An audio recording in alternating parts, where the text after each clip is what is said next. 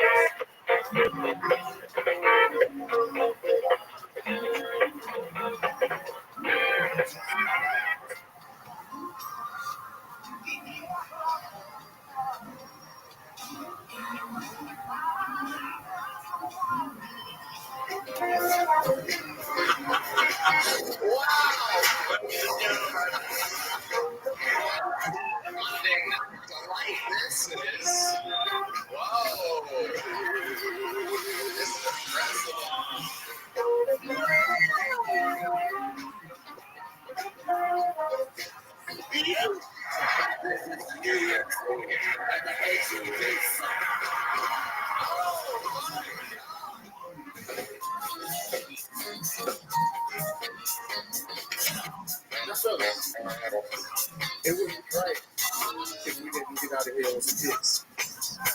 I say fellas. I say people. I say fellas. Can I get 10 hits? Hit it.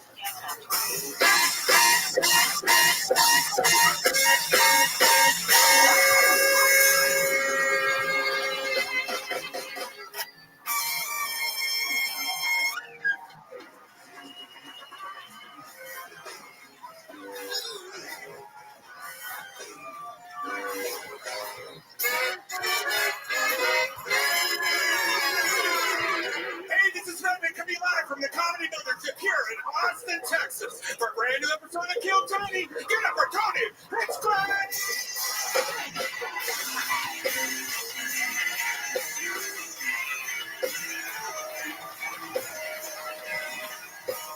Who's ready for the best fucking night of their lives, huh?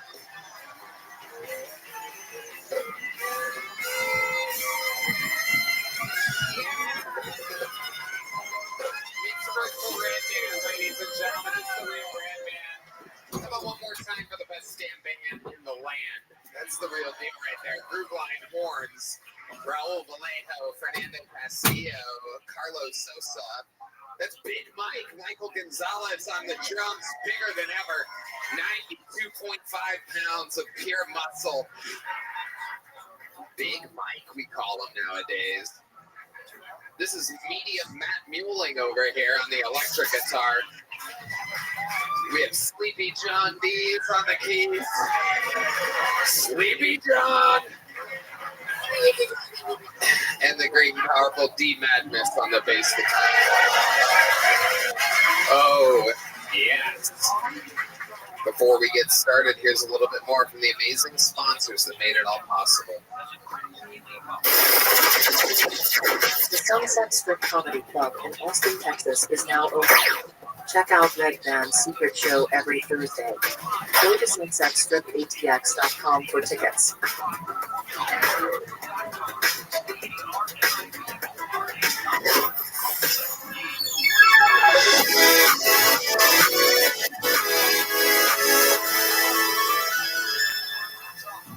You guys ready to start tonight's episode? You guys got to do better than that. Are you ready to start tonight's fucking show? Every single week, I book two of the funniest comedians on the show this week. Absolutely no different. Ladies and gentlemen, two of the best guests in the history of the show. The young man is a superstar from this episode. From this show. It's a juggernaut in real time. You got to watch him go from barely anybody knowing him to being a global star. The woman on panel tonight, just fucking, well, on top of being one of the best comedians in the world, also just fucking lit New Year's Eve on fire this year. I present to you a perfect panel. This is Whitney Cummings and Cam Patterson. Oh, shit. Oh, yeah. Whitney Cummings, Cam Patterson in the flesh. The great Whitney. We're back. Let's have some fucking fun. It is a beautiful 69.1 degrees Fahrenheit, 35% precipitation in the room. Cam Patterson, welcome back to the table. What's up? You got a gold grill. Yeah. Look at this. Back in my final form. I'm gonna go sell some crack. Oh my goodness. I remember when you were first on the show, he was wearing sweatpants and flip-flops, and he said, I'm never going to change. I'm always going to stay this way. I'm still wearing the same thing. How much did that grill cost on Temu? That hurt my feelings. That hurt my feelings. I'm very sad right now. It was not that expensive. It was free, actually. It's one piece. It was over. Yeah. It's my real teeth. I got part of it. It was perfect. How is it that you speak better with? Here's my final form. Whitney Cummings, fresh off of lighting CNN on fire.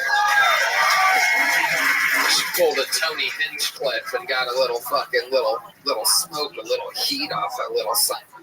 Oops.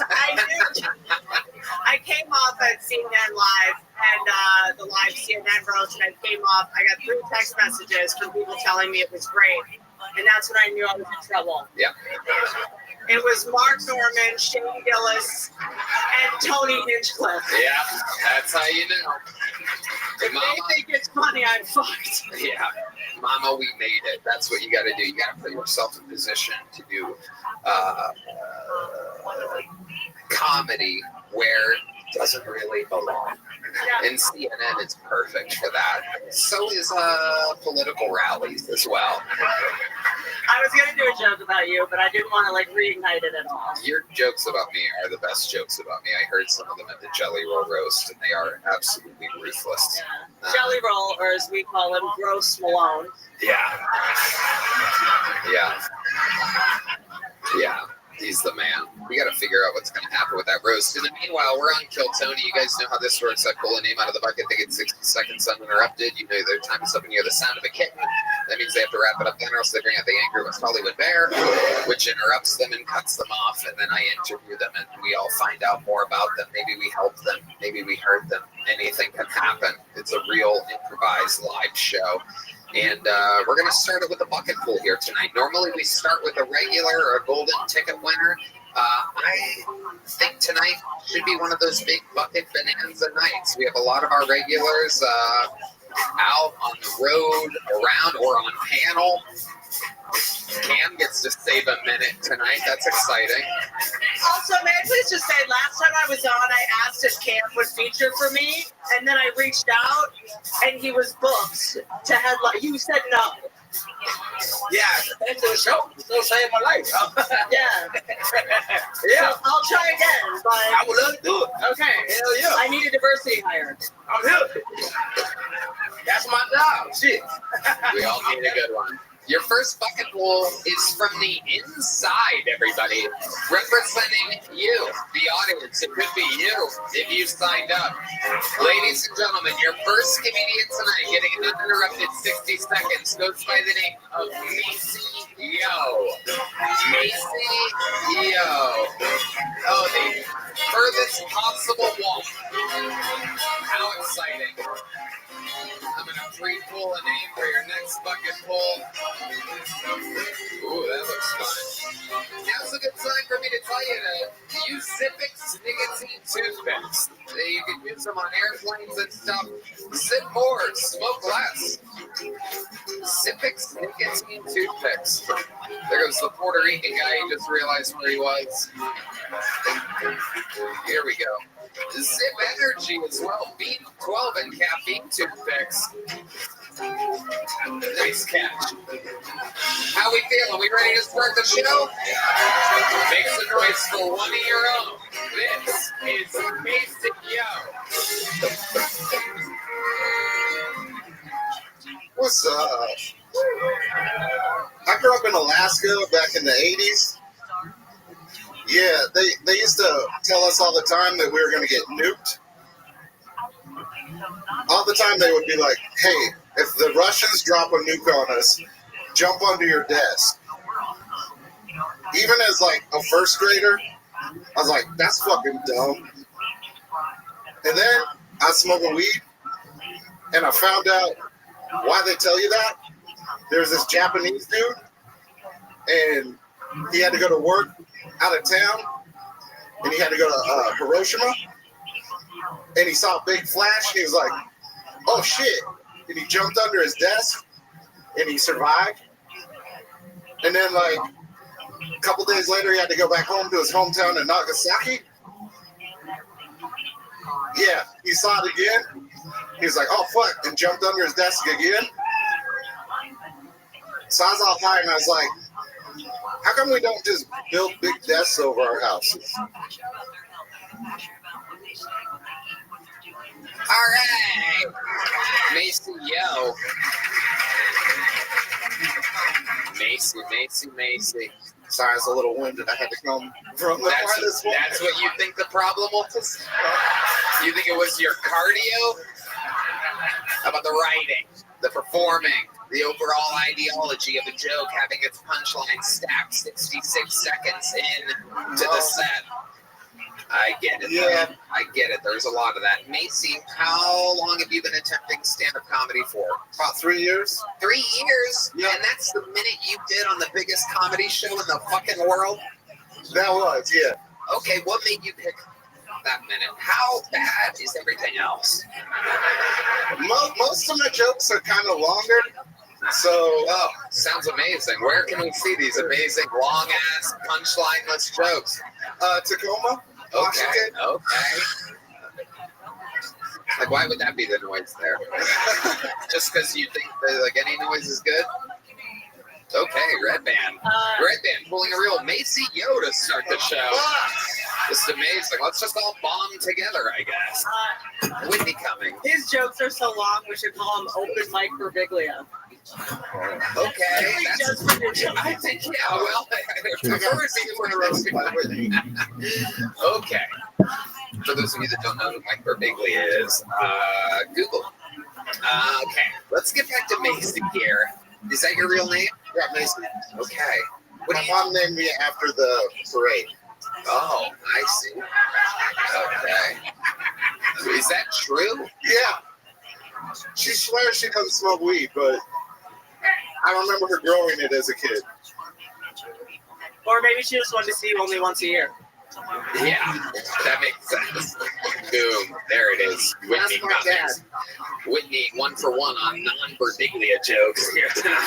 Jesus Christ. I'm in the mood to start wars. I'm just in the mood to start fighting. Let's go. So, Macy, let's talk about it because it was horrendous. It's unbelievable.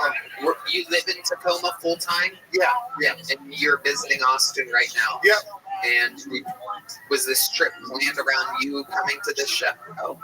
Me and my friend Mason, he got tickets, and so he said we should come down and try to get on. And did Mason sign up as well? Yes, he is. Is Mason like the better comedian out of the two of you? I hope he does better than me. Well, we don't know. I mean, you would have to get pulled out of the bucket. I'm not just going to have a fucking double bomb fucking road trip up here. What are you guys? Hiroshima and Nagasaki? Yeah. Mason and Macy over here. Oh my God. What do you do for work, Maceo? I don't work. I love that you think that we're surprised. Like some shocking reveal. I'm a stay-at-home dad, and then I started doing comedy when my daughter got older. So, Okay, how old's your daughter? she's 13. Okay, so you waited till she was 10 Yeah. before you started comedy. Yeah. Wow. Okay. Are you a better dad than you are a comedian? Yeah. I was just sitting back there going, my daughter would love the band over here. Yeah, she probably would. That's true. What did you used to do for work? How do you contribute? Does the baby mama work? Yeah, my girl, she got a really good job. So What's that job? she sells cruises, like luxury cruises. Okay. To people in Tacoma, Washington, she sells cruises. To people all over. She's like a super agent for a cruise line. Okay. Absolutely. And has she seen you do comedy before? No, she usually stays at home with the kids. Smart. You should keep it that way. You should definitely keep it that way, or else she might end up starting to fuck Mason over there. So Macy, how old are you? 46. 46. And what made you want to start 3 years ago? Why didn't you start when you were younger? Drugs. Okay, what kind of drugs? I used to be on opioids a lot. Okay, what kind of opioids specifically? Give us some shout outs. I used to smoke opium blunts. You used to smoke opium blunts? Yeah.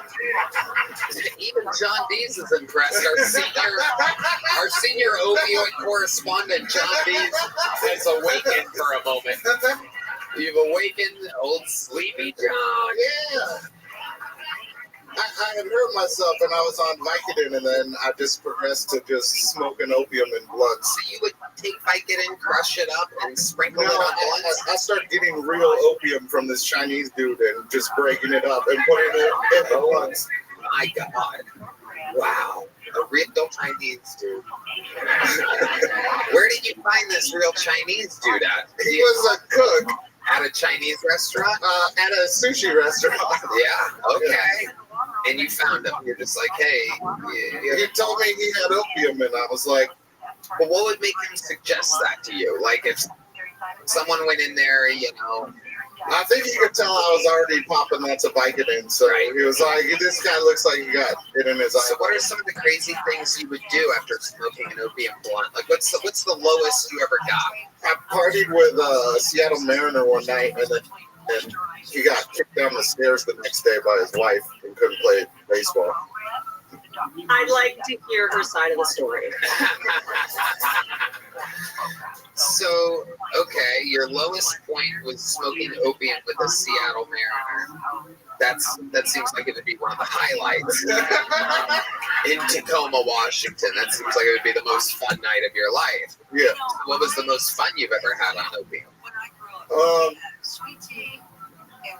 I don't really remember. Good answer. That checks out. That was a trick question. The correct answer was that it was impossible to remember how much fun happened. So, were you still on opium when you knocked up your baby mama, the super agent? No, I've been good for about 5 years at that point. Okay. How did you get clean and sober? Um, Sober. I just You don't look very clean. People in Tacoma I not got, known for I got their. introduced to wax, like the weed wax. Right. So I just started putting that in my So blunt. do you do that all the time now? Yeah. You smoke blunts all the time. Yeah. And that's what brought us that amazing joke about getting nuked, hiding under desks. Yeah. Okay. I got better jokes, I promise. Why don't you do one? Why don't you do a better joke? Why don't we hear one? Let's hear a better joke. Mason is standing up, doing the let's fucking go. He really thinks that this is a chance for his boy Macy. It's going to be a long Spirit flight back to Tacoma. Oh, I can just feel it. I can just feel it. So here we go, doing one of his better jokes. 3 years of experience, barely a laugh on a 65-second long setup for punchline for put desks under the thing. Here we go. My guess is it's going to have I smoked weed in the joke. That seems to be part of your vibe. Here he is with his best joke. This is Macy. So I'm from Tacoma, Washington, and yeah. Fuck it. That's right. Throw that shit up. They steal weird shit out of your car there, because I got in my car one day and I noticed somebody had rummaged through all my shit, and I wasn't really that upset because, you know, I didn't really have anything in there. And then I realized something else was missing. Those motherfuckers stole my floor mats. I was sitting there like, what kind of fucking maniac steals floor mats? What a psychopath. Then I went to the Subaru dealership to get some new floor mats for my Outback. Fucking $80 to get new floor mats. I was like, fuck this shit. I just went outside and stole somebody else's floor mats. That lesbian was probably like, what kind of maniac steals floor mats? Got it. Lesbians indeed like Subarus. My favorite part of this set was when you used the word rummaged. You said he rummaged through your car. Is that Camp Patterson? That's a real word. That's it. Rummage is a real word. I like it. Good job. It's only a word for people that have grills in their mouth. That's a real word, Tony. That's a real word. That's a real word. Rummaged. It's very hard to talk when you think about the cool fuck, dude, man. I look so fucking cool, man. I love it. Indeed. So Macy, congratulations. We don't have any joke books here tonight, huh? Where's Bones Eye at? Any word from Bones Eye? Do you know? Nothing. Did we tell him? Did we tell him there's 2 tapings? No, he doesn't need a coaster. He's leaving with them. You could use these on that long flight home. Some Zippix toothpicks. Those are peppermint watermelon toothpicks. You can share some with your boy Mason over there. Oh, shit. Mason's looking depressed, by the way. He's looking like he really wanted you to do better. Yeah. We'll see. Mason, you signed up? I'll be feeling for you. We'll see what happens. What ethnicity are you, by the way, Macy? I'm super mixed. I'm Japanese, white, native, Hawaiian, and black. How black are you? How black are you? Have you gotten a 23andMe? No. What makes you say that you're black? Who told you you're black? It's the rumor in the family. Oh. My grandpa's name is Jerome. Yeah, but what color is he? Very white. You'll see him. Like No, I won't see him. Camp Patterson. Jerome? We named Jerome? Jerome? Yeah. Okay, we're wrong. Well, never mind. You say you're wrong when I say Asian nigga. That's not a real person, dog. No way, that's a real fucking person. Hell yeah. So you have a white grandpa named Jerome, so you tell people you're part black? That's what I was told. By who? By my cousin. Who's your cousin? What's his name? It's my girl cousin. Hold on. Musicians, stop for just a second. It's your what cousin? My girl cousin. Your girl cousin? What does that mean? You said it's a boy cousin. I said, no, it's a girl. So is it a first cousin? Yeah. You have her number? No, not on. You don't have your first cousin's phone number? No, I'm shitty like that. See, I don't even have my dad's phone number. you might be black after all. Ladies and gentlemen, there he goes, Mason Yo, to start the show. There he goes. All right. You don't need to give high fives to everybody. Mason Yo has started the show. Oh, shit. The lovely Heidi has arrived, everybody. My goodness. How lovely. Back to the book that we go. This looks like a fun name. Makes the noise for Mr. G, everybody. Mr. G is next on Kill Tony. Hello, I feel like I'm in the crackhead version of Ari and Lexi in this jacket. I've been practicing my jokes in front of my cats. They're tough critics. If they don't like one, they'll pop up a hairball. I'm ambidextrous. I jerk off with my left hand and I write with my right hand. Sometimes I jerk off with my right hand and it feels like somebody else is doing it. Like my mom! But give my mom some credit. She had schizophrenia. She probably thought I was her pimp.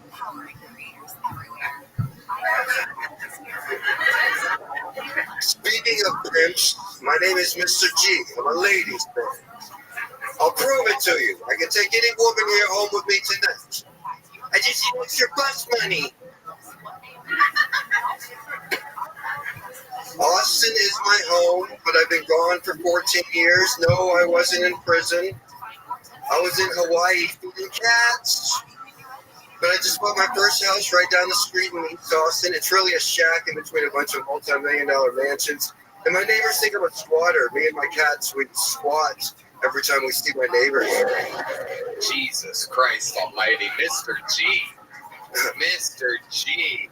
Oh my God, Ken Patterson. This nigga still smoke opium. He's still on it. It's incredible. Real drugs. You a crackhead, right? You do crack, right? No. Okay. It is incredible. You do have a look, Mr. G. Has anyone told you that you don't have lips? Yeah, I think Hans Baum mentioned that a few weeks ago. Like I said, Who did? I saw Hans Baum. Hans Kim mentioned that. And, mentioned, not me in particular, but he mentioned that white people have little lips. So. No.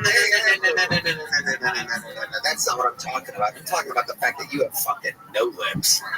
I'm not saying you have little lips. I'm not saying white people have little lips. I'm saying you specifically, Mr. G, because that really is your name, have no lips whatsoever. Why do you think that is? What are your lips? Let's just. It ain't too much pussy, Tony. I highly doubt that. I don't think Billy Bob Thornton's eating all the pussy in the world over here. That was absolutely wild, Mr. G. So let's talk about it. How long have you been doing stand-up? This is my first time. Wow. What made you pick here to do? First time, not terrible. Maybe I'll. No, it was terrible, Mr. G. You think it's awful? It was really, really bad, but we're going to talk about it. It's okay. Just continue with confidence. It's all right. That's part of it. So what have you been doing for work up until this point? I am a writer. What are you writing? I write about cats. What do you write about cats? What do I write about cats? Yes, what do you write about cats? I did not understand. I've spent the last few years in Hawaii feeding hundreds of cats every morning. It's the most dangerous street in Honolulu. Fighting Hawaii gangsters while I feed and dance with street cats on the internet. Because I need to check if my pussy's so wet. I think I need to take a break. I think I might need The to. most dangerous street in Honolulu. Yes. How dangerous is that street? What's happening? Are pineapples falling out of trees? What exactly makes it the most dangerous They're street? armed with coconuts, Tony. That if you ever get a coconut in the back of your head, you know to the same afterwards. Mr. G, let's talk about it. What made you get into this wide world of cats? What is your thing with cats? Well, I've always liked cats, and there are 2 million homeless cats in Hawaii.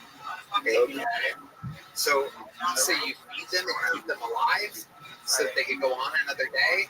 Or because you're being homeless? Do you know cats can be homeless? You know, some of them are outdoor. It's not like humans. Do you know that 99.9% of all animals are homeless?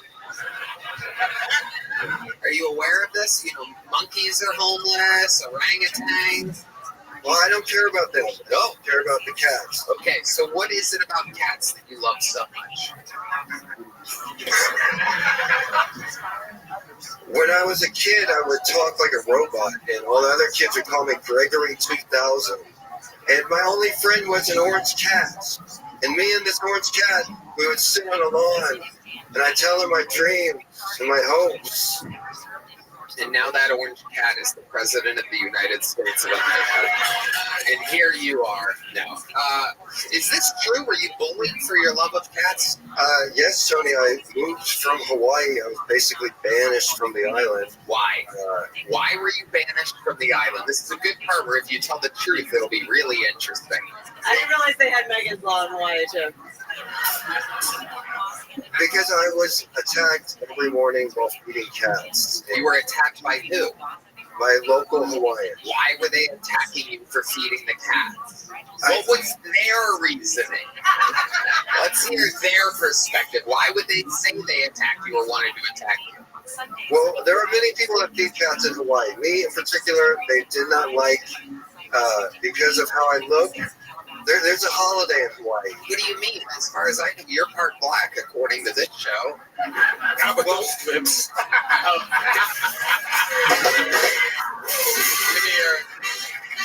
Give me that sound. Where is it?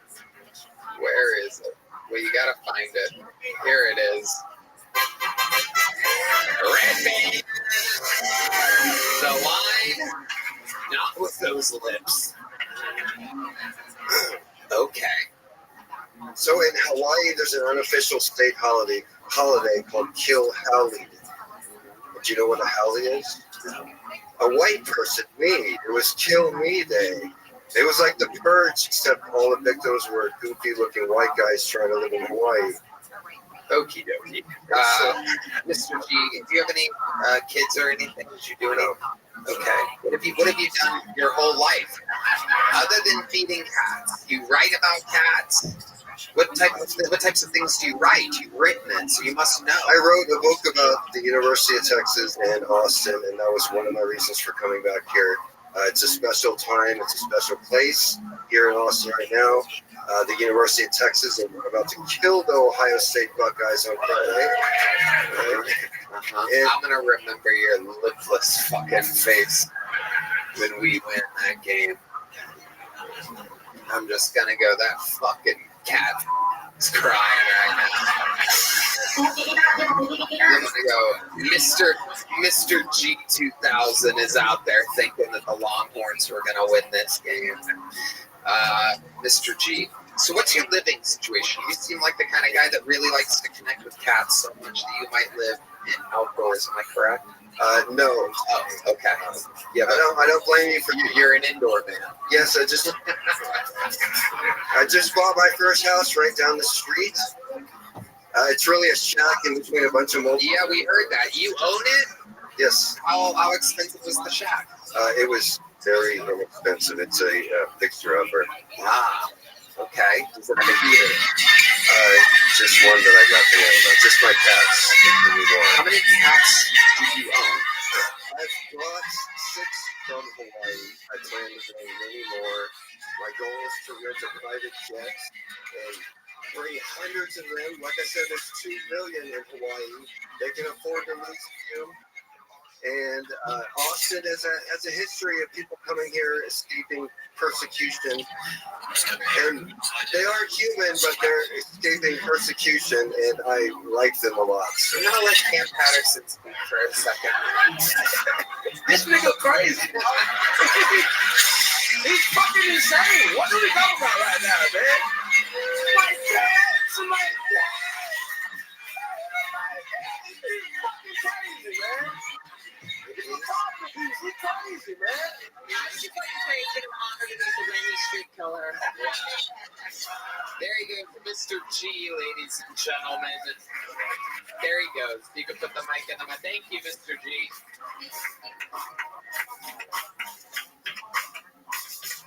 We love you, Mr. G. Thank you. Yeah, that's the old, please don't kill me, we love you.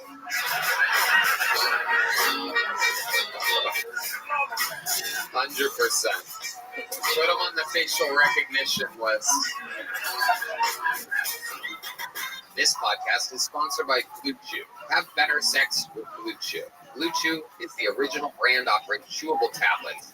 These erection-enhancing tablets help men achieve stronger, harder, and longer-lasting erections for sexual activities.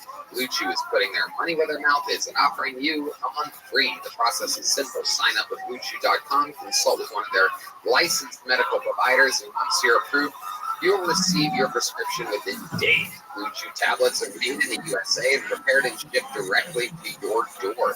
You can take them anytime, day or night, so you can plan ahead or be ready whenever an opportunity arises. The best part, it's all done online. That means no visits to the doctor's office, no awkward conversations, no waiting in line at the pharmacy. Red Band. Tony, I love Blue Chew. I think they're giving out some of the best ED treatment out there. Blue Chew won't stop until every man is bricked up like a brick house. That is their mission. You could be missing out on some of the best sex in your life. I can see your erection from here, Red Band. Great job, buddy. Make life easier by getting harder and discover your options at BlueChew.com. And we've got a special deal for our listeners. Try your first month of Blue Chew free. Visit BlueChew.com for more details and important safety information. And we thank Blue Chew for sponsoring the podcast. Ladies and gentlemen, your next bucket bowl. I mean, this is what the show's all about. It's about chaos out of this bucket. Let's meet another one. Could be the next superstar. Could own millions of cats. Make some noise for Bobby T. Bobby T is next.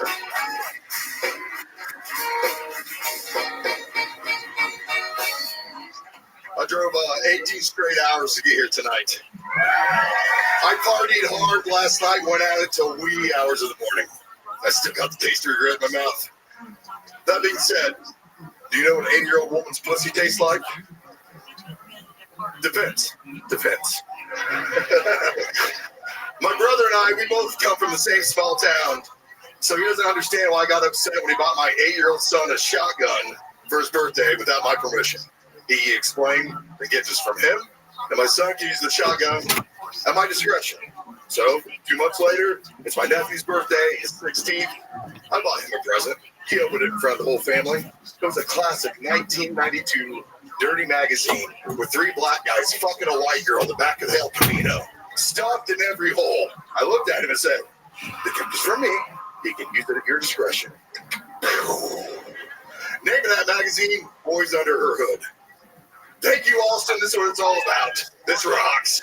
Thank you guys so much. All right, Bobby T. There's a theme so far this episode. How you doing, Bobby T? Doing great, thank you. How long you been doing stand-up? The first time was 14 years ago, and I've done it just a time or two. That's it. Okay, what made you want to come here and do it here? I saw Ron White give a very motivational speech. Said, if you think you're funny, if your friends think you're funny, then this is the opportunity that you guys have given. So I drove 18 hours from Indiana to be here tonight. Okay, we have to go edit that Ron White part out of My bad. It's time. We got dudes on jets with cats coming out here. Like, thank you, Ron White. Here we come. I saw you a couple weeks ago with Ron White and friends, and it rocked. It was my matrix was cool. Thank you, Bobby T. Thank you. Okay, so you started 14. How did that set go 14 years ago? It went pretty well, actually. My wife surprised me with a birthday gift. Had a lot of friends there. It went well. Hold on. How does your wife surprise you with you doing your first comedy set? I was coming back from Indiana, visiting my best friend. He was sick at the time. He's doing well now. And my wife said, are you ready to take some things off that bucket list? I said, yeah. And when I got home 2.5 hours later, I had about 25 friends at the house.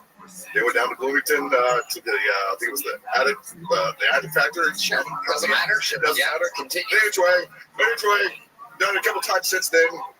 And just So your first time doing stand-up, you didn't know you were going to do stand-up, so you had no time to prepare, correct? 2.5 hours.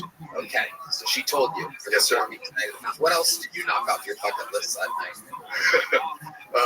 Nothing off the bucket list that night. Right. So Besides, just going off of what you said that she said about, are you ready to have some stuff?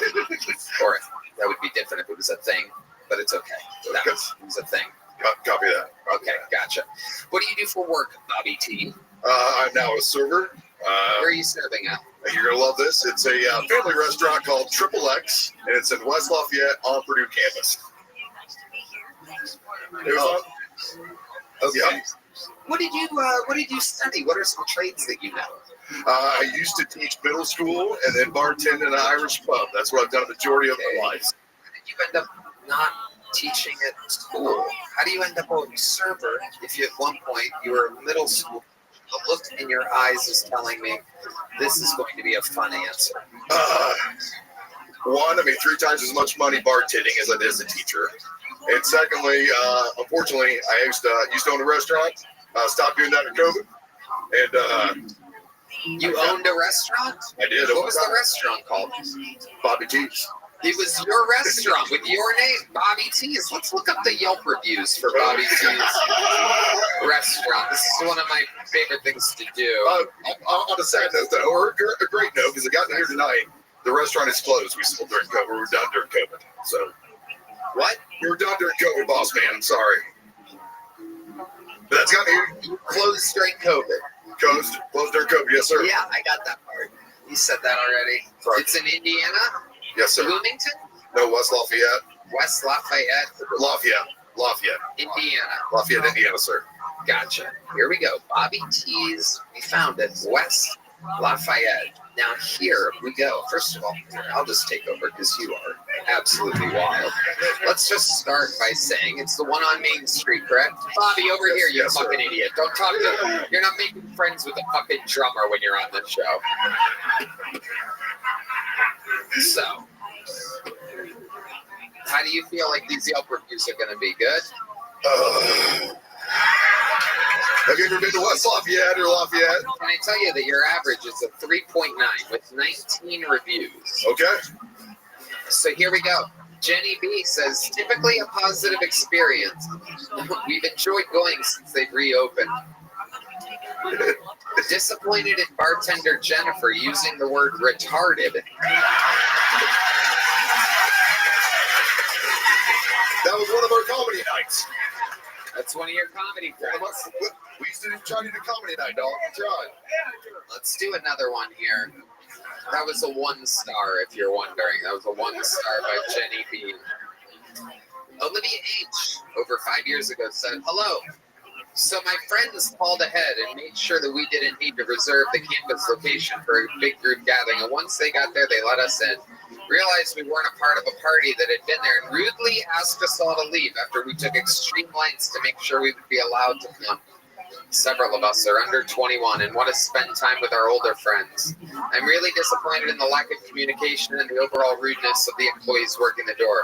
Will not be attempting to go back. We asked to speak to a manager and some fat pig.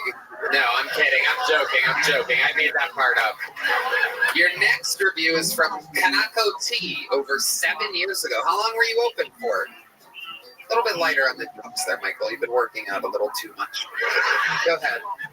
There was 2 different locations. There was Bobby T's campus and Bobby T's downtown, and we were open up for about 4 years. You had 2 locations. I was trying to run 2 locations. I did not have 2 locations. Wow. So it's a long story. You don't want to hear it all. Kanako T said, I ordered fried pickles. And the plate I received had only 5 fried pickles, which are probably 1 pickle split into 5 pieces. It was $5.49, if I'm not wrong. So 1.1 per piece. Awesome. Is that what you did? Were you fucking cutting your pickles, dude? With gloves on, yes. Wow. So what was your plan? You would get a pickle and you would slice it many times and then just fry the super thin pickle? We hand breaded all our food. But we were known for our pickles. We weren't known for our You pickles. were going thin with the pickles. You were trying to really profit off these. You were selling one. $5.49. We weren't profiting too much. Yeah, but I mean, $5.49 per pickle is unbelievable. With breading, a side sauce. Yes, it is a pricey pickle. How much do you think the side of sauce was worth? You're buying bulk, right? No, Scratch Kitchen. Scratch Kitchen. We're You made the sauce from scratch? You betcha. Wow. Scratch Kitchen. Okay, Scratch Kitchen. Yeah. My goodness. Do you have Jennifer's number? Jennifer uses the R word. I do. I do not have Jennifer's number, but it's ironic that she's the one that said it. Because I think she asked herself, like you've probably seen that. Am I retarded? And nobody's telling me. Speaking of retarded, just to keep you guys updated on what I'm seeing, Red Band is Googling pickles in bulk to find a price on pickles, but he spells it Pickels, everybody. So if Jennifer was here right now, he'd be retarded, everybody. Let's go back to the Yelp reviews. That's how you spell it, Tony.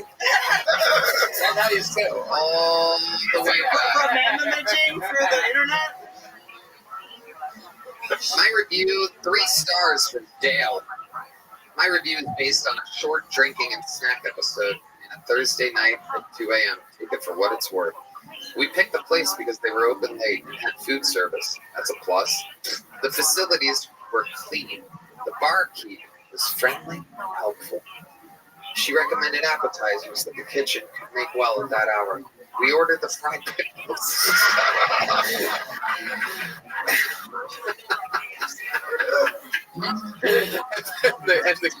and the ghost pepper mozzarella balls wrapped in bacon. Leo, you're pumping your fist over there. Look at that. You're proud of these ghost. I'm proud of I was proud of our menu. I was proud of what we were doing. Ghost pepper mozzarella balls. So describe those to us. So what bothered me is how expensive mozzarella sticks are. They take advantage of you. So we took. Oh, we know you're. You're the guy. You're the guy famously trying to make $7 per pickle over here. So we take big cuts of mozzarella and we hand bread it ourselves 3 different times, and then we wrap it in bacon, and then we sell it out that way, so you get a good bang for your buck. I'm really proud. How much profit do you think you were pulling off one of these mozzarella balls? Not enough because we had to close, but That's right. roughly 66%. We ordered the fried pickles and the ghost pepper mozzarella balls wrapped in bacon. The fried pickles were very good.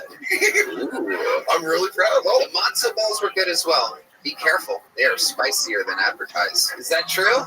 we advertised that. It was spicy. That's right to the point. I had a gin and 7 that came in a large cup. I tasted more 7-Up than gin. I also had a Skittles shot. Nice flavor, not much kick. You did Skittles shots? So behind our bar, we had nothing but like infused vodkas and with candies and fruits and things like that. Our Skittle shots were number one seller, but it was pure vodka with Skittles. I mean, all our alcohol was just pure alcohol. Sounds like your bartender was a pedophile. It's Indiana, not Kentucky, but yeah, it's possible.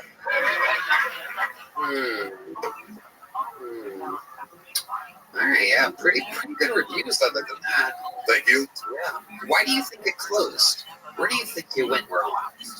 COVID. Sure, but some places stayed open very You know what? I've lived a very full life at that point, man. I was already pretty beat up and tired from it. We built a stage, and we were doing comedy nights for a lot of shows. And Oh, that's a way to keep the people fucking happy. You up there just bombing when they're eating slivers of pickles. But it worked. It worked. It was fun. I met a lot of great people, man. And now you like your life. You like bartending. You like the nightlife. You get pretty fucked up yourself? I do get pretty fucked up when I come into Austin. Yeah. But this is the first time in my entire life that I don't work with any alcohol anymore at all. This restaurant I work at is during the day. Home every day by 5 p.m. Don't deal with any alcohol. So what do you do when you get home at 5 p.m.? Wednesday's my next day at work. I got to leave here, drive straight to Indiana. I work Wednesday, and then I got band practice at 5 p.m. What type of band are you in? We play everything from AC/DC to. What do you do in the band? I'm a drummer. What do you, what's the name of the band?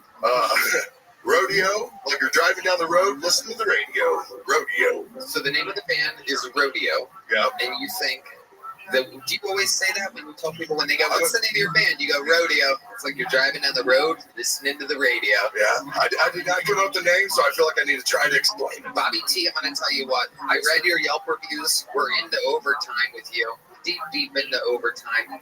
But I cannot possibly turn down the opera. How long have you been playing drums for? The whole life. Your whole life. Ladies and gentlemen, it's been a long time. It's time for a Mexican drama. Ladies and gentlemen, Michael Gonzalez, get up out of that seat, dude. Come on. Oh my goodness, Bobby T taking off his jacket. The horn players are jamming. They know what to do. It is a true Mexican drama. Bobby, are you Mexican? Hold on, wait. You're not? Okay, well then it's a hold on, Bobby. Just wait. He's very excited. He's like a fucking pile of fried pickles over there, just ready to slice and dice and make a profit tonight. So let me remind you how this works. I mean, you might not know. So I see some very pretty girls out here that were dragged here by your podcast-loving boyfriends. You might not know, but right now, Michael Gonzalez, Big Mike himself, his job is on the line. For if Bobby T has a better drum solo than Michael Gonzalez, they have to basically switch lives. Bobby T becomes the full-time drummer on Kill Tony. Michael Gonzalez literally has to go drive to Indiana, bartend at a bar that is filled with mozzarella bomb bacon wraps and shit. And it's just insanity. I will say Michael has never lost, and every time we do this, the audience decides. So it's a lot less biased than people think. We go off of the volume of the audience. Ladies and gentlemen, to start tonight's drum solo competition, I present to you the fucking fried pickle king of West Lafayette, Indiana, driving 18 hours for this, living his dream.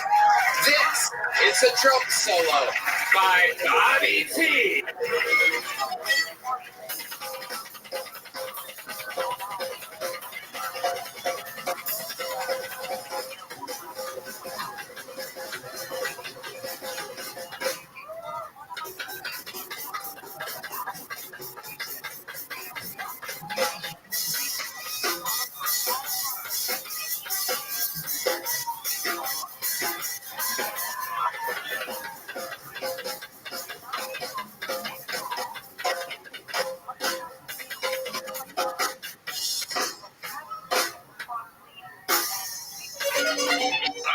Not the biggest ending there. A lot of heat. A lot of heat down the front of the race. I think he lost some gas there at the end. Didn't really put a big ribbon on it. It closed a lot like his restaurant did. Ladies and gentlemen, here to defend his throne. Don't let the camera fool you. This man is bigger than anyone on the stage. This is big Michael Gonzalez, everybody. Here he is. He's a good sport. The horn player's playing what Michael hears in his head all the time, the sweet sounds of Mexican stuff. Ladies and gentlemen, this is Michael Gonzalez.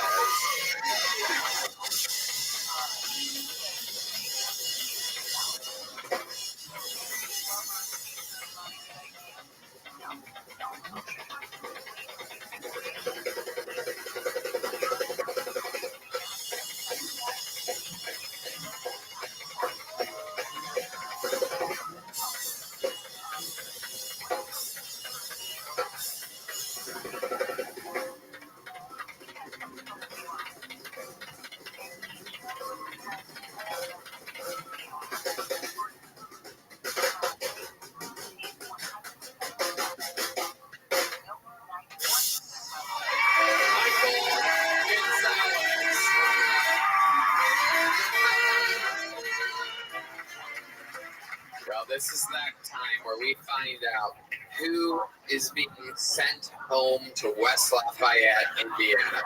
This is going to be one of the most shocking upsets in the history of this show.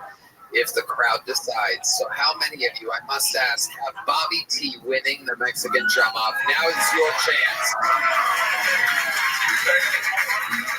How many of you have Michael Gonzalez winning? Even Bobby T himself with the big vote. Bobby, congratulations. Here's a medium joke book for you. There he goes. Bobby T, everybody. Absolutely. All right, on to the next one. We're having fun here tonight. A long set. Yeah, that happens sometimes. The great Heidi saging the stage from the 3 bombs that we've had so far tonight. Anything could happen, though. Perhaps the bomb streak ends with the comedy stylings of your next bucket pool. Juan, Denmark. Everybody, Juan, Denmark.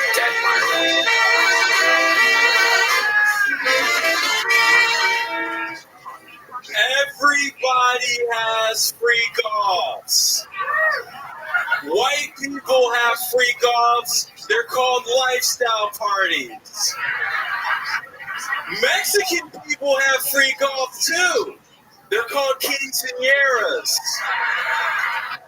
15 is not a woman, Pedro.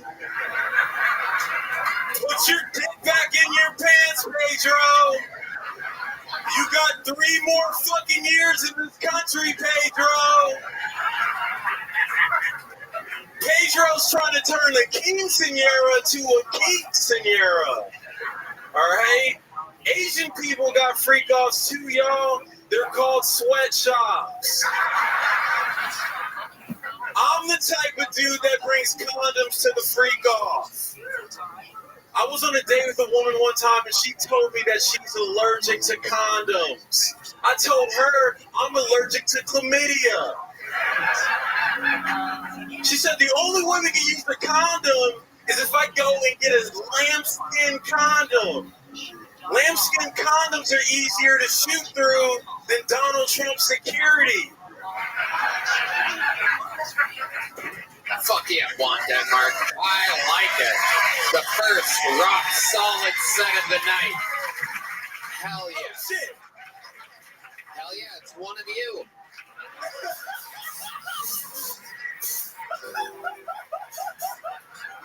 Fuck yeah. Very excited. Absolutely. Hell yeah. Absolutely. I dated a black guy. Oh, shit. Hell yeah. Hell yeah. Yeah. Make some noise for white women dating black guys. Yeah.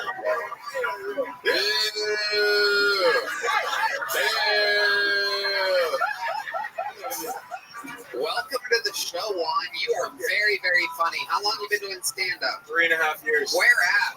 Portland, Oregon. Amazing, amazing. Juan, stick with me over here. So you still live in Portland? I do. What do you like about Portland? White women date black guys. Okay. But seriously, what has you in Portland? That's where you were born and raised? No, I was born in Berlin, Germany. Okay. Yeah. Right. I was born in that place of Adolf Hitler, if you guys didn't know that. No, we know. Oh, I know you know. We know, yeah. No, you know. Absolutely. You know me. No, you know. Old Nazi rally Tony over here. You know me. Fuck yeah, dude. Hell yeah. You've been watching that Portland local news, I can tell. Where my Puerto Ricans at? Okay. What do you think? It's free ticket night? They're not here. No. All right. Juan, Denmark. You look neither like a Juan or that you're from Denmark. This is incredible. What a name. It's like my name being. Oh, okay. All right. Okie dokie. I guess so. All right. So that's big news. So Juan, what do you do for work in Portland, Oregon? I go to school full time to become a clinical psychologist. So if anybody needs help, come see me in a few years. That's the name. Yeah, if you need help. Okay. I go to the. Imagine getting mental help from someone that was doing comedy on Kill Tony. Well, I'd rather it be Juan than any of the other bucket pulls here tonight. I'll tell you that. Look at Maceo shaking his head. Oh, he's smiling now. Once I pointed at him, he started smiling, but I looked over there and just saw that. Me Cornell. See. Oh, shit. Hell are they saying? Yeah, okay, hell yeah, he's smart. Hell Big yeah. Mike, what did he just say to him? Cornell. Oh, okay. He's my nigga in Spanish. Oh, okay. All right. Yo, Cornell. Cornell, fuck no. Hell yeah. Cornell. Well, Cornell. Yeah. Duolingo, nigga. Nigga lingo. I like this shit. Why do I feel like it's the same exact word as Is it? So how long you been going to school for that, Juan? This is my senior year now. So 3 years. Yeah, I'll graduate this year, technically. And you're really passionate about that, huh? Oh yeah, I served 12 years in the military, so yeah, I know people. Wow, amazing. What branch of the military were you? Were you in the German military? No, I wasn't. I was in the Army. I was an Army Ranger. Okay, unbelievable. Right there. Yeah. Absolutely incredible. Shit, yeah, you know, we're my Army. Anybody in the Army was scared, yeah. That's what's up. Hell yeah. Our other comedians tonight only served fried pickles. This is incredible. We have a real hero up here. I served raw pickle. Okay. All right.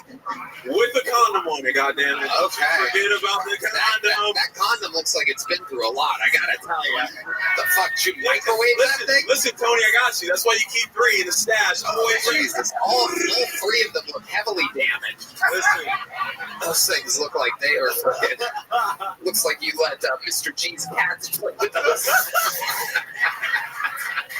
Real! You make fun of this nigga yet? It's the first thing I did when I came out. Holy shit! Oh yeah, that's fucking Scam Patterson right there. I did. My cousin, man. No! That's my cousin. Holy shit! That's my Gemini twin, nigga. Real shit. So how long are you in Austin, Texas for, Juan? Until next Tuesday. Next Tuesday. Yeah. Amazing stuff. How much time do you think how long of a set would you be comfortable doing that you think is good? Whatever anyone will pay me for. Well, that's not really how it right works. That's a terrible answer. Shit, 30 minutes. I can do 30. Have you done 30 minutes I've done before? 50. I just did 50 2 weeks ago in Eugene, Oregon. Okay. And that went good the whole set through? It did. I was surprised. It was my first time pushing it that far. But usually between 20 to 30 is where I'm like, I'm making my money for sure. Okay. Just fuck around with niggas like this. He's 10 minutes, Tony. This is 10 minutes. Oh, I know. It's amazing. This nigga's got a shirt with himself on it twice. Yeah. That's 5 minutes. My fan base is retarded. It's incredible. Juan, I think you're so funny. Since you're going to be here next Monday, I'm going to give you an automatic minute next Monday. How about that? You will have an automatic spot on the show. And I'm about to have you have a secret show Thursday. Boom! Juan Denmark picking up gigs. Juan. Here's a picture of him. Juan Denmark, everybody. Wow. It is possible that there are some good comedians in this bucket. Hey, y'all. This podcast is sponsored by Prize Picks. Prize Picks is the best place to get real money sports action. With over 10 million members and billions of dollars in awarded winnings, Prize Picks has made daily fantasy sports accessible to all. You just pick more or less on at least 2 players for a shot to win up to 1,000 times your cash. Run your game all season long on Prize Picks. Right, Dan? Tony, I love Prize Picks. It's the best sports betting site out there. This week on Prize Picks, I'm looking at the football board and selecting Travis Kelce. Yeah, that's for more great. than Good stuff. 70 receiving yards, and Lamar Jackson for more than 250 passing yards. The Red Band knows what he's talking about. Prize Picks is the best way to get in on the action. Sports in more than 30 states, including California, Texas, Georgia, and Florida. Sign up today and get $50 instantly when you play $5. You don't even need to win to receive the $50 bonus. It's guaranteed. Prize Picks is the best way to win real money this football season. Which players are going off, which ones aren't? Download the app today and use code TONY to get $50 instantly after you play your first $5 lineup. Again, download the app today and use code TONY to get $50 instantly after you play your first $5 lineup. Prize Picks. Run your game. This is a very, very exciting bucket pool, ladies and gentlemen. This guy, I mean, it's incredible. Literally, my first friend in stand-up comedy. I can't believe he signed up for the show. This is amazing. We've been doing stand-up together for 17, almost 18 years exactly. Door guys together at the Comedy Store. Former roommate of mine. I used to live in the living room 17 years ago, and he's here to do a bit and make some noise for Matt Edgar, everybody. Comedy Store regular, Mothership regular. Must be bored on a Monday, signing up for Kill Tony. One more time for Matt Edgar, everybody. Thank you, everybody. Thank you. I just moved to Austin a year ago. Yeah, it's so gay. I mean, every weekend there's a march or a parade. When I was a kid, gay was like an insult. Now it's weird. Give him an inch.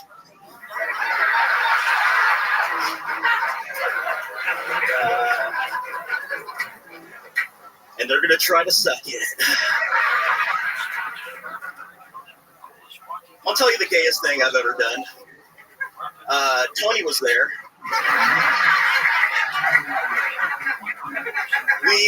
We performed in the La Jolla Comedy Store, and it was me, Tony, our friend Benji Aflalo, and they put us up in a hotel room that only had 2 beds.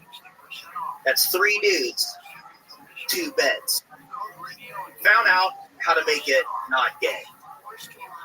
You just take the 2 beds, push them together.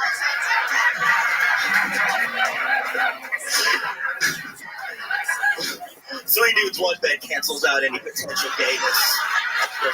This is absolutely true. Matt Edgar, ladies and gentlemen. Was Benji in the middle or was I in the middle? That'd be Benji. I think it was Benji. Yeah, put the Jew in the middle. That's true. This way he couldn't escape. D Madness has heard enough gay references in a minute. There goes famous homophobe D Madness. The biggest homophobe on the stage. Wait, turn around, D. Wait, I guess you don't know which way around. D Madness, I'm not gay.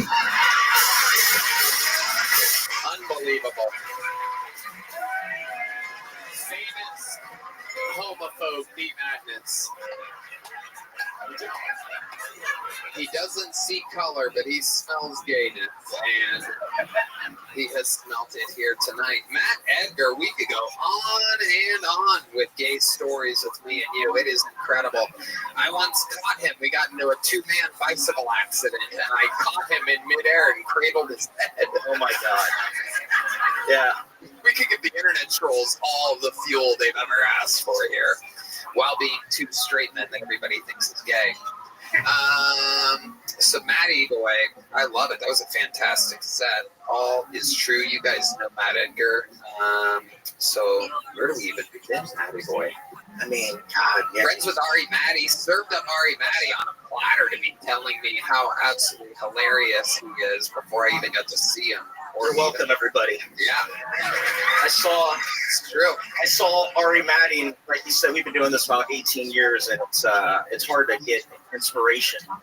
You know, would come here every single night. I saw Ari go up before me here as a little boy, and I was like, dude, this is the fucking guy. Yeah. And I had to tell him, and now look at it.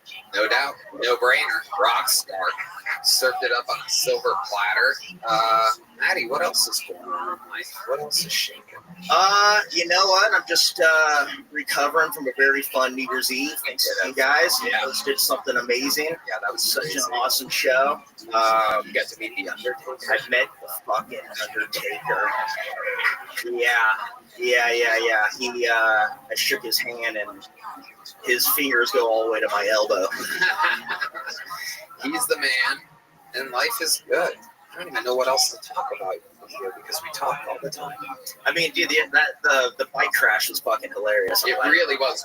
Fun fact, we were going the same direction, talking about stuff on a sidewalk, going down Sunset. We're riding our bikes on a sidewalk. From work back to our apartment, side by side, and our handlebars touched ever so slightly. I was on the left side, so my right handlebar touched his left handlebar. And what happens is there's an electricity that happens when two handlebars touch, and when you try to go the other way, you push.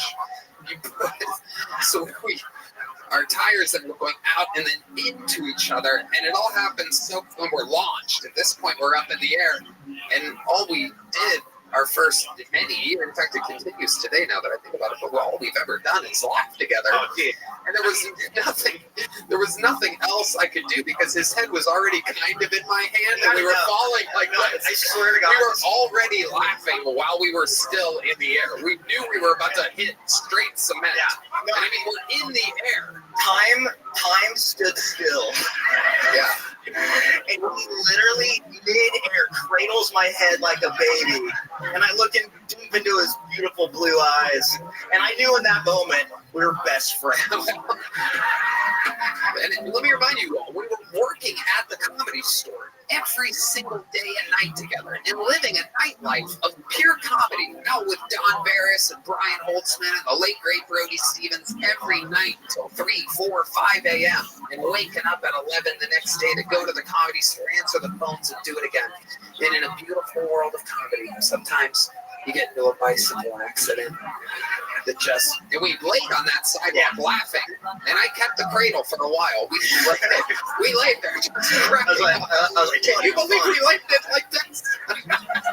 It's incredible. We don't have video of it, but it stays with me forever. I could go right into that moment at any second. If we only had a big soft thing to land on like Red Band. What was it like living with Tony? It was great, actually. The bathroom was in my room. Yeah, I'd have to tiptoe through Matt's bedroom to go to the bathroom. Yeah, and that's when I knew it was time to get up every morning at 1 p.m. And Tony had to pee. That's it. And we got up. Great times with both of them. At one point, there were 5 comedians, maybe 6 comedians. We just could not. And we realized that if we just kept adding roommates, we could save like $100 or $200 a month. Yeah. We came up with this brilliant business model until the end when the whole thing went kaboom. Yeah. Do you guys ever fight? Yeah. There was one. What was the one? I don't even remember what we were fighting about, but I remember he said something to me like, yeah, well, I went to big boy college. Wow, that stuck with you, huh? Oh, boy. Oh, boy. Oh, shit. Where you went to some like beach community college? Yeah, I went to LBCC. Is that the most savage roast Tony's ever done? Well, it sounds like he went to where fucking Snoop Dogg's a professor. So LBCC is amazing. Yeah.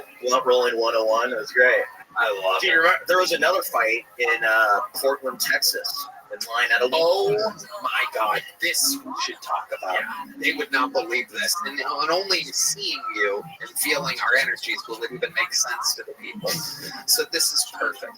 We were opening for a comedian. This is goddamn, again, like 17, 16 years ago. We barely even belonged on the road opening for anybody. So we were so grateful to have this opportunity.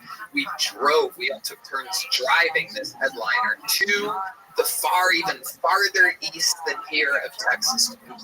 What was it again? Corpus Christi. Corpus Christi was the show. But we stayed in Portland, Texas. Portland, yes. This is the first time I've ever been to Texas. Yeah, me too. I think, yeah.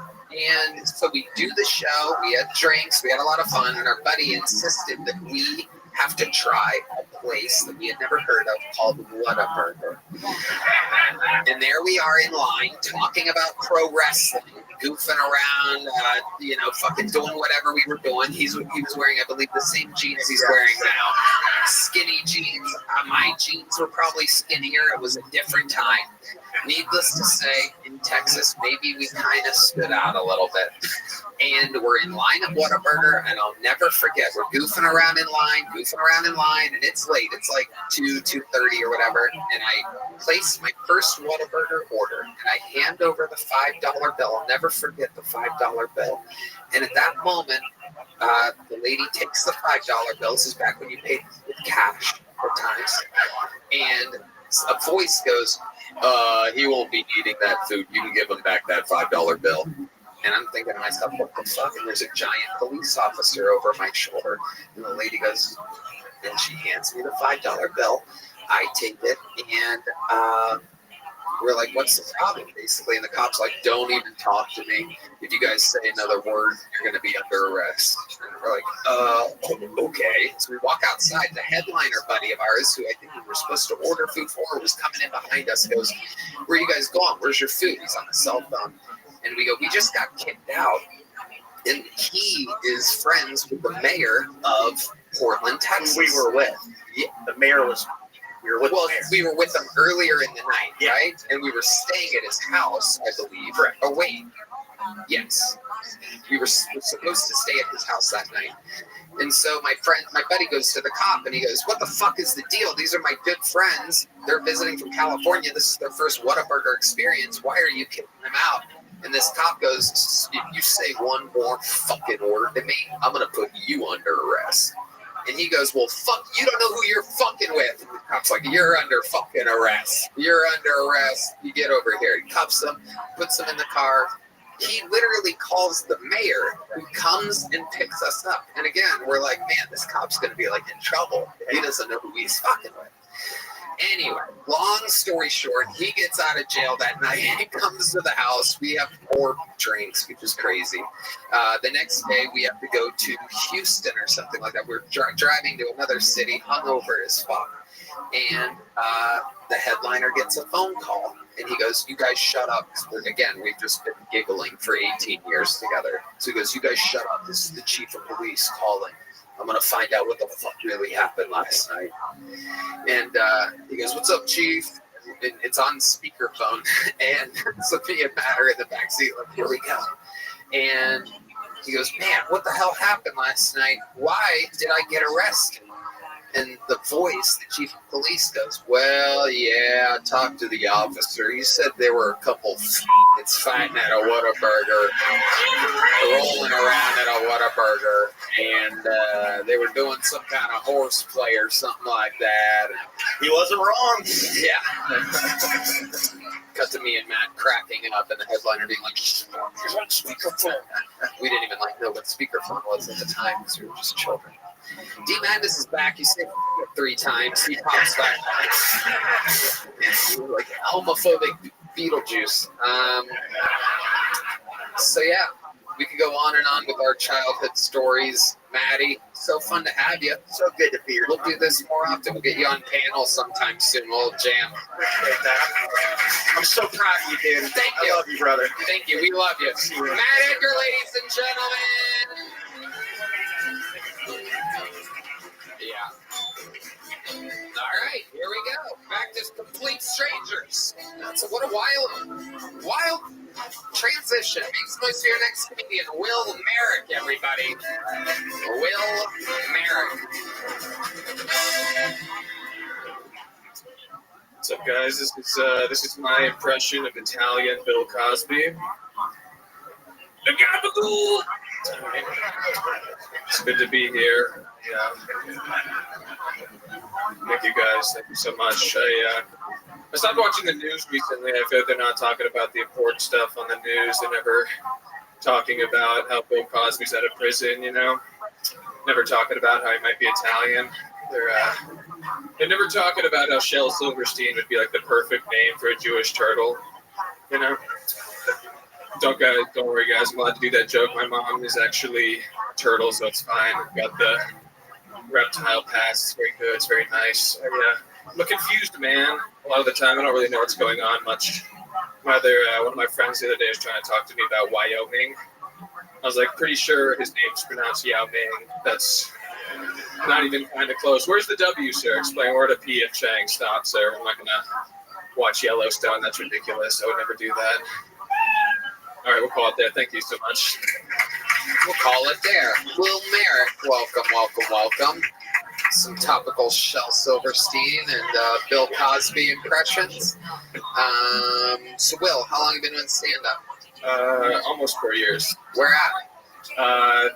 3 1/4 here. I started in Virginia, but like barely. Okay. Have you been on the show before? 3 years ago. Okay. What did we find out then? What did we talk about? What was the interview portion like? I think you called me vitamin deficient. You're probably true. I'm from Charlottesville, Virginia. We talked a bit about the fun rally we had. Yeah. Oh, how the tides have turned. Yeah. Pretty much that, I think. So how's life changed in the 3 years since you've been on? I'm slightly less bad now. I still live here, still the same job at a restaurant. I play saxophone too. We talked about that. I didn't bring it last time. I didn't bring it this time either. But you guys have a much better player here. I do get to play saxophone for the Absolute show. It's a show that Lucas McCurry and Liz do at the Creek. So that's nice. Fun. Yeah, that's fun. Okay. All right. What else do you do for fun when you're not playing sax or doing stand-up? I play basketball. I like to get high and play chess. I do very badly. It's kind of a fan. Okay. I get harder on myself. Okay. Yeah, go on walks, really exciting stuff, really super, buy weird sweatpants. I don't know. All right, well, mostly just the stand-up and saxophone, I guess. What's your love life like, Will? Lazy. I don't know. I don't try very hard as far as acquiring. Can you give us an example of a time in which you could have tried but you didn't? Where you're like, man, what's wrong with me? Why didn't I fucking... How about a time where you did try? I did try. Well, see, it probably... This is tough. I always thought I'd be wearing a suit doing this. I should have dressed up more to talk about this embarrassing stuff. I don't know. I don't try at all. I don't know if I can come up with a time. I usually just, I used to be a fat kid, and then I got less fat, and I thought it'd work out, and then you realize you still have to try. It's really disappointing. Yeah. So now I just figure maybe I'll just do stand-up, and one day when I'm 50, I can get married then. That's how it, right? You just commit to this life, and then it works out eventually, hopefully, I think. Maybe not. Have you ever been with a woman before, Will? Yeah! Like how? For sure. How long ago was that? When did that happen? I've hooked up with a coworker. But it was always like someone would have to tell me.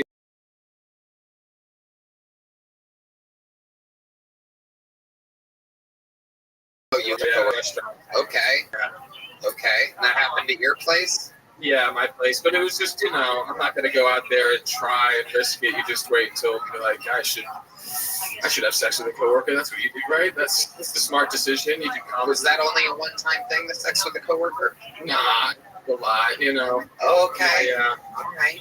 Not in a cool way, just, Anything other than missionary position with you? You seem like a guy that just goes missionary, stares deep in the eyes, and comes immediately. Eye contact is difficult, yeah. No. I'm more of a... Yeah, no, I like that one. Like I said, like lazy. If they're down to go on top, it's pretty cool too. They aren't. Hey, I'm just saying. I'm trying to mix it up. No, it's pretty boring. I don't like to ask for things again. I'm just grateful to be there. I'm grateful for the opportunity. Don't want to ruffle any feathers. Wow. You are appreciated. A hero for all mute autistic people out there. Incredible. Did you get a joke book a while ago? A very little one. It was so bad last time. It was that bad? I thought so. I don't know. I've been here for like 6 months, and it showed. How do you feel like it went this time? better, which isn't saying much.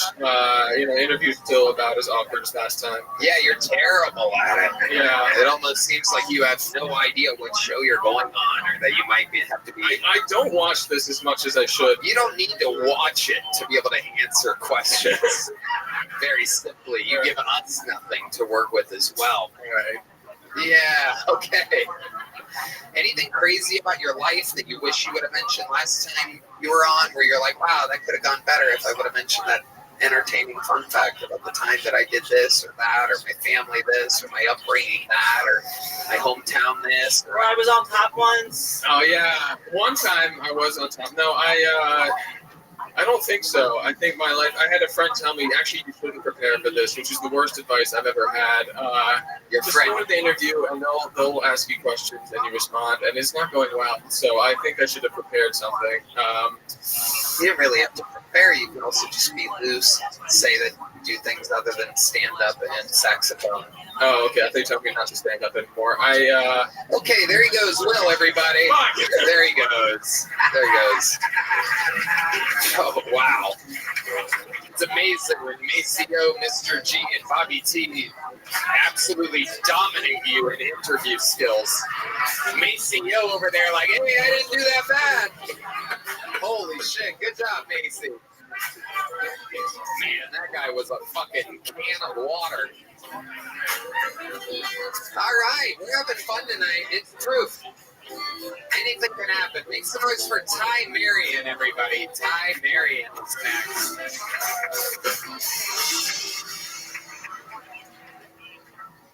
This summer I was dating a black chick.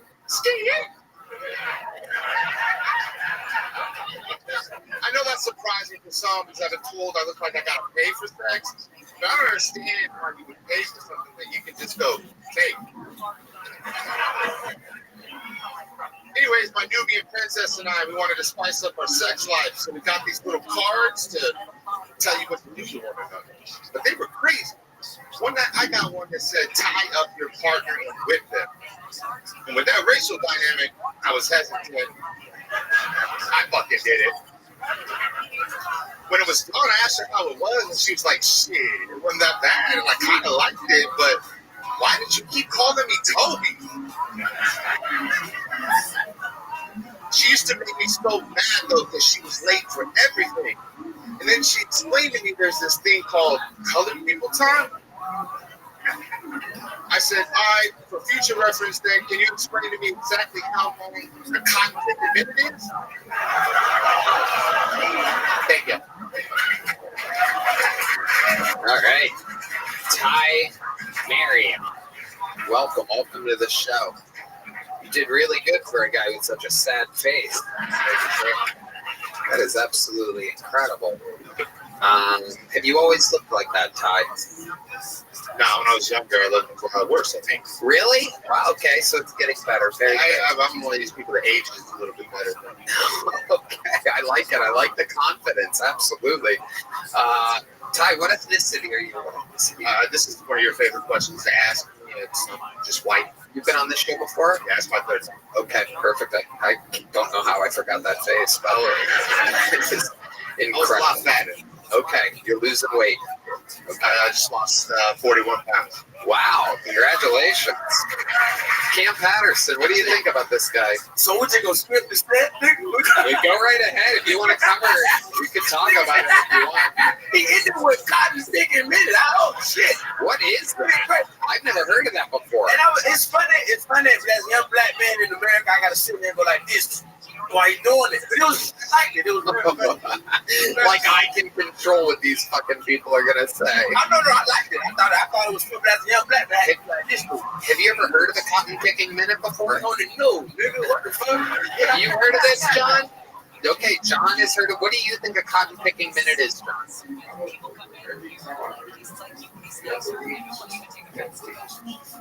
What do you mean? Oh, now wait just a cotton picking. Is it normally black people saying this? Well, in that case, wait just a cotton picking minute. Cam Cam, where's your grill? You can't take out your grill halfway through the show. What grill? Wait, yeah, where'd your grill go? What grill? You can't bail on your grill. What are you talking about? This is incredible. Where is it? Where is it?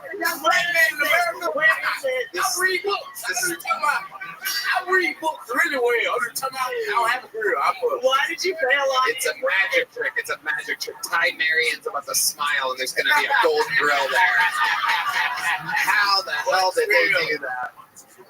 Now wait just a cotton picking. So you heard this girl say that, or did you say it? What was the part of the joke again? She was always late for everything. Okay. And there's this thing that's called colored people time or black people time. And it's a real thing, man. I've had roommates that are black. Never on time. We were late for fucking everything. Cam Patterson. Wait, hey. Put the grill back in. Okay, wait a minute. Now, wait a minute. Shit, hold up. Wait a minute. I'm putting that in. Hold up. What time the show started today? The show started on time. And was I here? You were here early. Goddamn right, nigga. As always. I was here early as fuck. So that means be early sometime, nigga. Yep. John D's also here early. D Madness here shockingly early. Wrong. Hey, labor to wrong. Hey, it's New Year's resolution, I'm saying. Right? No.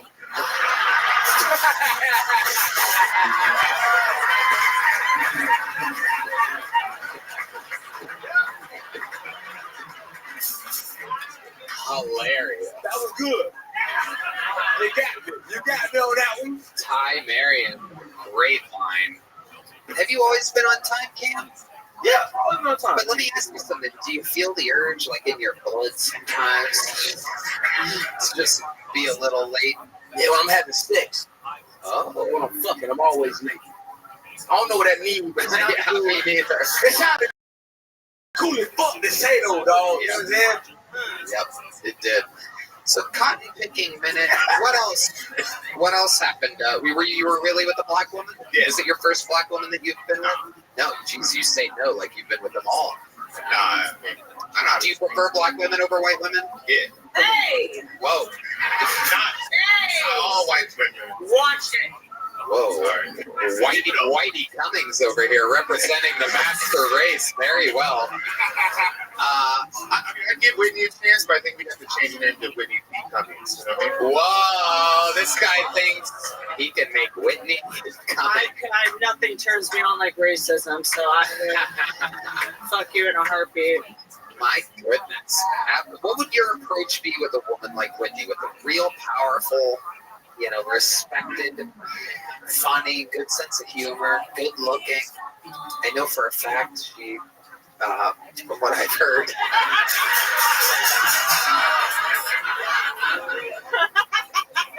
What? I'm just going to say, I know for a fact that, I know you, when you had the baby, you got a little, you mentioned in the green room, you got a little. Shut the fuck up. Okay. I might be crossing a line right now. I don't know what's fun for comedy and what's not, but I happen to know the thing is, it's ready to go. Mommy's doing her Kegels. Yeah. All right. It is in shape. Fantastic. You're not the only person that feels 44 pounds. I don't see my pussy. So tell us, what would you do to please a woman like Whitney? First off, let's start. We put a bag over your head. Let's start there. And then what would you do? Yeah, I'm not just big on the sweetness and the wine and the dine or anything. We just go out, we have a good time. Like what? What would you do? If there's no whining and dining, what do you consider a good time? We do something different. In Austin, you can go. So what are we talking about? Escape room? You wouldn't pull out your deck of cards with ideas of how to fuck a woman? No. It was just because we were a little getting. What? I don't know. Okay. So no whining and dining. Did you say something about a mountain? Yeah, it's like, I don't know, rocks you will climb, watch sunset. So you'd want to go see a sunset, whether climb a mountain. So it's a very thrifty date. Yeah. Okay. So we do a picnic to make it somewhat sweet. Okay, what would you put in the picnic basket? I check with their dietary restrictions ahead of time. Okay, all right. I think you're getting warmer here. Charcuterie board, get some cheese. I ain't trying to hear no fucking farts or that shit. I'm trying to fucking get something. Okay. What is cheaper than a picnic? Like, we're not going to run. Well- We're just going to sit on the ground. He could take you to Bobby T's for some fried pickles. You get 5 pickles for $5.49. $1.1 per pickle slice. You ever have fried pickles with a girl? I don't like pickles. You don't like pickles? What else don't you like? Change the subject, but I'll tell you something I don't like. I don't like the dude that broke into where I worked a couple months ago. Okay, where do you work? I work at a dispensary down here on 6th Street across from the Vulcan. Okay, and what happened there exactly? What did he look like? Camp Patterson. Hey! That guy had gold teeth in when he did it. They couldn't have been me at all. That guy had gold teeth. Won't know where he went. We are looking for a man and suspect with gold teeth. Or gold teeth in his pocket. It's in your pocket. Don't know what they're talking Wait, that guy's gold teeth around now too. What the fuck is going on over here? This is crazy. This is crazy. Okay, so seriously, what did the suspect look like? Did he look like Cam, John Dees, or D Madness? Oh, okay, he was a white dude.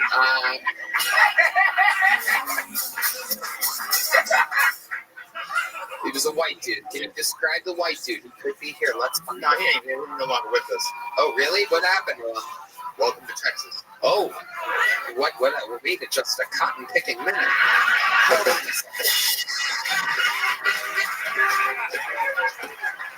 What I think is, I'm going to pass on the picnic. so what? Did you find the guy? What happened here? I'll explain it to you if you want, because it's magic editing. I can send you a clip that you can show on YouTube too. You guys found the guy. I was there. We have security cameras. I happen to be looking at the camera.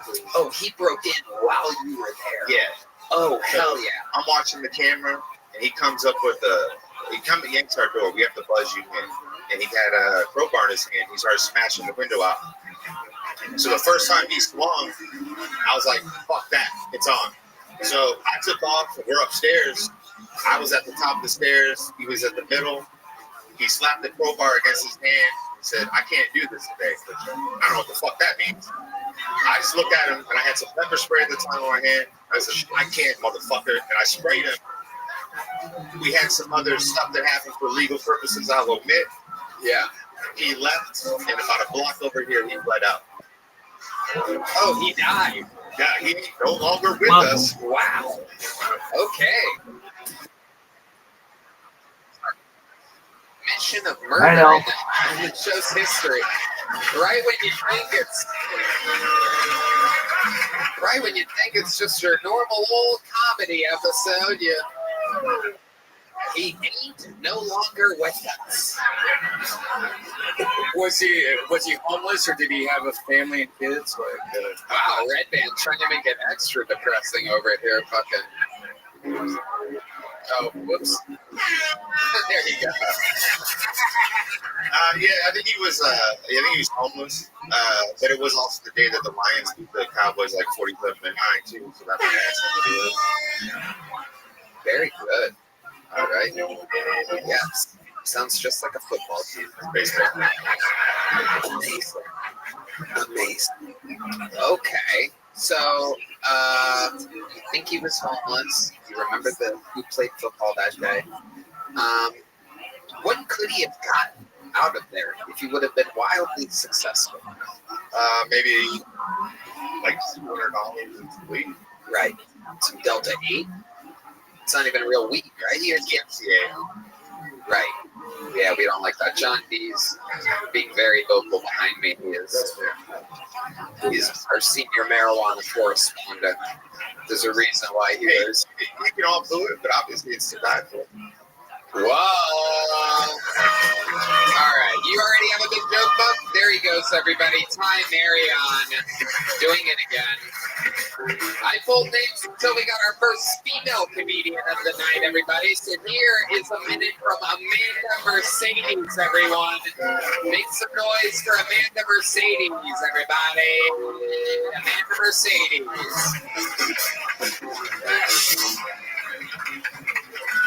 Hey, how's it going? Woo! So So, as a strong, independent woman, I really look up to other females in male-dominant positions. Not just in the bedroom, but like specifically in professions, occupations. But recently, there was a young girl in Wisconsin who shot up her Christian school. Not the direction of, women taking on male-dominant positions as I thought. Because when I was 15, we were just kind of getting high in the bathroom. But maybe that's just the difference between Catholic schools and public schools. Yeah, that's what I got. I'm sorry. All right. There you go. Whitney Cummings. Keep it going for Taylor Baldwinson, everybody. Oh, there you go. There you go. My goodness gracious, Pam. What's up, white people? How you doing?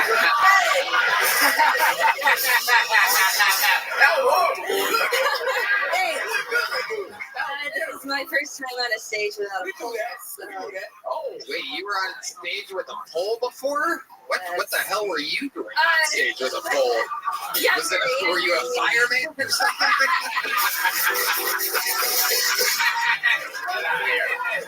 Sit down. What were you doing on stage with a pole? What are we talking? I was a young delinquent at the age of 18 and didn't really know what direction I wanted to go in. Did you ever make more money than you did that year? Nope. Just a little fun fact. What do you do for work now? I work for a cannabis company. Oh, yeah. Yeah. Okay. What do you do for the cannabis company? I'm their compliance officer. So what exactly do you have to do?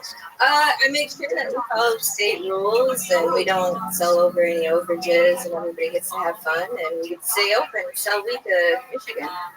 Okay, so you're in the state of Michigan. This is what a Michigan 10 looks like, everybody. For those of you who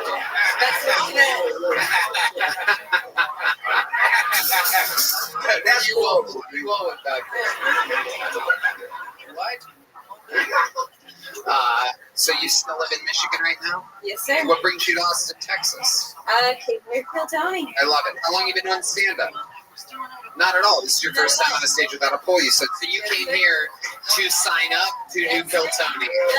Okay. All right. You didn't practice anywhere else? At work, at home, and All right. Yeah. What do you do for fun up in Michigan? Where are you at? Ann Arbor? West Michigan, North Michigan, Newaygo. All right. Yeah. Yep. 14 Okay. degrees before I left here, Yeah. so. Yeah. Okay. So what do you do for fun? What do you do? Ice fish or something? Smoke weed, go hiking, kayak in the summer, Really? wintertime. You hike a lot? Yeah.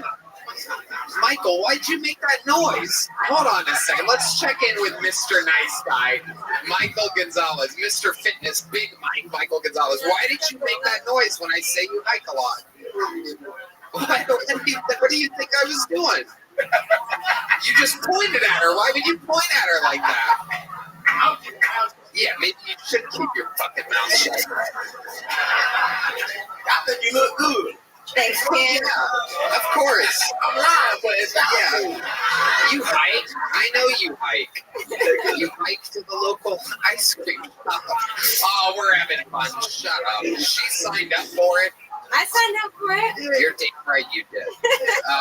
Is that your real name, Amanda Mercedes? That's my middle name, first and middle. Wow. Is that the name that you went by when you were a stripper, Mercedes? Or did you have a different stripper name? It was, yeah, absolutely. Here she is, everybody. Mercedes. I know she looks like a Kia, but it's a Mercedes here.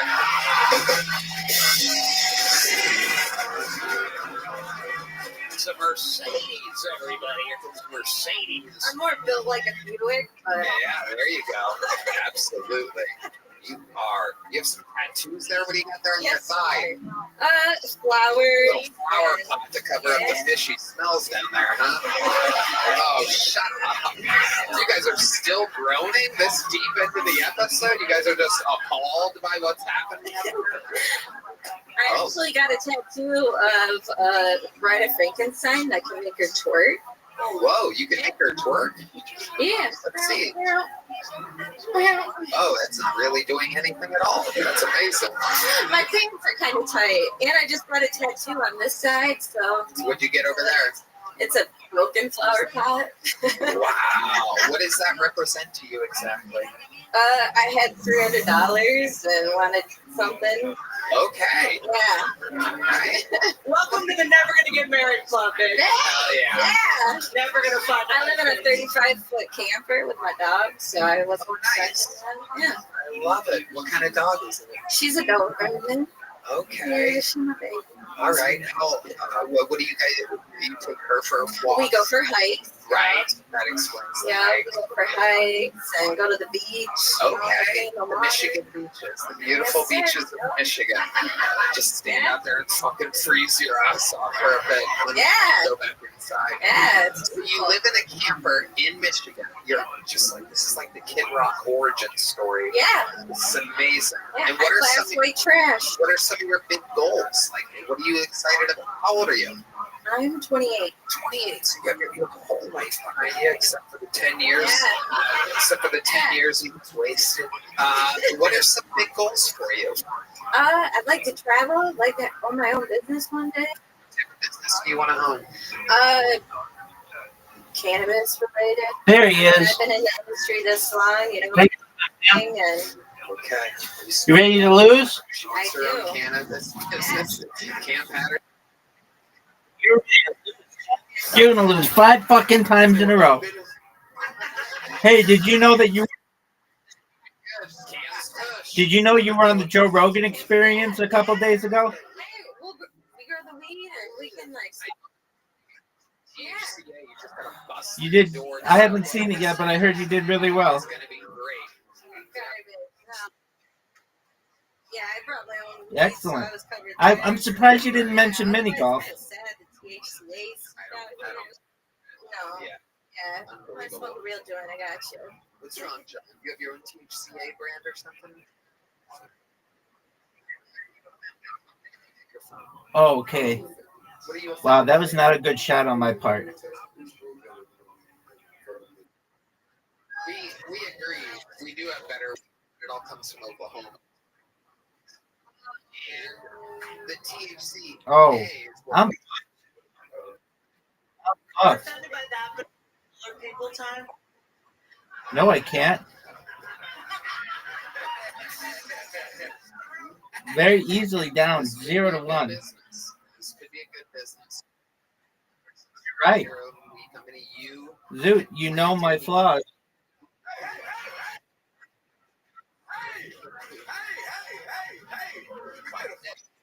Yo, pimp. No, it's not. All right, we're gonna keep it moving along. Amanda Mercedes, congratulations. Here's a little joke book for you. Mercedes, everybody. And like that. Calm down, big dog. You know, William Montgomery is in Disney World, everybody. However, we do have a special treat for you. One of the greatest regulars in the history of the show here to do a brand new minute. You might know the lyrics of you can sing it along with us. Ladies and gentlemen, this is Hans Kim. Not a bad shot. I know it went in the water, but it was a good attempt. I tied up 1-1. Hey, I'm glad we could have a woman up here. Fat and ugly.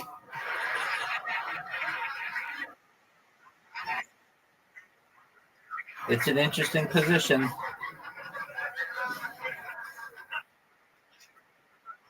I did Women too. in certain things, okay? Sports, war, Ghostbusters, Ocean's 11.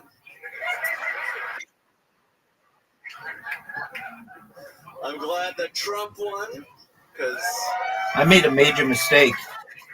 You can make Asians this. love a good wall. It'll be good to be on the north side of it for once. Are you serious? Walls, we build them everywhere, even at the end of our runways for some reason. That guy in As many I people did. as possible. You couldn't kill as many people as an Asian did running into a wall. I hope you guys were in the You did the same thing I did, except harder. End up looking like my eyes. That's how you get constipated. Can you I imagine hate having this to hole. shit through these things?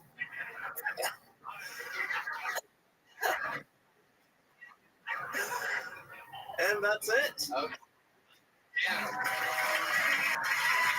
Not directly where I live, That but in would be California, crazy, yeah. having to shit through those eyes. It's a tight squeeze.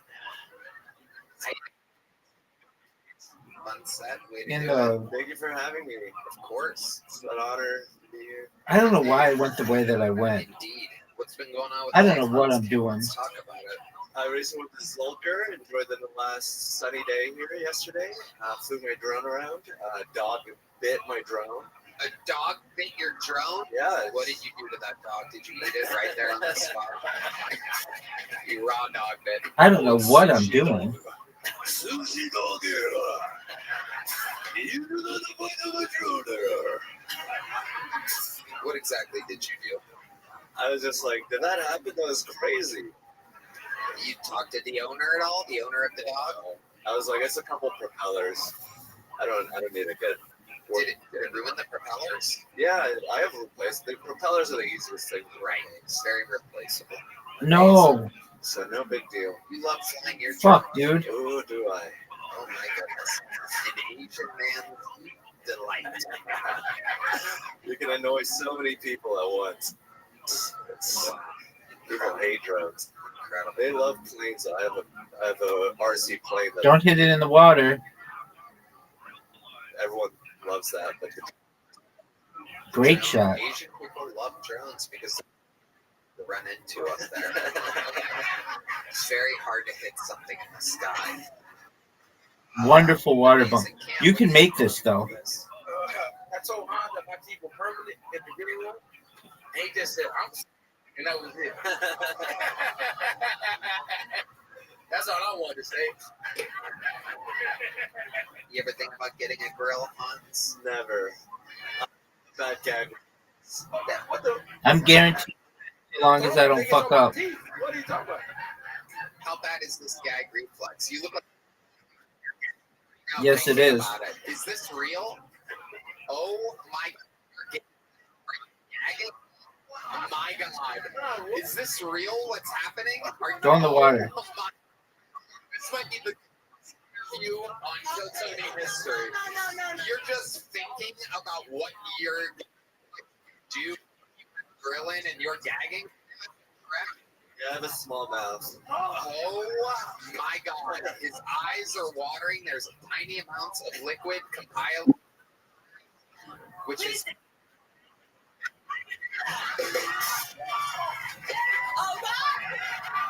Oh my God, he's now picturing a cock in his mouth. Gagging.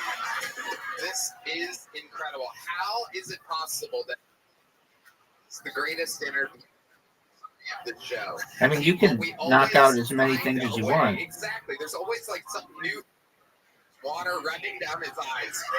He's able to cry. Wow, you're right. Ironically, after saying that shit can't come out of his eyes, he's crying for the first time in this show's history, picturing All just Asians are squirters. I knew it. just the grill in your mouth is setting off your gag reflex. Am I correct? Yes. Have you ever vomited from gagging hard? Yes. You have. Don't hit What's the tree. Like your worst nightmare. What makes you gag the hardest? Can you tell us? Is there something like coming up here, kind of like Champion. triggers me, going up at the That those wet is toy correct. tears. I'm about to send you an invitation for another game is there like in a 3, nightmare situation 2, for you where 1. perhaps, like, You got it. Strapped. Thought about having one of those in your mouth? All right. What do you think of that shot? Have you ever pictured being kidnapped and the perp puts an entire banana in your mouth at once? Fully skinned banana? Yeah, just like Dude, the you just tongue helped. God. Terrible, because So watch what would this happen- move.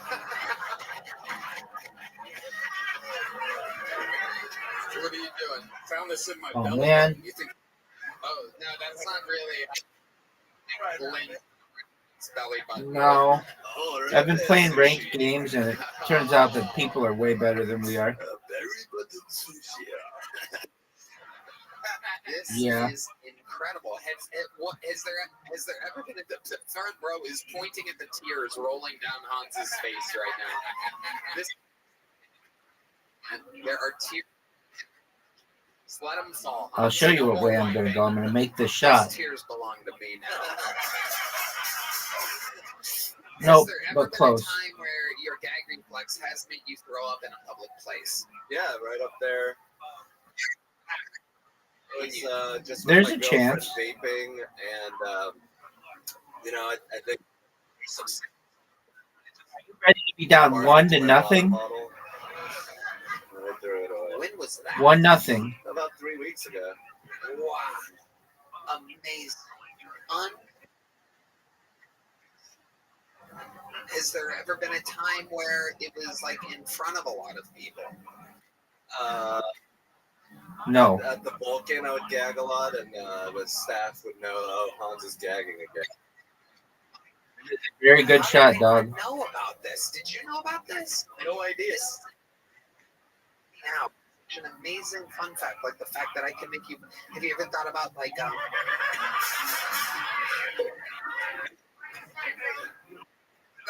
punching your real door. Swear to God. I think it was good. I would never do that. I know it's a big deal in your culture. Don't hit it.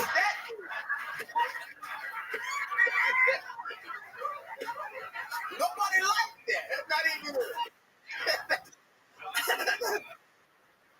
Off the tractor. In all races, I think. In every race. this is amazing. I'm trying to think. Oh, no, of you fun can do it things from that we behind. can do with Shoot this right now. backwardly. It's so hard to think about. Like, what's another nightmare situation? No, keep going back. Off the left wall. Oh yeah. Orthodontist. Oh yeah. No, go back. What part of it Go back. hurts you the most? Left. Someone There you touching your no, tongue? back.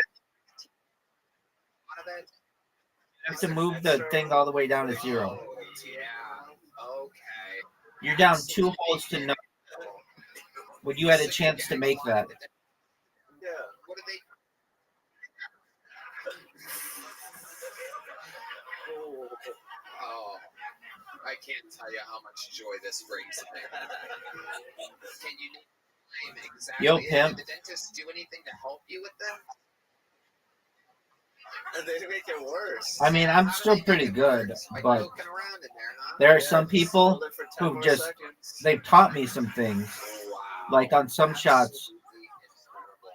just You know what I'm gonna like do really right good now? strategies. I'm gonna give you the chance to win $100,000.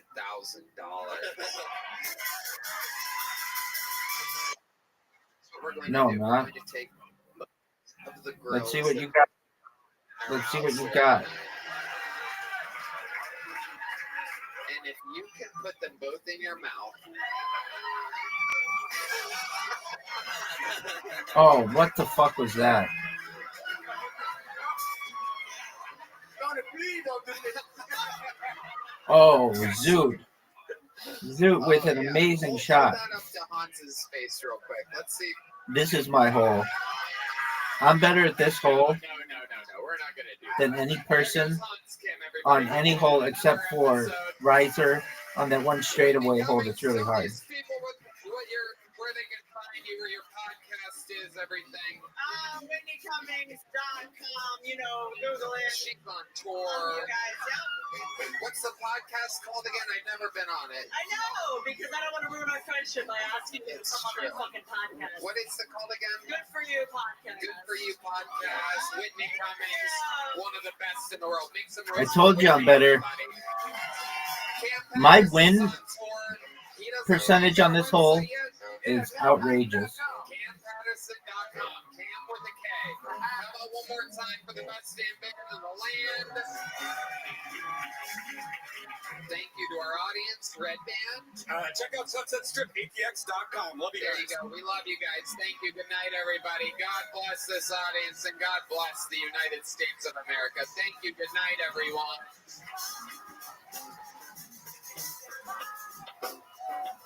I don't know why you do that.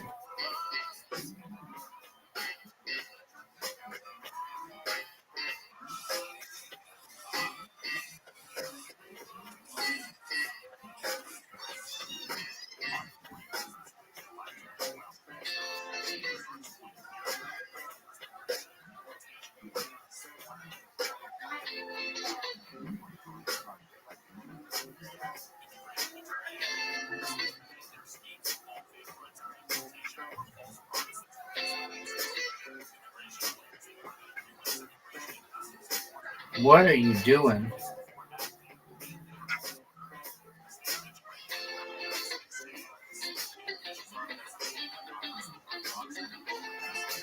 GG.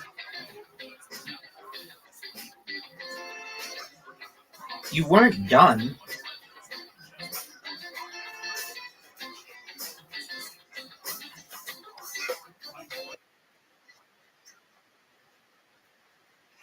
All right, I beat you 2-0. I'm going for 5. You're not winning shit. You're not winning shit.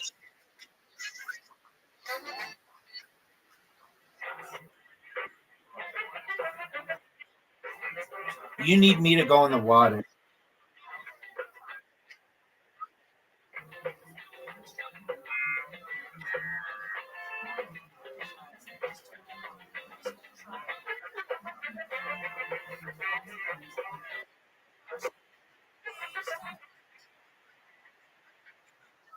Worse.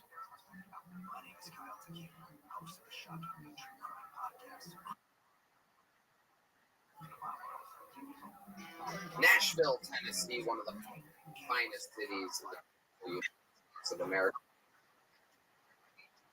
Joe Tumney Show. Live from the Bridge. Unfortunate. April 4th and 5th. Tickets done. This is your chance to get tickets. Go to Ticketmaster or Tell Tony and get tickets now. Oh, no. See you in April.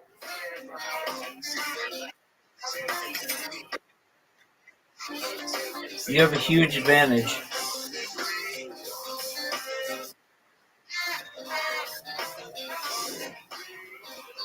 Hit his ball.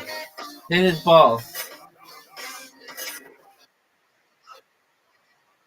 Yes, you are.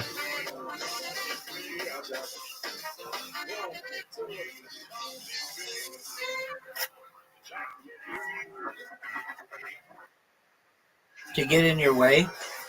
To make it difficult for you?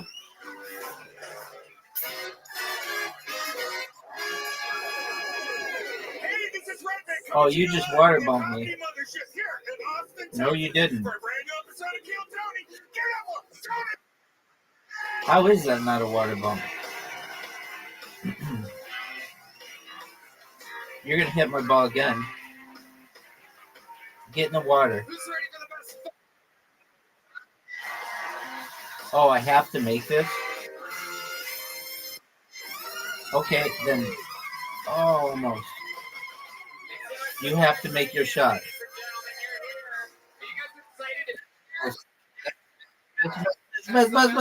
What a shot. What a shot, Zoot. That was amazing. Zoot takes the lead, and he's on. Zoot's on the elbow.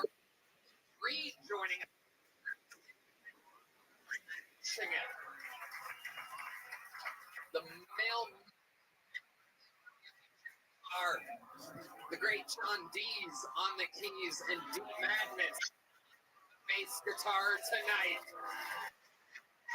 An unbelievable episode for y'all. Before we get started, one more from you. I think it's a 9 as well. So Sun's is now open. Check out Red Band. Oh, what a major. Go to sunsetstripatx.com for tickets.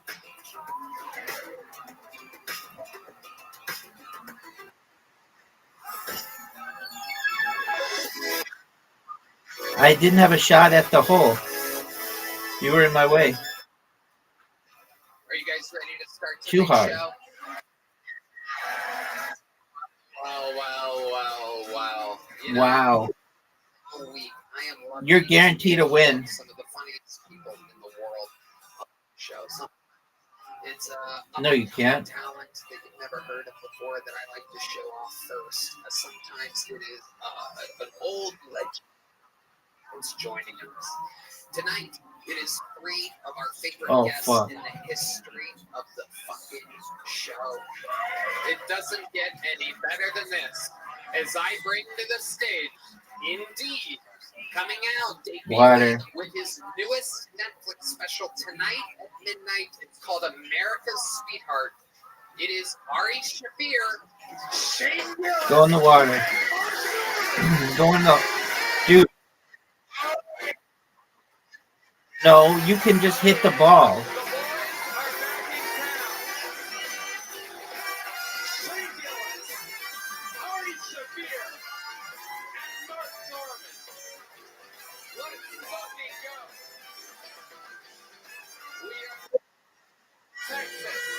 Yeah. Oh, what? Oh my God. You are here. Of comedy. Fresh off so to protect our parks. This is indeed the boys. Mark Norman. Oh, you fucked up. Majorly. You're giving me 2 shots at this. America's Sweetheart. Belonging to America? Absolutely. That's me. That is you. Mark Norman here, sunglasses up, long day, protect our parks, 5-hour episode from all profits go to the Maui fires.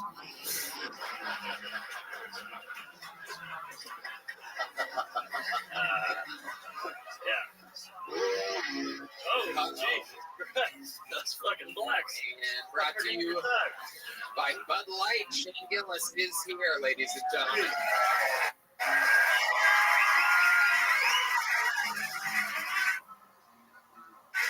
3 veterans of the show. You guys all know how it works. There's no drums. That is Charles Reed. Michael Gonzalez is playing with Keith Urban tonight in a football stadium somewhere. This band plays. Round of applause for Keith Urban. Be the perfect shot.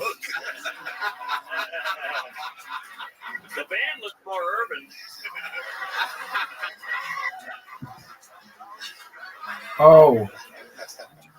You got some new digs here, Tony. Like nice new equipment. Yeah, we're leveling up. We're upgrading. We even got we got it all. We got a little fucking monitors here so we can hear better for the first time ever. Just got to get rid of Red Band. Yeah. Whatever you do, don't miss this. That would be the. And all he does is press fucking bird buttons.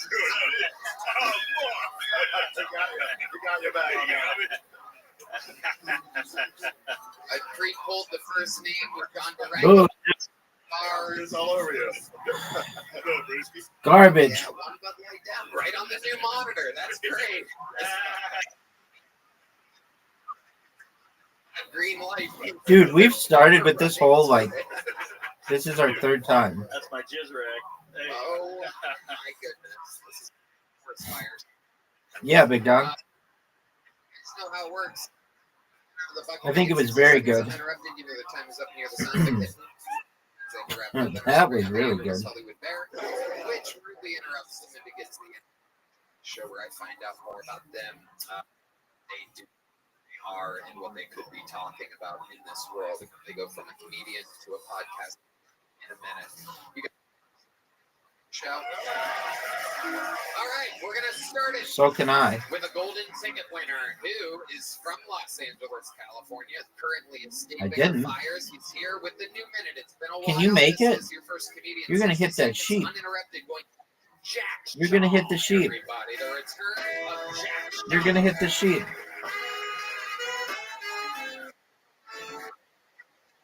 You just gave it up, son. All right, guys. Man, I've been working on stand because I went to You performing fucked it arts up. school. I drive a fucking Fiat, and I was recently told that I look like what a white girl transitions to. I was driving my Hit Fiat that tree. in the fast lane the other Hit that day. It tree. was a big fucking day for me. But all of a sudden, this guy starts honking behind me, giving me the finger and saying, "Fuck you." Hit my ball. Fuck you. So I decide to pull over in the right lane past me. He pulls up next to me, Hit my rolls ball. down his window and says, "Roll down your window, you trans bitch." And I said, "No."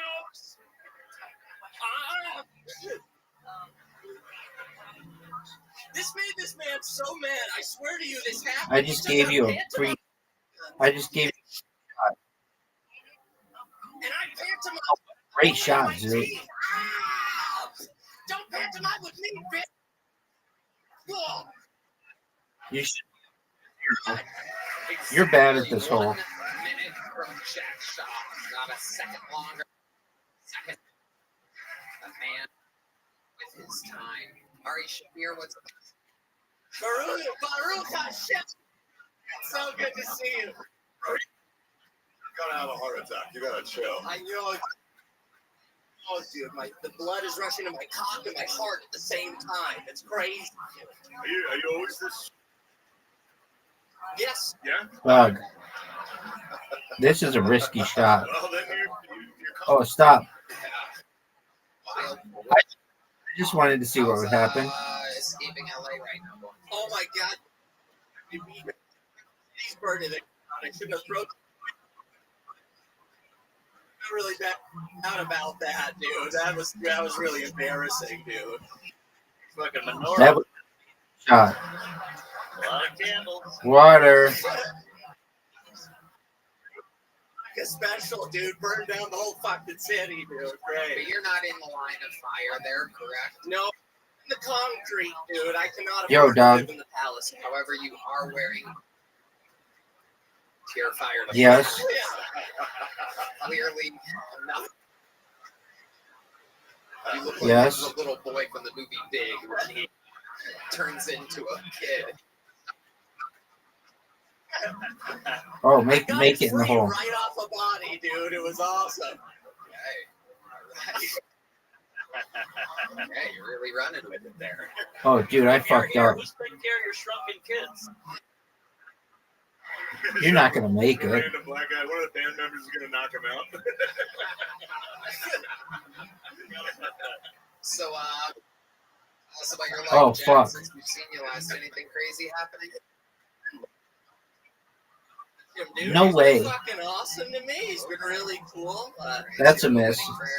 Yeah, opening. Fuck. my fucking career. Oh, this is your hole. You should walk in the room first and go, I'm curious.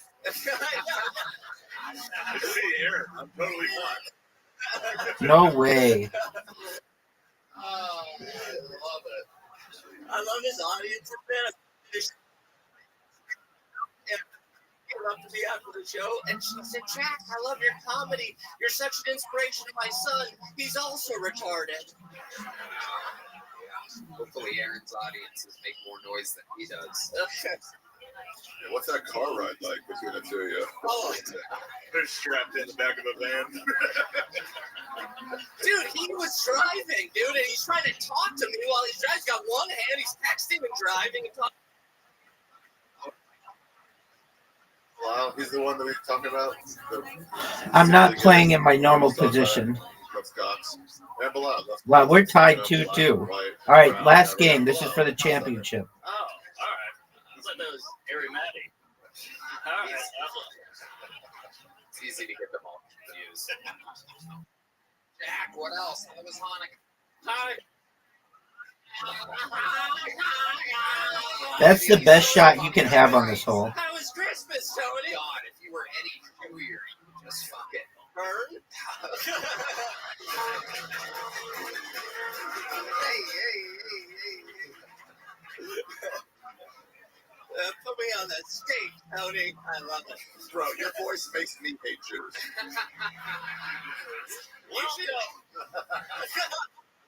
If this was the Holocaust, Ari would be like, he's underneath the floorboards. Please, for the love of God, get him away from me. Ari, you look like an anti-Semitic drawing of a Jewish person. Son of a bitch! You son of a bitch! Where's my free front? Get your fucking face! God damn it. Oh, sorry, Look at the Jews turn on each other. yeah. Don't free Palestine! Don't free Palestine! Free Palestine! Don't free! We don't know what to do. That is quite an iron dome you got here. Free will, though, you guys should free Palestine. Yeah, no, that's definitely John. Let's do it on the count of three, Ari. 1, 2, 3. Free Palestine! Oh. More free. Love on three with you guys. Yeah. Way to get the we have begun. It has begun. And to our first bucket pool, this is where we meet someone all together. Even though this name looks familiar, I do believe we've seen this person before. I saw someone with a secret on this hole, and I just utilized it perfectly. All right.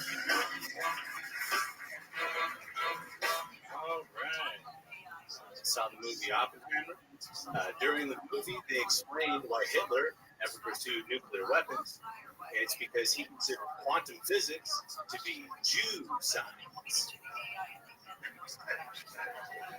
And I was just trying to put myself in Hitler's shoes, right? He's just watching a bunch of Jews working on atomic weapons, and he's thinking to himself, man, these people are so cheap, they're trying to... What the hell is wrong with these people? Smallest particle in the universe. They want to cut it in half. We have to do something about this.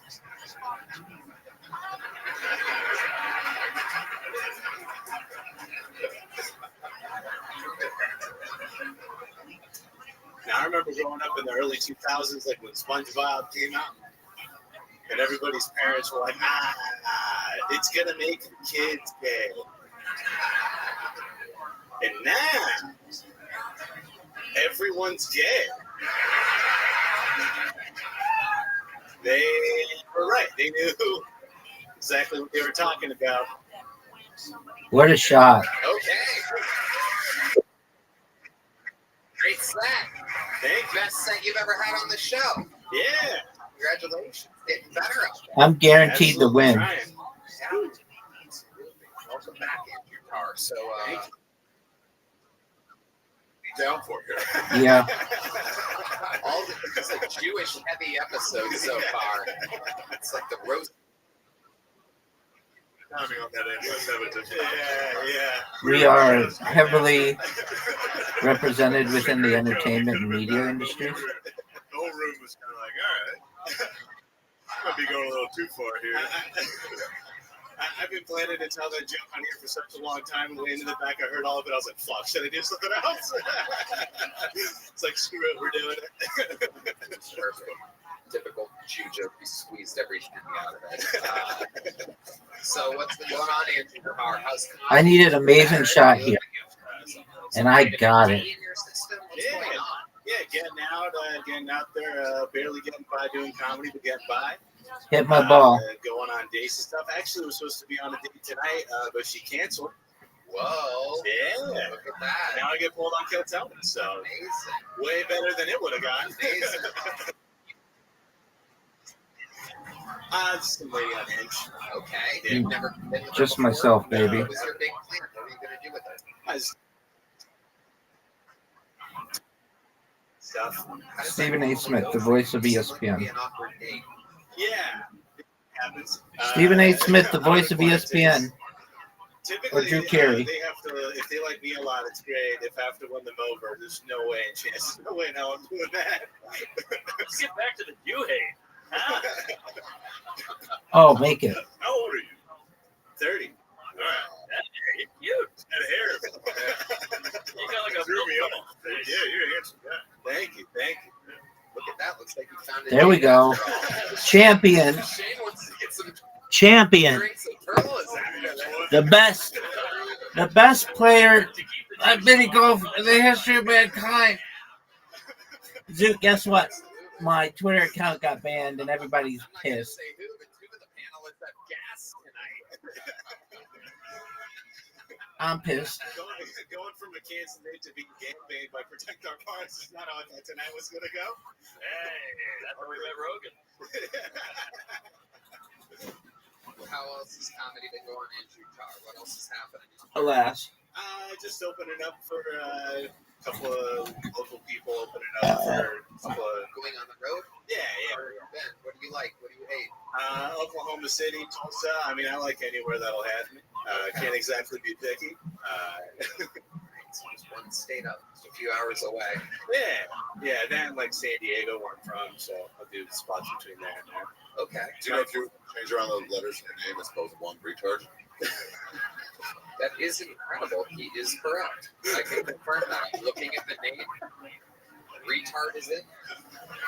Juan Retard. W-A-N Retard. That is incredible. How did you know that? I don't know. It's like insult rain man over here.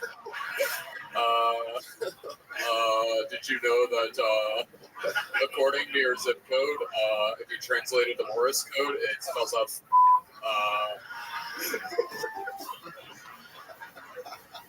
wow. Anyone call you tard? Oh, all the time, but I never heard the one retard. I don't know. I'm just not hearing that after 30 years. It'll happen from now on. This is a pretty popular joke. One retard. Uncle, I got a new credit. You might know this guy's the one retard from Giltone. Yeah. Well, from one retard to another, you did very good tonight. You have a big joke book? No, I don't. You've only gotten small joke books before. No, the last time I was on the show, you didn't have the joke books yet. Oh, really? Yeah. Who's the Jew now, Tony? I am, because I don't even pay for these. These are made by the great Bonsai. They're available at killmerch.com. Here's a big joke book. And I'd love to have you on the speaker show, man. Wow. Look, on the road. One retard. In true tar.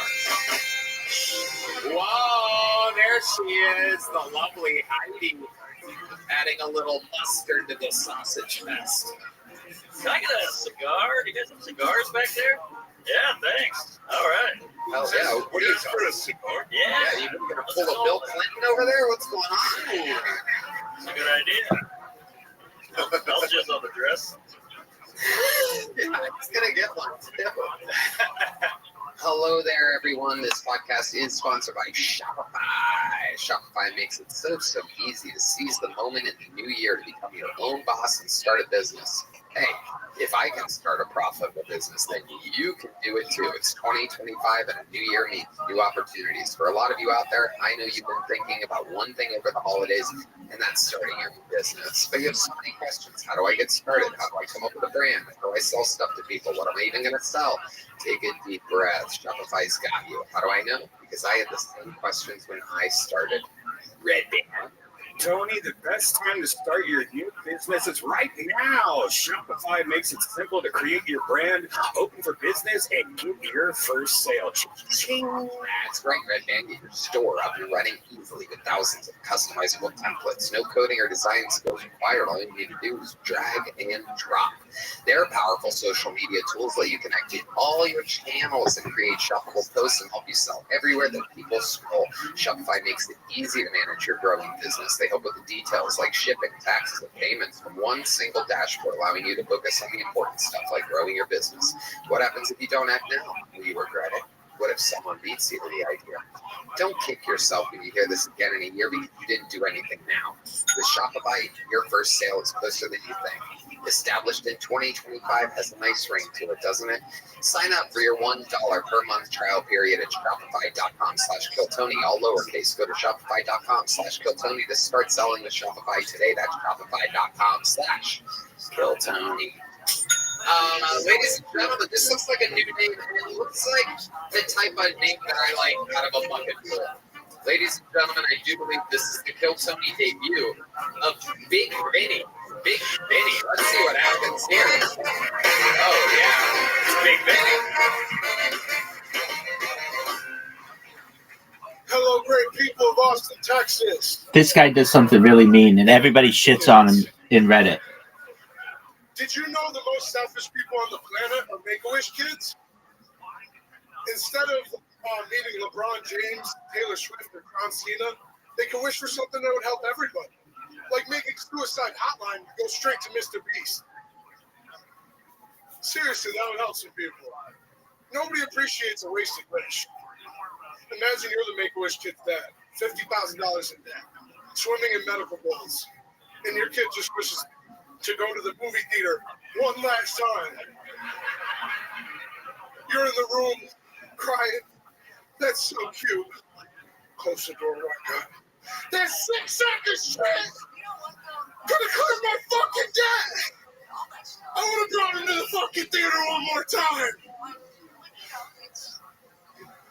I'm very Italian.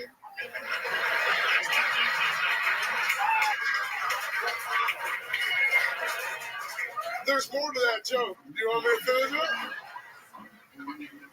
it?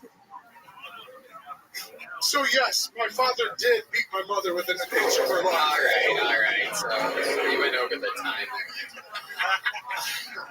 Big Vinny. Fuck yeah. You're really Italian? Yup, and I love you guys, all of you. Fucking top card parts, my fucking shit. He's the fucking man.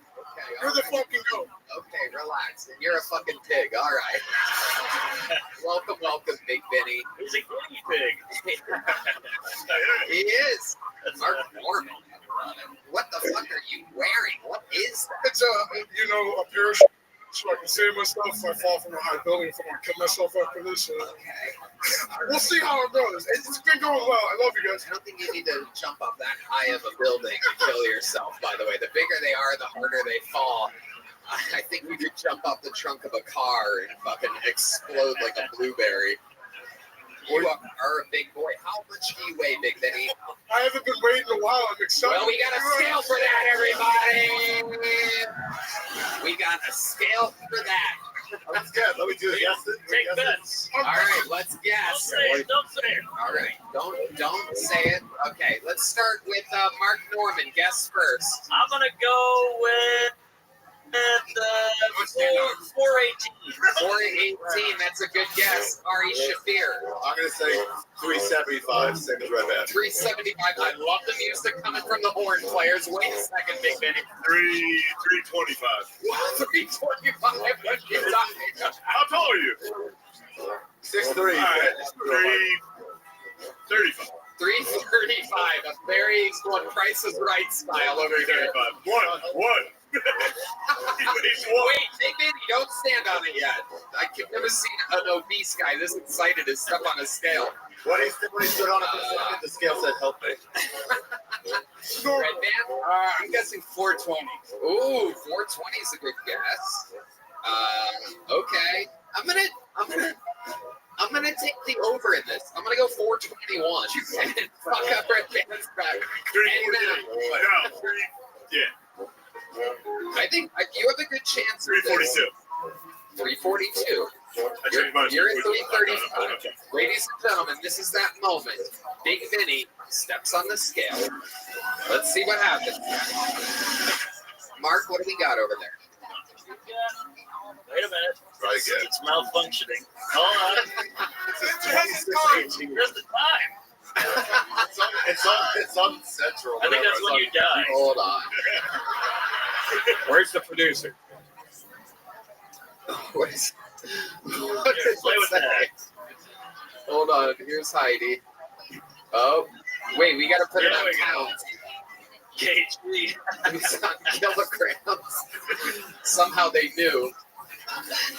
All right, here he is, ladies and gentlemen. One of the most morbidly obese people we've ever had on this show, stepping on a scale. We're way off. 365. Whoa, 365? Yeah. That would mean that technically Shane Gillis wins with a 335. Ari overbid. Ari's the closest, but this is the Price is Right rules. Yes. And the weight is great, one could say. You're incredibly not as fat as you look. Maybe you should stop wearing family tents. Yeah, you look like you're fumigating yourself.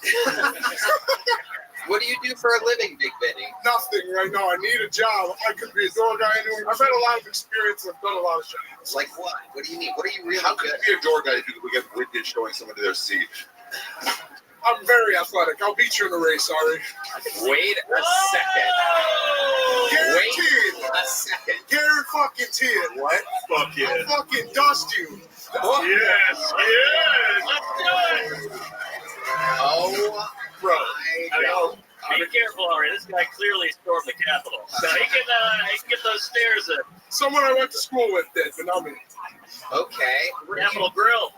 Did you play football somewhere? Yes. Where? Rockport High School. Okay, Rockport High School. And how do you stay in shape? How can you beat Ari in a race? I always choose the highest apartments, like so I have to walk up the stairs. I'm forced to work out almost every day. And I go to the gym every once in a while, and I run with my husky, and I think I can catch him. You run? Yeah, at the park with my dog. That's the only thing that forces me to run. You have a husky? Yep. So does he. Oh shit.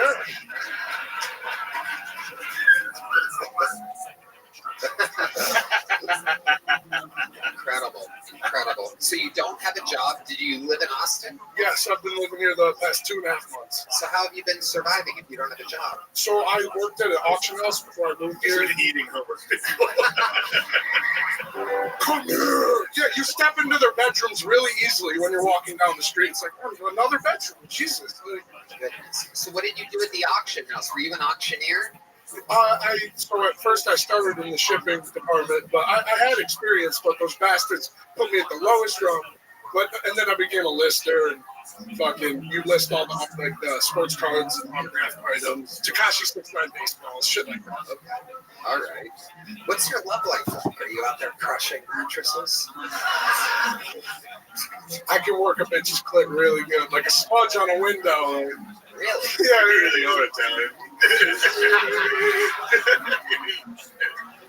I have not gotten anything out here yet. I've been talking to ladies. I could have secured some shit, but nothing yet. Have you kissed a girl in Austin? No. Really? Yeah. 2.5 months, no kiss? Nope. What were you doing? I was close with a black chick, but... Whoa. And then what? You called her the N-word and ran away? Is there a girl out there that wants to give this guy his first Austin kiss? You know, we have some of the best fans out there. It has to be a volunteer. It's a segment on the show we've been doing for years. Is there a woman out there that wants to give this big... And she's literally saying, no, lady. We got fucking Jelaine Maxwell over here throwing her girlfriend under the bus. She'll do it. She doesn't even want to kiss this fucker. Is there a guy who will kiss him? This will be a first if there's not a woman with the courage to kiss this man. Is there really not a female that wants to give this guy his first Austin kiss tonight? I'm only 365 pounds! Come on! Really? Is there the spider from Charlotte's Web in the audience? White girls don't like me, Tony. It's mostly black chicks. I'm telling you, and there's no sisters in here. Is there any sisters? Is there any single sisters in here? Come on. Don't talk. We're close. All right. One of them's gonna break. You're gonna get a kiss. Typical auctioneer problems. Going once. I've made eyes with a couple girls that are clearly considering it. You've got a chance. Now you just gotta wait them out. I know there's a bunch of girls looking down like they want to be called on in high school. They're just like, all right, never mind. I was wrong. Man, this is worse than when I used to play All right, never mind. Oh my God! Wait, there's a woman that's gonna do it. Oh my God! Finally, shy. This is incredible. While we wait for her to come around, she's a sprinter too. Oh yeah! Look at this. Oh yeah! let's see some tongue. Oh my goodness! It's worth the wait. And by the wait, I mean she's the same weight as he is. It's time to get another one on the scale, everybody. Here, for his first Austin kiss, everyone. This is Big Benny.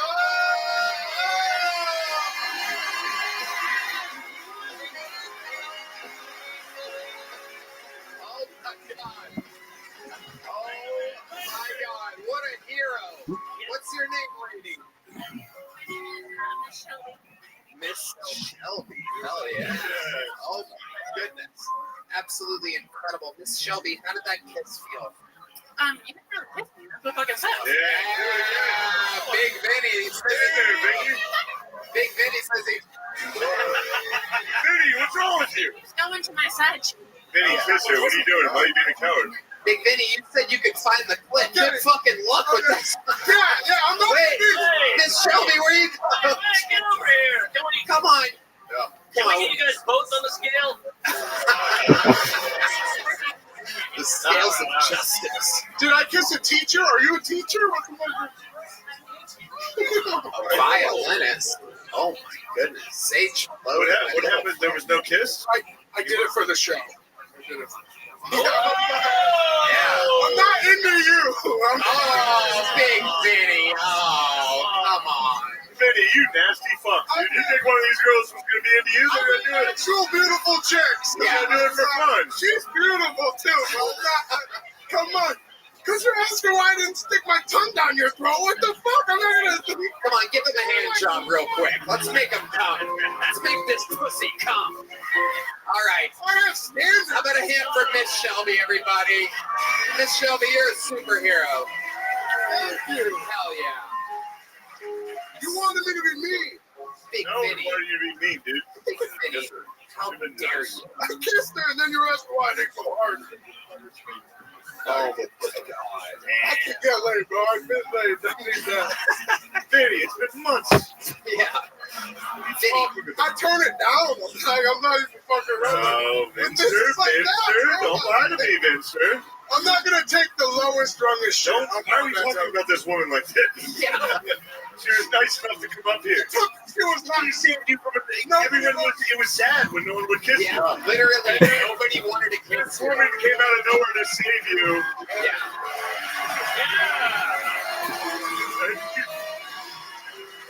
God damn, man. You gotta go fuck her. Where'd she go? Give Miss Shelby one of these. Yeah. She gets the big joke book, you get a little joke book. How about that? Oh, and he didn't catch it. There he goes, Big Vinny, everybody. Vinny, get the fuck out of here. Nasty motherfucker. Get him out of here. Get him out of here. Shelby.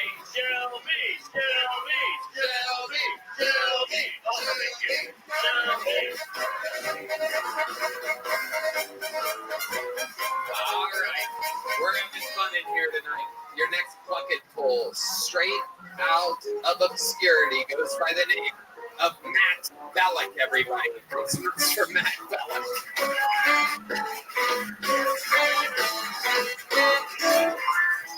All right. I live in Austin now. Kind of newer here. Austin's a wild city. It is very weird. I went to a house party a couple weeks ago here. Saw something I've never seen in my life. I walk in there, back of the house. I saw two guys in the back doing competitive rock, paper, scissors. Just throwing down. I thought it was a Texas thing. I thought they were playing for money. I went to check it out. Turns out just two deaf guys on cocaine talking to each other really fast. There's like,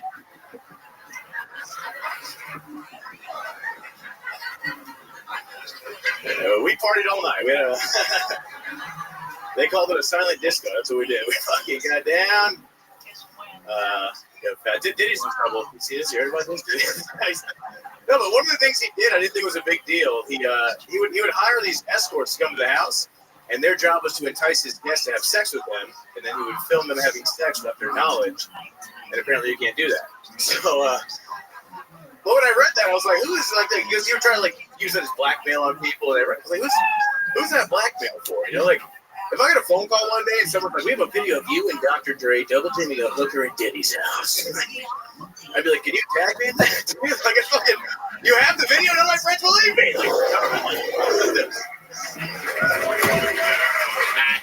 That like, I'm gonna be honest with you, I didn't hear a word of your set. Yeah. Mark Norman broke a box cigar case, and a lot of it, the shrapnel went into people's drinks, and we're making sure that the drinks didn't get drunk. It's literally on the can. Yeah. Drink it. So, drink it. So, Eat the glass. I'll buy you one. I'll buy you another drink, whatever that was. Sorry. I got it. I got it. Yeah, I'm protecting us. It's a very Jew-heavy episode. I'm protecting us from losing it all here. I'm really eat the glass. I have to tell our fan base, don't drink the glass. I'll represent you. I'll buy you another round. Dude, I'm going to take this fucking thing for all it's worth. Eat the fucking glass. How much did that Holocaust? Just stop. Please stop picking it up. Don't even touch the glass. Wow, I'm also cut. Oh no! Wait. Fuck. Unbelievable. So Matt, how's it going, buddy? Going good. Yeah, going good. How long you been in stand-up? 11 years. Okay. Whoa! Big That's not a good reaction. What do you do for work? I side gig. I sell t-shirts at concerts. Okay. Yeah. Sell t-shirts at concerts. Merch, yes. This guy knows the technical term. Yeah. Merch. How's that been going for you? How old are you, Matt? 35. Okay. Yeah. Okay. You look horrible. Thank you. All right. Yeah. No, you're all right. It's just your teeth. It's the teeth. I got bad teeth. The wrinkles. The wrinkles. And it looks like you change oil with your hair. Oh, Jesus. Incredible. Man. It's like a pro wrestling, wet, greasy hair. Where are you from? Chicago originally. Lived here for a couple of years. Yeah, Chi-Town, the house. I thought it was going to be so very greasy. What? Chicago's pretty greasy. It is not Philadelphia or anything. Oh!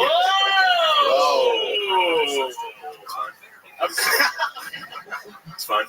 I was being nice to you. Yeah, Say something nasty like that. I'm a big Bears fan. Hate the Packers. Very happy your Eagles took care of that last night. Okay, we're not talking about it. This ain't fucking. All right, no, let's talk ball. Tony, shut the fuck up. We're talking ball. Barstool. Welcome to Barstool's Kill Tony. Notre Dame's guys. Well, the Packers Notre are Dame's here. pretty good. Yeah, hell yeah, bro. Actually, when does this come out? Monday? When does this come out? So this will come out when Notre Dame's playing? Damn, think about it right now. Notre Dame's lifting a national title. There's 0% chance of that. So sick, dude. Can't believe we did it, dude. He's back. There he is. There's the new Notre Dame mascot after Monday's game. It's D Madness, everybody. Holy shit. Is he all right? He takes. Oh, okay. He puts the two eyes in Irish. Dude, you gotta talk to whoever's dressing you. You gotta have a chat. Because they're not telling you what that looks like. It's nuts. That's crazy. Who's dressing him up like that? He's dressed like in living color. He is. You look like Kamala Harris trying to prove she's not Indian. I thought you were Nancy Pelosi dealing.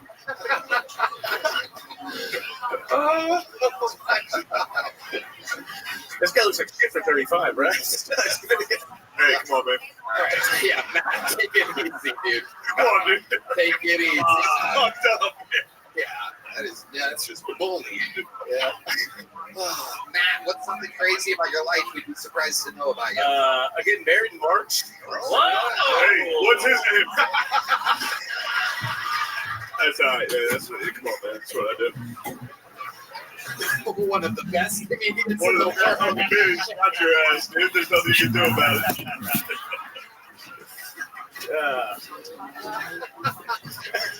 Getting married in March, huh? Yeah. What does she do for work? She works at Zero right now. Whoa! She gets all you guys from. Yeah. Okay. And so, all right. What are your goals, Matt? Get married in March. Wow. Okay. Just trying to lock that down, and then try to get less greasy, I guess, dude. What are you afraid of? Before I leave, what scares you? Because honest here, to make something. Yeah, no, I'm scared. I mean, it's a cliche. I hate spiders. I'm not gay. I don't like them. Yeah, It's not good. big spider guy. I like a spider. You like spiders? Sure. Spiders are scary, bro. They are freaky. Yeah. Greece, spiders, Puerto Rico. Don't like Puerto Rico. Okay, there he goes. You have a little joke book yet? No, I do not. You don't? I'll take one. There he goes. Matt Bellick, everybody. There we go. Cheers, guys. Thank you. If they would have heard your set, they would have liked it. It was funny. It was? Was it really? Matt, Here you go. You have a big joke book yet? Yeah, it was good. You already have one from another appearance? There you go. Hey everybody, this podcast is sponsored by Nick, the only nicotine pouch brand with a cleaner, more authentic nicotine experience. We've been using the new Nick pouches, and we gotta tell you, they are exploding with unbelievable flavor. They can help you get the fix tobacco without the smoke, and this is just where it's at. They're slim and basically invisible, so you can pop one in it anywhere, and no one will even know. So airplanes, secret adventures, it'll be our little secret. Plus, they come in 10 different incredible flavors, from crisp mint to exotic tropical fruits. Oh, they've got something for everyone. I'm loving these things. They're cleaner, so I'm not getting any artificial punk that some other pouches have.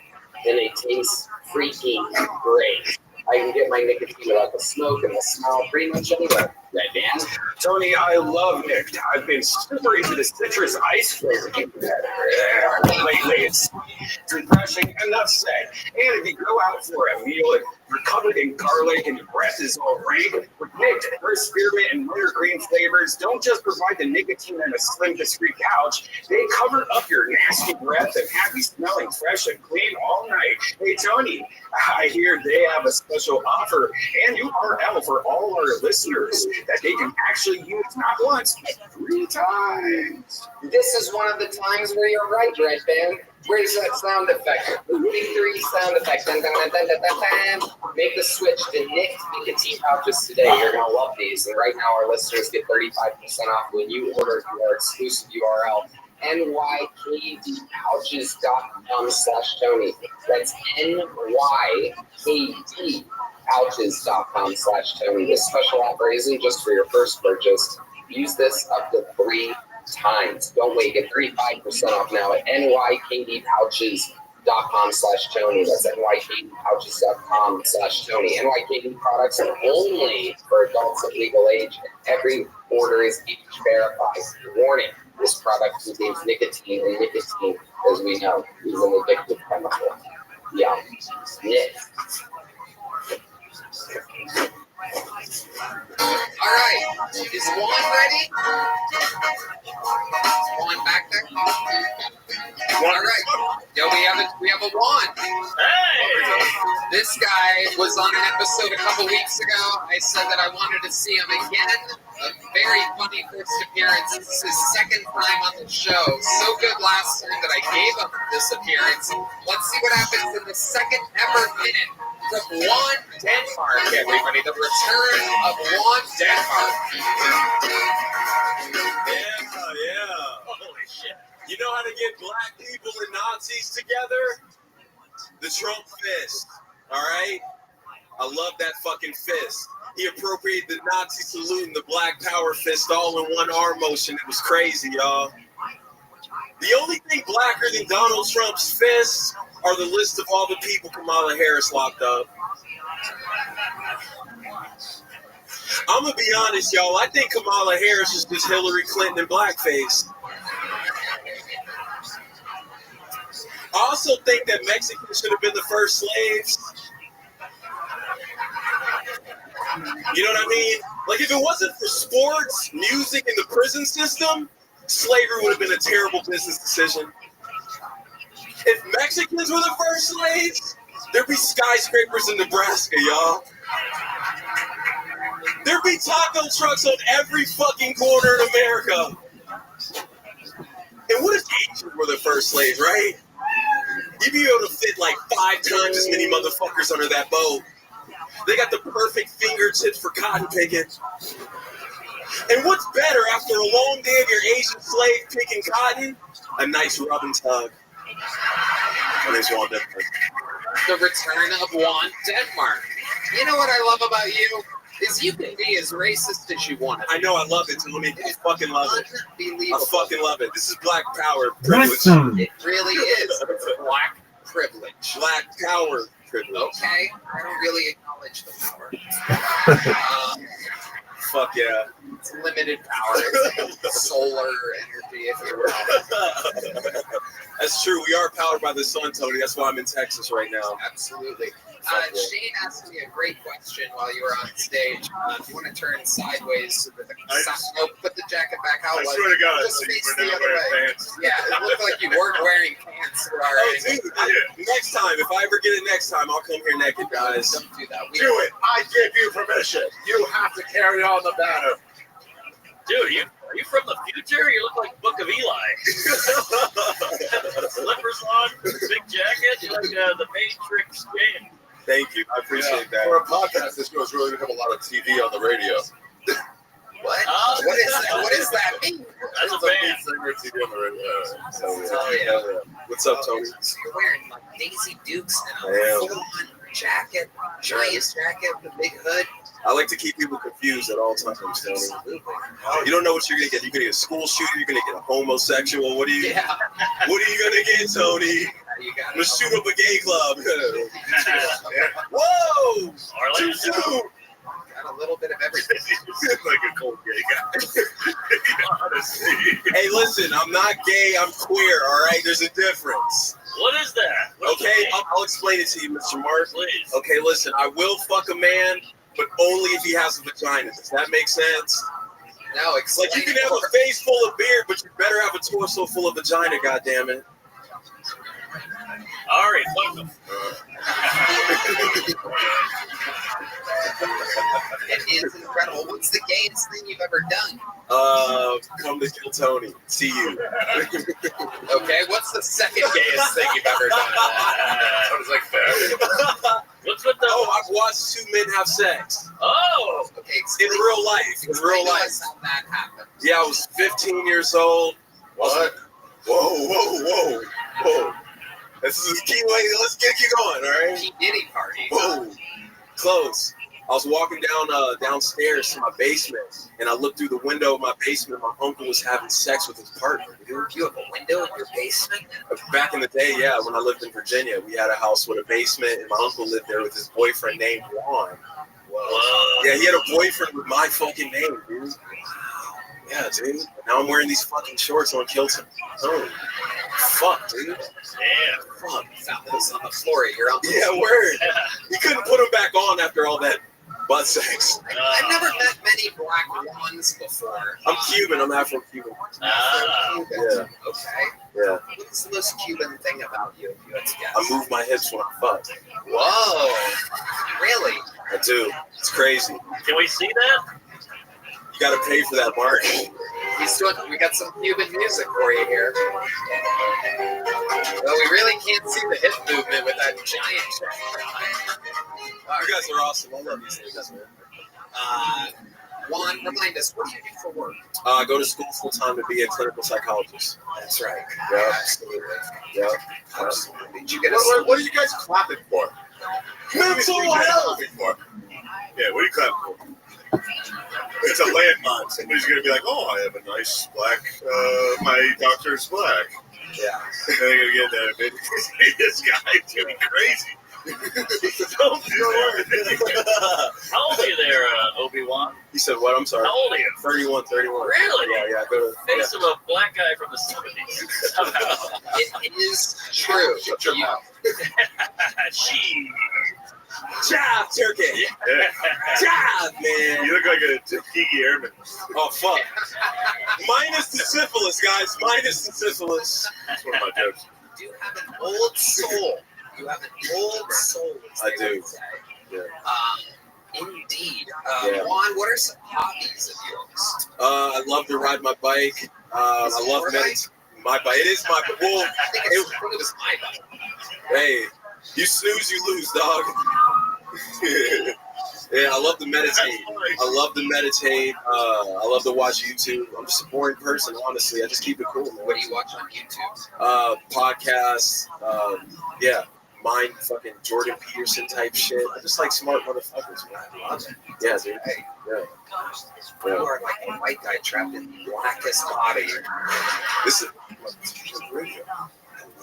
What are you most looking forward to helping people with psychology? Like, what's I mean, I'm doing this shit for free now. I didn't really pick this profession. This shit kind of picked me, so I was like, fuck, man, let's get paid for it. Yeah. We never picked you. Nah, you look cool. You look like a leader of a cult. 45. I'm trying. This is the start. This is the start right here. This is where I gain my following, and then we go off into the woods in Utah somewhere. Yeah. I'm with you. This guy is cool. Yeah. Fuck yeah. What's that button on your dick? That's a great question. It says real friend. This is my friend's merch. He told me to wear it, so fuck. I was like, I'll put it on my dick. You know what I mean? That's the best way of supporting your homies. I know what you mean. Yeah. We all know what you mean. If you really love them, put them on your dick. Okay. All right, Denmark. Interesting. Your first name is Juan, and your last name is Denmark. Yeah. Denmark is from Denmark Vesey's. He's a slave revolter. Right before he executed. What does that mean exactly? He was trying to make slaves. Yeah. Red band. Look at that. Red band with a home run sound effect. Yeah. Here it is. Ready for it? Red band. Red band with a big money. Big money for Red. You just bought yourself another month, right there. Staying alive, dog. What's up? All right, you all. Okay, there's 2 weeks. 2 weeks off. You can handle success. Good joke. What's up? Unbelievable reference. What do you got? Another Charlotte's Wet joke up your sleeve for us? That was funny. I cannot wait to see what happens next with you, Juan Denmark. Congratulations, you already have a big joke book. We'll see you again soon on the show. There he goes, Juan Denmark, everybody. All right, back to the bucket we go. And your next comedian goes by the name of... It will be the comedy stylings of Jake Coulter, everybody. Jake Coulter is next. Jake Coulter.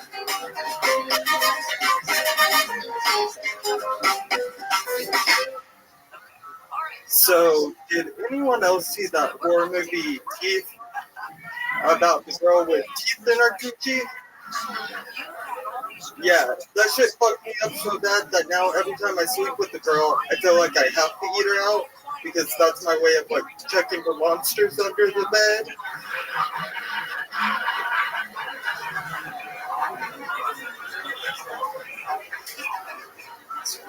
But isn't as traumatizing as growing up and my dad always telling me that black cats are bad luck, but only if they don't have a cute butthole.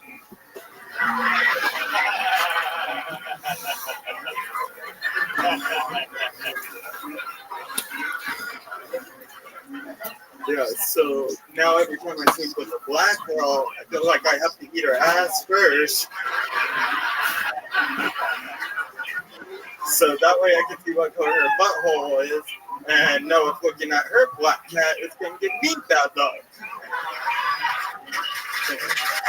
All right, Jake Coulter out there eating pussy, checking out buttholes. Who did you talk to for research about those jokes about eating pussy? My dad. Jake, you've been on this show before. Remind us, how long you've been doing stand-up? I just reached a year in September. Reached a year in September. And you have a little bit of, what is it? What is your impediment exactly? Remind us. Do you have somewhat of a... I think I was on this episode and you said nothing, right? Yeah. Oh, there's nothing wrong with you. Yeah. Come on, you were molested. Probably. You got molested face. Yeah. Stayed young looking. Yeah. Trapped. Forever young. Forever young. Forever young. Tell us about the molestation. Well, it all started when I was 7. Did something really happen to you? No. Did something traumatizing happen to you when you were younger, though? I mean, I dropped a bowling ball on my head. Oh my goodness! Whoa! There it is, ladies and gentlemen. There we go. You dropped the thing here and owned it. Well, okay. See what? Trying to hold it above your head. Well, no. See what happened was me and my friends were like doing stupid shit at the bowling alley, being the annoying kids, throwing it halfway down the. You're so gay. You're clearly gay. I looked like you think. He's not gay. He's not. No, He's something else. He's nothing, dude. He would never. There might be a God, he's nothing. there might be a dude's ass out there with teeth in it. So. But you and your uncle were bowling. What happened? Oh shit. How old were you when you were bowling this time? Probably about 15. Okay, so you're 13. You're out there being a bowler. Yeah. So I decided I was going to throw it over my head, and I tugged with my hand. Yes. You don't just talk with your hands. You talk with it upside down, like fucking. John Dees has pointed out that your neck is also gay. You do gay things with your neck. There is a little bobblehead. Fucking, there's a bowling ball and there's teeth in a buffet. Just claim autism. You think that's crazy? Claim autism. Avoid all this gay fucking bullshit. Yeah. Okay. Go, yeah, I'm retarded. I'm not gay. You have to be one. You gotta have something, man. Come on. Yeah, you're totally not gay. Now tell us more about dropping balls on your head. Yeah, when your uncle used you as the bowling ball? The old 3 finger splash. Oh no! I just I tried to throw it over my head and went too far up and not enough back. And boom. Okay, did you immediately get knocked out? No, it didn't hurt at all. Did you start talking like that immediately? Probably. Yeah, how were you talking before this? I don't remember. That's right. That's right. Damn, you got knocked into gay. Y'all keep saying I'm gay. I mean, Wonder what's about to happen now. Y'all keep saying I'm gay, but Tony over there. You two divas going back and forth. Yeah. You two queens. He's gonna scratch you. Don't say I'm gay. Attack me at your own wrist. Yes. What do you do for work? I'm unemployed now.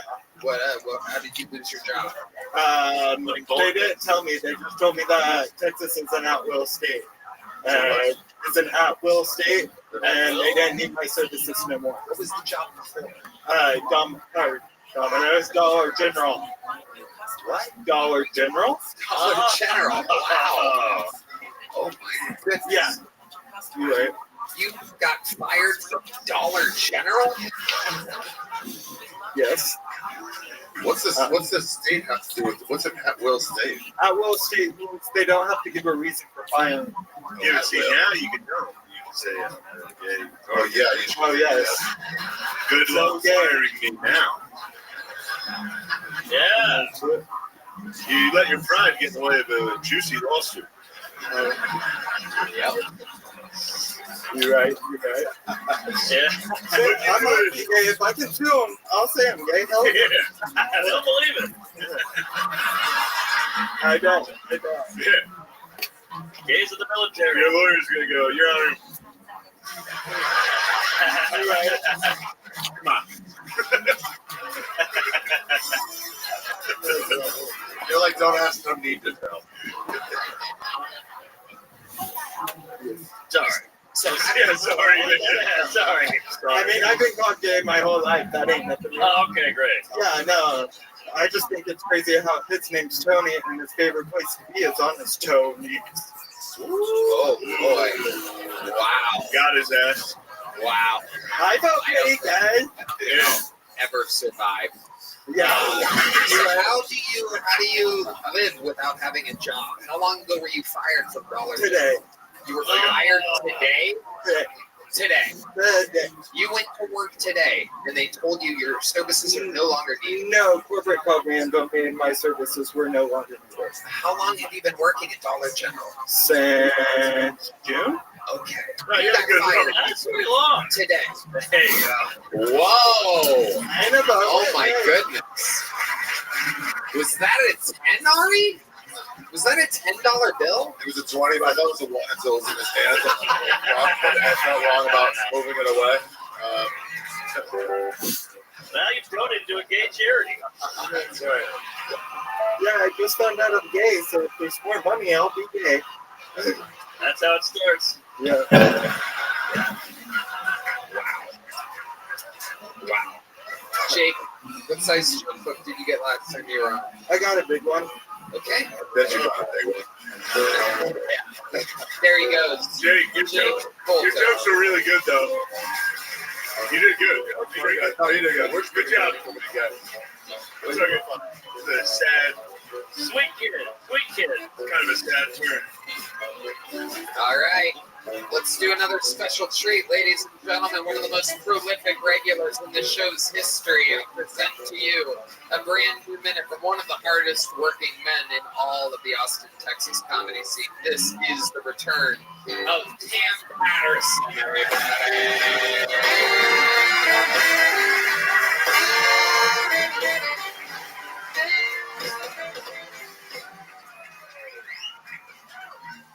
I didn't even know Dollar General had like corporate. I just imagine a guy like me like, fuck nigga, you're fired. It's over, Mark. Get the fuck out of here, dog. It's over. Damn. I was in LA. I was around the fires. I was there. I blamed the gays. That's who I blamed for. It's funny because I was riding around and I seen like all the houses on fire and shit. And you know what was crazy? You know what was still standing? You know what was still standing? Out of all the ash and the rumble and all the fire, what was still standing was brick chimneys. Why not make the houses out of that next time? That made the most sense ever, you fucking dumbass niggas. Hey, why would you make the house out of matchsticks, you fucking dumbass? That's crazy, dog. Also, it was funny. I was riding around and I saw a lot of people evacuating the houses and shit like that. And you know what I didn't see? A lot of dogs. No dogs. Yeah, on dumb white bitch. You know who happy? Asian niggas. They all happy as fuck. All right, I'm done. That's good. Get me out of here. Perfect. Why don't they make the plane out of the black box? I don't know. You ever think about that? I don't know. That's too young. You would never have heard that. No, I know. I don't think he's sold it. It's just funny. He's like, yeah, good question. That is a good question. I love it, Cam. Right out of the Dollar General thing. Yeah. Funny, blame the gays, black chimney, brick chimneys, and ended with Asian N-words. Yep. I was rushing this one. Beautiful. An absolute masterpiece. How's life going? You good? Just in LA? Yeah. Tell us more about it. Shit, man, run around for 5 days. I helped people out. That was cool. My homeboys out there was dropping water off, shit like that. You helping looting? Oh, sorry. Nah, but it was a chase that was on fire, and I was excited about that. I'm like, oh, if I ain't had no money, nigga, I'd go get that. You know what I'm saying? I think your hair It seems like a good idea. You still mad at Bart Simpson? What the fuck that even mean, man? Sideshow Bob, he's a character on there. You gotta get it. Nah, I've seen it. I've seen the show. I've seen the show. I've heard it before. You gotta lose the TV. Exactly. You really help people out there? Yeah. Hell yeah. We can tell you're still covered in ash. Those are his dad.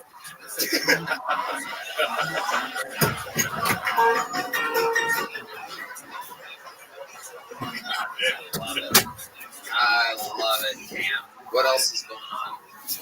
I ain't shit. They run around on the road and shit like that. How'd you lose your mustache, Rabbi? Pussy. Anything else from the panel here for Cam Patterson? He did it again.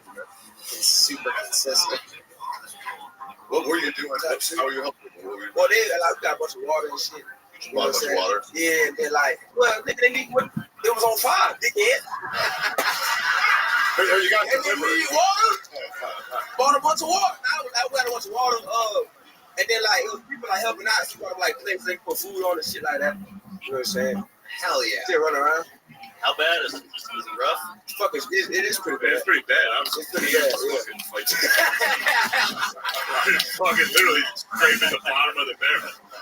We can't. Somebody's got to put these fires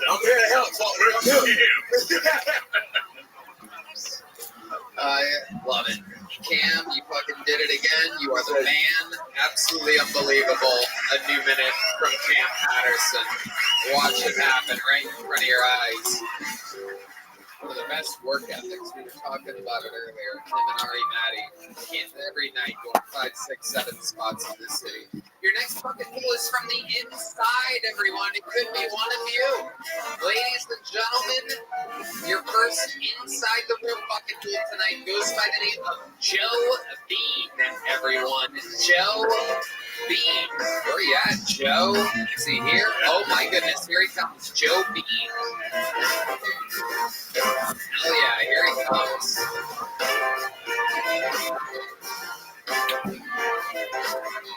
You guys still having fun out there, huh?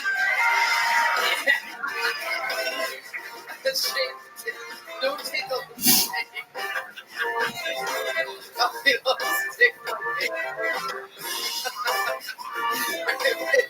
Come on, make some noise for the inside zone, Joe Bean. What's up, Comedy Mothership? My name is Joe Bean. I got a question for y'all. And if y'all ever grown up skinny in a fat-ass Mexican family? Hell no. Bunch of white folks here tonight. Oh, there's a Mexican right fat. Never mind. Let me tell y'all what it's like growing up skinny in a Mexican family. Man, we get shit on. My grandma used to call me skin and bones when I was a kid. I'm like, come on, grandma, you skinny as fuck too. Fuck. My grandma's dead now. I'm like, who's the skin and bones now, grandma? No, but I imagine growing up skinny in a Mexican family is a lot like growing up light skinned in a black family. They get shit on too. They definitely get shit on too, right? But I have a theory. I think it's mainly because I think they're jealous. Like my family, I think it's just that they're jealous, right? It's physically, scientifically, they can't get any lighter, right? They're just mad. They're fucking mad. The same as my fat ass cousins, right? There's nothing they can do to get any lighter. These motherfuckers eat Ozempic for dinner. Ain't lose a single fucking pound. All right, my name's Joe Bean. That guy. Joe Bean, shockingly good for an inside the room bucket pool. Great setups. A lot of good setups. Yeah, setup after setup. Great friends. Yeah. That's setup. The jokes, we'll find them. It did. You got a laugh off of just laughing about it being like light-skinned people in a black family. The point because I was in direct eye line of you pointing at the Mexican guy, you called him fat. He literally was like, the fuck, dude? I'm the only one trying to help you. Yeah. He's fat though. You are thick. You can slip right through a border wall. Yeah. It is incredible. How long have you been doing stand-up? About a year now. Okay. And how long have you been a championship horse rider? All my life, Tony. Is that really, you do that? No, actually. That is your calling. Do you know that? You do it. Yeah, full jockey head. Yeah. Yeah. Jockey body, jockey Everything. head. That's all you. I say 5'6" in my Oh, come on. You're a hood ornament. Wait. Hold on a second. Get the tape measure. Yeah. Oh, Did you just say that you're 5'6", but you're really 5'5"? I got a cousin fights in the UFC. I'm taller than him. Oh, yes, there are weight divisions in the UFC. Oh, get off your toes, Joe. Joe Bean. I'm on the. How much do you weigh? How much do I weigh? About 120. Wow. Yeah. How much do you weigh? Ask me how old I am. I'm about 150 something now. How old are you? I'm just 41. Wow. Look at that. 41 years old. I got a 22-year-old. He's sitting right there. Your son is 22? 22 years old, yeah. Oh, God damn it, Yoni. Come on, Yoni, you're not supposed to listen to him. No, that's just me. Shoes on or off? Shoes off? Shoes off? Shoes off, Joe. What kind of shoes are you wearing over there? No Zapados. Got some weight. Oh, shit. No, Joe, stand up. Take those Zapados off. And take off that hat. Go to the top of his head, Yoni. Get that hat off. Take off the hat. We don't know what's in there. Oh, there it is. Yoni getting a good measure in here. What do we got? My guess is 5'4". 5'3". 5'4" and a quarter. And bad news, Ari just picked up that quarter. That ball was right.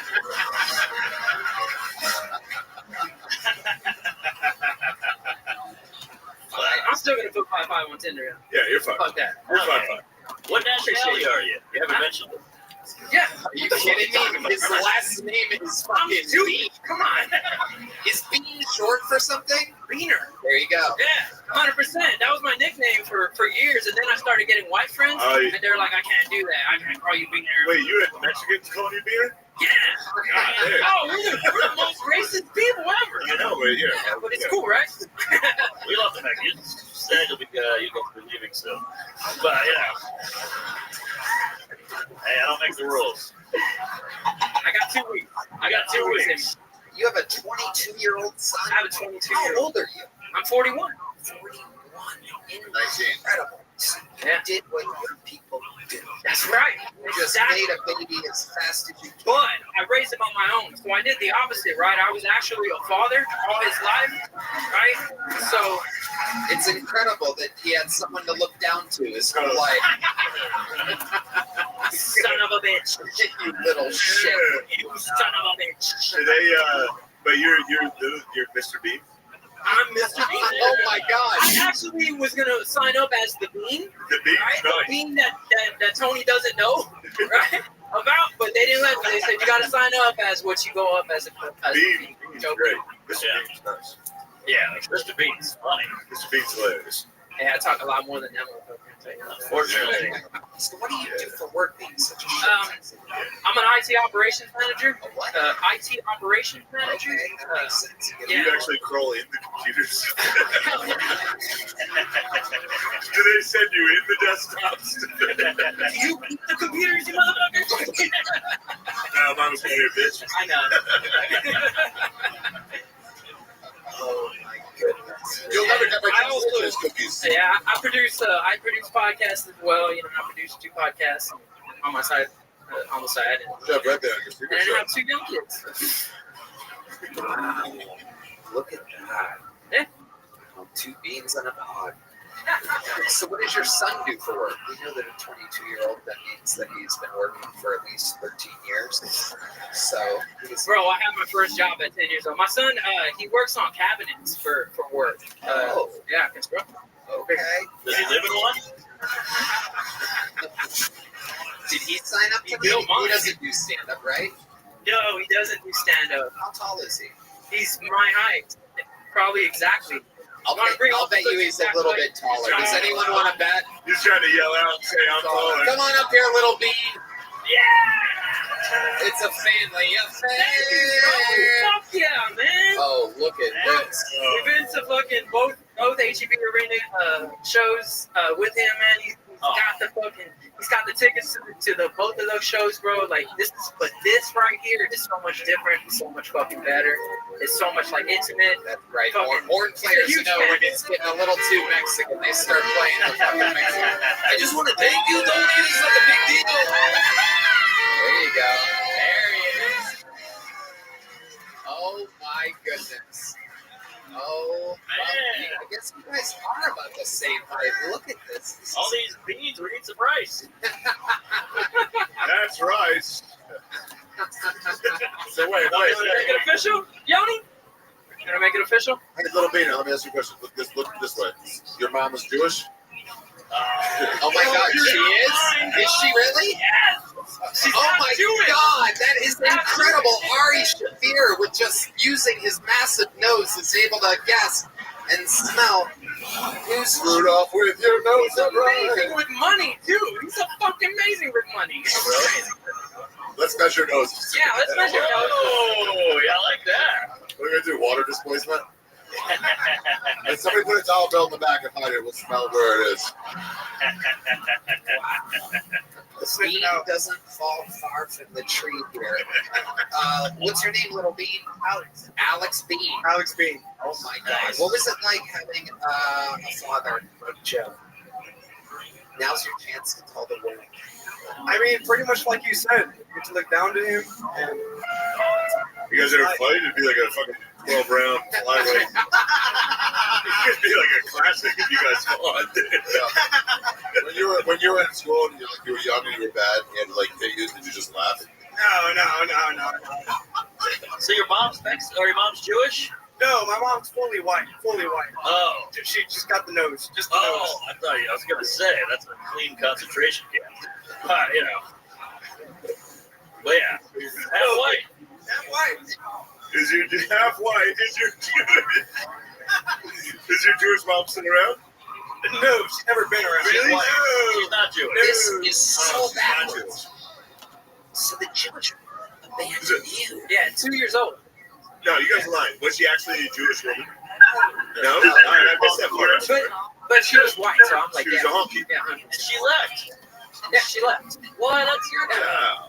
She left What the hell? Yeah, That's thank God. so unusual. Why do you think she left? Were you a big crier? No, what the fuck, dude? I was talking to your son. No, I think it's oh. Why does he think she left? You want? Okay, let's hear both of your theories. I think my dad is a little deep. Well, it is genetic, so judging by me, I would say that's probably fair. Okay. No, we're asking my mom. Yeah. Yeah, no, I think she was raised kind of by helicopter parents. When she became an adult, she got into the party life, and then went wild. I was the opposite. I started partying when I was like 12 years old, and I was done by 18 years old. When I found out I was having a kid, I was like, all right, I'm gonna be a father now. I think it's stunted your growth. Fuck yeah, 100%, bro. And the Mexican didn't help either. Right. And then she kept partying. Yes. And then To this day.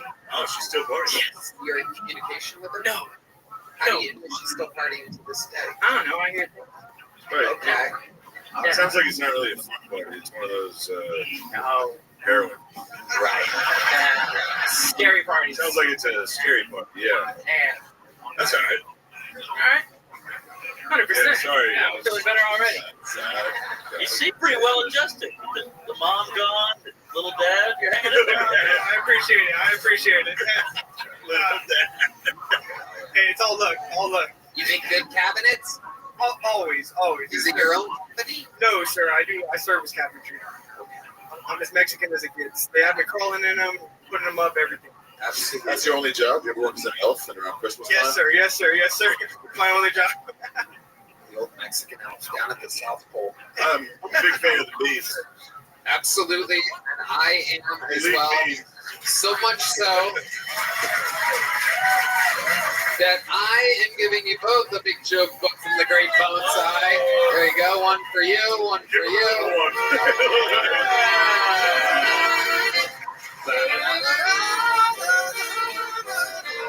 Sweet guys.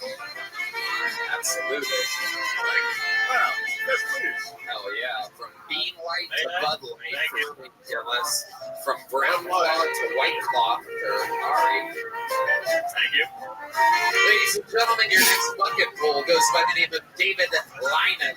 Everybody, David Lynam. What can possibly happen next?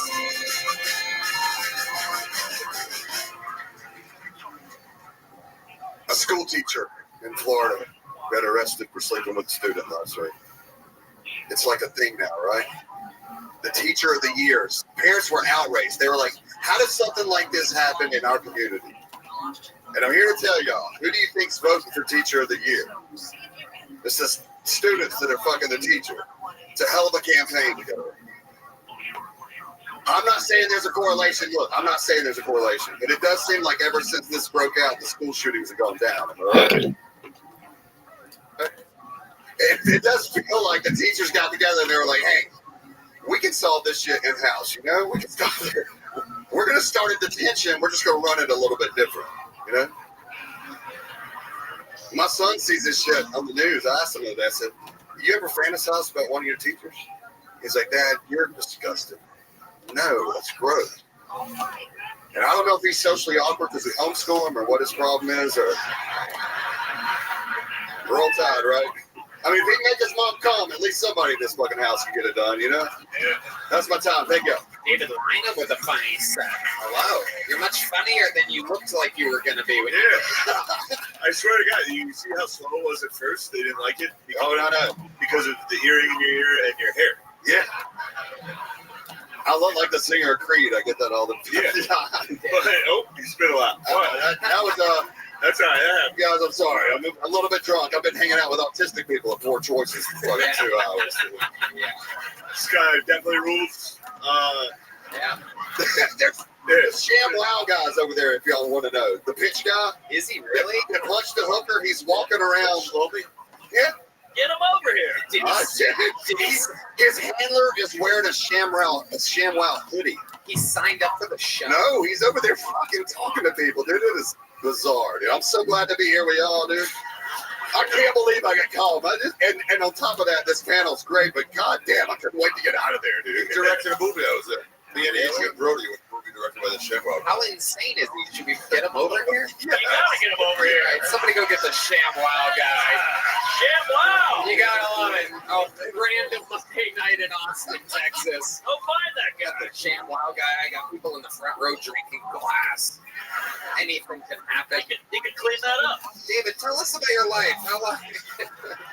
How long you been doing stand-up? I'm a career drummer that quit a year and a half ago to do comedy. You're a career drummer? I paid for my house playing drums and quit to do this. Well, boy, oh boy, do I have news for you. Your job. No, I don't. We have a tradition on this show. It's called a Mexican drum off. That's where we have a drum solo competition between two people. David, you're going to be going first here tonight. Here's the deal, David. You win. You're the new full-time backup drummer for the band. Michael Gonzalez is playing a football stadium tonight. We are lucky to have the unbelievable stylings of Charles Reed as our full-time backup drummer. So you do about 20 to 30 second long. Wait a second. Balance that. Oh my God. Wow. Look at that. That's his Ari Shaffir impression, everybody. That's what Ari looks like without the drumstick. That is incredible.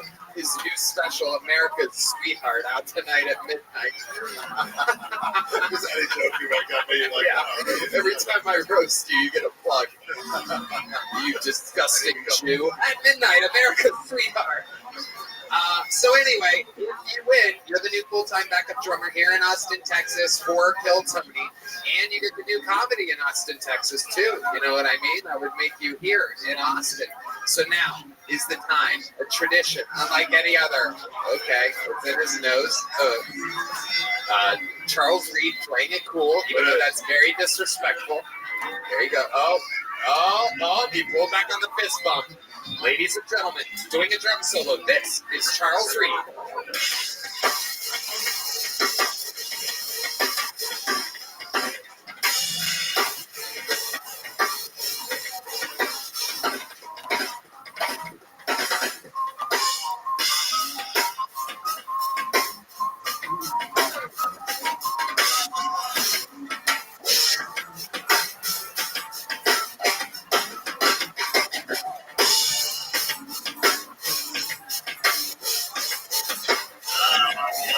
Lost a stick. Oh, he's picking his nose. All right, there is David Lynham with the drum solo, ladies and gentlemen. Charles Reed about to bury him. We have to do it? Yeah, it's going to be cool. right. The crowd's going to go wild. Ladies and gentlemen, here to defend his throne as the backup drummer, one of the great Greek talents of this, the live music capital of the world, Austin, Texas. This is Charles Reed.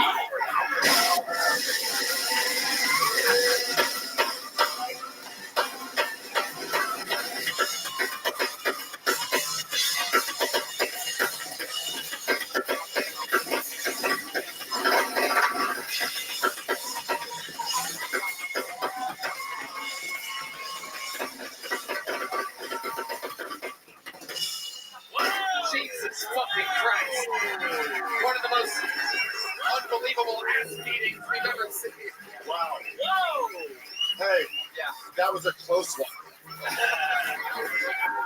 think Charles is better at drumming and comedy. Unbelievable. This is the first time I've ever seen a black guy put his knee on a white guy's neck before. Oh my God.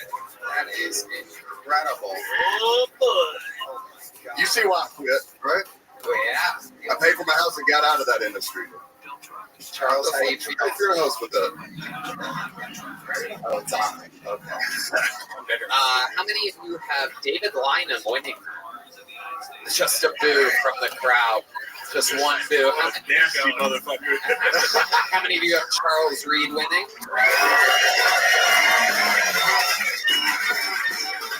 But good news, David. Your set was good. Anything else crazy we should know about your life before letting you go? I worked for the drummer for Guns N' Roses for a couple of years. And, what was that like? Babysit should make him feel better about his talent. Hey, I'm telling you, it was a full-time job. Like a lot. What was the name of your band? Lynham. Yeah. We toured. I didn't name it. I didn't name the band. I would never name the band my last name. But you did. Yeah, but no. But then you did. No, I did not. The rest of the band called it that. We were last in line when they drove out band names, obviously. It gets misspelled on every marquee across the country, so. Yeah, a lot of marquees. Yeah, we did. We flew below your radar, but we made, enough money to pay for a house in Alabama, so. Well, you just got beat by Biz. You just got your ass handed to you by Biz Marquise. Yeah, I know. See, that's about as old of a reference as Charlotte's Web. We liked your set, though, David Lynham. You're a big joke book. Congratulations. There you go. Thank you guys so much. On to the next one. We're flying through it here tonight. Your next bucket pool goes by the name of DK, everyone. DK. Thank you. Here's DK. One more time for DK, everybody. These people wait all evening for this opportunity. Most people these days aren't too smart. The reason why I say that is because most people think digging is the way that you end up finding oil. That's not necessarily the case. Another way is looking for terrorists and weapons of mass destruction. A little bit about myself. My birthday is 4/20. For most people, that's a day of celebration, right? But every so often, I get somebody who will come let me know, like, hey, do you know you share a birthday with Hitler? And I go, wow, that's an interesting fact. No one's ever told me that before in 27 years. And they go, how does it feel to share a birthday with such a bad guy? And I go, who, Hitler? They go, yeah, Hitler is well known for killing 4.6 million Jews in Germany. And I go, okay, but like, what did he do wrong? For those of you who are smart in the crowd, you would have heard that joke and go, wow, 4.6 million, that guy must be off. But the thing is, I don't necessarily count the women.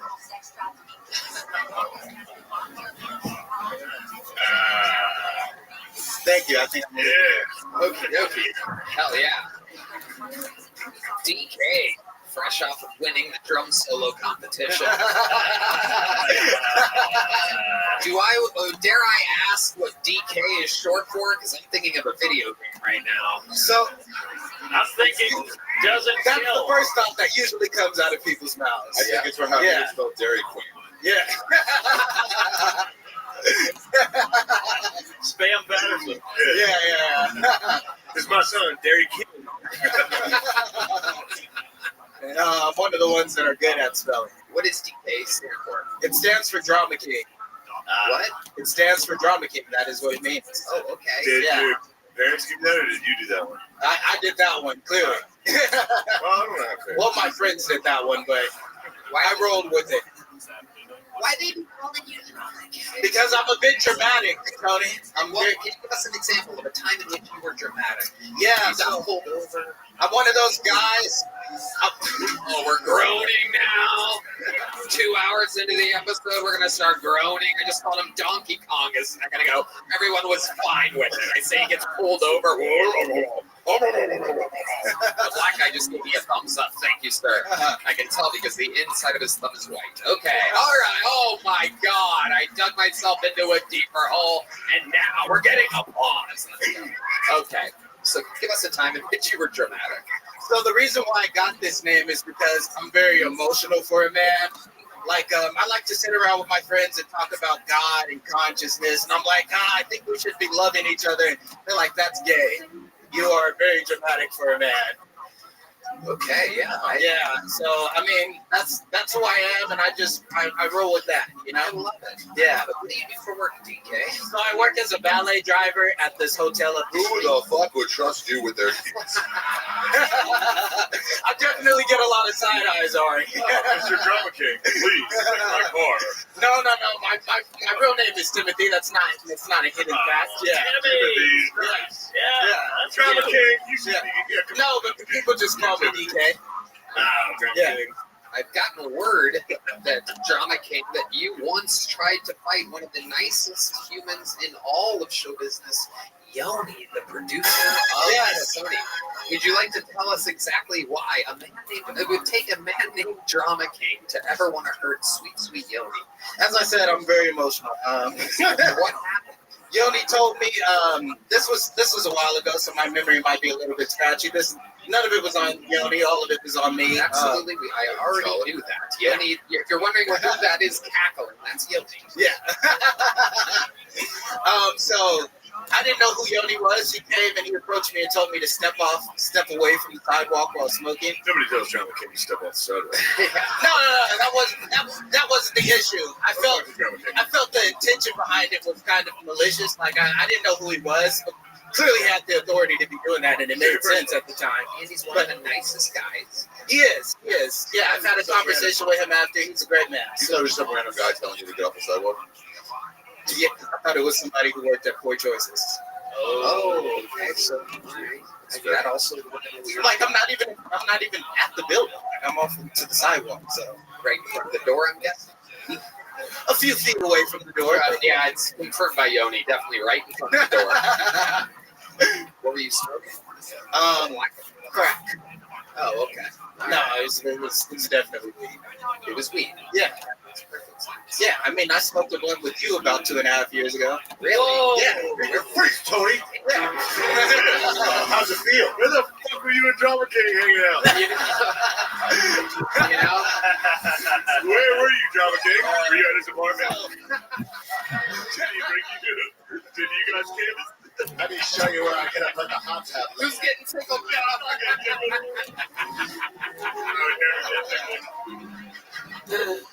Where did we smoke this blunt? So it was at the back of the creek in the cave. That's where all the love making happens. Drama King? Yeah. It was during the Legion of Skate show. You came out in a cowboy outfit. There was pretty much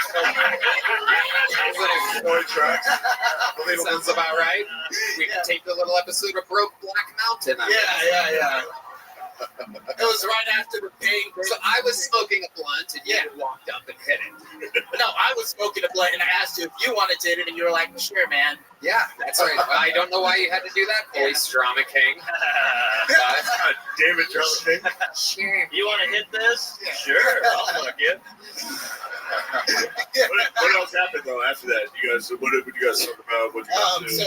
So it was right after Tony was going through a situation, and he was the pang dang, right?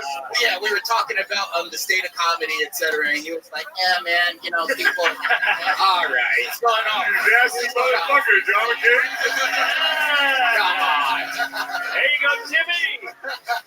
That's one word. Two more Tony. I mean, this is wonderful. All right, whatever, dude. Yeah, it was a terrible impression. Okay. Anything else crazy we should know about you before letting you go, DK? Drama King. No. I mean, if there's anything you should know about my character, it's that I've done a lot of psychedelics, and that's just about it. Hell yeah.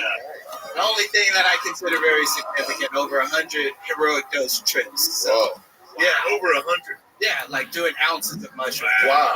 Drama King. Yeah. That's too many trips. Yeah, it is a lot.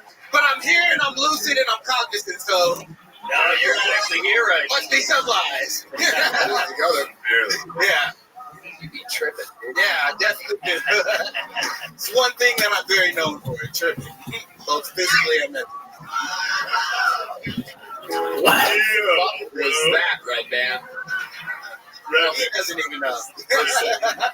Red Band, that is crazy. Red Band, what did you just do? Have fun bleeping that in the edit, you freaking Holy shit, nothing. It was nothing. I ran out of big joke books. Here's a little joke book. Thank you. There he goes. Comedy King, on behalf of Red Band, I apologize. I don't know what that was. Nobody knows. So we moved Nope, on. we're not editing that out. We're going to keep that one in. Red Band, disgusting. Drama King, we all apologize. Sweet Drama King.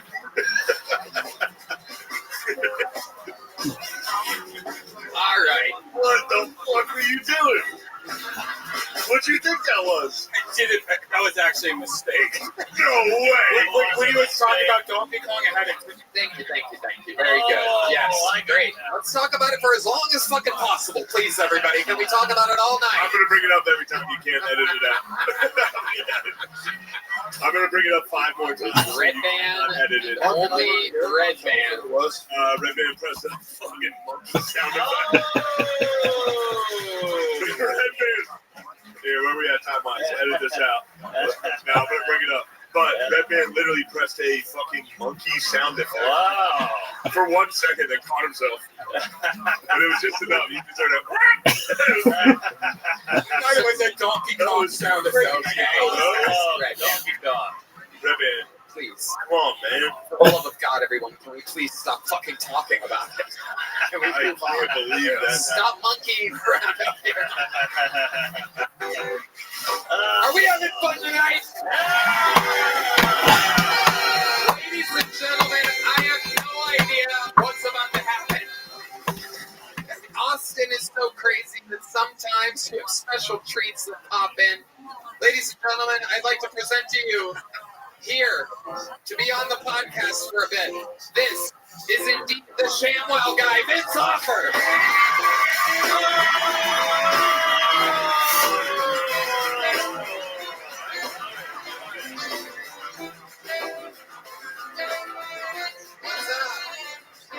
Hell yeah. Vince, grab that microphone right there. It's right behind you. Get the mic. Wait, who's No, keep going. Wait. The ShamWow guy. Who the fuck is this guy? about a year ago in insult comedy. I'm a go up in sales. It's not a big category, but I gotta have a bouncer. I got a bodyguard. Is that made out of ShamWow? Yeah, and you know, Oh, shit. and if I beat up hookers, I need the blood. Hell yeah. But these girls are too beautiful. Absolutely. I don't pick good. Well, I'm trying to recruit Ari to do inappropriate comedy too. So I got $500,000. Fire it up. Oh, you're too big now? You're too good? Ari's funny. Ari's funny. No. He's funny. He's funnier in my movie, Inappropriate Comedy. Oh. Where can people find this movie nowadays? Where's it? 4chan? Hey, your producer didn't want me to come on your podcast. Really? I'm not talking to you. Oh, But all right. anyway, it's just that I have proteges. I'm gonna give him a raise. Just kidding, Mark. He's my protege. So, you know, we're doing it. What's great about him? He does rap, rhyme. Oh, no. Anybody's name. One of those guys. That guy raps. Shane's one of my. Yeah, go ahead. Okay. Oh, shit. The ShamWow guys, welcome to an episode where we've seen it all. Ladies and gentlemen, the ShamWow guys security guard is in. Wow. And I'll dance to it. And by the way, this is my first time on stage, so I'm very nervous. You're doing great. I just asked her to get a drink. You're doing great. Now, ladies and gentlemen. So basically, my name is Sean Lennon. I'm from Brooklyn. Vinny called me up and said, we're going to kill Tony. I said, no phony. I got some cowboy boots and a half-butt Ronaroni. I stepped on a plane like, yo, let's go kill this Tony. Where's he at, bro? And I said, oh, shit, it's comedy. So I looked into my boy, the ShamWow guy. He said, oh my, but you didn't know because Kill Tony said why. We don't like rap. We don't like that crap. I don't care if you're from Harrisburg. Take it back. Yeah. All right. Wow. Yikes. We can do this all. It's like a hip-hop comedy show. Yeah. Oh, yeah. This is a hip-hop comedy show. That is So, but Ari, it's so good to see you. He was in my film. I thought you were gonna. I mean, you, Adrian Brody, this Lohan. That's my dude right there. Really? Yeah. Adrian Brody was like 30 yards from 30 yard make me gay. Yes. Wow. And we had Ari. No, I saw Ari doing all this racist stuff. I love racist stuff. Yeah. Well, you're at the right show. Oh, I want Tony to talk because No, you're doing great. You and your buddy are fantastic. It is. You guys are like co-partners meets cocaine. This is incredible. You know what? People think I do drugs. I don't. Billy Mays did drugs. They always connect me. I'm getting a little out. This is not drugs. What is this? I'm pretty good at 60. Do I look good at 60? Yeah. You're 60. You're fucking 60. Yeah, wow. Still fucking hookers? You know what's funny? I have one in my home tonight. Wait, did you go to jail for that? Next question. Wow, the security guy also I PR. have to leave now. No, hang out. This is fucking weird. Tell us, Vince, what have you been up to? You're such an amazing mythical creature. I am coming out with a new product. This is the first time I'm saying it. I love this. I love it. Right now, sell it. Sell it, baby. Let's hear it. And I want you all to buy it because I see everybody's right here. So listen, it's called the Black Wow. It's black, big black. The girls can take it in the kitchen, in the living room, in the dining room, and it's big, black, strong, and it's diversity. DI. So wait a second. It's basically a sham wow, but it's black. Oh, So it doesn't work? Damn, you've been It makes a bigger mess. Can Mark be in the commercial? No, I don't want anywhere near that fucking thing. Too wide. You're too wide. Do you have a catchphrase for Black Wow yet? We have a catchphrase. It's one of my favorites. I lost it. Okay. Well, yes. You ready? If you don't buy it, you're fucking racist. Oh. That means everybody's got to buy it. Come on, send the money up right now. Okay, here we go. We're going to raise some funds. Vince, where did you meet this white rapper? Okay, I used to have a movie called Underground Comedy. This is back in the 90s. I did, at the time, they were attacking my film. I was taking the dump, taking the fights lesbians, Miss America Black Lady pageant. I think I told Ari about it when I did number 2. It was wild. It was You wild. should So look this is it up. before, How to find and it's not even on the internet. It's still I messed up, but so the critics all hated it, but they're all woke it up. And they said it's the worst movie ever made. No one's it's not funny. I'm like lying your ass off. But anyway, so I had to go into the street and promote underground comedy on the street, and then people go to the theater and fill it up. And I said, what am I doing selling movie tickets when I could be on hit commercials? And that's how I got into the. I had like a little DVD player showing it people on the street. Got them into the theater, and then that's how I crossed into commercials. I said, forget movies, let's do something. Movies. Yeah, Towns. exactly. I said, fuck it. And the towns were fucking. And I'm eating up hookers. Why not? Cleaning up the hookers. Yes. The blood.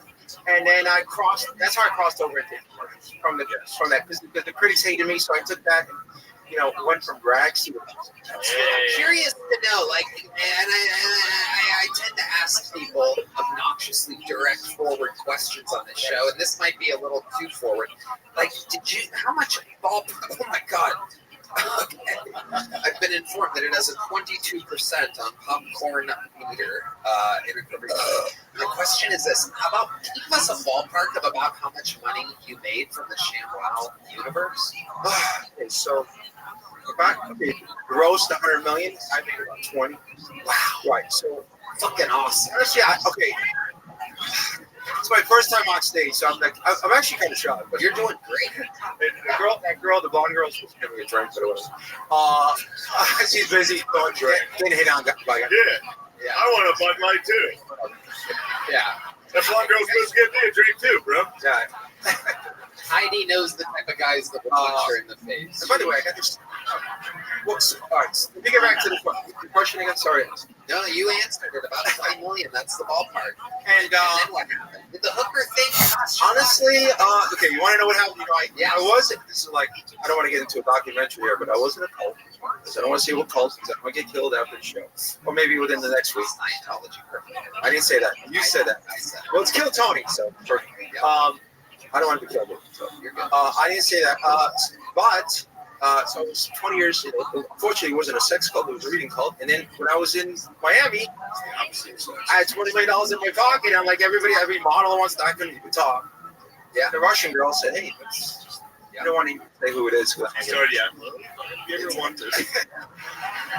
Honestly, because I was a little impressed, to be honest. What do you mean? Well, 20 years in a cult that doesn't have sex. I mean, and if you have sex, you got to write it down. It's like a sin. Yeah, it's true. Yeah, pretty So bad. you had $20 million. I should have joined a sex cult, but whatever. What? So you had $20 million and you weren't really even fucking that money. Yeah. Wow. So then all of a I sudden, kind of like. Okay, this is like a podcast now. oh, it is. It's been a podcast the whole time. A big one. I don't think I sent a release. Close. Oh God, you didn't? I hope you did. Oh Jesus. Oh boy. Wow, Vince, please don't. We get another rhyme. Let's get another rhyme. Can we get another rhyme from Sean? No, we're good. It's time to throw in the towel. Why this is all right, but anyway. So how much did the hooker thing cost you? I should have had sex with him, I guess, if I'm going to get blamed for it. But anyway, long story short, I think like, oh, wow, you can just have sex for like money. I'm like, I never thought. Was she on the rag? All right, that's the last talent joke. Oh, hey, there we go. Absolutely. All right, there's one. So do you want to know what a thought is? By the way? Well, I come up with products and names for products. Yeah. I'm the owner of the products. So I came up with the word thought. So like, let's say you like Trump and I like Biden. Right? Yeah, we don't hate each other, right? Yeah. But if I hated you because you like Trump, I would hate your thought. So that's a thought. So like the color. So you know how racists hate like black, like you don't like black people. Well, I mean, you're jumping ahead there. I'm not gonna let you work the soundboard over here. That's for sure. Red band. Stop that. Do not do that anymore. Where the fuck you got that? He's going, no, like. No, you don't like it. Like you don't like someone doesn't like a black guy because of his color, color of his skin, right? Yeah. He just hates him. So this is someone hates you because of the color of your thought. So you're I came up with the color, like thought is. So and I came up with that word. So I'm trying to promote the. Your new product is a word. Yeah, and it's free. You can have it. You can use it. It's like if someone hates you for something, you can say, you know what, you're a thoughtist. Don't be a thoughtist. Yeah. So if I like Trump, you don't have to hate me. You just like to debate me. Yeah. So that's kind of what I'm trying to say. You know, I don't think it's so much. Pretty good, but it's not bad. Hey, Red Band's on the board. And he's back. Red Band's back. He's gonna blow it. He's back. But he's back. He's back. Give him a minute.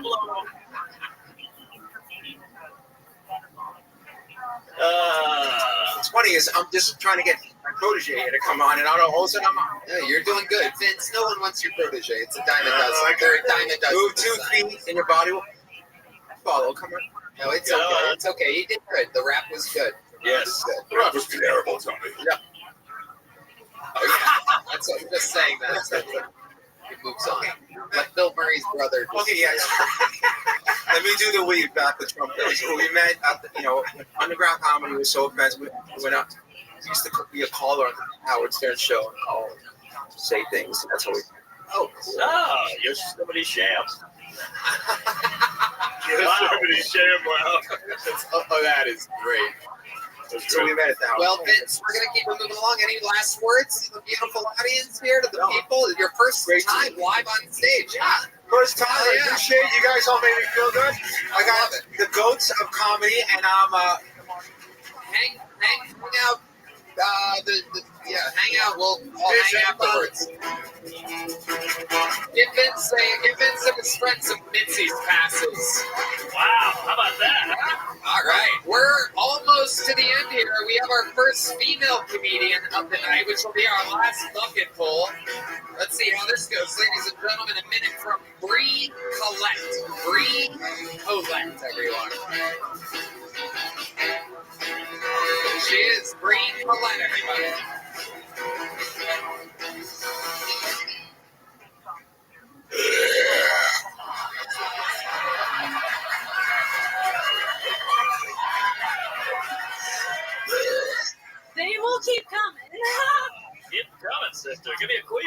Okay. Give me a second.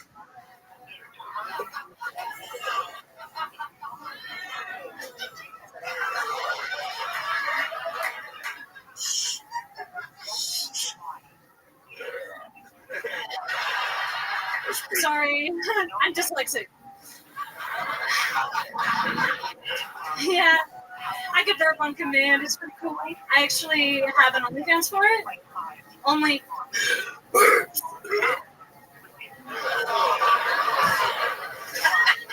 That's $5.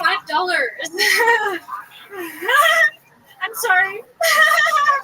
You're cool. You're hot. I was supposed to do a joke. Thank you. Yeah, my dad. Hey, this is what bonding looks like. Someone's like, that's not. All right, that is all the time. She didn't really get a chance. What are you talking about? What do you have, a burp fetish? Well, Mark burped in your face. And then I think you were riffing. You didn't plan on burping right away, did you? No. Really? No. Yeah, obviously. Did you want to do, like, material? You burped and just talked about burping the whole fucking time. You know, it is a job, but I mean. Do you have any non-burp material you'd like to do? Okay, thank you, Red Band. Very good. It took him that long to blow it, everyone. A fart noise during a burp part of the show. No, fucking absolutely retarded. He's back, dude. Oh my the god. king is back. Oh my god. The people love it. Some retarded business partner, Brian Redband. 13 and a half years working side by side. Hold on, I have a question. I'm sorry. Did you honestly plan on doing burp material? No. Oh, okay, yeah. No, but I heard some fucking weak ass burps up here, and so I had to compete. Hold on. I don't know who it was. Relax. Too high feet. Oh my god. What are you talking about? No. Did someone burp into the microphone? Yeah, a couple times. Not with her here. Right. Before, I heard a burp earlier in Am your I life. the one who's drunk? Did Mark burp as soon as she got on stage? That was you the whole time? Yeah. And then Oh, you mutant? Sorry, I was defending her. I didn't. That's on me. Let me ask you this. If you didn't hear Mark burp many minutes ago, were you planning on doing your entire minute about burping? No, I got distracted. It's my ADHD. Thank you. Yeah. No, I mean, I wanted her to do a joke when I brought her out here. I don't Oh, understand. I don't want to kill time. I mean, I already did. So. All right. You want to root for her, but she's unlikable. Yeah, unbelievable. I'm unlikable. All right, come on. Here, ladies and gentlemen, here to do some of her actual material, her non-fucking burp material. Ladies and gentlemen, Mark, put your microphone down. This is Bree Collette, everybody. Bree Collette. Hey, that's pretty funny. All right, cut her off. Oh my god, all right, perfect. That's it. Great. That is the funniest thing you could have done. That's perfect. You did it, Bree. Unbelievable. Unbelievable. It is so great to see that Amy Schumer has new material. This is incredible. So how long have you been doing stand-up? I started in Portland about 2.5 years ago. 2.5 years ago. In Portland, where they find that type of stuff unbelievably groundbreaking, hilarious. Super hip. Super hip. It's hot. So how much material do you think you have altogether? Non-burp material. Solid 20. Oh. What types of things do you talk about when you're not burping in front of millions of fucking people and the biggest opportunity that you'll ever have in your entire life, which you will look back and regret on forever? As of now. But I mean, oh yeah. There's gonna be bigger opportunities. Oh yeah. Trust me, dude. The burp queen. Yeah. She's gonna link up with the drama king. Yeah. Yeah. And they're gonna Please, you know? No, but yeah, I don't know. Dicks. What about dicks? What about dicks? I mean, I What about dicks? I talk about dating. I talk about how I have bipolar 2, so I'm not the crazy one, you know, and the ADHD, and I'm just fucked up. So, Can we hear a zinger about dicks? a zinger? Joke, you know, like a comedian? A joke. Mark's from the fucking 20s. Yeah. Can we hear a zinger? Come on, you crazy broad? Took the locomotive here. Took the locomotive here to hear some singing. All I'm hearing is some upjump. Give me some yucca you burnt pig. Okay, I like it. Talk about something you read in the newspaper, the periodicals. This is great. I'm gonna keep going. I love it. You ever seen a dick? Okay, wait. Yeah, I have seen a dick. Wait. Wait, that's not how it starts. Hold on. Sitting with 5 of them. You ever put a dick in your mouth? Not yet. All right. That as soon as you put it in, kind of like latches in place, you know? No? Arrowhead dick, you know? I don't even drink water. Oh my God. All right. Here's a little joke book, Bree. That was. There you go. Boom. There she goes. Bree Collette, everybody. She can belch, which, by the way, everyone can do. Little fun fact is anybody can do that at any point. She's good. I'm telling you, you missed out on a star. Yeah. It should have been a gold ticket. That was a superstar. Yeah. She's been the best yet, probably. Oh my God. Oh my God. Wow. Ladies and gentlemen, we've come to that time. William Montgomery has the flu, everybody. Yes! Thank God. William Montgomery with what some people are saying is up to a 103-degree fever right now. So he is out. However, ladies and gentlemen, here to close the show is literally one of the greatest regulars in the history of the show. Some people call him the American Dream. Some people call him the Green Card Goliath. Ladies and gentlemen, this is indeed the Estonian assassin, Ari Matti!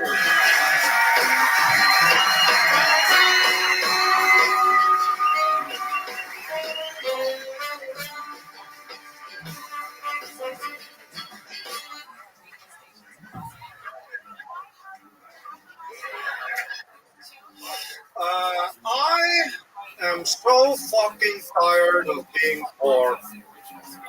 I'm about to snap. When is it my time? Even if you make $1 million now, remember when you were a kid, you thought $1 million, that's a fucking summer house in Italy, downtown apartment in Austin. Now $1 million, ooh, 1 bedroom in Rugerville. Ooh. Now I feel bad for millionaires. I'm like, Chick-fil-A's hiring. I don't know.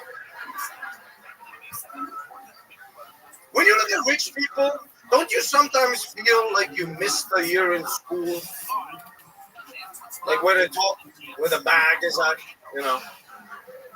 Because my school was like alphabet, Hitler, and then they were like, okay, now go pay taxes. What the fuck was algebra? Teach me how to run a scam, you bitch. Like, remember when we spent 3 years on a triangle? I'm 32 years old, never even seen one. Teach me about offshore accounts.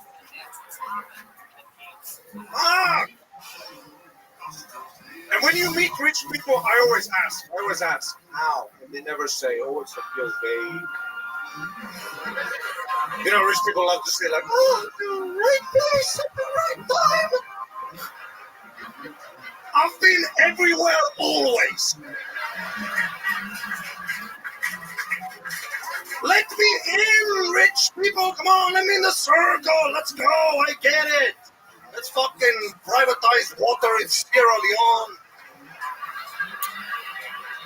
Let's go. I'm cool.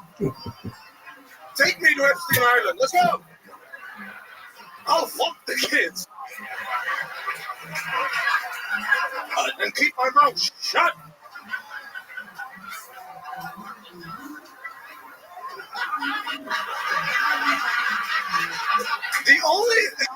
The only people who do give you financial advice are dudes who are into crypto, huh? How come every guy who tells you about crypto is also on the bus? It's always your friend Tyler with like long breath. Dude, Bitcoin's coming back. You want to be like Tyler? The fact that this information has trickled down to you means we're already too late. Thank you so much, everybody. Thank you. Wow. 3 minutes and 9 seconds of brand new material. Absolutely unbelievable. Ari Matt has done it again. Over three times the necessary work that you had to do. A whole cohesive bit. Thanks. You did it. I mean, it's just unbelievable. And you're getting in, you're just sliding into home base at the last second with your I'm still poor material. Right before you announce a new fucking giant tour, I'm sure, because you sell tickets now. So this is it. This is your last chance. Can't announce a tour without a visa. That is true. That is true. We are exactly 7 days away from the inauguration. That's your buddy. I hope so. It's my birthday, Trump. Give me it. That's it.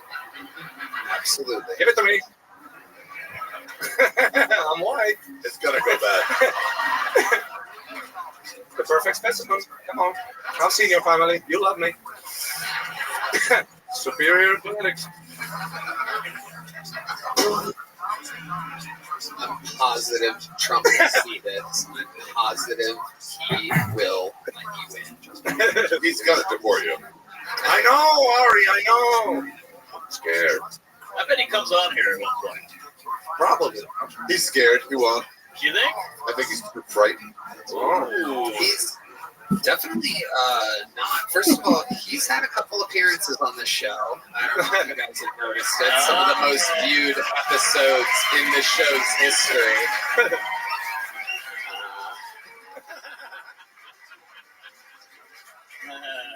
Well, you did his show at the Garden. Yeah, I did his show at the Garden. You did not get a booklet. I did not. Give you a little book. I did not. It is true. It is true. Dad don't want to hear it. That's what he said. That's what he said. Find me in a week at the front row of the inauguration. Anyway, yeah, positive Trump would love you. He has a great sense of humor. That is a roast 14 years ago, 15 years ago or so on Comedy Central. It was the biggest roast of all time at the time. And yeah, he's got a great sense of humor. He's one of the funniest people in the world. I don't know what he would think about your accent, though. That's makes him worried, maybe. Probably horny. Yeah. That's a wise observation. Kind of likes those accents. Yeah. Sometimes I see like American guys here. When they have the flag and they're like proud and they're like fucking. When they hear my accent at a cafe or something, you can tell they're like, "What the fuck is moving into my country now?" Just another fucking accent. Do they do that in Estonia? What?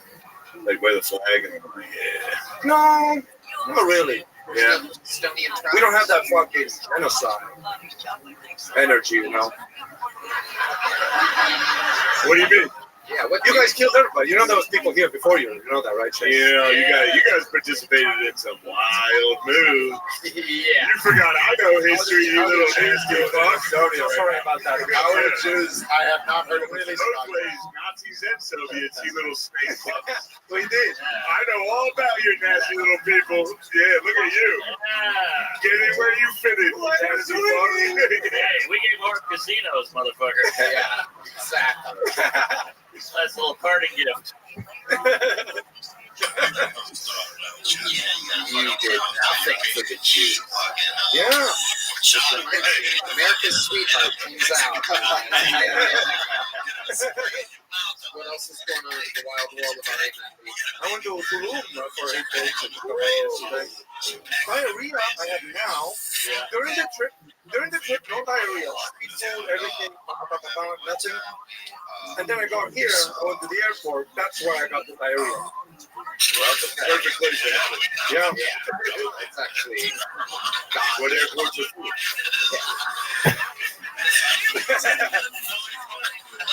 What do you think caused the diarrhea? What did you eat?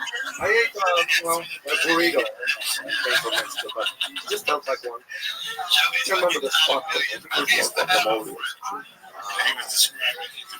that could have been the problem. Because I've eaten Chipotle. You've eaten Chipotle. Never had diarrhea. Wow, that's American. Yeah. They cleaned it up. Although it is a Mexican making it, but still. Yeah, can you get lucky over there in Mexico? They do love me though. Yeah. So how much you pay? Double pesos? I've never had a hookah. I don't know. That's like an American thing, right? That a hookah. That's not just American. Europe and Mexico.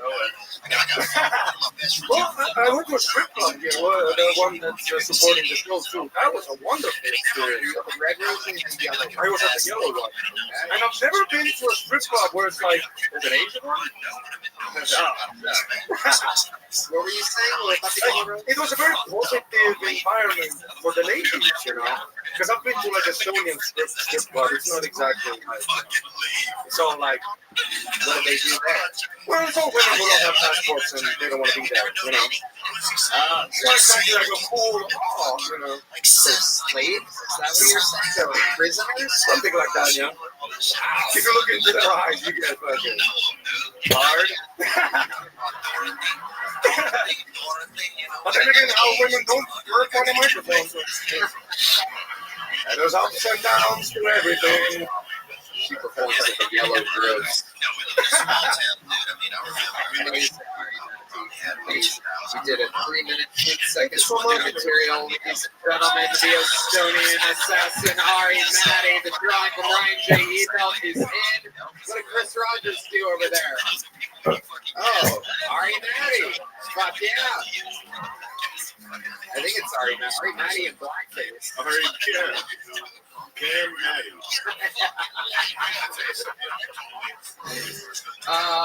Ladies and gentlemen, did you guys have fun tonight? I don't know if I mentioned this, but Ari Shaffir's brand new Netflix special, America's Sweetheart, out now on Netflix. Check it out. There you go. How about one more time for the great Mark Normand, everybody?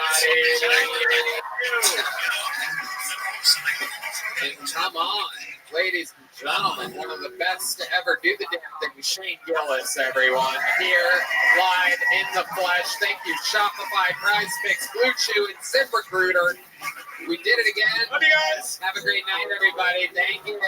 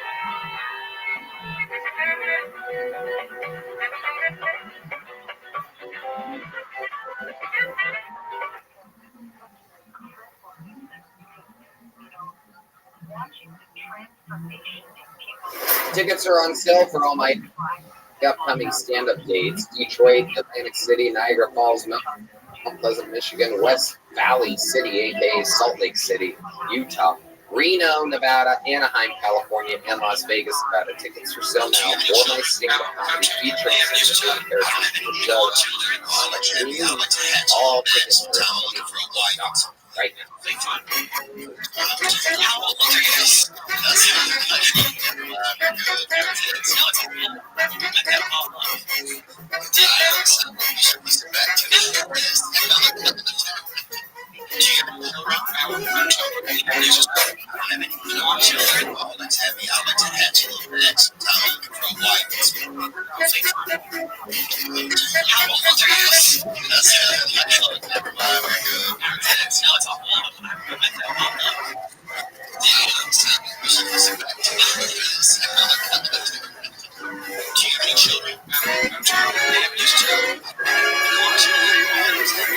this is Rabbi coming to you live from the Comedy Mothership here in Austin, Texas, for a brand new episode of Kill Tony from Cinema.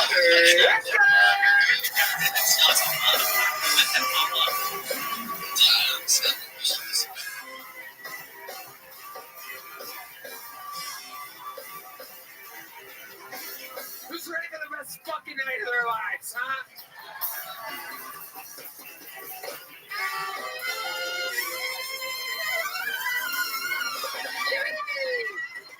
Did the Pope die? Austin, Texas, who's with us? Make some fucking noise, huh? Make some noise for Red Band, everybody. Yes, very exciting. Very exciting stuff. How about another hand for the best stand band in the land, everybody? That is indeed the Huevos Rancheros side of the room, ladies and gentlemen. That is Group Line Horns, Carlos Sosa, Fernando Castillo, Raul Vallejo on the horns. Big Mike, Michael Gonzalez on the drums. The great Matt, the Mutilator, muling on the electric guitar. Sean Dees on the keys, the leader of the band. The great and powerful D Madness on bass guitar, everybody. The whole crew is here. Very, very exciting stuff in motion. A very fun episode ahead. Before we get started, here's a little bit more from the amazing sponsors that made it all possible.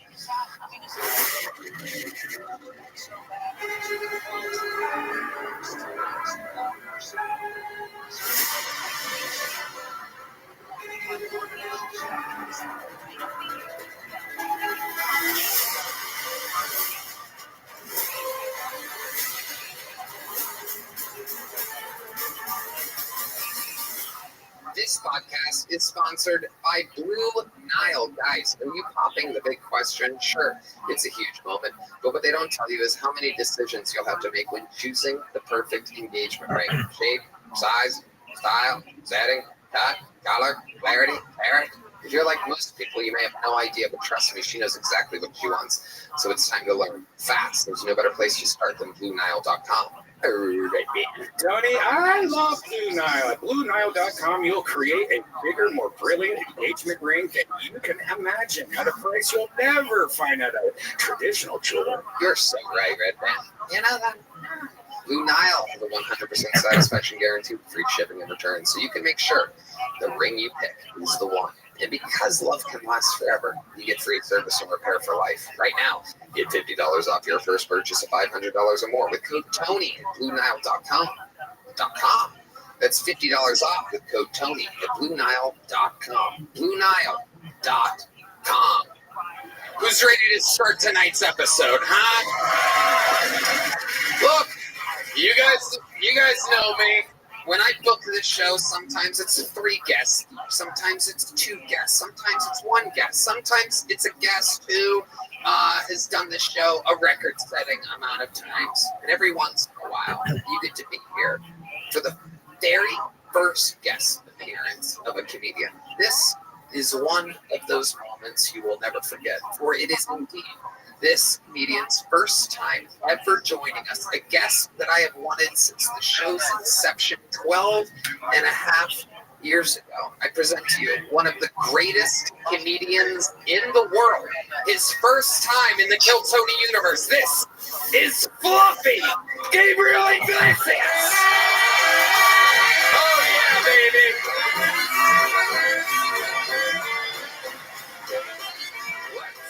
fucking go.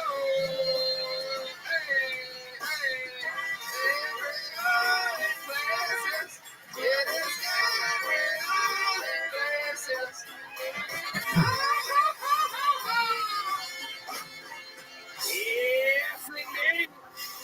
the one and the only, the great and the powerful, Gabriel Iglesias.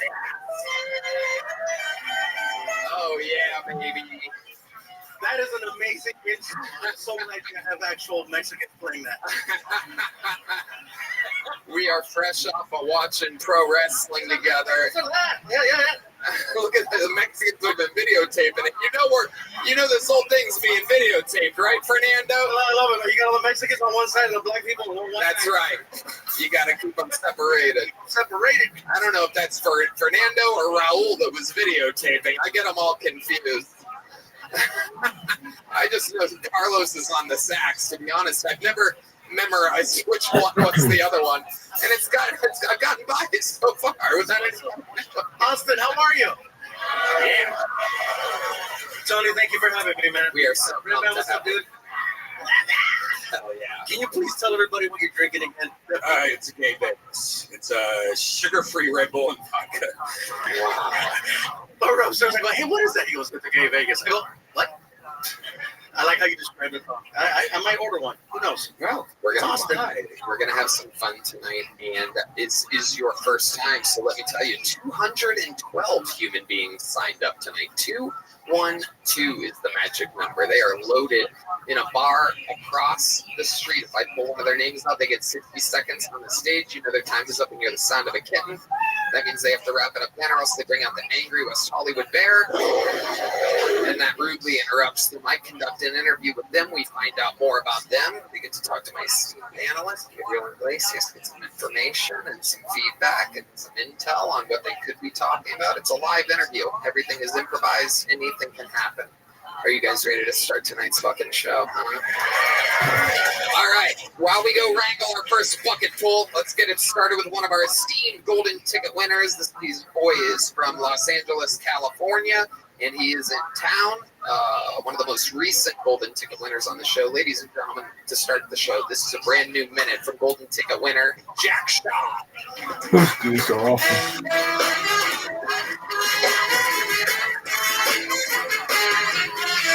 Oh, shit. Time for the Jewish portion of the show, guys.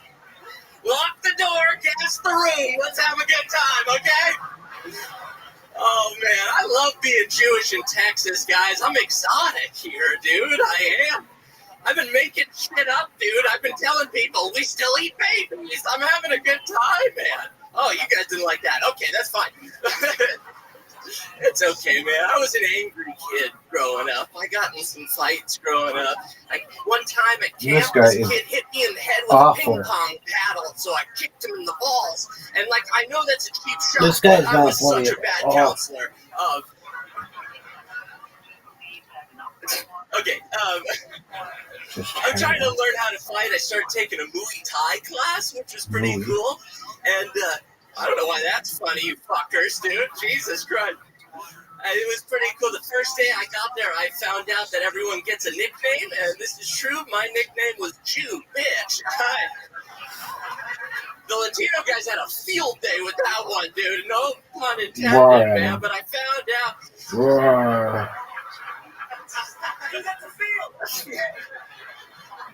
I found out that the only way to get a new nickname was to fight for it, so I stuck with the nickname. All right. Thank you guys so much. Jack Shaw. Fuck yeah. Been doing Muay Thai? Is that what you call it? Muay Thai? Isn't that what it is? Maybe I'm in the wrong class, dude. You were cows? Muay Thai? It's Muay Thai. Oh, more Thai. Muay. There you go. He's Jewish, man. His accent, huh? It's Muay Thai. We're having a Muay Thai. What are we having for dinner tonight? Muay Thai. Okay, all right. Jack is a wild boy. High energy. Do you take anything? Are you on Ritalin or something? Dude, I'm on Prozac. Really? Yeah. So fuck everyone, dude. This is you kind of calm down then. I guess no. Prozac didn't really like calm me down. It actually kind of gave me the confidence to do comedy. Really, like I was super nervous and afraid of everything, and then I got on that. It was super helpful. So yeah, it's not funny, but it's a good thing. Yeah, no, it's fine. How long have you been on Prozac? About since I started 4 years. Okay. Yeah. So you started Prozac and immediately you started stand-up comedy. Yeah. Look at that. That's like a Pfizer ad, right? What's happening? How much did they pay you for that? Anything I can get, dude. I'll take any money. Okay, all right. Anthony Fauciberg over here. Yeah. Incredible. What were you super afraid of? What were some of the things that you were most afraid of in the world? You seem like you're still afraid of a lot of stuff. The outside in general, dude. I didn't like going out there. I was depressed, man. I just didn't like myself, and it made me feel okay to look in the mirror. Jesus Christ, whoa. Seriously? How about, hey, how's your day, man? Let me do a comic. Hey, look at me, bro. Yeah, look at that. Oh, yeah. Oh, God. Dude, I take Prozac too, man. But, yeah. Don't ask me no questions about that. Yeah. Went from Muay Thai to Muay Mexican over here. Jack, how's life been? You've been here in Austin during all the fires. You're based out of LA. Yep. I've been out here, dude. Life's been good. I got a dog back home, and is it a little scared Jewish dog? It's a little, yeah. He's trying to think of a pun. Couldn't think of one. Okay.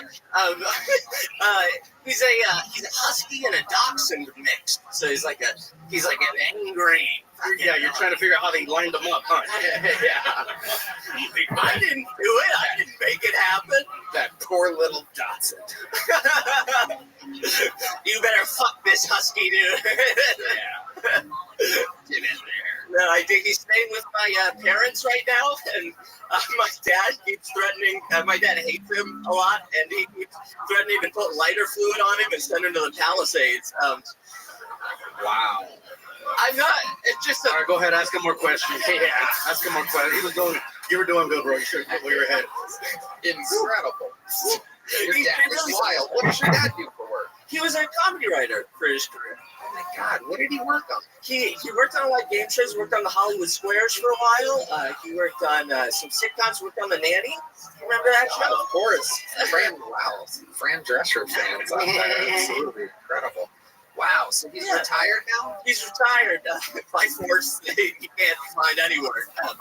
Yeah, it's super cool. Is he jealous of you? Did he ever do stand-up comedy? He did, dude, and he's really proud of it. Yeah. Welcome, Frosty. No. Hey, Frosty. Absolutely not. Stand-up career never. There are rumors swirling around that the Pope is dead. Is that true?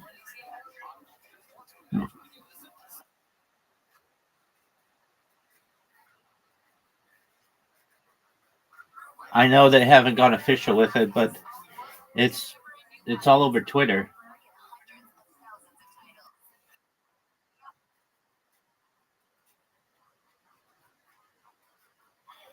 Yeah, I don't know. You know what they should do? I mean, look, I'm not the person who chooses a pope, but they should choose someone younger. They always choose these old motherfuckers who are too sick to do anything. Choose someone young and have them go all over the world and do like a world tour. That's what they should do.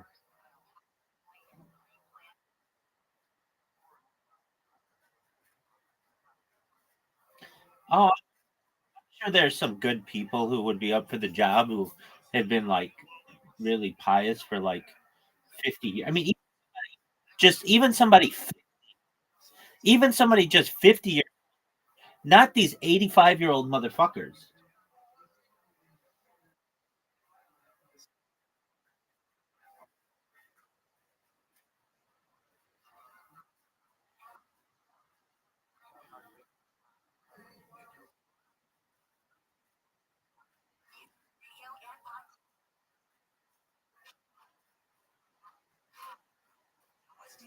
Okay.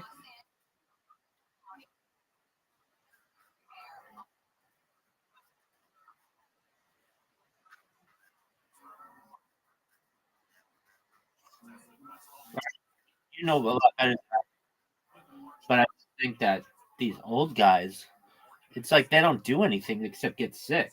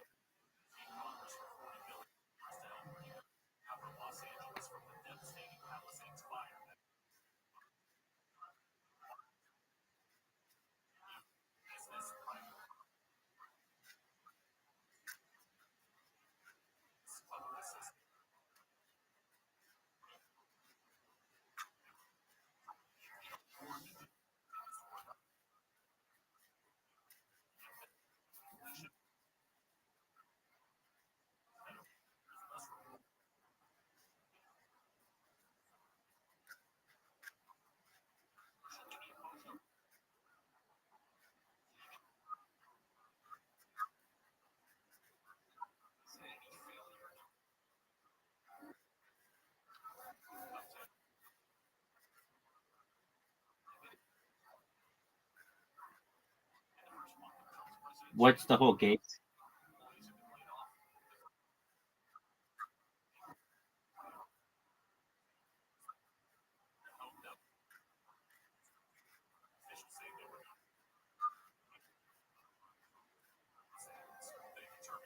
So can you be gay and in the Catholic Church of Rome?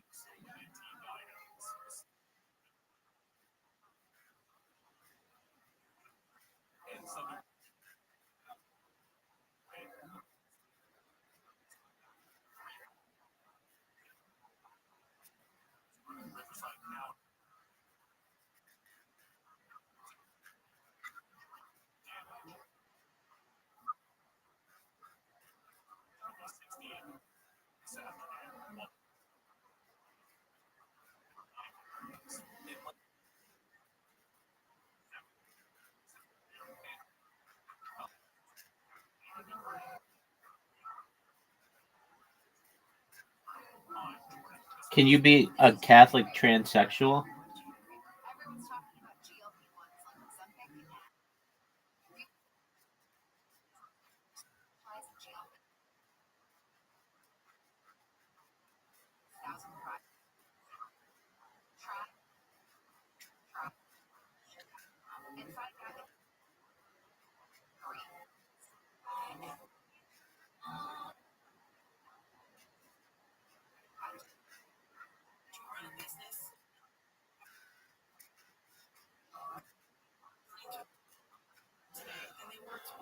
Okay. Very well. Let me see. Let me see. I'm going to check out Twitter right now and see what people are saying. If I type in Pope is dead, the latest says CNN media, the Pope is dead. I don't know if that's legitimate though. Let's see here. Next person. Um,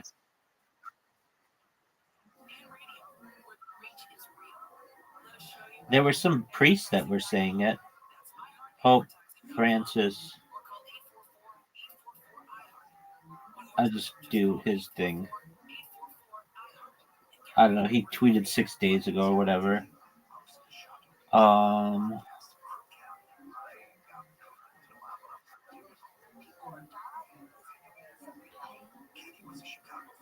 right. Well, that's not good.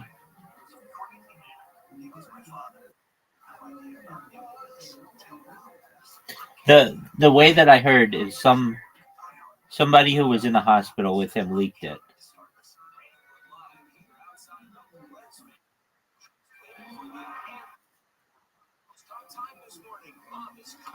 Definitely. But it doesn't seem like he's got too much time.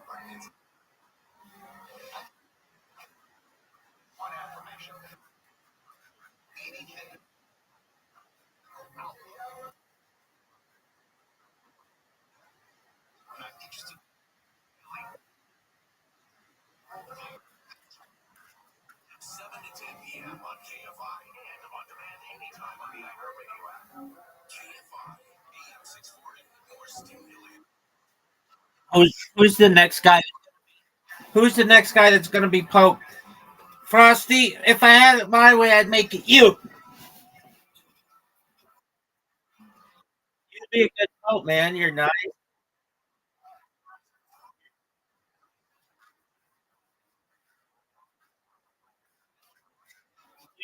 We need an Indian Pope. India's the most populated country. Why not give it an Indian Pope? What do you think of your boy Kash Patel? Dog, you almost had the first Indian president with Kamal.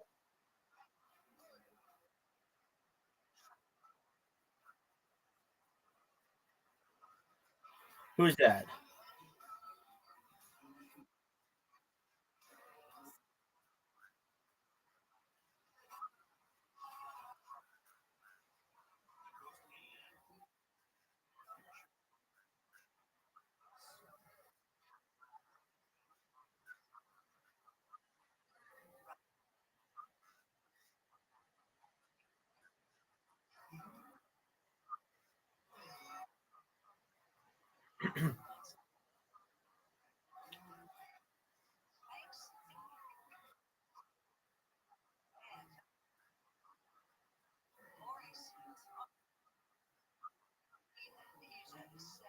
Is it do you think you'll ever see an Indian Pope?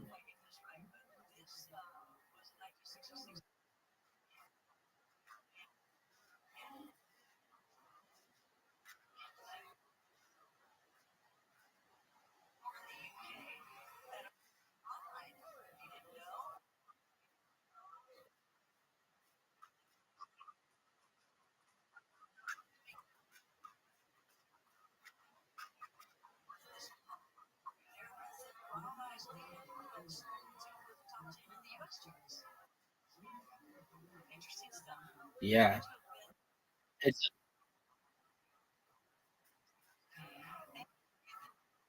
it doesn't look it doesn't look good for him.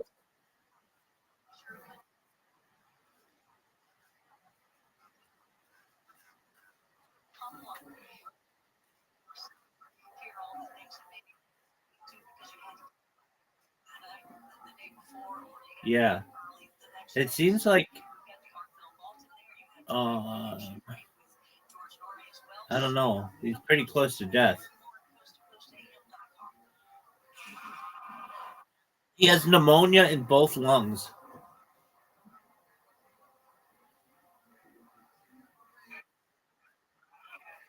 So who's the front runner to be the next pope aside from Frosty?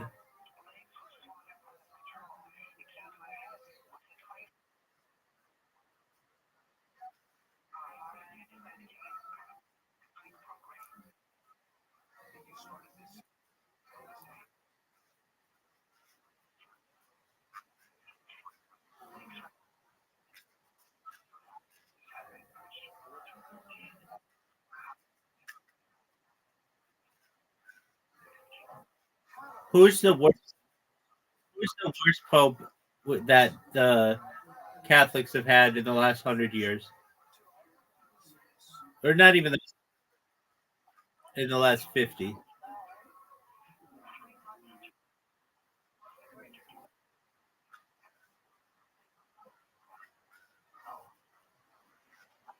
That motherfucker, he looks scary.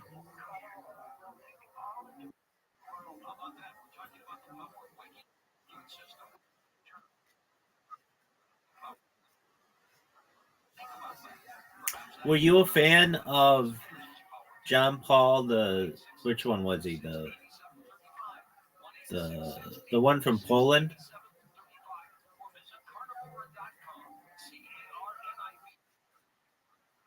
Were you a fan of that guy?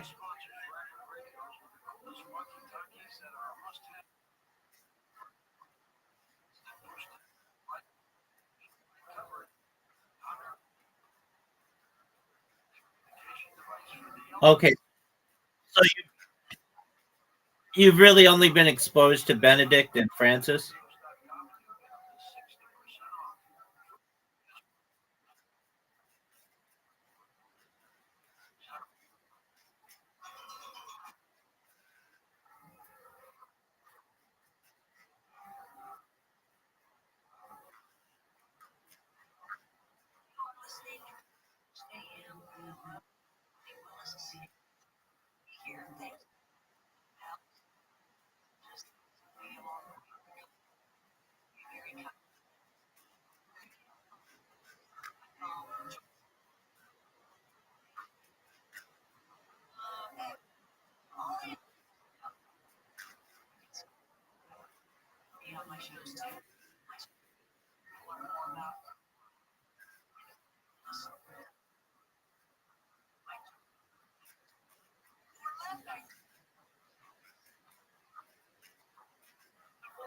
What?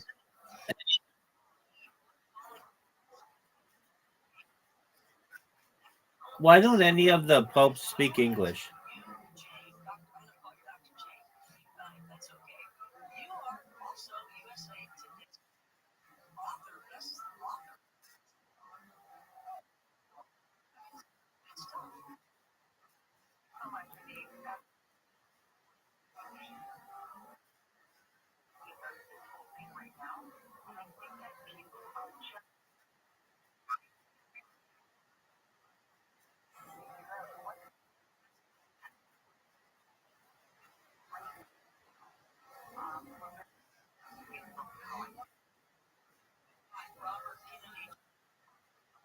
Yeah, but nobody speaks that. Nobody speaks Latin anymore, and they haven't for like 2,000 years. So why don't they speak like what? Why don't they just speak English?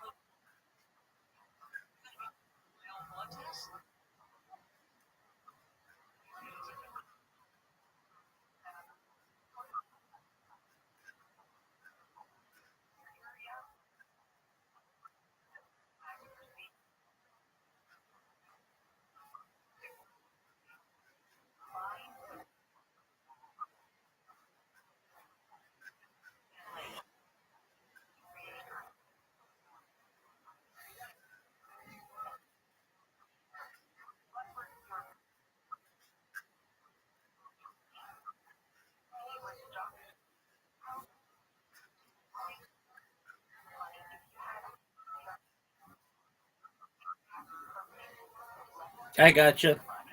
Well, I don't know who they're gonna choose, but my vote is for Frosty.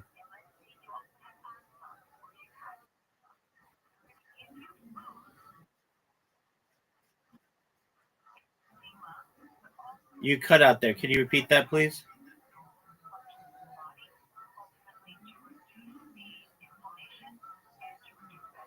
Frosty. Can you hear me?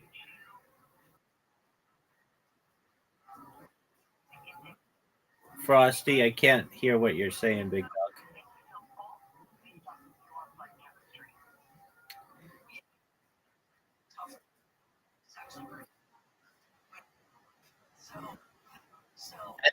I'll see you Tuesday. Excellent. Take care, big dog. Shout out to Frosty. He is Judaism's choice for Pope. Pope Frosty. That's what we fucking need in this world. Is he ideal? Pope Frosty and Chief Pimp Rabbi. 100%. Yeah, no, I ruined his life. Tag team in the world. Yeah, I have a brother. And Jack Shaw should lose his fucking golden ticket. He's terrible. He's painfully bad. So I second with my mom. Ish. Wow. Damn, sorry. What happened? Why do you think he went to? Is he still with your mom? Yeah. Okay. So that's they do not love each other. No, that's not totally true, but I hear them whisper fighting in the other room all the time. I bet. Such a fucking bitch. Don't shut up. I don't want to hear Jack call you a fucking bitch. Dude, I don't. Incredible. And they're both very Jewish as well. Oh, they extremely Jewish. What do you think, before I let you go, what do you think is the most Jewish thing about your parents? What is it that really stands out to you to where you're like, Jesus, you too? Well, really, the most Jewish thing about them is how much my dad hates Jewish people. Right. It really is. It's like it's a very Jewish thing to hate Judaism. No, it I isn't. think I'm Jewish now that you mention it. That's how I find out that I was Jewish all along. Jack, way to get it started. You are. Good job, man. Thank you, guys. There he goes. Time to get to this bucket, ladies and gentlemen. This guy's been on this show before. It's been a long time since we've seen him. Oh, I know what that noise means. The lovely Heidi is here, everyone. Make some noise for Heidi, live in the flesh.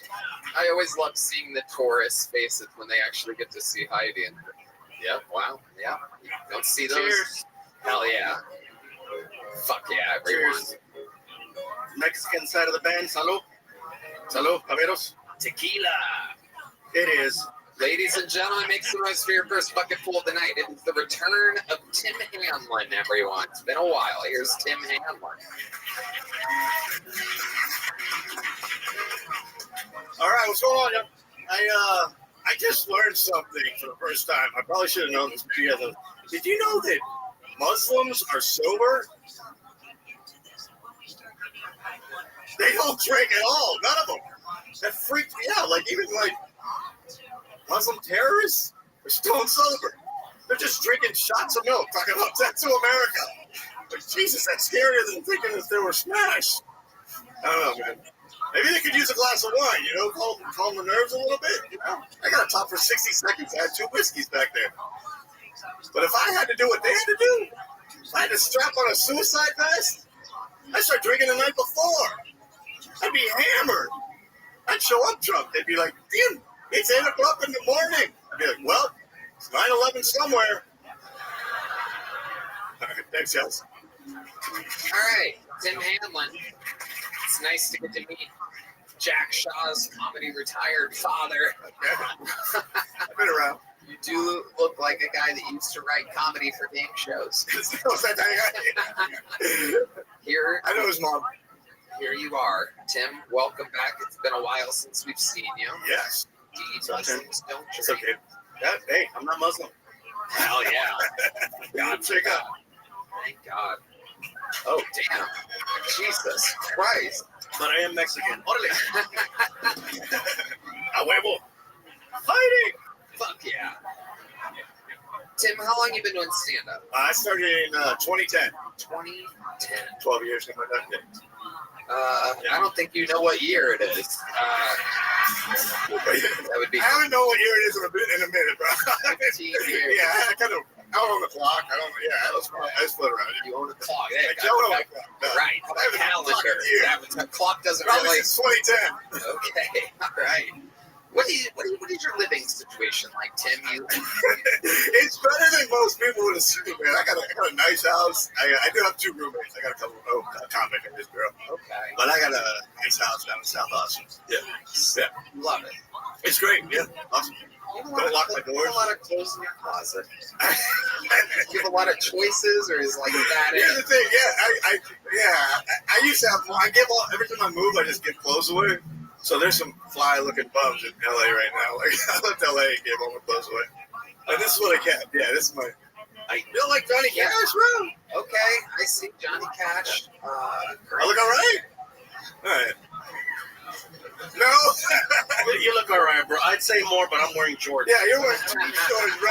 No, I have okay. Yeah. It is I don't have a Hawaiian shirt on. I'm sorry, bro. It works. Tell us what's been happening. Oh yeah, they do match. A wise observation from John Dees. It is indeed brown. Yeah. Oh my God, you are wearing camo pants. What an embarrassing moment for you. Oh my God, right? We're just lighting up Tim Hamlin. John's like, fuck. Shit. But he has a keyboard to cover up his fat choice. Yeah. It's incredible. I can't believe you guys both went. Sorry. Look tonight. So Tim, tell us about your process or your career lately. What's been going on in comedy? Started 15 years ago. Yeah. Came on Guns Blazing. It's a good premise that Muslims don't drink. I feel like there was a little bit more there. You could have fucking what I was waiting. Yeah, there's more today. You know, it's Russian. Typical Muslim jokes of waiting for a big boom at the end. Never came really. I don't even know Muslims. I don't know if that's true or not. Is that true? No, Some guy that looked like him told me that, so I don't know. They drink. I'm friends with Hassan Ahmad. He doesn't drink on, what's the name of their wacky holiday? Ramadan. I'm probably going to get killed for calling it a wacky holiday. There's a thing on my life. What do they call that? A jihad. Yeah.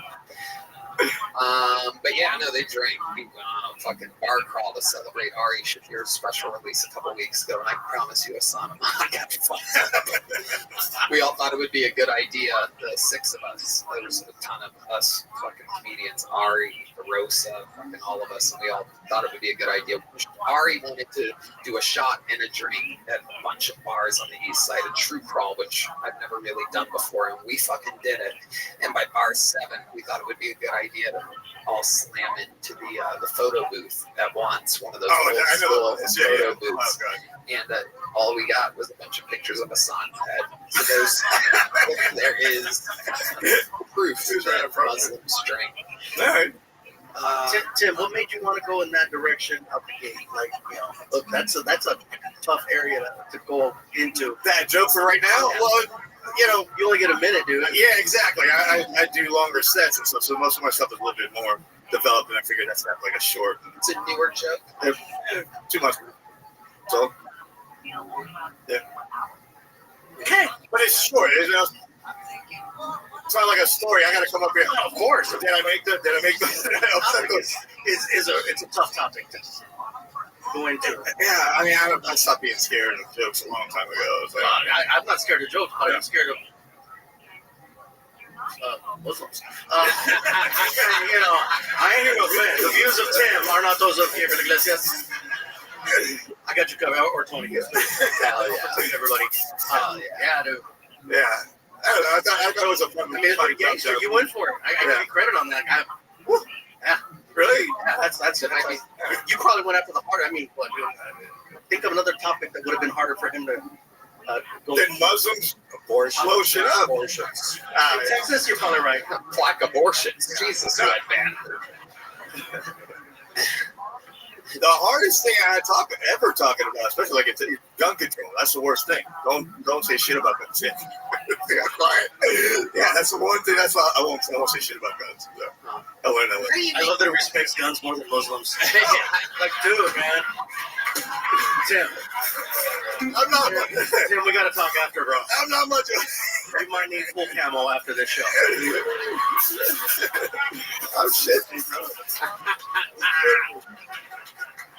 Tim, you've been on this show multiple times. No, I was on only in LA at the belly room. Yeah, or the main room. Only once? Yeah, that's the only time ever. Really? I sign up every. Yeah, I used to sign up every fucking night for like years, and I finally got on. And then since you came out here, I haven't really signed up too much. But Thanks so much for the good opportunity, man. This is fantastic. Yeah. There you go. Absolutely. Tim Hanlon was somehow only his second appearance ever. I could swear you've been on more than that. Here's a medium-sized joke book. It'll match your getup. Make some noise for Tim Hanlon, everybody. There he goes.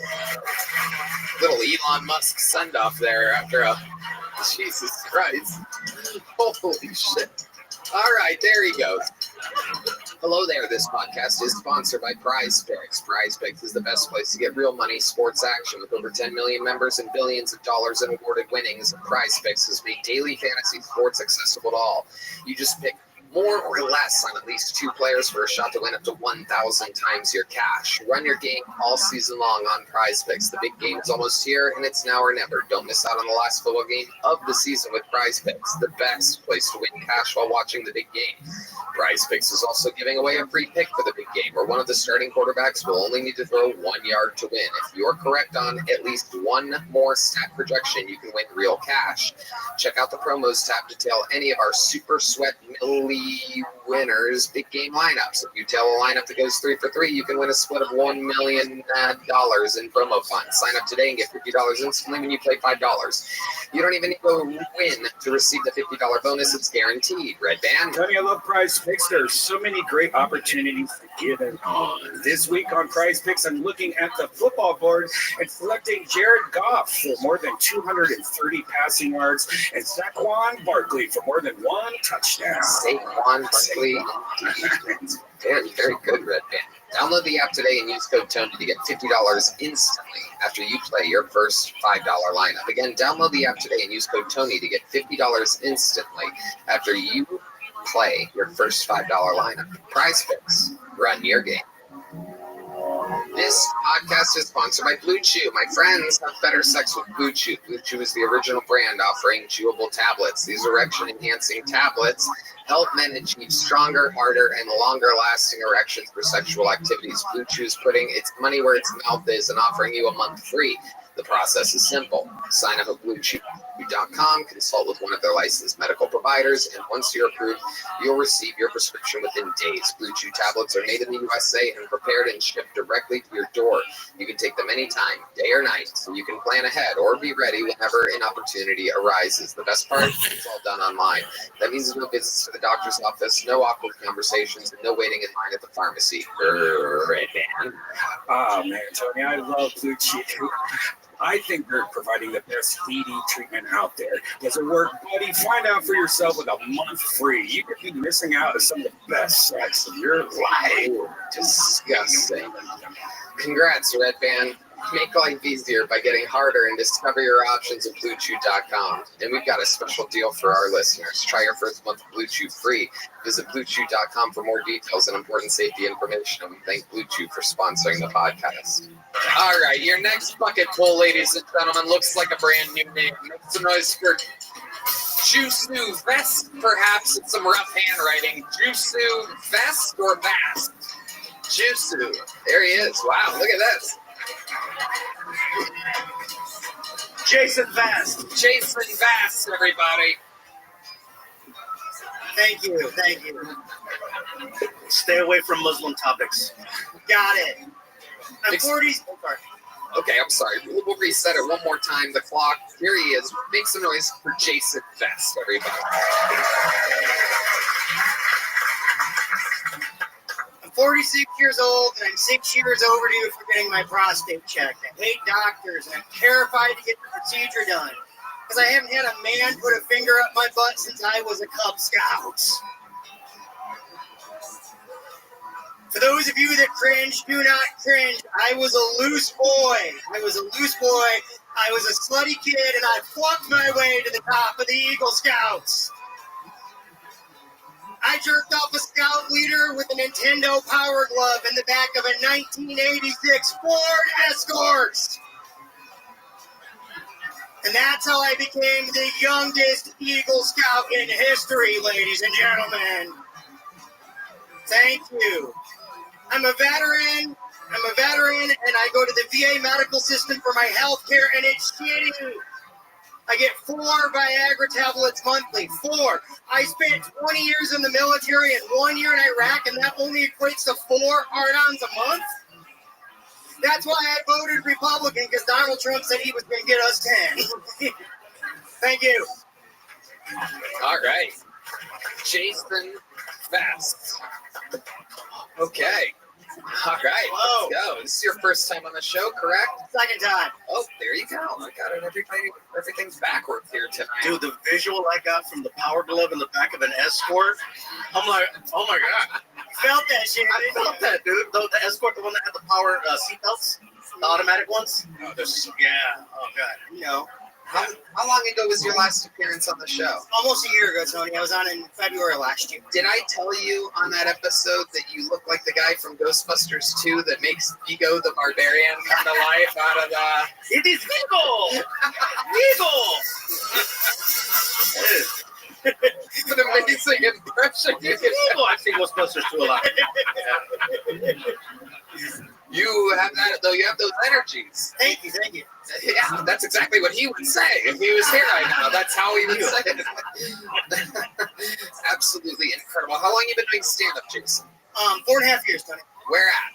I started in Detroit, and then I moved to Chicago, and then I moved here a year ago. Wow. Detroit and Chicago. I cannot picture you fitting into either one of those cities at all. I haven't performed for so many white people in my life. I'm not used to it. I'm uncomfortable, Tony. Incredible. Yeah. I mean, you're used to performing in the back of Ford Escorts. Did what had to be done. Incredible. What do you do for a living? How do you make money, Jason? I'm retired from the military, and I live on my VA disability and my pension, and I make content, and I'm on the Loveline radio show on K-Rock. Nice. What branch of the military were you in? Navy? No, I retired. I was a National Guard recruiter. Oh, okay. National Guard recruiter. Did you recruit anybody? Like, you seem like you would be the worst recruiter. The power glove. We got him in there. I hold the state record for the Michigan National Guard for the most enlistments in 1 month. Oh, my God. The power glove, incredible. I lied to kids a lot. Yeah. I bet. All right. Your body count must be incredible. I've actually seen his content online. Really? Yeah, Jason, you're very funny. Thank you so much. Thank you. Your reviews of he does these insane reviews of massage parlors. Is that true? It's part of the culture, brother. Hey, man. Wow, I've never seen a standing ovation from Red. Okay, Jesus Christ. Hey, I'm the one that mentioned it. Why don't you give me fist bump, man? Oh, shit. Give me the power glove hand. Give me the power glove hand. Yeah, you guys have DNA all over you. No, he actually puts out some really funny content that I've seen online every now and then. That's why as soon as you walked in, I'm like, I recognize you from somewhere, and then I heard your voice. I'm like, that's right. That's right. You can't call your. It's hysterical, man. I enjoy it. I've showed your videos to many people. Fuck yeah. Thank you so much. Fuck yeah. Thank you. Incredible. How long have you lived in Austin now? About a year, Tony. Do you love it? Yeah, fuck yeah. What do you do for fun in Austin, Texas? I write a lot of content, and that's pretty much it. Like, I write a lot of content, I hang out at home, and I review celebrity feet. Like, I got a foot fetish, and I review celebrity feet for K-Rock. That's what I do on the Loveline radio. I suck the shit out some toes, man. Oh, shit. Has a chance of a lifetime, everybody. Oh, my God. Bro, you need to get a goddamn pedicure. Incredible. Bottoms of your feet are crusty as fuck, dude. Those look lovely to me. Let me tell you something. You're talking right now, but I promise you my feet are softer than most people's touch. God damn! That's what the fuck I'm talking about. Wow. Look at that. Now I need help putting on the stock. Now, you know what's up, dude? While all of that was happening, this guy's so gay that he made another man faint in the front row, by the way. It was the stock. It came off, man. I tell you, I said they're soft. I didn't say what they said. My row couldn't handle it. It's our first casualty here. Yeah. We're going to see how many audience members can die Sounds like here. a review feed. I do a review. You know who's got fucked up feet? Who? Oprah. Oh. She's got bunions. Oh. Her big toe looked like a turkey leg from a goddamn Renaissance fair. Nasty. Oh my goodness. That is incredible. Can I ask for the honest review, though? Well, I know they got passed out, but that's besides the point. 7.5. Thank you. Wow. 7.5. That's right. I get a lot of petties.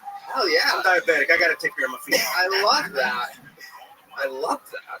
Absolutely incredible. What else would we be surprised to know about you, Jason? You seem like a wild, eclectic character. Like there's so many things. I bet you like collect things. You have like a bunch of stuff on your walls at home.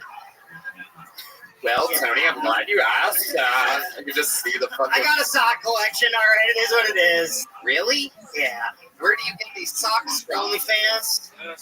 Yeah. Oh my God! Holy shit! Wow! Gotcha, bro. Oh my God! Absolutely incredible. I'm a freak. Wow. 4 more people just fainted in the audience for those of you keeping track. Jason, I gotta ask you, because we're finding out so much so fast. Indeed, you are a freak. What do you think, if we had to go down perhaps the top 3 freakiest things you've ever done in your entire life? People love this interview portion of the show. When people hear this show, they love when people tell the truth in the interviews and find out real shit. I feel like you just put the sock in your mouth and shook your head. I feel like you're willing to fucking really go for it here. Now, I present to you the top 3 freakiest things Jason Vest has ever done in his life. Number 3. I got my butthole fingered in a Waffle House bathroom by a big woman I met on Plenty of Fish. Wow! So much to put together there. Waffle House, Plenty of Fish, butthole finger. Absolutely incredible. Inserted, double dirted, triple skirted, smothered, covered. A Waffle House bathroom. Wow. Picayune, Mississippi. Picayune, Mississippi. Oh my God. Remind me to never go to Picayune, Mississippi. All right, here we go. Number 2. Freakiest things Jason Vest has ever done. I paid a South Korean woman to shit on my chest at the Oriental Health and Massage in Jackson, Michigan. And later, I'm not done yet. Jesus. Not done yet. Leave some time for the crowd to go wild, Jason. Leave space. Get these laughs. You deserve it. Okay, now. Wait. And later, I found out it was a 47-year-old Filipino man. How did I know that this segment was going to work? This is incredible. This guy had this ready. If you would have thought we prepared this, okay, I'm going to ask you the 3 freakiest things you remember. This segment is unbelievable. I got to hear number. Wait. Hold those horses. I know he's already knocked 20 of your socks off. Number 2. Hold on. I think the sock in the mouth is somewhere 93. Honestly, after sitting on the chest. I only have 4 questions about number 2. So, you thought it was a Korean woman? And later ended up being a 47-year-old Filipino man. I ran into him at Walmart. So was that wait. Hold on. You didn't find out that night that it was a Korean woman? No, he ran into me at Walmart. He's like, bro, you don't remember me? And I'm like, no!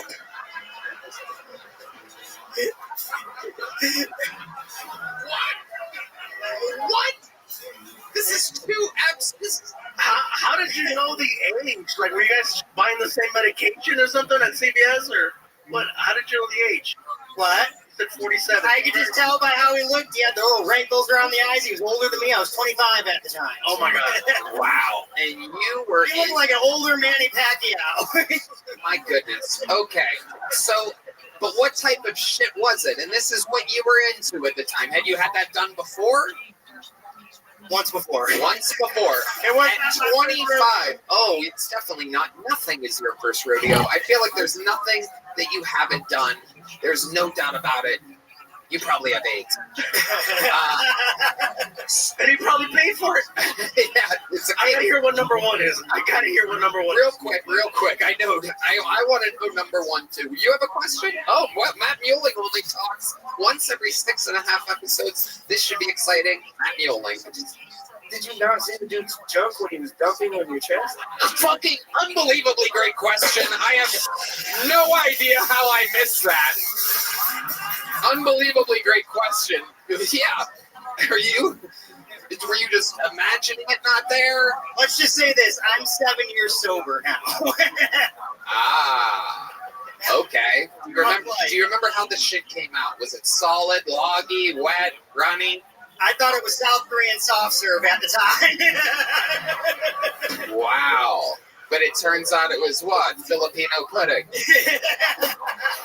Okay, Red Band. There's your fart sound effect for the episode. And now, ladies and gentlemen, the number one freakiest thing that Jason Best has ever done. I unintentionally gave a Mexican gentleman a foot job to completion on a Greyhound bus en route to Biloxi, Mississippi.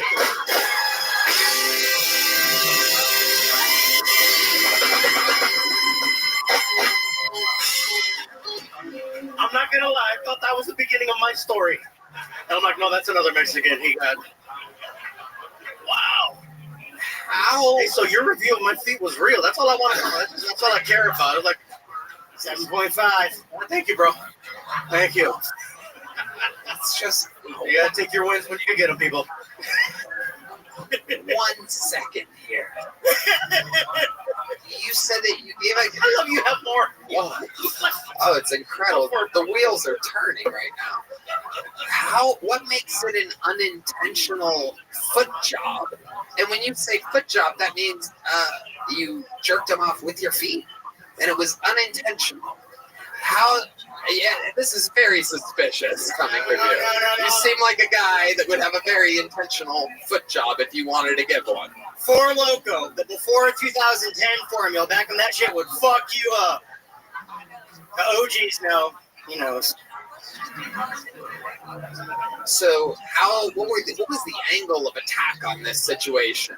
You're sitting next to the guy. He's a row. Across the little way thing, and I just reached my foot across, and that motherfucker looked at me dead in my eyes and sang Bon Jovi's "Bed of Roses" in broken English before he cummed on my face. How did he come on your face? It was like he blasted me. I don't even know where to begin. Like Mad Libs. I don't even know where to begin, but I'm telling you this, you're getting a big joke book, that's for sure. Thank you! I don't know what body part you're going to shove this up, but I have a pretty decent idea. I always throw it. There he goes, the rare catch from Jason Best, ladies and gentlemen. Wow. Welcome to Kill Tony, Gabriel Iglesias. This is all real. I mean, what can I even say? I know that everything he was saying was real. It's not like stuff that, he's not up here just trying to get any, like, clout or nothing. You know what I'm saying? Like, definitely not. Clicks, no. Yeah. His stuff is funny, but he never talked about stuff like that. Yeah, because I vouched for him at first, and then I'm like, oh, God, he's getting shit on. No, literally. Yeah. Incredible the characters we find here on this show. Wow. And it could happen again right now. A one-word name is your next bucketful. Make some noise for Trev, everybody. 60 seconds uninterrupted for Trev.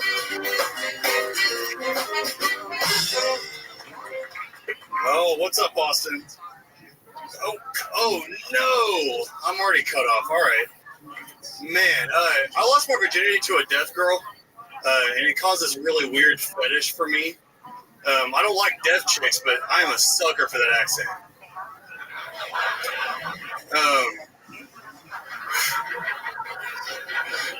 It's okay, they can't hear us.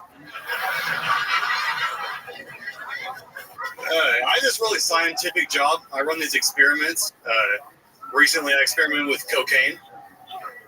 I took a really small amount of it and turned it into a habit. I also had this gig as a porn star for a while. I did these courtroom-themed porno adult films. My stage name was Pro Bono, Attorney at Raw. I was just going around introducing bitches to the penal system, pounding that gavel. All right, cool. Okay, Trev. Hell yeah, started strong. You lost me there at the end. You said you were doing porn? Yeah. Regular porno. Where were you doing that at? That was a lie as a joke. Okay. Okay. Is the cocaine thing true? You probably have any cops here. What's that? He said he probably has a job where he can't be honest about the cocaine thing. He doesn't look like he has a job he could lose. He looks like he would get hired if they find out. All right, he's willing to work overtime. This guy might get a raise if he does cocaine. What do you do for a living? I work in high-tech security. Oh, wow. You can't Okay. blow while you're protecting something. Yeah, look at that. That's incredible. So, okay. How long have you been doing stand-up? I started in 2018, but I didn't get serious until like 2021. What made you get serious then? I had kids. I couldn't act anymore. I didn't have time for that. You had kids? They passed away? No. How many kids do you have? 2. Where are they at now? San Antonio. San Antonio with the baby mama. Yep. Okay. Then you guys are separated. Yep. How long did that last? 11 years. You were with her for 11 years. How old are the kids? 11 and 15.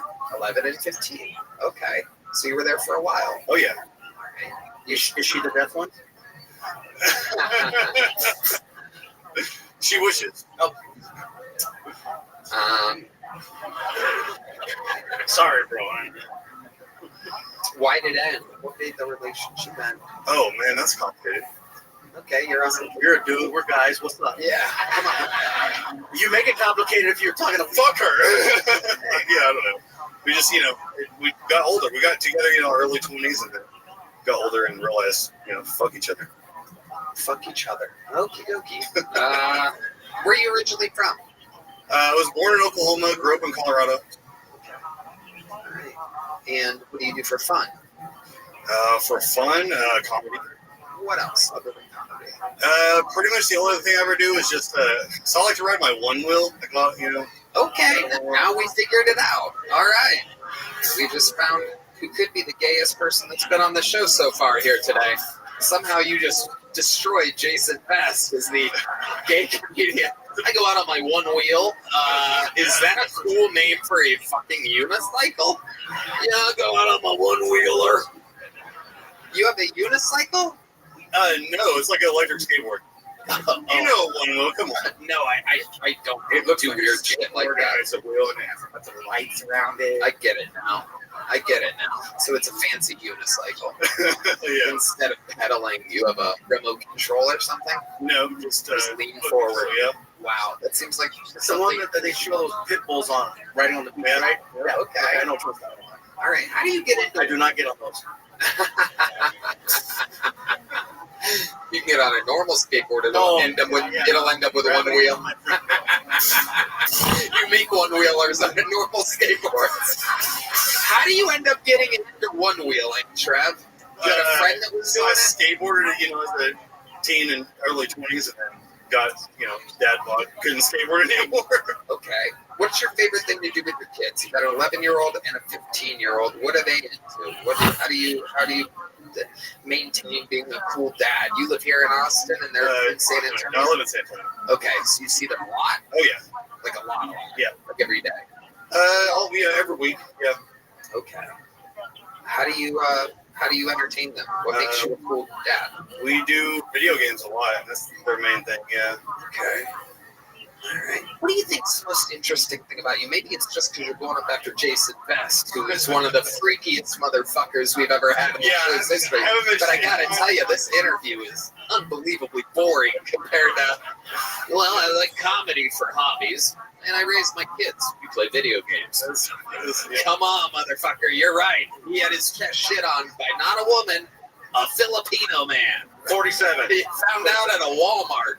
Finger up his butt at a Waffle House. Yeah. Pikachu, Mississippi. Accidental foot job. Greyhound bus. Yeah. You got anything like this up your sleeve? Oh man, I mean, I hooked up on a Greyhound one time. Okay. Yeah. It's just a woman? Yeah, just a regular. Boring! Jesus, live your life, buddy. My God. Let me ask you this. You've been separated from the baby mama for how long? 5 years, 6 years. 5 years. Been now dating a little bit? Oh yeah. Okay. How do you do that? Do you just meet people? Are you on any of the apps or anything like that? I did apps for a while, and then just kind of nothing was happening now you there. just roll out on the one-wheeler and look at women in the eyes and be like, what catch along the way, yeah. Want to hop on? Like, what are your favorite hookup that you've had recently? How did that happen? Oh, man. Take us through the evening. I'm going to try to make you interesting here, Trav. The evening. It's a lot of heavy lifting. I have another sock.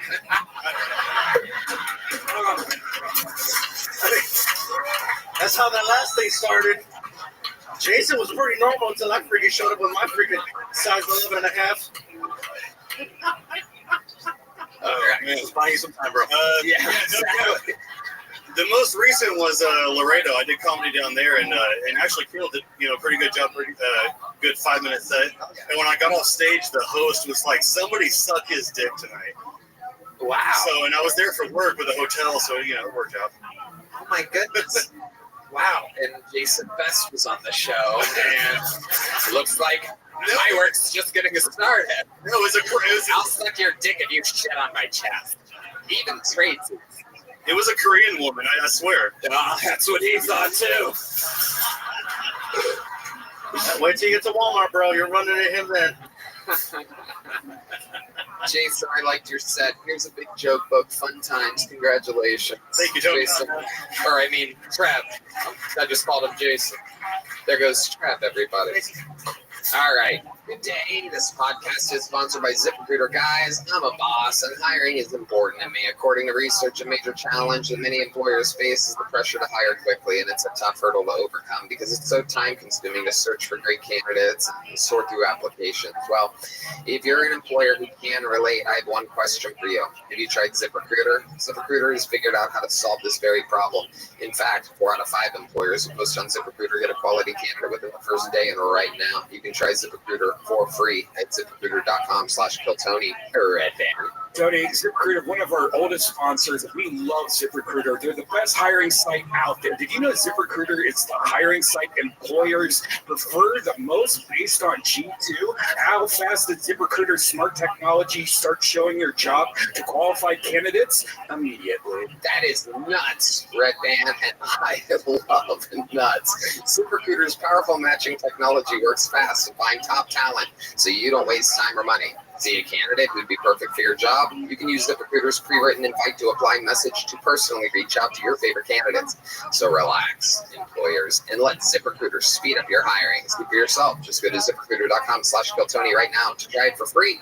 That's the same price as a genuine smile from a stranger, a picture-perfect sunset, or a cute dog running up to you and licking your hand. Again, that's ZipRecruiter.com/KillTony. ZipRecruiter, the smartest way to hire. This podcast is sponsored by Blue Nile. Guys, are you popping the big question? Sure, it's a huge moment, but what they don't tell you is how many decisions you'll have to make when choosing the perfect engagement ring. Shape, size, style, setting, cut, color, clarity, hair. If you're like most people, you may have no idea, but trust me, she knows exactly what she wants. So it's time to learn fast. There's no better place to start than BlueNile.com. Tony, I love Blue Nile. At BlueNile.com, you'll create a bigger, more brilliant engagement ring that you can imagine at a price you'll never find at a traditional jeweler. You're so right, Red Band. You know that? Since 1999, Blue Nile has been the original online jeweler. They've always been committed to ensuring that the highest ethical standards are observed when sourcing diamonds and jewelry. Their diamond price guarantee means that in most cases, they'll meet or beat a competitor's price on a comparable diamond. Your supplies will stay safe because every Blue Nile order is insured and arrives in packaging that won't give away what's inside. In most cases, even delivered overnight. Blue Nile has a 100% satisfaction guarantee with free shipping and returns, so you can make sure the ring you pick is the one. And because love can last forever, you get free service and repair for life. Right now, get $50 off your first purchase of $500 or more with code TONY at BlueNile.com. That's $50 off with code TONY at BlueNile.com. BlueNile.com. We're going to sage this room with a class act, one of our regulars, one of the best to ever be a regular on this show. Very, very hard job writing and performing a new minute every week on this show. Ladies and gentlemen, here he is to do it again. This is a brand new minute from the one and only, the great and powerful Cam Patterson.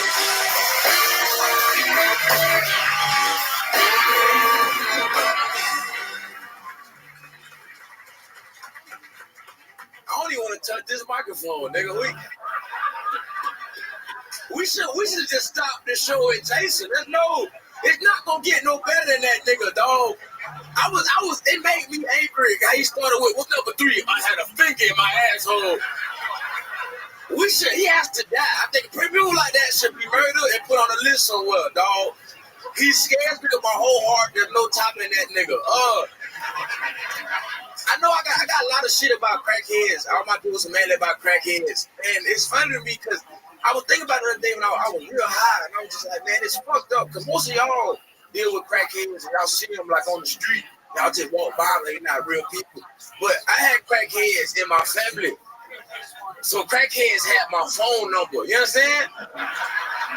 That's a different type of relationship with a crackhead. Like, y'all be like, I don't know you, leave me alone, nigga. I'm like, what's up? I know you got cash out, bitch. I need $5. I want to buy crack today. It's his name. That's it. There you go. We'll get up out of here. Got it. Did it again, buddy. You did it again. Another minute. Oh, shit. To see that in person, man, that's freaking awesome. I've seen your clips before. You're very funny. But to just watch you come out and that's off the cuff. That was awesome. Thank you so much. I really appreciate it. Thank you. The funniest thing I've seen all night. Thank you. Thank you so much. Funniest thing I've seen all night. To be able to take that energy, make the callbacks to everything, acknowledge the room your way, and then segue right into material. So you were around a lot of crackheads, huh? Yeah, a lot. Like a lot. Bill, you know what's funny? My uncle, he just passed away. He was a crackhead. He passed away. Is that the one that I met in Atlanta? Yes. Oh, yeah. Yes, you noticed. We had a lot of fun. I actually loved that guy. That was actually a taping I did that night. Yeah. And in the green room, Cam decided to bring about 43, 44 family members. And odds are.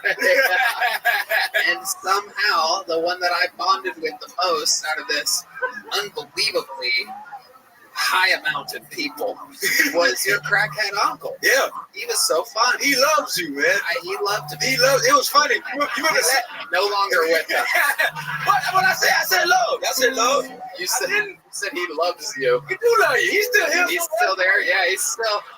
He's looking up at us right now. Oh, what? No. He looking down like this. Life is good.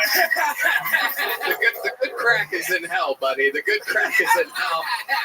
I don't know. Maybe not. What the good crack in heaven? Who knows? I think heaven's more like a heroin place. It's just more relaxed.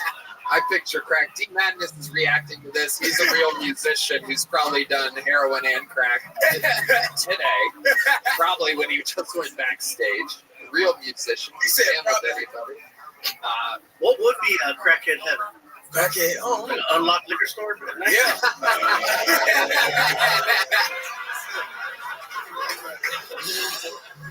Yeah, just a bunch of unlocked cars and shit like that. Hell yeah. Just a bunch of unlocked everything. Yeah, really. Just go in anywhere. It's like a video game, like Sim City or something. But he was the funniest nigga like ever, dog. I remember when I first started stand up, he came back and stand with my dad and shit. And I told him, I said, you want to come downtown with me and like, you know what I'm saying, like just watch some shows? He said, wait, shows at again? I said, they down Tyson. I can't do that, nigga. If I go with you downtown, you're going to be doing your little funny shit. And you're going to look back, well, okay, I'm really smoking crack somewhere. So I really can't go with you. But I loved him. He was great. That wasn't as funny as I thought it was going to be, but that's fine. I get it. That's okay. Sometimes it don't hit that well. Yeah. Well, you did the cross eyes to us. You faced us when you did the cross. Yeah. Okay. There you go. See, you got to do it to them. That's the trick. Yeah. Play it forward. You can't make the funny faces to us. I wanted y'all to see me be retarded for the thing. That was fun. It's good, man. This guy look aggravated. What's wrong with you, dickhead? You tired of this nigga, man. This old lumberjack Texas fella. I cannot relate to any of this crackhead material. I know no crackheads in my life. None. I can't do a white accent. I realize that. Wait, yeah, you really can. I can. I ain't not be knowing what the hell was that. I don't know no crackheads, nigga. That's my Cam Patterson playing a white guy. Oh my God. Absolutely incredible. We've never learned this about you before, that you cannot do a white impression. Wow. I want to do one impression. Yeah, what is it? It's a you ever seen Chowder? Chowder? Yeah. Like, what is that? Clams? Yeah, corn. It's an old cartoon show, and there was a dude down there, his name Schnitzel, but he don't talk. All he said, rada. That's all and he was black. That's all he said though. That's all. Look it up. That's all he said. Rada. I believe you. And he was black though. He was black. I believe that for sure. Wow. What was that on? Cartoon Network. Okay. Hell yeah. Right. She was 5 foot with it. I liked it a lot. It's just a black cartoon. No, it was a white. It was for everybody. They just had one black character? I mean, they was all like fictional niggas. They was like, you feel me? Like, that's in the description, by the way. The guide? That's exactly what it says on the guide. Even I knew that. Absolutely incredible. Wow.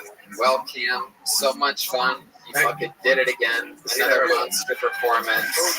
Another new minute from Cam Patterson, ladies and gentlemen. Business is booming. We're flying through it here tonight. Your next bucket pool, ladies and gentlemen. Ooh. The great Heidi gracing us with her amazing presence yet again.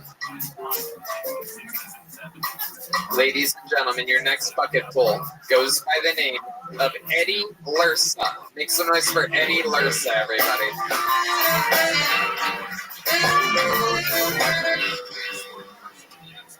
Thank you. I got my Uber on the way here, and it was a lady driver, so I buckled up. Not just because she was a woman. I'm not a sexist. She was also Asian. It's not that Asian people can't drive. They can, and that's the problem. Relax. I'm kidding. It wasn't an Asian woman. It might have been an Asian man. I couldn't tell. And no, I hate Ubers, though. I fucking hate Ubers. My worst Uber driver ever made me walk 2 blocks in the rain to get to the car. Loudly fought the entire ride with someone named Shut the Fuck Up Bitch, where I ran multiple red lights, almost hit a person. Then this dude had tattoos up to his neck and 3 teardrops under his eyeball. 5 stars, because that guy knows where I live. 25% tip. Thank you for the service. I actually found out when I want to leave 1 star, I started getting dropped off down the street at my bitchy neighbor's house. Because she's kind of got it coming. All right, that's my time. Thank you. I'm Eddie Lursa. Eddie Lursa. A lot of Uber material there. Here we go. Welcome. Is this your first time on the show? 3rd time. Okay. All right. Welcome back, Eddie. How long have you been doing stand-up? Almost 2 years now. 2 years. All of it here in Austin? Yeah. I started in West Palm, Florida, but I wasn't there very long. I moved here like 6 months in. Is that where you're originally from, West Palm, Florida? No, I'm originally from Virginia. I lived in Florida for 6 years before I moved here. Okay. What do you do for work? Bartend. All right. You still do that? Yeah, I bartend. I produce a lot of shows in town. Anything I can, but bartending's my main money. How often do you perform? As much as I can. Ballpark it? 5 spots a week. Okay. And what do you do for fun? For fun, out here mostly stand-up. I like writing. I used to write fiction a lot. back in my early 20s. I had a little like self-publishing company in DC. I wrote a bunch of short stories, a couple self-published novels. That was like my main. I've written since I was a little kid. I've always loved writing. How about when you're not writing or doing stand-up? Is there anything you like to do? It's a little bit more fun. I like to snowboard. I haven't been in a long time. I used to live in Colorado. I used to go snowboarding a lot. You ever snow one wheel? Never snow one wheel. All right, Eddie. You have any pets? Yeah, I have one dog. Okay, what's his name? White Claw. Why did you name your dog White Claw? Gay dog. Yeah. One note red band over here. It's a gay this, a gay that. Gay. Fart noise, gay. All right, why is it called White Claw? Because he's all black on White Claw, and I was drinking White Claws heavily at the time when I got him. Coincidence, right? When you're doing a full, now, what's the longest amount of time you spent on stage? On stage, 15, 16 minutes. It's the longest set I've done. 15 minute set? Yeah. When you're doing a full 15-minute set, what is your opening usually like? My opening? Like when you cut to, like when you're coming out, you know you're going to do a full set. You know, because usually, like right now, I feel like you came out and you're only given a minute, so you jump right into it versus giving the people a split second to try to understand where you're coming from. Jason didn't have to explain himself when he came out. Yeah. You knew some shit was going to go down when he came out because everything about him told you that. Yeah. You, on the other hand, look very, very normal. Like you said, you're a bartender. Like I totally believe it. I see it, but you only had a minute to perform. So, what is your normal opening? That's a great question. I'd love to know. Like, let's say you were doing a 15-minute set. What does the first like 30 seconds look like to you? I mean, you want me to do it? I have when there's no. Yeah, let's do it. His opening bet. Let's pretend like I just brought you up, ladies and gentlemen. This is him doing a 15-minute set, but not really. Make some noise for Eddie Lursa. Make some noise for Eddie, everybody. Thank you. Thank you. Happy to be here. It's a new year. Trump just got inaugurated on Monday. You know, some people are happy about it, some aren't. I didn't vote for Trump, even though I look like this. I love with him. But I also didn't vote for Kamala. I didn't vote. And some people feel a certain type of way about that. I stand by my decision, and I'll tell you why. I didn't vote because I am a felon. And this is perfect. Where my felons at? Not only did that answer our question, how you open a set, but that also brings me to the most interesting part of the interview. That was fantastic. How are you a felon? Assaulting police officers. Oh, okay. I'm guessing this was in Florida because that shit don't fly out here. This was in Virginia. Okay. Towards the end of my time, I was in college for 6 months. I assaulted police officers, and I wasn't in college anymore after that. What provoked that, dude? Yeah, you know, you look like you could get away with something already. So why would you not go with the flow? It was I was eating acid heavily at the time. I thought you were just. He said acid. Yeah, me too. Oh, just like Jason. Like, here we go. Was it at a Waffle House? Yeah. All right. Actually, sorry. I did go to a Waffle House immediately upon getting out of jail. Oh yeah, that's where everyone goes. It was great. No, I was in college and I ate acid one time for like 2 months straight, and I lost my mind. I drank a bunch of Everclear jungle juice, and there was a cop in my dorm when I got back, and I didn't like that, I guess. I don't really remember exactly how it happened, but what did the report say? It was a 15-page police report. We were together for hours. I busted. I thought when they finally got me to the police car, like I remember telling the cop that when he had me in ankle cuffs and my hands back, that's how I had his wife on the ground and just being as disrespectful as possible. When he got me in the car, I thought that if I went to jail, or if I went to the hospital, I wouldn't have to go to jail. So I got this scar because I busted my head open on the plexiglass between the front and the back of the police car. And then went to the hospital, caught a felony at the hospital, and had to go to jail. Wow. Yeah, that was just pages like 1 through 3. I don't know how many. Absolutely incredible. You need to talk more about stuff like this, dude. That's way funnier than whatever you did. I have earlier. That whole, because I look like this, and you should follow it up with, and I didn't vote for Kamala either. because I look like this. Because at first glance, bro, I wasn't sure. I understand that. You could have gone either way without. You're really funny. You just needed an opportunity to get comfortable in front of the audience. That's what I noticed. Like, okay, something tells me there's more than just that minute. So I'm glad we gave you that chance to do that. For sure. Eddie Lursa, ladies and gentlemen, we're going to keep flying through it. You already have a joke book, right? There he goes, Eddie Lursa. Third or fourth time on the show. This podcast is sponsored by Shopify. Guys, there's never been a better time to start your own business. There's so much power to starting a new company in the new year. Shopify is how you're going to make it happen. And let the red band tell you how. Tony, the best time to start your new business is right now. Shopify makes it simple to create your brand, open for business, and get your first sale. Get your store up and running with thousands of customizable templates. No coding or design skills required. All you need to do is drag and drop. Yes, that's right. They're powerful social media tools let you connect all your channels and create shoppable posts and help you sell everywhere people scroll. Shopify makes it easy to manage your growing business. They help with the details like shipping, taxes, and payments from one single dashboard, allowing you to focus on the important stuff like growing your business. What happens if you don't act now? Will you regret it? What if someone beats you to the idea? Don't kick yourself when you hear this again in a year because you didn't do anything now.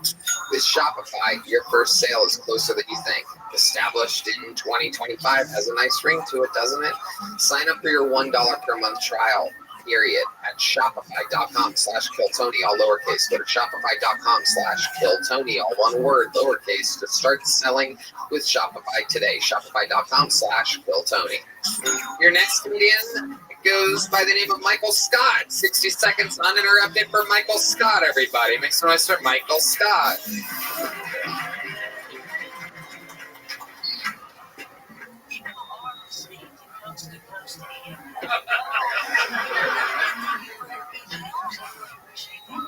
You guys, you fuck with rap music, right? Yeah. Cool crowd, okay. You guys remember rapper Mystical? Shake your hands, watch yourselves. Show me what you're with. That guy, Mystical? Mystical was my favorite rapper when I was a kid. It wasn't for the bars, because he wasn't great. It was more the fact that I found out he was a combat engineer during the Gulf War. Mystical was a fucking minesweeper. I liked to play this game where I imagined Mystical out there leading his troops during the Gulf War while preparing for his future rap career. You guys, hey guys, hang back real quick. I gotta make sure it's good. It's the minesweeper.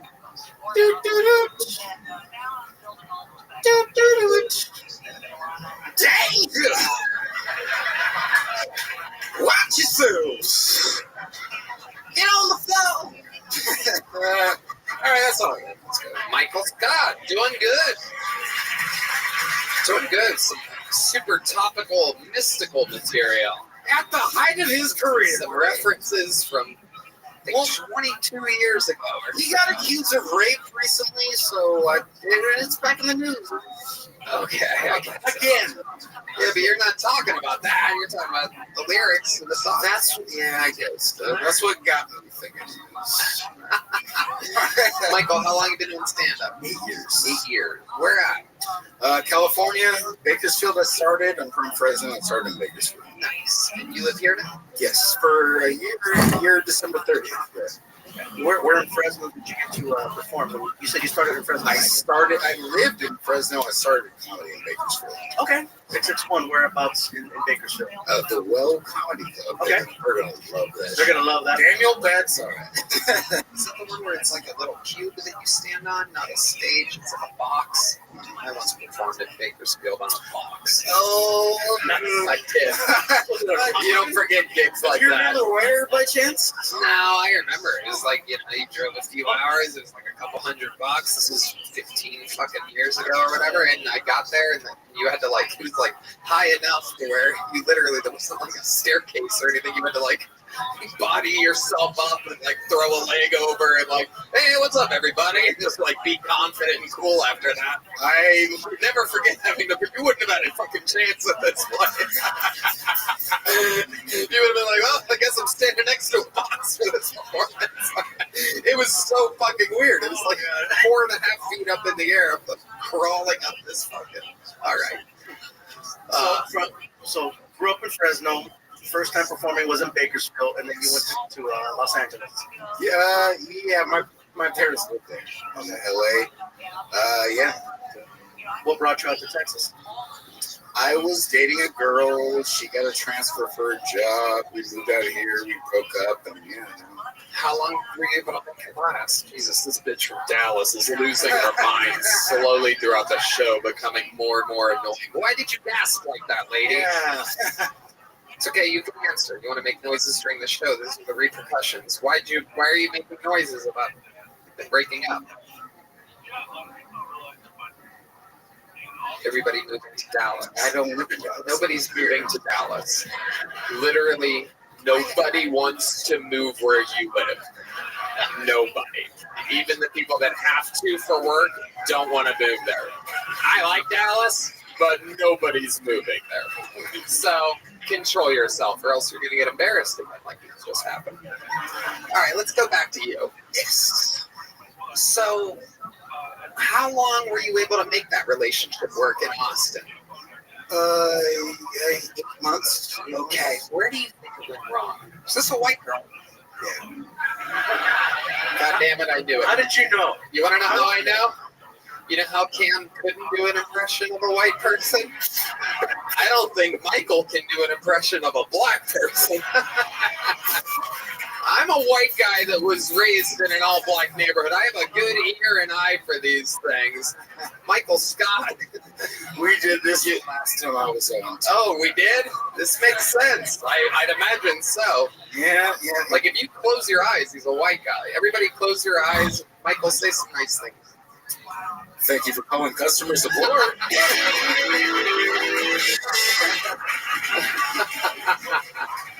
And he hasn't said the N-word once. No. If you remember from my last set, I don't say the N-word, I say ne'er-do. Okay. No one remembers your last set. Pretend like that never happened. How long ago was that? Sam Talent, episode 668. I remember. Okay, so that's about July. A year ago. Okay. Yeah, like 2 months ago. Oh, wow. Oh, I lost Deep Madness. Holy shit. Huh? Oh, John D is giving you permission to say the N-word. He wants to hear you say it. My nigga, what's up? Wow. Shit. I guess I'm allowed to say it now, too. Oh, I mean. Oh, God. Well, all right. Oh, my God. I don't know. Michael, what do you think is the blackest thing about you? All right. Oh, here we go. Okay. Yeah. A woman out there just yelled to dance. Can you do dance like a black guy? Let's see this. Give me some music here. Come on. Play some mystical, guys. I swear to God I can't. I swear to God I have a bad knee. I can't dance right now. I swear to God I tore my Achilles tendon. Come on. Hey. Oh, there's the lighting change. Oh shit! White guy, go white guy, go white guy. Hey, what do you want? Welcome to White Dance Party. So it's the all right. It doesn't. Oh my grandma's gonna kill me. You dance for those white people? That's what she's. I bet that's exactly what she sounds like too. What in the world would put you in that conundrum to where the white people are asking you to dance for them? My dear sweet Michael Scott, your name is whiter than anything about you, by the way. My mom was gonna name me Jarek, actually. Like, not Jared, not Derek, but Jarek. So I'm Michael Scott the second. My dad is Michael Scott. Yeah. Jarek.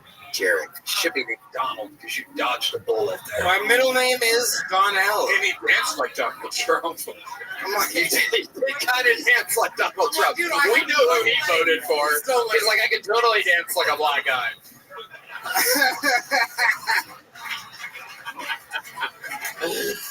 Oh, Michael, I love it. So, did this white girl break your heart here?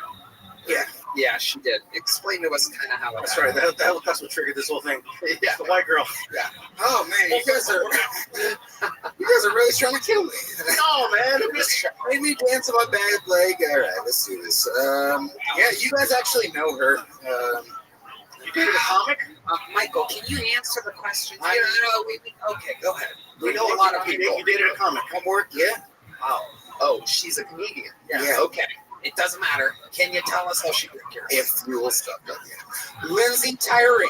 This is an unbelievable interview, Michael. It's ridiculous. We talked about this last time. We talked about this. Like, fucking answer to the questions here. You're on my show. Yes. Okay. How did she break your heart? She started dating another comic. Started talking to another comic while we were dating. Told me they were friends, and then did they do a whole writing together? No. Oh God, are we gonna start doing comic puns? She segued her vagina onto his microphone. She opened her mic. She opened her. So how recently was this? Sorry if we're shitting on you right now. How recently was this? 8 months, February, so almost here. Valentine's Day. 8th. I remember. It was the 8th. And it was on the way to kill Tony. We broke up in the car, about to get out the car to go to Port Choices for the money. Wow. And did you continue to stay in Poor Choices that evening? Oh, Did you leave? Yeah, I did sign up that night, and I still stayed, and I stuck around. And she signed up and stayed? So you guys are kind of like at the bar, just like looking at each other, like, yeah. And you still run into her, huh? Yeah. No, we're actually really cool now. Like, it's funny. It's like we're cool as shit now. Is she still with that other comedian guy? Yeah. And they seem happy together? Yeah. We hang out all the time. Was he a black guy? No. Wow. Could not be the opposite. It could not be more opposite. That amazing. Once you go black, you never go back. But if you go Michael Scott, you can go anywhere. You'll try a lot. I just want somebody that can dance. How'd you hurt your knee? MMA. Wow, look at that. Well, You can fight, dude. Careful. Yeah, this is incredible. Yeah, before I did comedy, I was a fighter for a while, for a good while. Oh my goodness! Wow. It was I see these spinning quick. Yeah. What kind of fighting were you doing? Jiu-jitsu was my specialty. Purple belt. Yeah.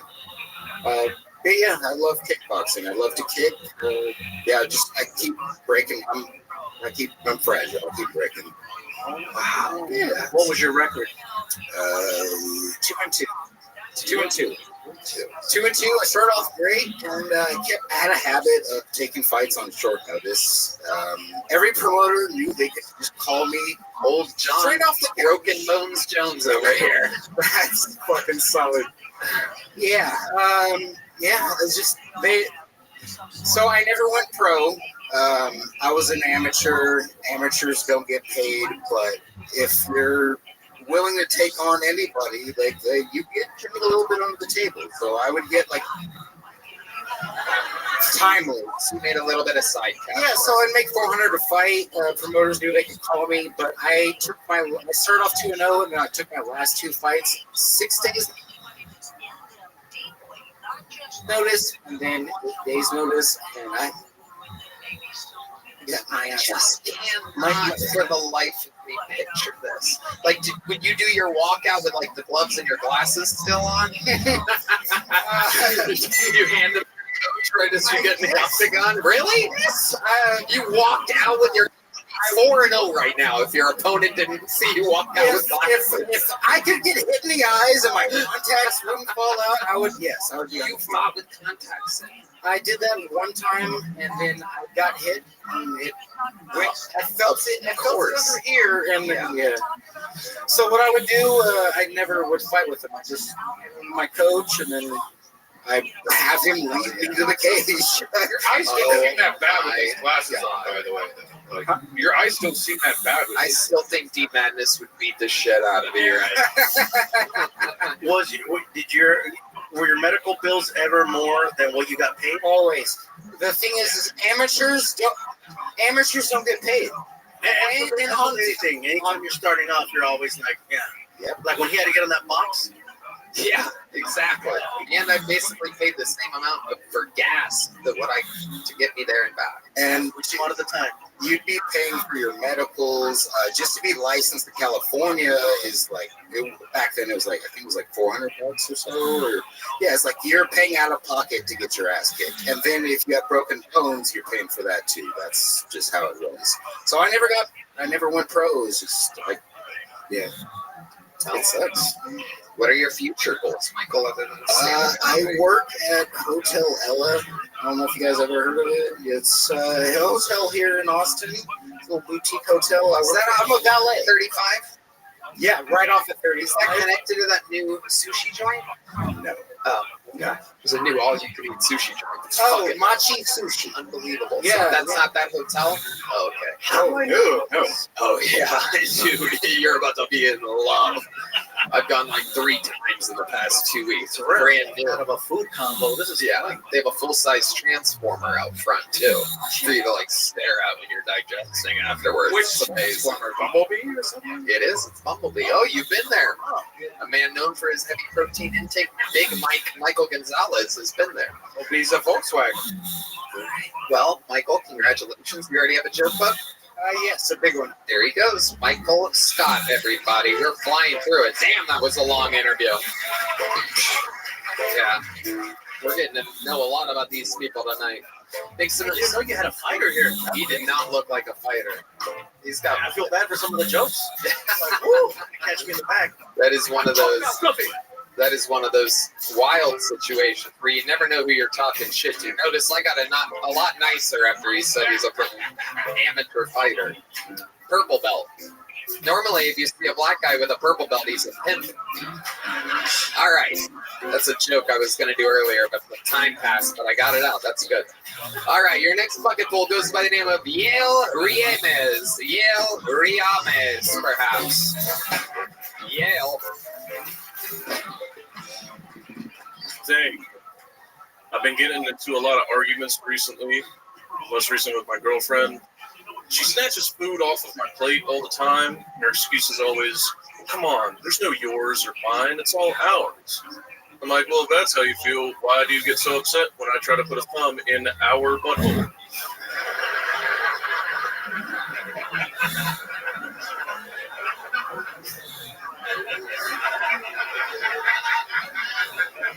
I also got into it with a friend of mine. I thought she was telling me a joke. She told me that her cat had feline AIDS. I didn't think it was real. So my first thing that I said was like, I didn't even know your cat was a slut. And she goes, that's not how they get it. That's not how they get it. And I was like, where do you get it from? Sharing needles? What are you talking about?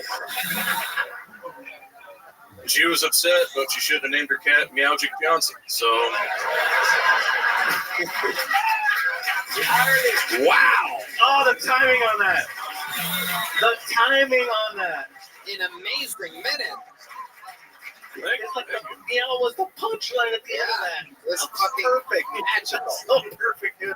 This is your first time on the show, right? Yes, it is. Welcome, Yale. How do you say that last name? Reams. Reams. Welcome, welcome. How long have you been doing stand-up? About 4 years now. Where at? I actually just moved down from Columbus a couple weeks ago. Beautiful. Congratulations. You do the funny bun up there? No, they don't let me in there. That's the thumb joke. I know the owner. He don't like jokes like that. Anyway, Yeah. I thought that was funny, man. That was hysterical. Thank you very much. Why didn't they let you into the funny bone? They let me in for like the competitions. They do like the new comics competitions, They kind stuff of, like he that. kind of books. They pass you, he's a and then control they book one person every 12 months to host. So Right. it's just Yeah. You're waiting around it's for too many people, not enough spots. Exactly. A lot of these big cities, a lot of cool big cities like Columbus just simply don't have a real scene. So how long have you been here? I moved down here in December. What the fuck was so funny about that? There's some cool big cities that don't have a real comedy scene. Columbus. admittedly, where we have Right. lived. Like, if you want to make money, open up a comedy club in Columbus. Because there's only one, really. Yeah. I mean, my hometown club there was, they have the new one called The Attic, and that one was like struggling for a while, but they're finally turning it around. Yeah. Okay. How long have you been here? December. I moved down in December. Nice. You love it already? Yeah, it's fun. I love the fact that I can do a shitload of sets, even if they're shitty open mics. I love that I can do a bunch of sets in a night. Well, I'm sure people are recognizing how funny you are very quickly. How much material do you think you have that's as good as that minute? I'd probably do 15 to 20. Nice. Have you done that length of a set before? Yeah. Okay. Awesome. What do you do for work? Nothing right now. I'm on the job hunt. Okay. What did you do in Columbus? I used to work for an engineering firm. I used to do construction. That's not well-paid stuff. There's a reason I don't work for them anymore. They realized their mistake after a year, and they were like, "Oh, this was a bad idea." You clearly have some stuff you need to get off your chest, bro. Yeah. Hey, were you able to save some money from those jobs? How are you surviving? I have a rich girlfriend. Oh, okay. Look at this. God bless America. What does she do for work? Engineer. She's a real engineer. A real engineer. Oh my goodness gracious. Does she have classes like yours? No, I think they're. I mean, she has glasses. Yeah. Yeah. You can't even see. You can't even tell. They're You've not never as looked cool at her. as these ones, Never looked though. at her eyes before. How long have you been with her? About 4 years now. And she moved here with you? Yes. Well, if everything goes on pace, if everyone's girlfriend leaves them after 8 months here, so you have about 6 months left with her. What are you gonna do for work then, motherfucker? Fucking DoorDash. No, I'm kidding. I love it. And you love her. Yeah. Sex life is active. Sure. Sounds like it. Hold on. You missed it. There was a soft sure that happened right there. No, I got fat as shit. I gained about 50 pounds. So. Okay. Is she into it? Is she like, oh, yeah, I get there now? She's into it. I just end up saying I'm sorry a lot. And, okay. Yeah. Because what happened when you got fat? You kind of like, you like to be on bottom more? I don't want to fuck anymore. Really? Yeah. Explain to us what that's like. We've never really had this conversation with a guy who's a gold digger that went from skinny to bigger. We've never really gotten to have this before. When women are gold diggers, they have to stay in shape. Yeah, no. I went from gold digger to golden corral. There you go. I gained, we both got too lazy and happy, and we both got fat. Oh, she got fat too? Yeah. Oh, you're in great shape now. Yeah, we're fine, As long as the woman who you're using for money also gained weight, then you're even Stevens. The only person who loses here is your mattress. So what do you think contributed to you and your girl both getting big? I don't know. I think love just looks a lot like giving up. I don't know. When did you notice that you were having problems in the bedroom? Was it immediate? Was it a slow burn? Is there anything that you're doing to overcompensate? Are you having trouble getting erect? Because I will tell you, we are sponsored by Blue Chew. We can make you hard as a rock. Try your first month of Blue Chew free. Visit BlueChew.com for more details and important safety information. I love Blue Chew. We know. We know you do, Red Band. Red Band does it just to have something to snack on sometimes. This episode is also brought to you by Shopify and Talkspace. I forgot to say that earlier. I was actually supposed to say that. Is there anything that you're doing to help the situation? Are you eating as much pussy as you are fast food?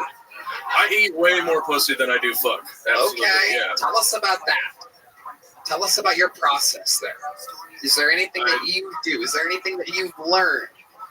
Is there an evolution to your pussy eating, or do you eat pussy the same way you did the first time you ate it? No, because every pussy's different. Okay, well, I thought you were only with one woman here.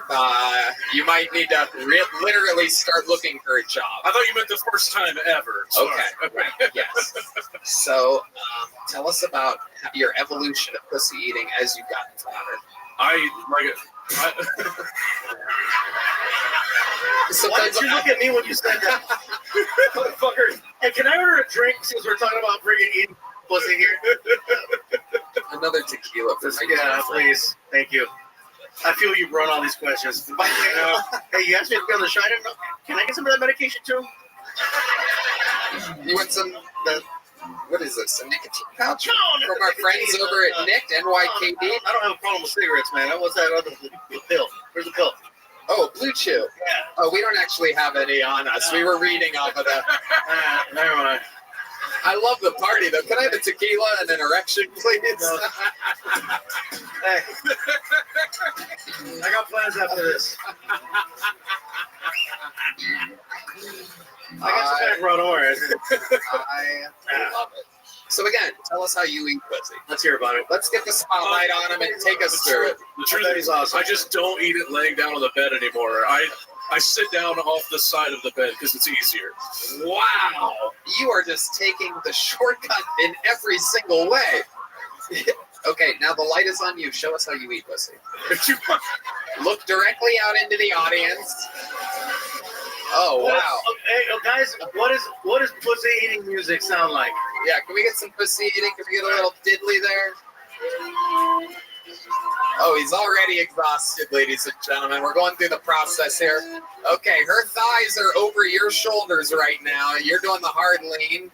It must not smell bad for you to stay in the mix like that. All right, this is it right here. This is it right here. Right. There you go.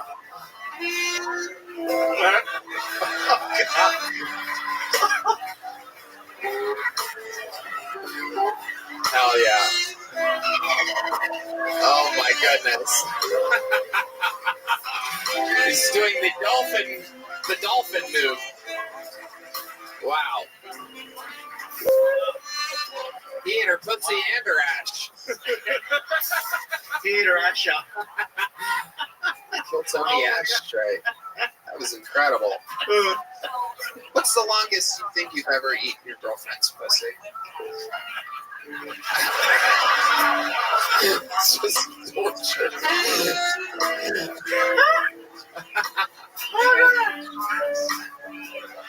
Oh, look out. My Latino horn players have heard pussy eating enough times. They're jamming over there. They can only hear the word pussy eating 10 times before they just start soloing out over there. Playing some romantic ass shit. Oh, it's getting louder and more powerful.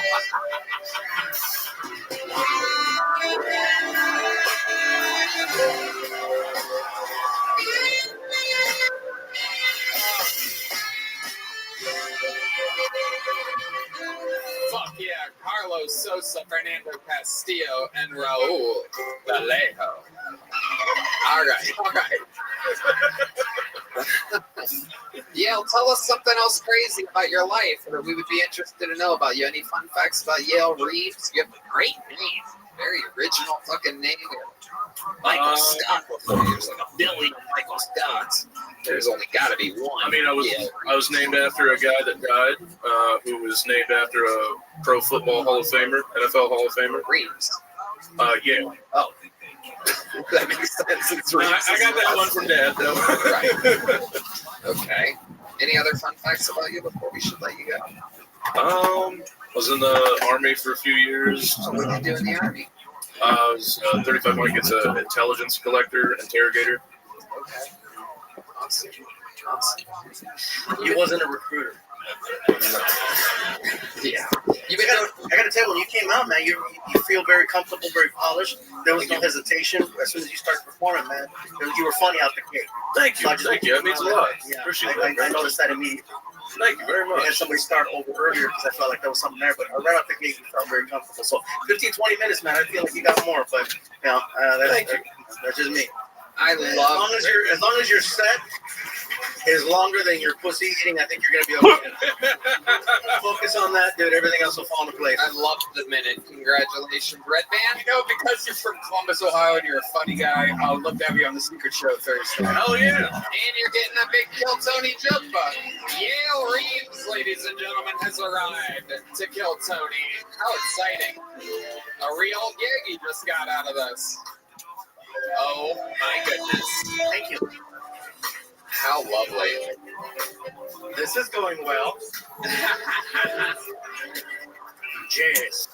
Make some noise for your next bucket full, ladies and gentlemen. 60 seconds uninterrupted for Sandy, everyone. It's Sandy. Let's see what happens here with Sandy.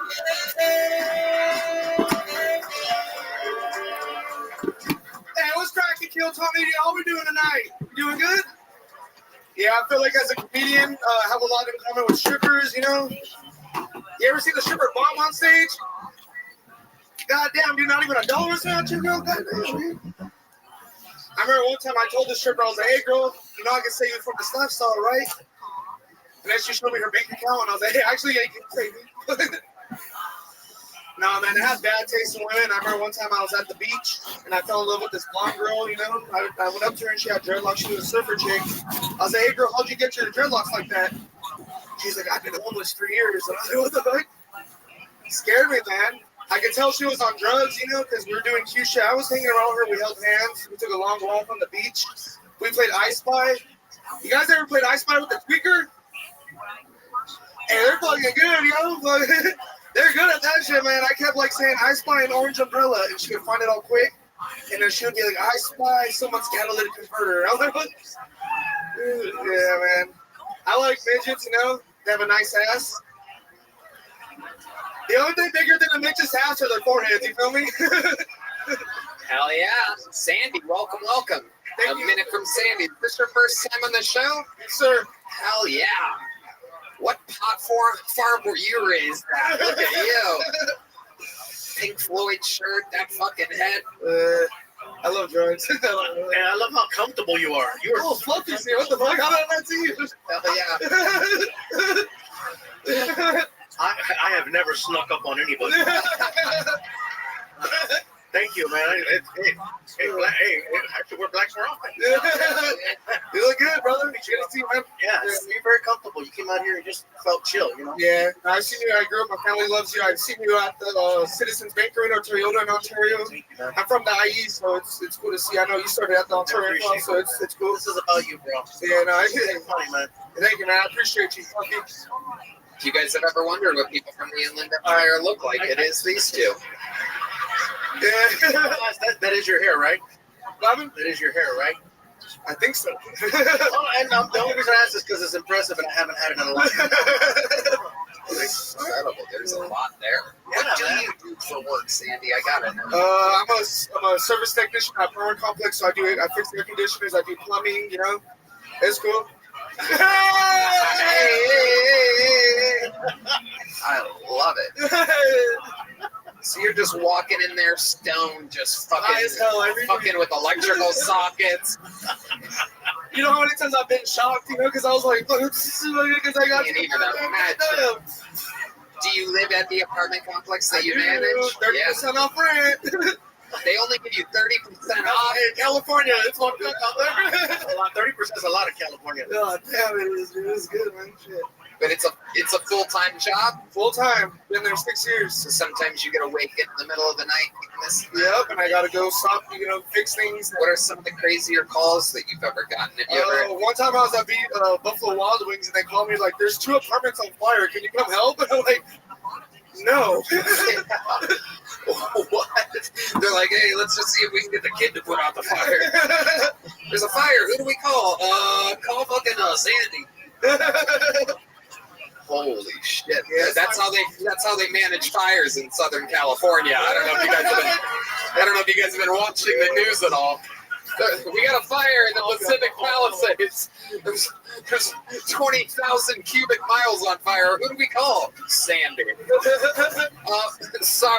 Sorry, millions of people. He's in a Buffalo Wild Wings right now. Gavin Newsom's first call. Did we try Sandy?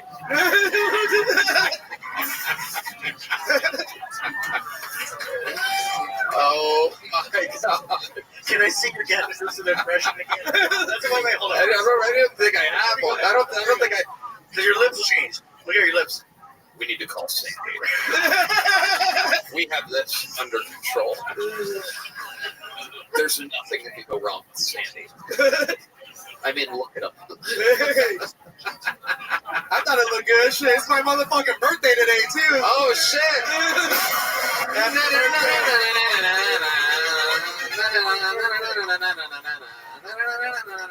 going to light a blunt just for you. So how long have you been doing this? 3 years, 3 years, January 20th. And where'd you start doing stand-up? Naive, so I do, I'm always at the Improv, yeah, right there. Yeah, I started Naive. I'm always in Riverside. Just everywhere, LA, try to hit Hollywood as much as possible. And so I grew up. That's cool. And then, so you're living out here now? You just? No, I just came to visit. My friends live out here, so it's cool. They let me sleep on the couch for like 10 days. That's freaking awesome. Thank you, Fluffy. Damn, I never thought Fluffy would be passing me a goddamn line, dude. This is cool. What birthday is this for you?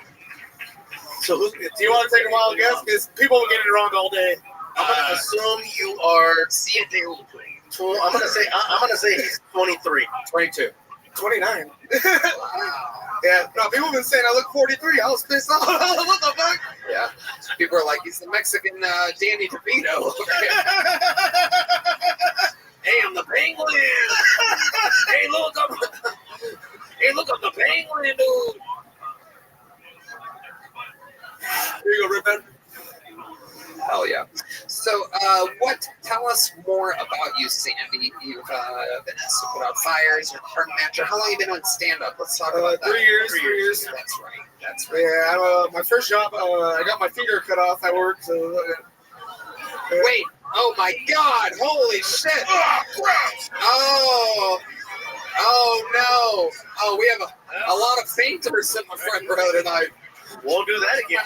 Yeah, never finger a fat chick, That's the last time I do that shit. I got $10 too, shit. Oh, my God. She ate you out. That is incredible. How did you lose that finger? Finger. I'm not getting fireworks. UPS. UPS? Dude, I was 18 years old, first job ever. Fucking 2 weeks into it, lost my finger. Fucking. But pretty embarrassing.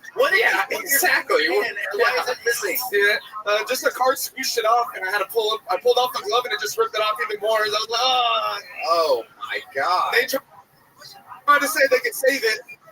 They couldn't. Oh they could my not. God. What can Brown do for you? So did UPS pay you well for that? Fuck no. Yes, how much? Why do I have to guess everything? I don't know. What's going on here? What is this, a circus? You got free shipping for a week. Hey, they gave me 30% off. $4,000. $4,000. Did you just settle immediately? I tried to fight, and they're like, "No, this is as much as you get." Even the lawyers are like, "No, this is as much as you're gonna get." Oh my God! You had a lawyer? Was it a lawyer off a bus? And he was looking at fire?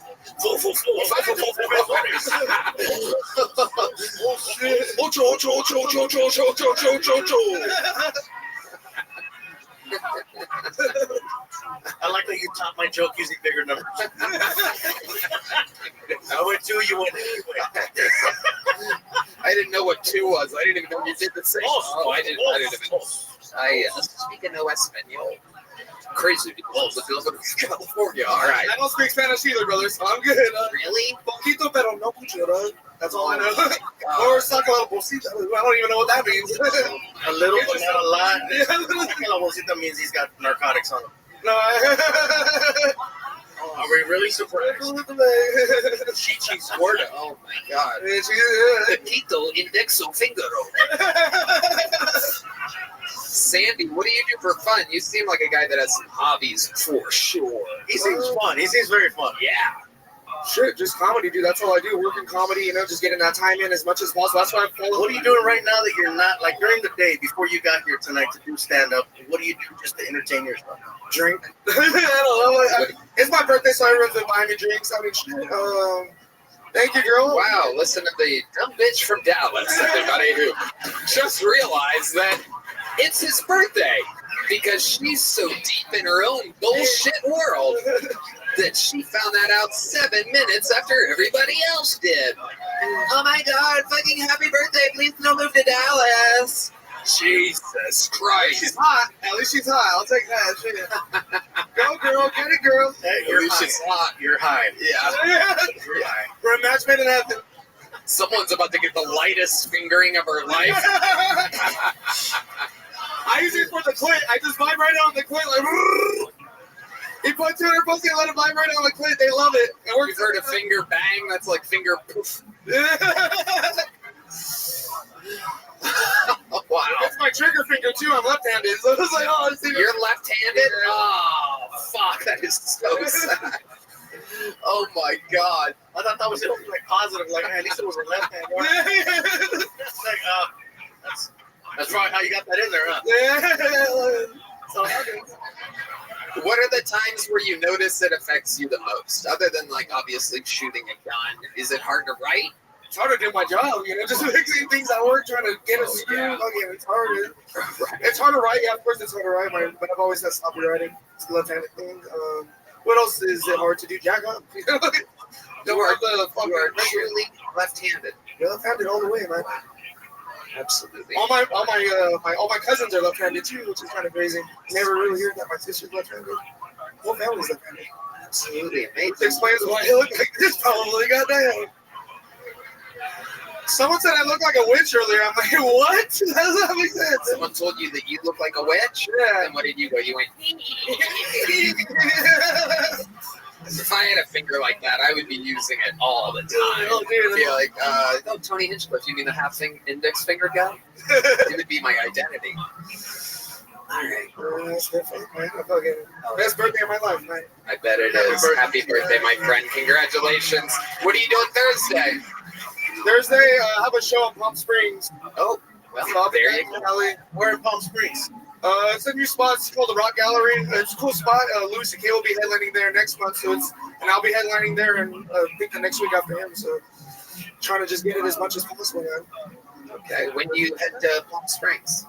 I'll be leaving tomorrow to get there by Thursday. What are you driving? Are you walking? I'm not. Taking horse and carriage. I have to leave tomorrow. The show is Thursday night. With the wind the way that it is, I must head into the sandy roads. Not Thursday. If I get to stay out there, I'll stay out here. Shit. I'll ditch the other shit. I mean, it's a paid gig in Palm Springs, right? You've been booked on it for a while. A little bit. Right, so you're fine. How about next Thursday? Next time you're in Austin, let us know. Right? I will, yeah. There you go. And happy birthday. Here's a big joke book. Here's some. Thank you, Mr. Funk. Let's ET. Let's ET. Give me ET. Left hand. ET, phone home. Yeah, wait. Give me that stuff back real quick. I want you to catch it with your left hand. Right hand's up on. Give me the book back too. Let's see what happens here. All right, here. Let's have some fun. Welcome to the Moron Olympics, everybody. Oh, okay. Use your chest on that one. I'm going to put it out there. Hey, very good. Here's some more. Here we go. Oh, okay. There you go. All right. There you go. Sandy, everybody. All right. We're getting there. Let's get one or two more up here. Makes only 60 seconds uninterrupted for Rob Edwards, everybody. Rob Edwards. You guys having fucking fun tonight? Oh, shit. Make the noise for Rob Edwards.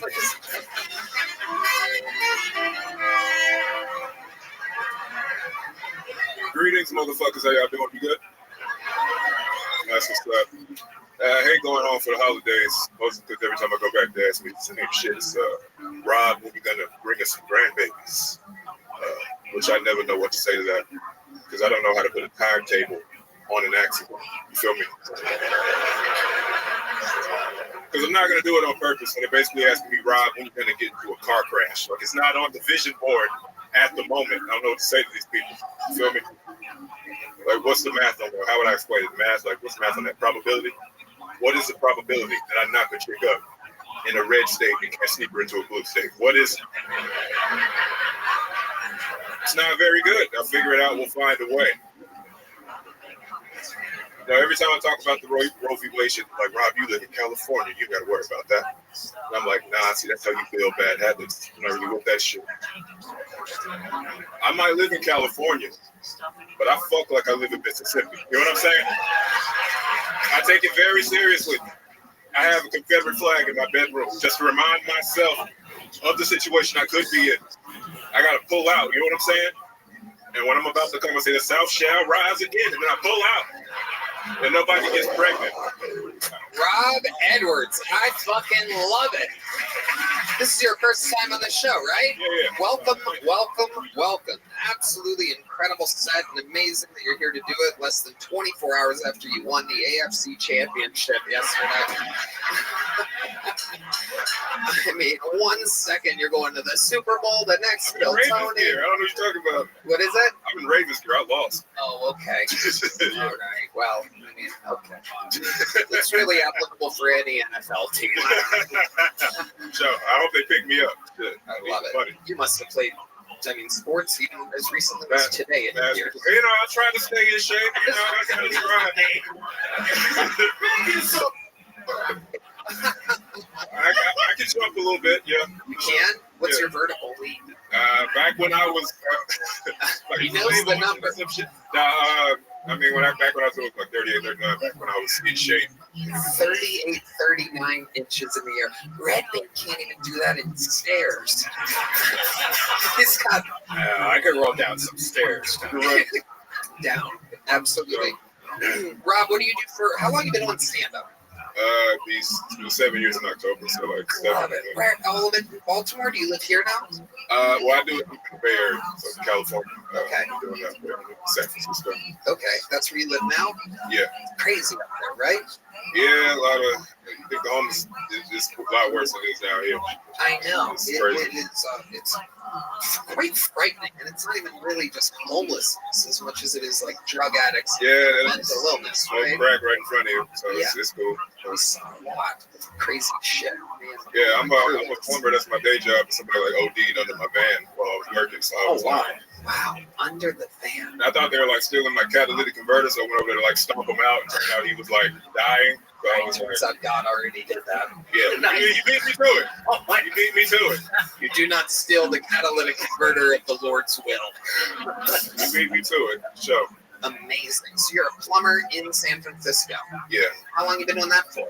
I've been plumbing for like 10 years. What made you get into plumbing? I needed money. Hell yeah. You seem like a guy that's good at laying pipe. A lot of blood didn't have poop up there. Red Van, our senior retard correspondent. I was like, what? I didn't even hear what he said. He said a lot of blood in the poop up there, implying that San Francisco has an overwhelming amount of gay men and sickly men. Yeah. He's not wrong. He's not wrong. He's not wrong at all. Yeah. Hell yeah. What is the worst plumbing situation you've ever had to go through? What is literally the shittiest situation? 10 years of plumbing. I gotta know. Big, tall guy like you. It's gotta be crazy out there. It's a lot of old, so it's a lot of old Asian money in there, so I'm like the first nigga to go in a lot of these houses. And so, I don't know, they try not to be racist, but like they accidentally be racist a lot of times. They don't know how to talk to black people, like the older Asian people.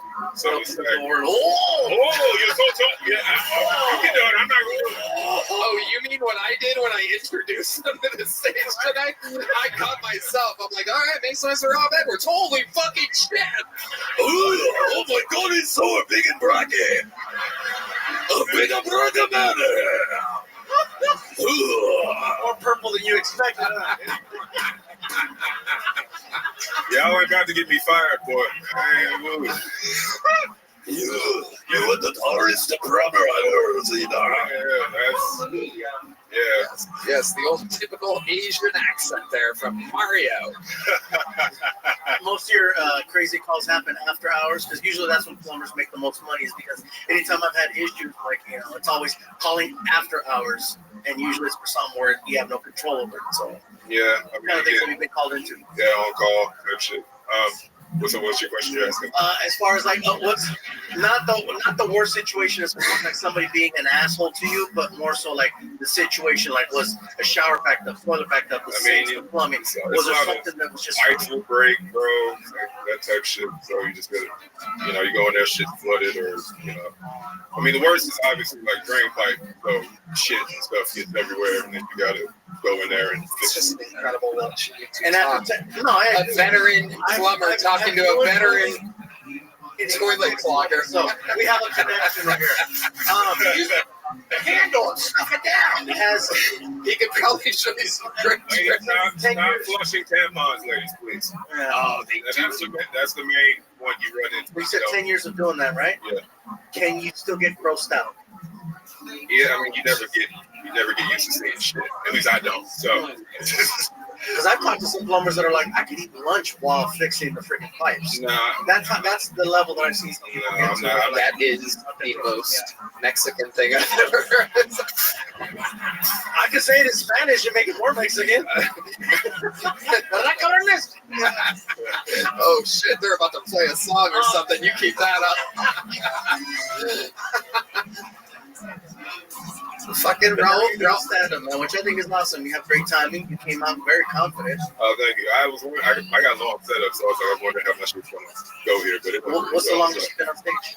What do you mean, like my time? 45. Oh, actually, you've been the first comic that's had a set longer than 15. Yeah, exactly. I love it. I would almost say, my only note for you is I would put the mic closer to your mouth and kind of like use that bass and that power a little bit more and fucking like drive it home. The red band doesn't understand how timing or beats work, so he thinks I'm making an actual joke over here. No, this is an actual stand-up note. Like when you're doing your jokes that you clearly know how to do and write, it's so important that everybody's able to hear you. And so it's a great note. I wish I could get Red Band a note and make him funny, but it's impossible. But I just did for you. He performs once a week at his own show. He performs once a week on his own show and puts himself up right where he wants to go. So, but you, I can do better. So from California, you just came out here just for Kill Tony? I was in Dallas all week with my cousin. Dallas? But where is he from? Where do I live? All right. Rob, what kind of girls are you into? Big bootied what? Big booty. I'll take care of the first part. There's one part I'm positive of. Flat asses do not fly. Yeah. The world of Rob. You talking about like color, race? Yeah, sure. Exactly. Honestly, the only color I care about is pink. So. Absolutely unbelievable. So is there anything you wouldn't fuck? Let's talk about that. Race-wise, I don't think, as long as you attractive, okay. How about mentally or shape-wise? There was someone that talked about loving digits earlier. I can't do crazy things anymore, but yeah. What makes a girl crazy? What's a situation where you've had with a crazy woman? Tried to cut me. So a Latina. She was Puerto Rican. She was Puerto Rican. Can't make it up.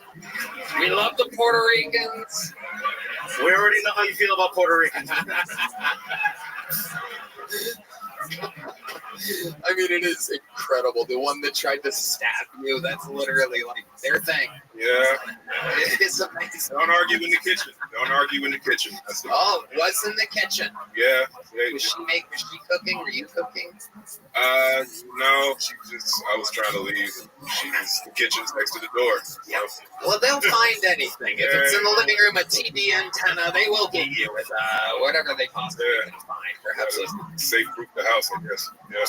So mentally, there's only like, okay, no crazy girls, but he didn't say no to like dwarfs or anything else. Yeah, it seems like everything else. Mostly normal size. I guess it's been the main thing. I guess. Yes. There you go. Flying. Say he's flying. Rob's 7 years of stand-up comedy. Literally, I do believe my favorite set of the night out of the bucket. So thank you so much. Here's a big joke book. Nothing for Rob, huh? Thursday? I'm not. No. Whoa! Look at this. Red Man trying to get spots away. He's trying to offer you work, but you know, hey. How about Wednesday? Wednesday, I could try to stay Wednesday. What's going on? What are you doing? What do you got this week? I got shows later, and then I got like court for some shit on. Nothing I did. Wait, you got to go to court? Yeah, thank you. That is all right. Hilarious. It's not racist because we already did this to a white person. Ask him. Hey, what?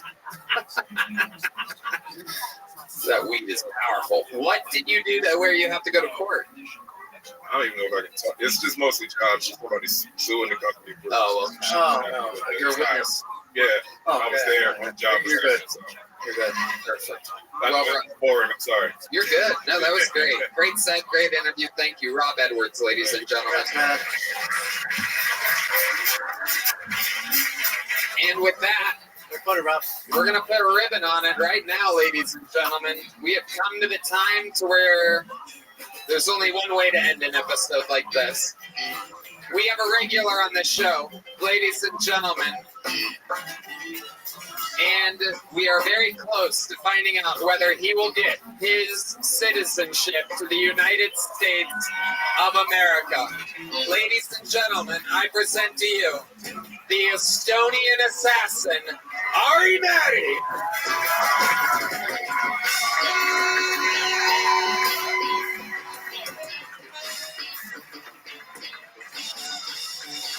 Hello. Hello. Hello. I went to North Carolina, Asheville this weekend. It got hit by a horrible hurricane. It looked like a post-apocalyptic movie. But then I went to the hotel room and I looked at Asheville before. I gotta tell you, the hurricane didn't do that much. Even the hurricane was like, oh, shit. Somebody already did this. LA's on fire. LA, oh my God, so sad. Where are the pedophiles gonna live now? My God. Where are we gonna fuck the kids now? Eat my ass, LA. They asked me for $1 at Whole Foods yesterday for the relief fund, LA. Who's that dollar gonna go to? Mel Gibson? Fuck you. I don't feel bad for people who lost a house because I wish I had a house to lose. You know what I'm saying? I wish I got a new start. I mean, I wish I had a start. That's probably the best part about being poor as shit, huh? And renting, I don't give a fuck. If I go home after this gig and my apartment's on fire, the only thing I do is I put my hands out for warmth. I look at the landlord like, I guess the lease is up now, motherfucker. Our curse has been lifted. Thank you. Wow. I Hey, mean, Gabriel. what can you say? This is a superstar right here. I love that you're getting all this. I'm still poor material out of the way, or your fucking arena act. I'm still poor, Gabriel. This is insane. I don't have a plane. This is the whitest foreigner I've ever met. Yes. This is my love goes out to you.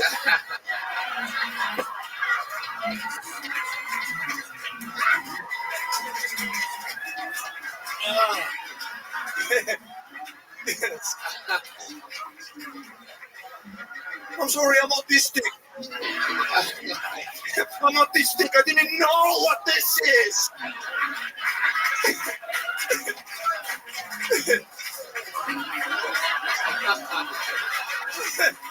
I'm sorry, I'm autistic. I don't know what this is. Oh my God.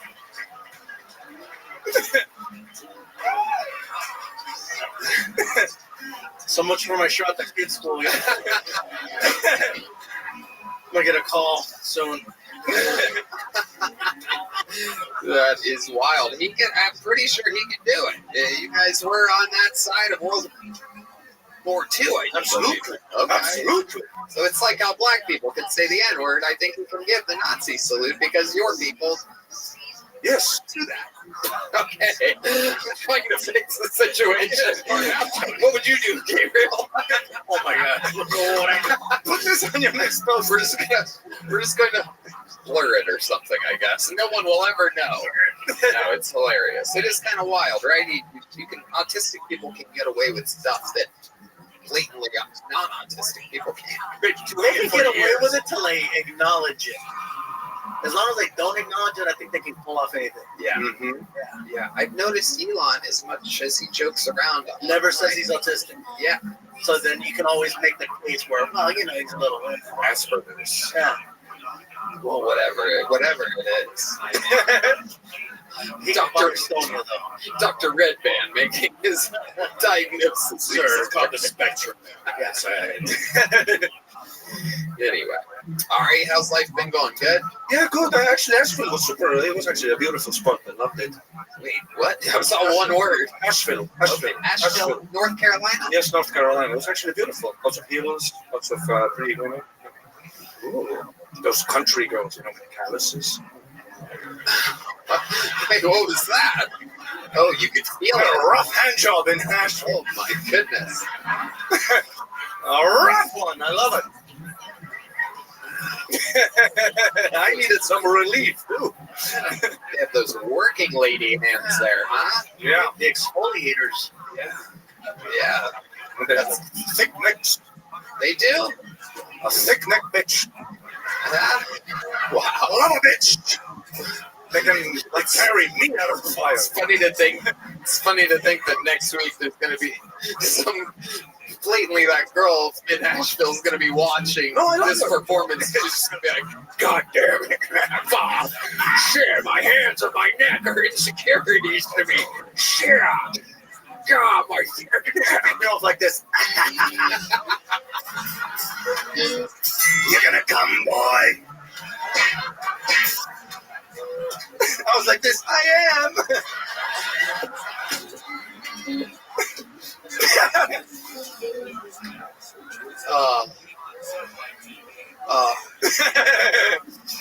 It's a shame nobody's going to see this because they stopped watching after all the Nazi salutes. Now we only have the cool people. That's true. That is true. Actual comedy fans. I love it, Ari. My God, so funny. Asheville, North Carolina. Yeah, she was awesome. What else? You got a real Texas shirt, making sure you don't get Texas. I love it. making sure you don't get deported this week. I gotta practice my accent. ICE is out to get me. I am from Texas. Texas, Texas, Texas. That's what I say, just like everyone else from Texas. I don't know that he could get deported, like maybe to like Dallas. Yeah. They're not really gonna kick him out. I'd rather you just send me to Estonia. Anything but Dallas. It's like Asheville without the calluses. Did you start off doing stand-up in Estonia? Because I know you were there. I was at the show. I was on the second balcony so far. You were there at my show in Estonia? Yeah, I remember. It was awesome. You did a lot of jokes. And then you left, by the way, you left boxes and boxes because my former manager, Louis, he's great. Shout out, Louis. I love you. He brought you out, and I remember you had a lot of merch that you just left. I've never seen a performer you left boxes. I left merch. Boxes? Don't do that. Boxes. Yes, Boxes. You actually do leave merch. I still have 2 bottles of fluffy Cholula. That's or Tapatio. Tapatio, and I fucking love it. And I swear to God, I even had to look on the thing because I swear it tastes better than actual Tapatio. Where do we need the You left that here. You left it here at the mothership. You left some in Estonia. Right now, this is the look of a man that is finding out he has left $9.5 million worth of merch all over the world. Somebody screen grabbed that look he had on his face before. What person gets fired? I left it here. Dude, you left so many boxes of t-shirts. Dude, there's children in Estonia running around with fluffy t-shirts. Dude, we gave them hundreds of t-shirts. You know, the country is lovely. You know who else is running around? His merch guy up on that balcony right now. Like, oh, fuck. I've been living my fucking dreams, man. I didn't want to carry no shit back to the fingers. You're so rich, dude. You don't even need it, dude. You don't even need it, bro. You could be performing on a box in Bakersfield. You have it so good, dude. What do you need that type of deal for, dude? Look, dude, it's more expensive to fucking. I found out it's more expensive to ship it to the next kid. He's gonna learn that. You're about to hear. You're about to hear the most Mexican accounting of your life, dude. I would ship it to the next city, but I'd lose my finger, dude. UPS is fucked up. Fluffy, please. Fluffy, please. Fluffy, I'll make it up to you. It's only $11.8 billion. Dude, it's all over the world. I can get it back, bro. I'll make some calls. Oh, God. It is so funny to think. Literally one of the top selling comedians in the world. Like, this is like a guy that, like, Forbes and shit, right? This is like it. And he's finding out he has merch all over the world. You understand I'm going to play this video in someone's review at the end of the year, right? There's somebody going to get called into an office, and I'm going to be like, just hit play. Like, really, motherfucker? Estonia? Yeah, if you go to a Gabriel Iglesias show, don't buy the merch. Just wait the next day. Near the arena back entrance. We give that shit away like we're in Africa, dude. Absolutely unbelievable. Make some fucking noise for Ari Maddie, ladies and gentlemen. Thank you to Shopify and Talkspace. The drawing from Ryan J. Email is in, and it is unbelievable. Let's see what Chris Rogers did. It was Cam Patterson.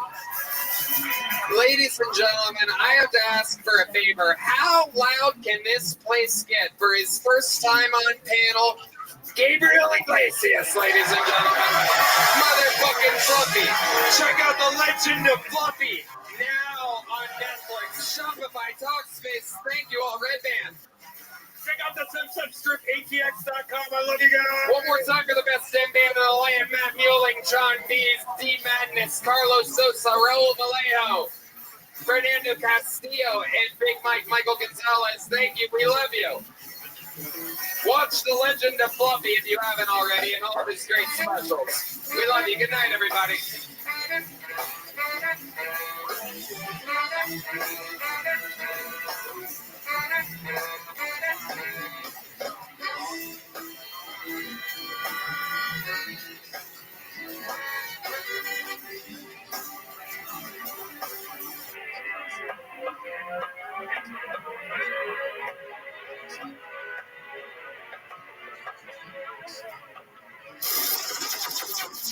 The Sunset Strip Comedy Club in Austin, Texas is now open. Check out Red Band's secret show every Thursday. Go to sunsetstripatx.com for tickets.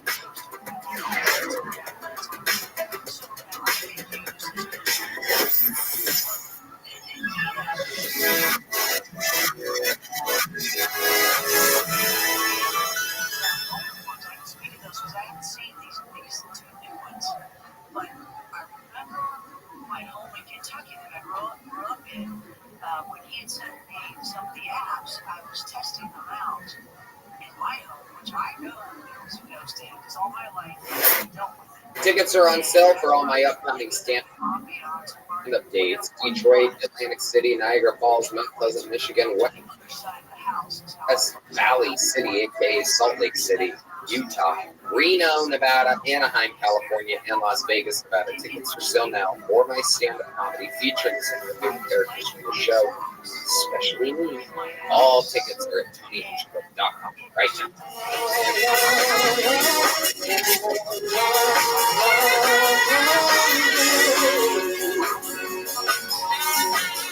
That's where we are.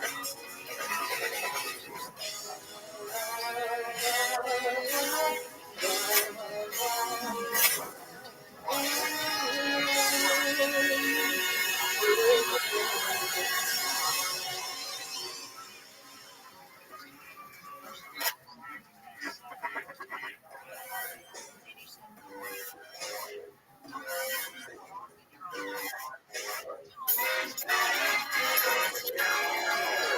this is Brendan coming live from the Comedy Mothership here in Austin, Texas, for a brand new episode of Kill Tony, Jennifer Tony Extra.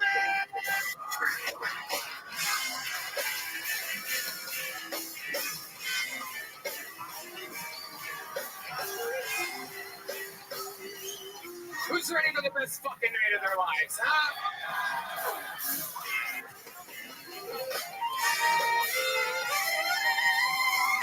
Yay! Hey, everybody! The best damn band in the land, everybody. Raul Vallejo, Fernando Castillo, Carlos Sosa on the horns, Big Mike, Michael Gonzalez on the drums, the mutilating Matt Muling on the electric guitar, John Dees on the keys, and that is indeed D Magnus on the bass guitar, ladies and gentlemen. Wow. The energy in here feels great. Before we get started, here's a little bit more from the amazing sponsors that made it all possible.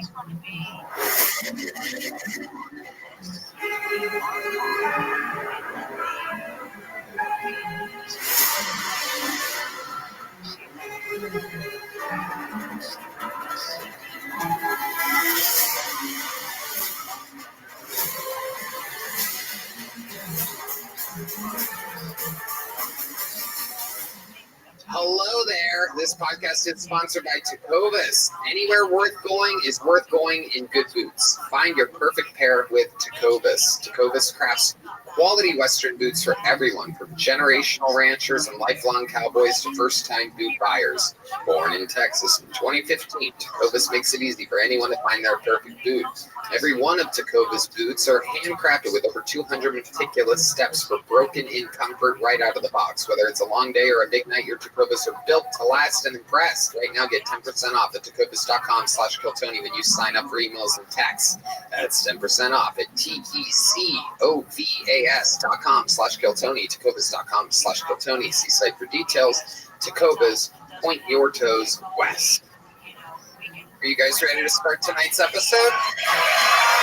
This is Kill Tony, brought to you by Nick Nicotine Pouches and ZipRecruiter. Every single week, I have 1, 2, or 3 of the best possible guests. I look at it like a chemistry set. I know all these people.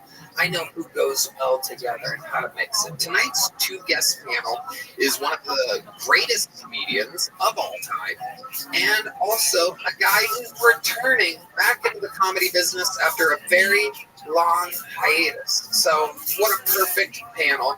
Ladies and gentlemen, I present to you 2 of the greats. Make some fucking noise for Jim Norton and Tony Caruso. Oh yeah, Jim Norton! Tony Caruso, first time on Kill Tony.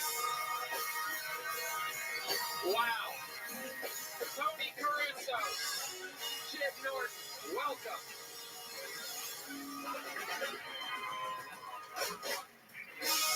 Jim Norton is back, the only comedian to be on both Madison Square Garden episodes, absolutely crushing, one of our favorite guests of all time.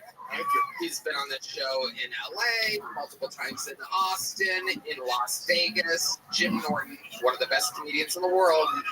Jim Norton Can't Save You is available everywhere. It's a brand new show.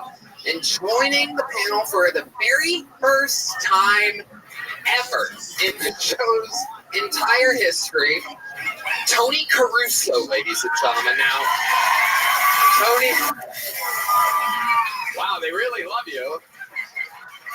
I don't know how it's. I don't know what that was. I never shot a gun in my life. It seems like I'm on a woman's face. But...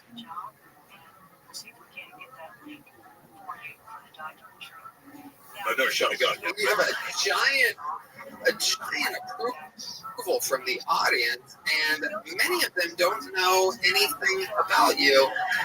You are making a return into stand-up comedy. You took a 20-year hiatus when your wife passed away. A 20-year hiatus. My wife died, R.I.P. I found out through text she had cancer, HPV, or some shit, whatever. The bitch is dead. So I'm trying to get my life back on track. Good to see you, Rabbi. What do you brush your teeth with nacho cheese? All right, I'm just warming up here, but no, I'm a big fan of the show, and Kiltony is a show to launch careers. They launched a lot of people. Hans Kim, who, by the way, is who's about to star in the all-Asian reboot of The Sandlot. Hans Kim is. He's going to play Squints. It's going to be called the Sandrod. If you're an Asian guy, all right, I'm warming up here. But Tony, if you're here, who's haunting the abandoned carnival down the street, huh? I'm warming up here. We're having a good time. But I'm a big fan of Kiltony. I'm on YouTube. I've been watching on Facebook. I got Twitter. I got X. I got something. I got something on my cock right now. Wow! Hit me one time. Oh, Tony, too hard. I got a pacemaker. Tony Caruso. Forgot what it was called, but he's been making his return into stand-up. Trying to get back into it. Trying to get back on the wagon. He's been opening up for the great Hall of Fame Kiltony member Adam Ray all over the road. Doing some shows. So you can get tickets to see Tony Caruso at AdamRayComedy.com. It is incredible. You've been doing some work with Dr. Phil, I hear. You're friends with Dr. Phil. DP, yeah.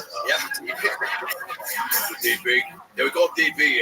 But, DP's got several meanings of double penetration. I'm just warming up. Just warming up. But, Tony, it's good to see you. You look good. Thank you so much. You look like a vampire that only bites people with AIDS. Okay. Come on, hit me, boy. Little late. I invite you to the show, and this is how you treat me. I'm just trying to warm up. Okay. You're on the show, right? Hey, look at that fat fucking Okay. Well, I mean, jeez. I want your show. Okay. I love it. Big fan. Okay. All right. Good Lord Almighty.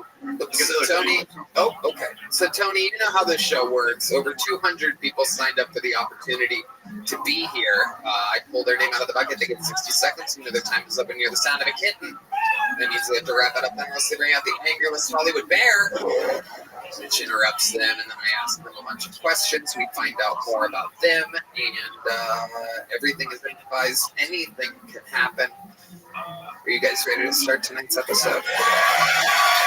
Ladies and gentlemen, your first comedian performing tonight while we go wrangle your first bucket pool is a guy who's been on the show only one other time in Las Vegas, Nevada at Skankfest. He was my favorite comedian on the episode, and I told him that when he arrives to Austin, Texas for his first time, that he gets an automatic spot on this show. This is that show. This is that moment. Ladies and gentlemen, your first comedian, 60 seconds uninterrupted for the second time ever appearance of Peter Angelo, everybody. Here we go. It's Peter Angelo. What's going on, guys? What's going on? Who here likes rough sex? Who here likes rough sex with men? Yeah, just me? All right, cool. Yeah, I fuck a lot of dudes. It's weird. I get it. I look like this, but I do. I enjoy rough sex, but the problem is I date guys who are way smaller than me. And people think I do that to throw them around like it's Cirque du Soleil. That's not the case. I want them to be the dominant one. Let them be in charge. But for rough sex to be hot, there's got to be that element of danger. I don't feel like I'm in danger. The average weight of the guys I sleep with is 150 pounds. I weigh 320. They can't even get their hands around my neck. For me to feel like they were in charge, I have to give them a weapon. And I'm not sucking dick at gunpoint. Again. It's a great family reunion. You think the natural solution is I be the dominant one, I be in charge, but I'm afraid I'm so much bigger, I'm gonna kill them, and now I'm like Gay Lenny from Of Mice and Men. I didn't mean to kill the twink boy George, I just wanted to pet his butt. Thanks, guys. I'm Peter Angelo. Peter Angelo, second ever time on the show. Famously, the least gay-looking gay man ever in the show's history. Jim, you ever see anything like this before? I have. I've seen you before. Yeah. And I enjoy you very much. Oh, thank you. But you do seem more like a top. I'm not disappointed. I'm just saying you seem. Yeah, everyone seems to be disappointed by it. I don't get it. I'm like, yeah, but like I was for a long time, and then I got bored. I was like, all right, let them do the work. That material is like people that think you gay. Yeah. It has been a drawback. Like, not many ladies coming around now. No. When you were a straight guy, did you have sleeves on? Like, you go, all right, I like butt stuff. Yeah, rip them right off. Pants off, sleeves off. Go. All right, that's all I got. Absolutely. Peter, remind us all, where do you live again? I live in New York City right now. How long have you lived in New York? About 3 years. And what do you do for work? I was a truck driver. Now it's comedy. Yeah, I was thinking comedy.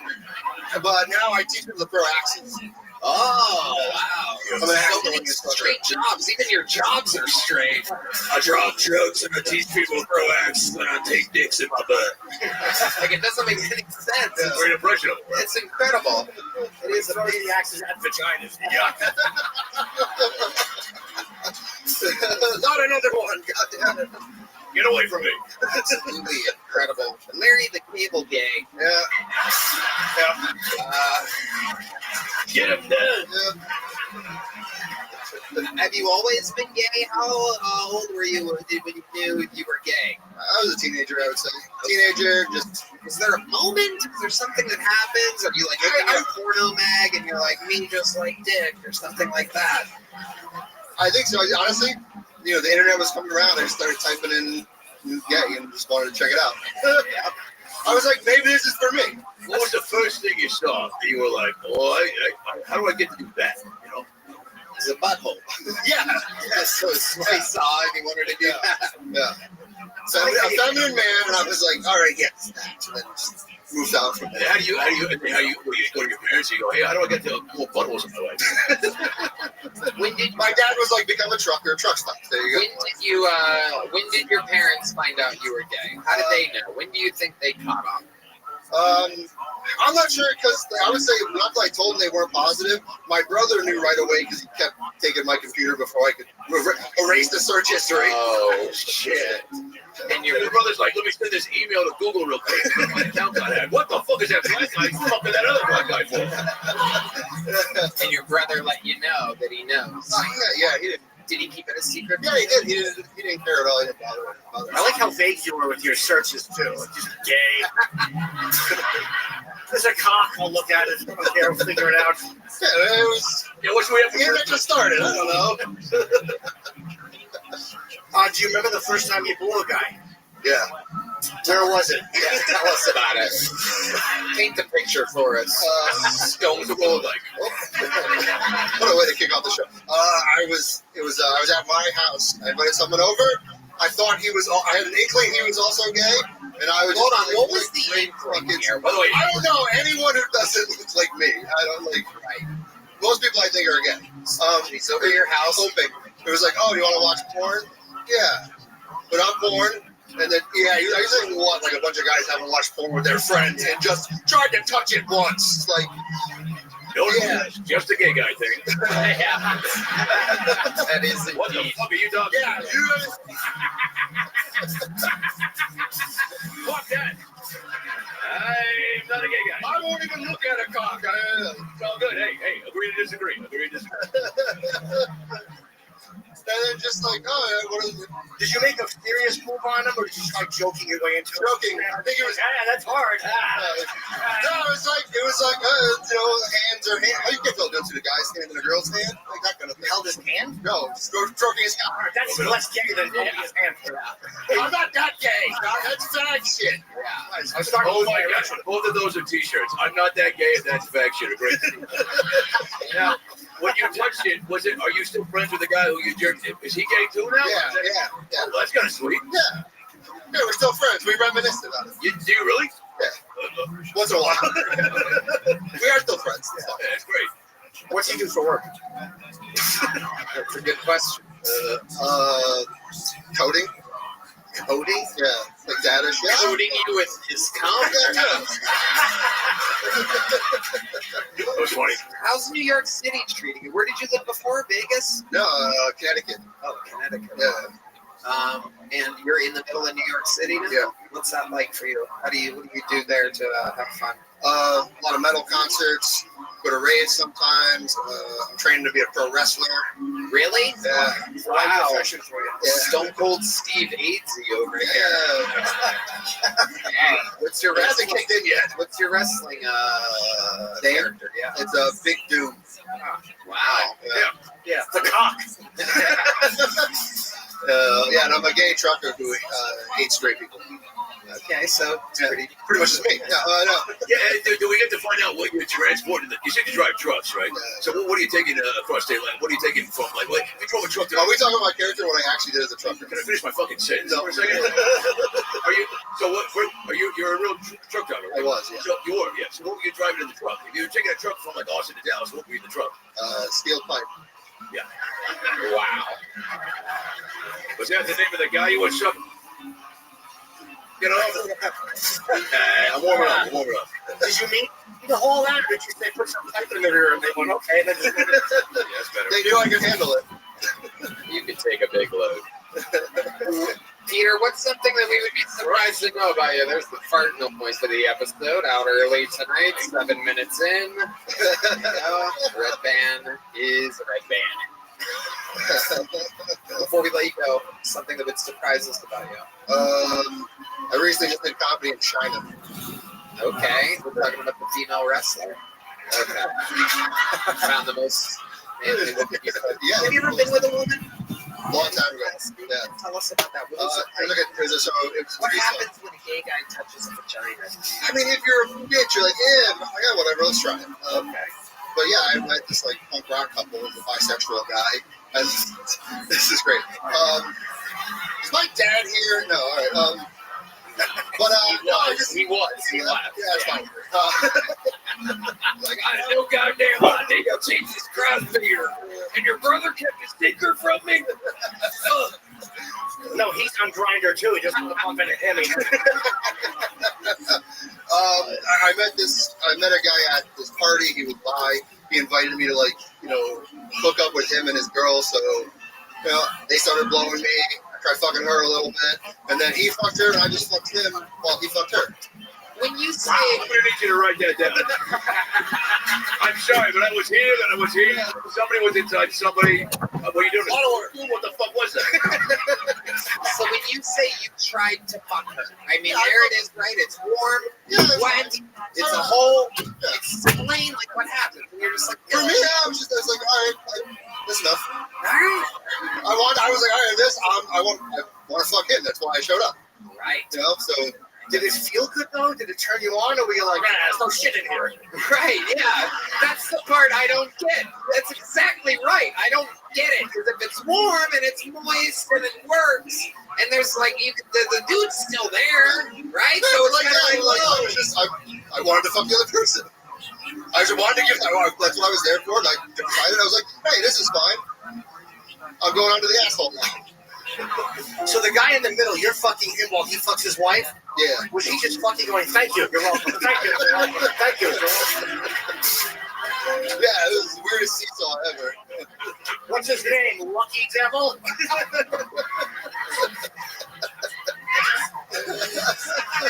Taketh and giveth. Well, Peter, you got tonight's episode started with a bang. Congratulations. Thank you for having me. Are you in town Thursday? Yeah, I'm here all month. There you go. You're doing the secret show. Awesome.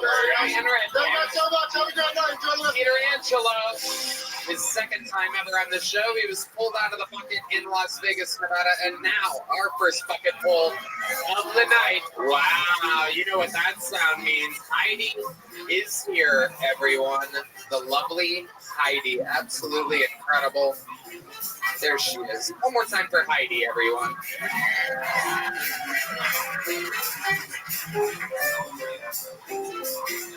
All right, to the bucket we go. Ladies and gentlemen, anything can happen. We're going to meet them all together. This is where we met all of our regulars, all of our golden ticket winners.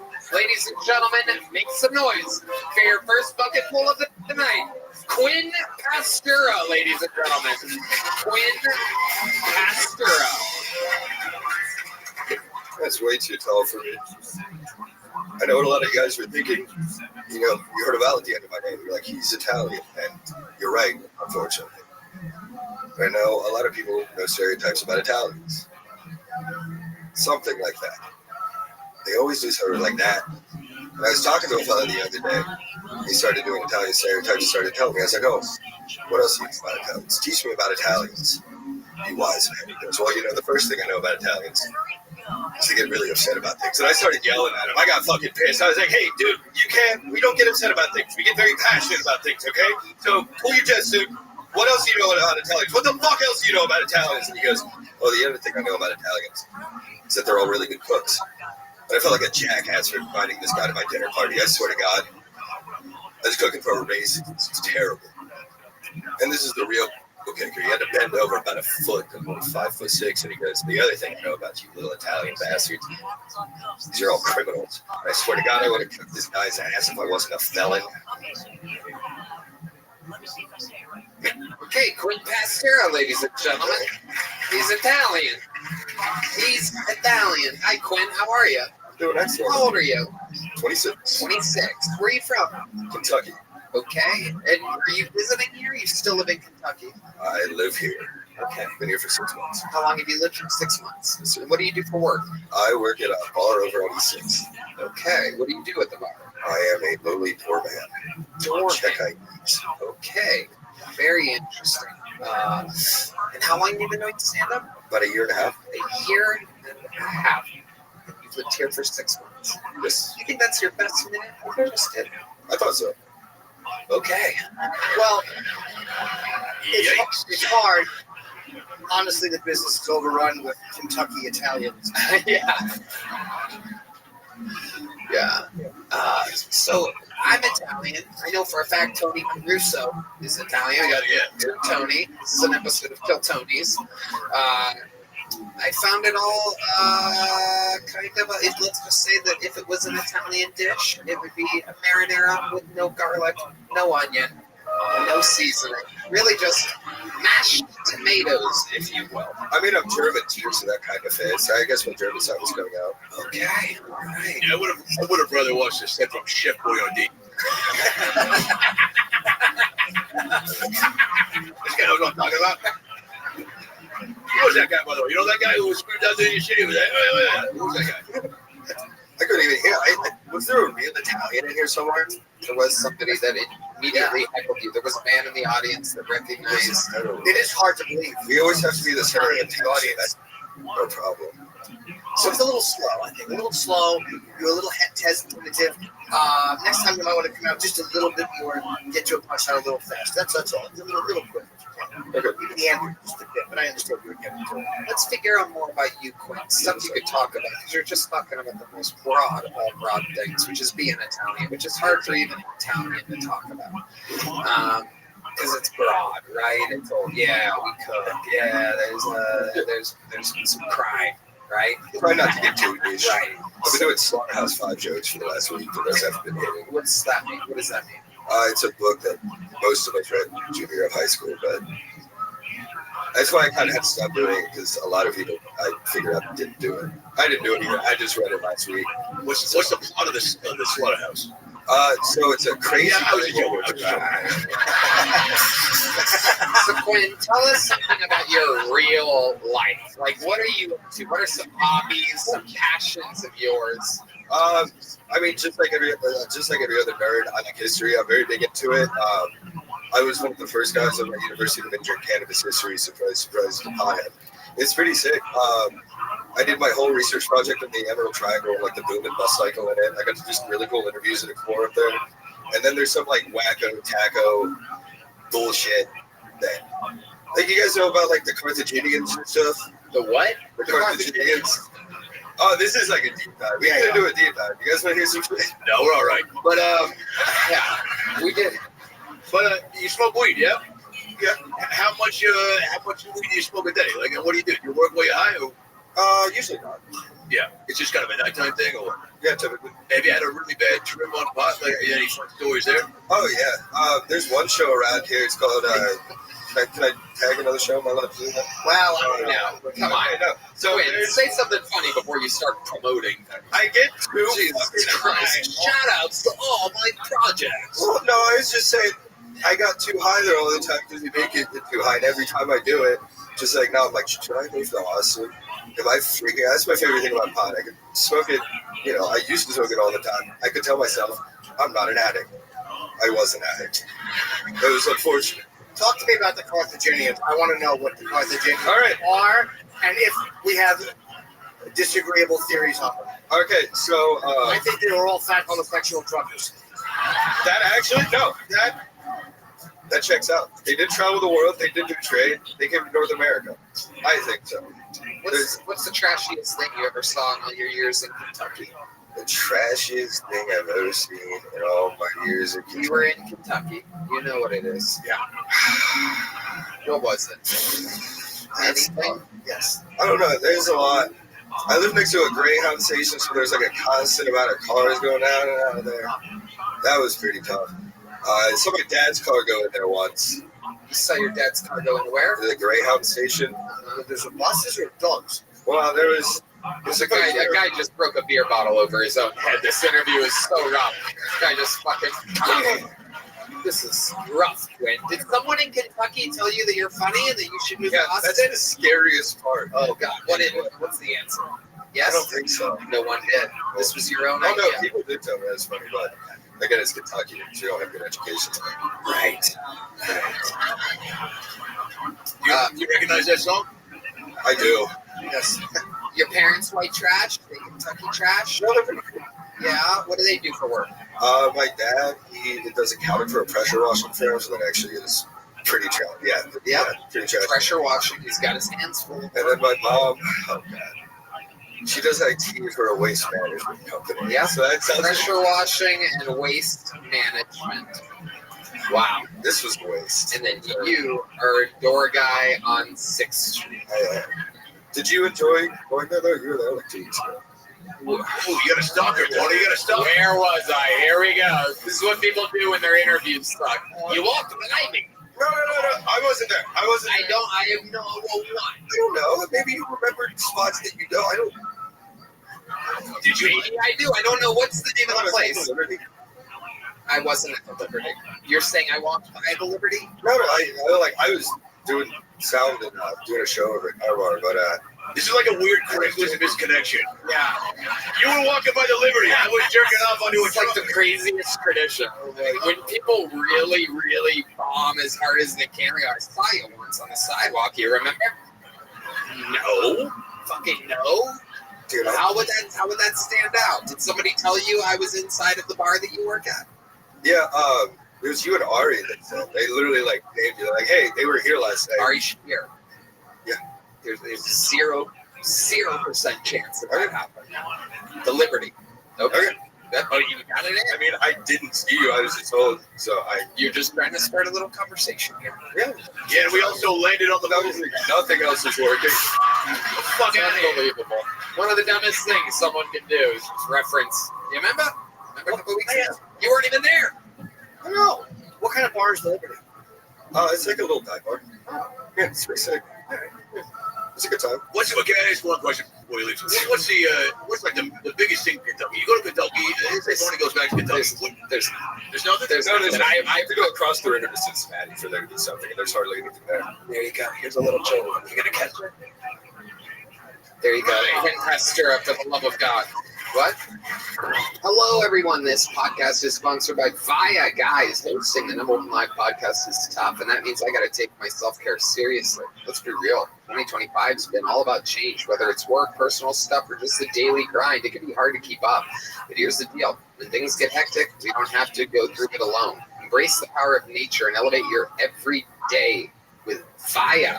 Trusted by over 500,000 happy customers, Vaya is the Swiss Army knife of wellness, dedicated to harnessing the natural benefits of hemp to create high-quality wellness products. Whether you're looking to improve your sleep, focus, recovery, add a little pep to your step, or just get high, Vaya has something for you, with products ranging from 0 to 100 milligrams of THC. Vaya gives you the power to blaze your own trail. Vaya is well renowned for their award-winning THC and THC-free gummies and vapes, THCA flower, soothing topicals, and calming drops. All crafted with the highest quality hemp sourced from trusted, independently owned American farms. And the best part, Vaya legally ships to nearly all states in the U.S. in discreet packaging directly to your door with a worry-free guarantee. No medical card required. So if you're 21 or over, check out our link to Vaya's website link in our description and use code Tony for 15% off. And if you're new to Vaya, get a free gift card of your choice. Tony, I love Vaya. Their THCA flower makes me feel amazing after a long, stressful day. I personally use their gummies to help me with sleep. I love that they're made in the USA and that their products range from 0 to 100 milligrams of THC. So if you're 21 or over, check out the link to Vaya in our description. Use code Tony to receive 50% off. And if you're new to Vaya, get a free gift of your choice. After you purchase, they ask you where you heard about them. Please support our show and tell them we sent you. Enhance your everyday with Vaya. Hello, indeed. This podcast is sponsored by ExpressVPN. Going online without ExpressVPN is like forgetting to mute yourself on a Zoom meeting. Do you really want your coworkers to hear you trash talking them? Because all your traffic flows through their servers. Internet service providers, including mobile network providers, know every single website you visit. ExpressVPN reroutes 100% of your traffic through secure, encrypted servers, so your ISP can't see your browsing history. Red Band? Tony, ExpressVPN is the best. It hides your IP addresses, making it extremely difficult for third parties to track your online activity. It's also easy to use. Just fire up the app and click one button to get protected. Not to mention, it works on all devices, phones, laptops, tablets, and more, so you can stay private on the go. I personally use ExpressVPN when we travel, so I can stay private. Know that all my data is safe and sound. It's personally important to me to not have my data hacked by some Hugh Jackman in the movie Swordfish type of guy. Protect your online privacy today by visiting expressvpn.com/killtony. That's expressvpn.com/killtony. And you can get an extra 4 months free. expressvpn.com/killtony. Ladies and gentlemen, this is very, very exciting. I pulled a name out of the bucket of a young man who works here all the time. This is very special. I have no idea if he's even ever signed up before. This is truly one of the top young rising comedians in the world. I think maybe he's been on the show in LA. It's been a long time. Either way you slice it. Ladies and gentlemen, let it be known, this is a new minute from Hassan Ahmad, everybody. Make some noise for Hassan, everybody. So Israel and Palestine just signed their ceasefire, so Hamas will talk to them. The whole thing started when Hamas paraglided into a raid, which, take the context of everything that happened outside of it away, that does sound like a great day with the boys. You know what I mean? Just smoking weed in the cave, just Abdul, get the paragliders. Holy shit, Abdul, it's working! Just 2 flags on your paraglider, 1 Palestinian, the Saturdays are for the boys, and it's just fucking committing a terrorist attack to a rave, to techno, just digga digga da, digga digga digga da, digga digga digga da, digga digga digga da, digga digga digga da, digga digga digga da.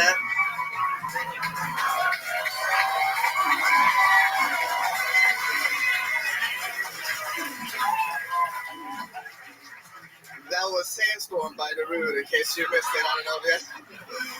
I've been Hassan Ahmad. Hassan Ahmad. Oh my God. Wow. Coming up here, cleaning up after a fucking bore of Kentucky. Holy shit. You know what's funny? He was talking about the Liberty, and I was like, oh, that was the bar that we were at with Ari Shafir the night of the picture. Wait. No, it wasn't. No, it wasn't. You're being funny. That was not it. That was it was the white horse. No, the picture was that white. No, Liberty's west. We went east. Okay. I thought. Liberty's east? Oh, okay, maybe we were. We were on a bar crawl. That's what Ari wanted to do. Which fucking one was the Liberty? I have no idea, but I know that's one. Look at the Liberty real quick. There's no way. Isn't the Liberty fucking west? It's east? I was there? Fuck. The poor guy. I'm like, fuck you. You're not funny. Get the fuck out of here. Oh, it's just blatantly east. Same street, but that long. It is literally just 5 minutes just due east on 6th Street. My location is still there. I'm still at the Liberty. There's a blue dot.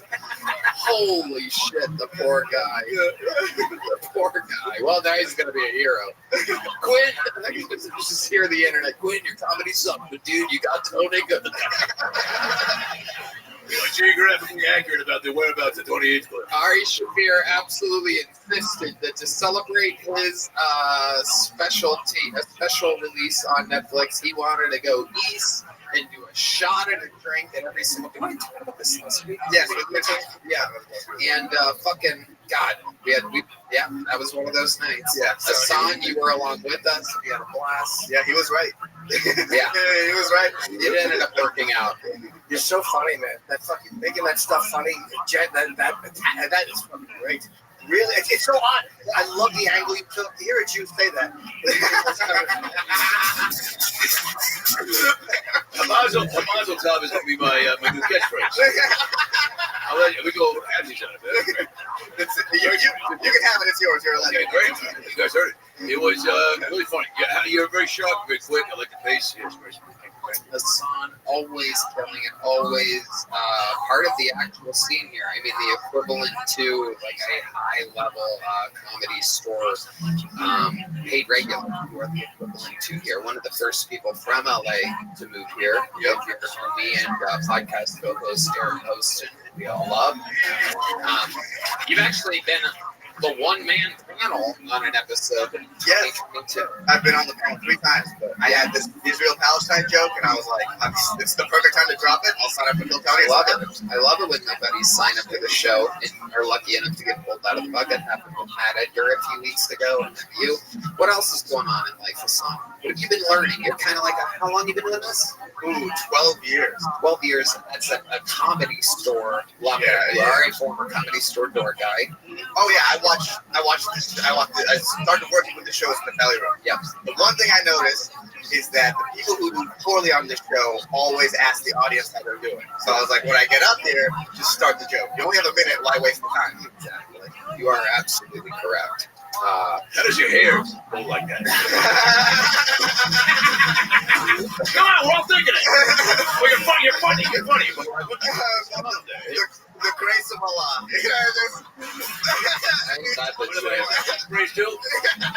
You got a little fucking Gaza strip right down the middle there. That shit is unbelievable. Holy shit. It reminds me of the bar the Liberty is. I love it. Hassan, what else is going on? Tell us something else crazy about your life before we get you out of here. I mean, I'm taking you to your homeland, San Jose, right? Well, yeah, not his homeland. San Jose. Hey, I like that. And I've met your adorable parents. They're tiny, absolutely adorable, little, super tiny Indian. They are just the cutest things you've ever seen. I do have the most adorable parents. They really are. You're like a giant compared to them. Yeah, I am 5'6" and I'm 6 inches taller than both of them. Yeah. I'm the tall guy in my family. It's great. Bring home free chocolate after work every day. They are very, very short, yet somehow they're both 7'11" and 9'11". Is incredible. For those of you that don't know, Hassan is the new head of the FBI. I don't know if you guys have been paying attention to that. Watch out, Mexicans, I'm coming. That's right. That's right. Phrase, dude. It's gonna Sneak right up on you, people. He's brown too. What can brown do for you? Okay, Hassan, so much fun. Great stuff, as always. I'll fucking see you tomorrow. We'll do it again. We do stand-up together all the time. One of the best comedians around. Killing it. Growing, thriving. Back to the bucket we go, ladies and gentlemen. And your next bucket pull goes by the name of Jake Kennedy. Time for Jake Kennedy. Make some noise for Jake, everybody.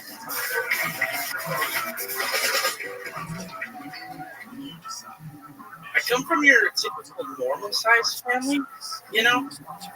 My sister's 6 foot, my mom's 6 foot. My dad just really beat the fuck out of me. Really stunted my growth growing up. Yeah, my mom, she really wanted me to feel special. I remember she pulled me into her office one day and she said, "Son, you're going to dwarf camp." Said, "Mom, I already get bullied." You know? So nevertheless, I went, and it's exactly what you guys are thinking. They gather all the little people from all the little villages, they put them in a ring, and we fight to the death. Yeah. You know, it's a cruel world. My girlfriend just told me. I was talking to a buddy about it, and just telling him how, you know, I was coming in between her career goals, you know, and he just looked at me and said, "Dude, that bitch works at Applebee's." Nevertheless, don't call her a bitch. She doesn't like that. That's my time. Okay. Hell yeah. Jake Kennedy, welcome to the show. This is your first time on, right? Yes, sir. Okay, welcome. Your son was just out here. You really. You are adorable. I can't tell whether you're a little person or a huge midget. What is the actual deal? I know you like to guess. What do you think I have? That sucksism? What is it? I have it's you can have both. Who you been talking to? No, I have a disease called spondyloepimetaphyseal dysplasia. Oh my God! Tell us what that is exactly. In a bunch of words, it's like I have spiked bones, and it stunts the growth. So I actually, what the fuck, Redman? What the fuck? Literally the worst sound effect you can play right there. It's party time! Spiked bones! That is a great band name.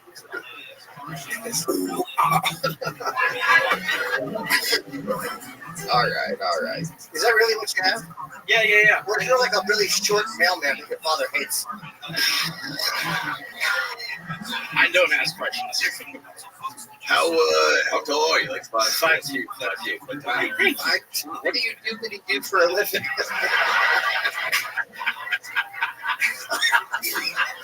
You got a guy that loves hanging out in chocolate factories. Peter Angelo was on earlier.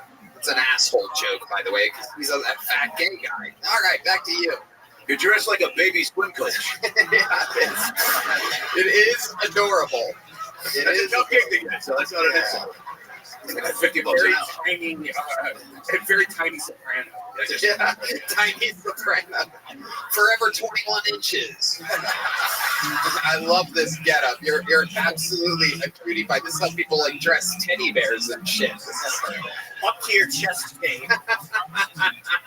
This is the most compliments I've ever gotten, so I want to thank you for that. You're taking it in stride. That's a compliment. Now, what did you guys do? I asked the question. This fucking guy. Ever since you started working with that Dr. Phil character, and you have this new hosty thing that you try. So, what do you watching? You think about the question. All right, I'll pick him up. Oh, he's got spiked bones. Be careful. Wait a second. Oh my God. I bet you he's heavy. I can tell by the look. On Tony Caruso's face. This motherfucker's heavier than he thought he'd be. That's a fucking dead weight. I got spike bones out. Fuck. I fucked that up. Edit it out, Yoni. 2 Tonys and a spiked bony. This is a party in here tonight. Jake Kennedy, how long you been doing stand-up? This is my first time ever, Tony. Wow, look at that. That's a good first time. The goat of the first time. How old are you? 25. 25 years old, absolutely adorable. The 25 years old, I guess the math works. He has the body of a 12-year-old and the face of a 40-year-old. This is incredible. You just got to do the math, divide it by 2, figure it out. What do you do for work, Jake Kennedy? I'm a violinist. You're a professional violinist? Do you play fucking way? No. No, he can't reach the notes up there. That left hand. He needs a tiny little cello. Tiny. What's a tiny? Even a harmonica is a two-handed adventure for you. I cannot picture you professionally play the violin for a living. Yes, Where sir. can people see you? I work on a pirate ship. Hold on. I was gonna say that. You do it. We'll be right back.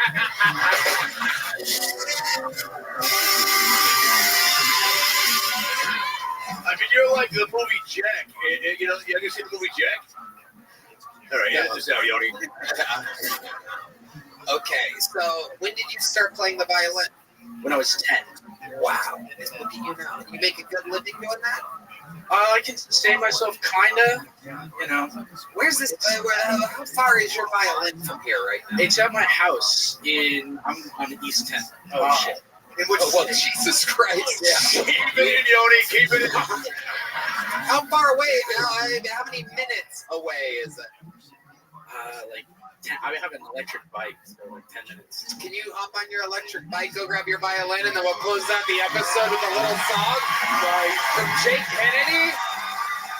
Is that okay? Here, take this on your way. There you go. Don't let it crush you. Jake Kennedy. Hey, you know what? It's only fitting. Jesus Christ, Lodi, sit the fuck down. It's only fitting you get a little joke book too.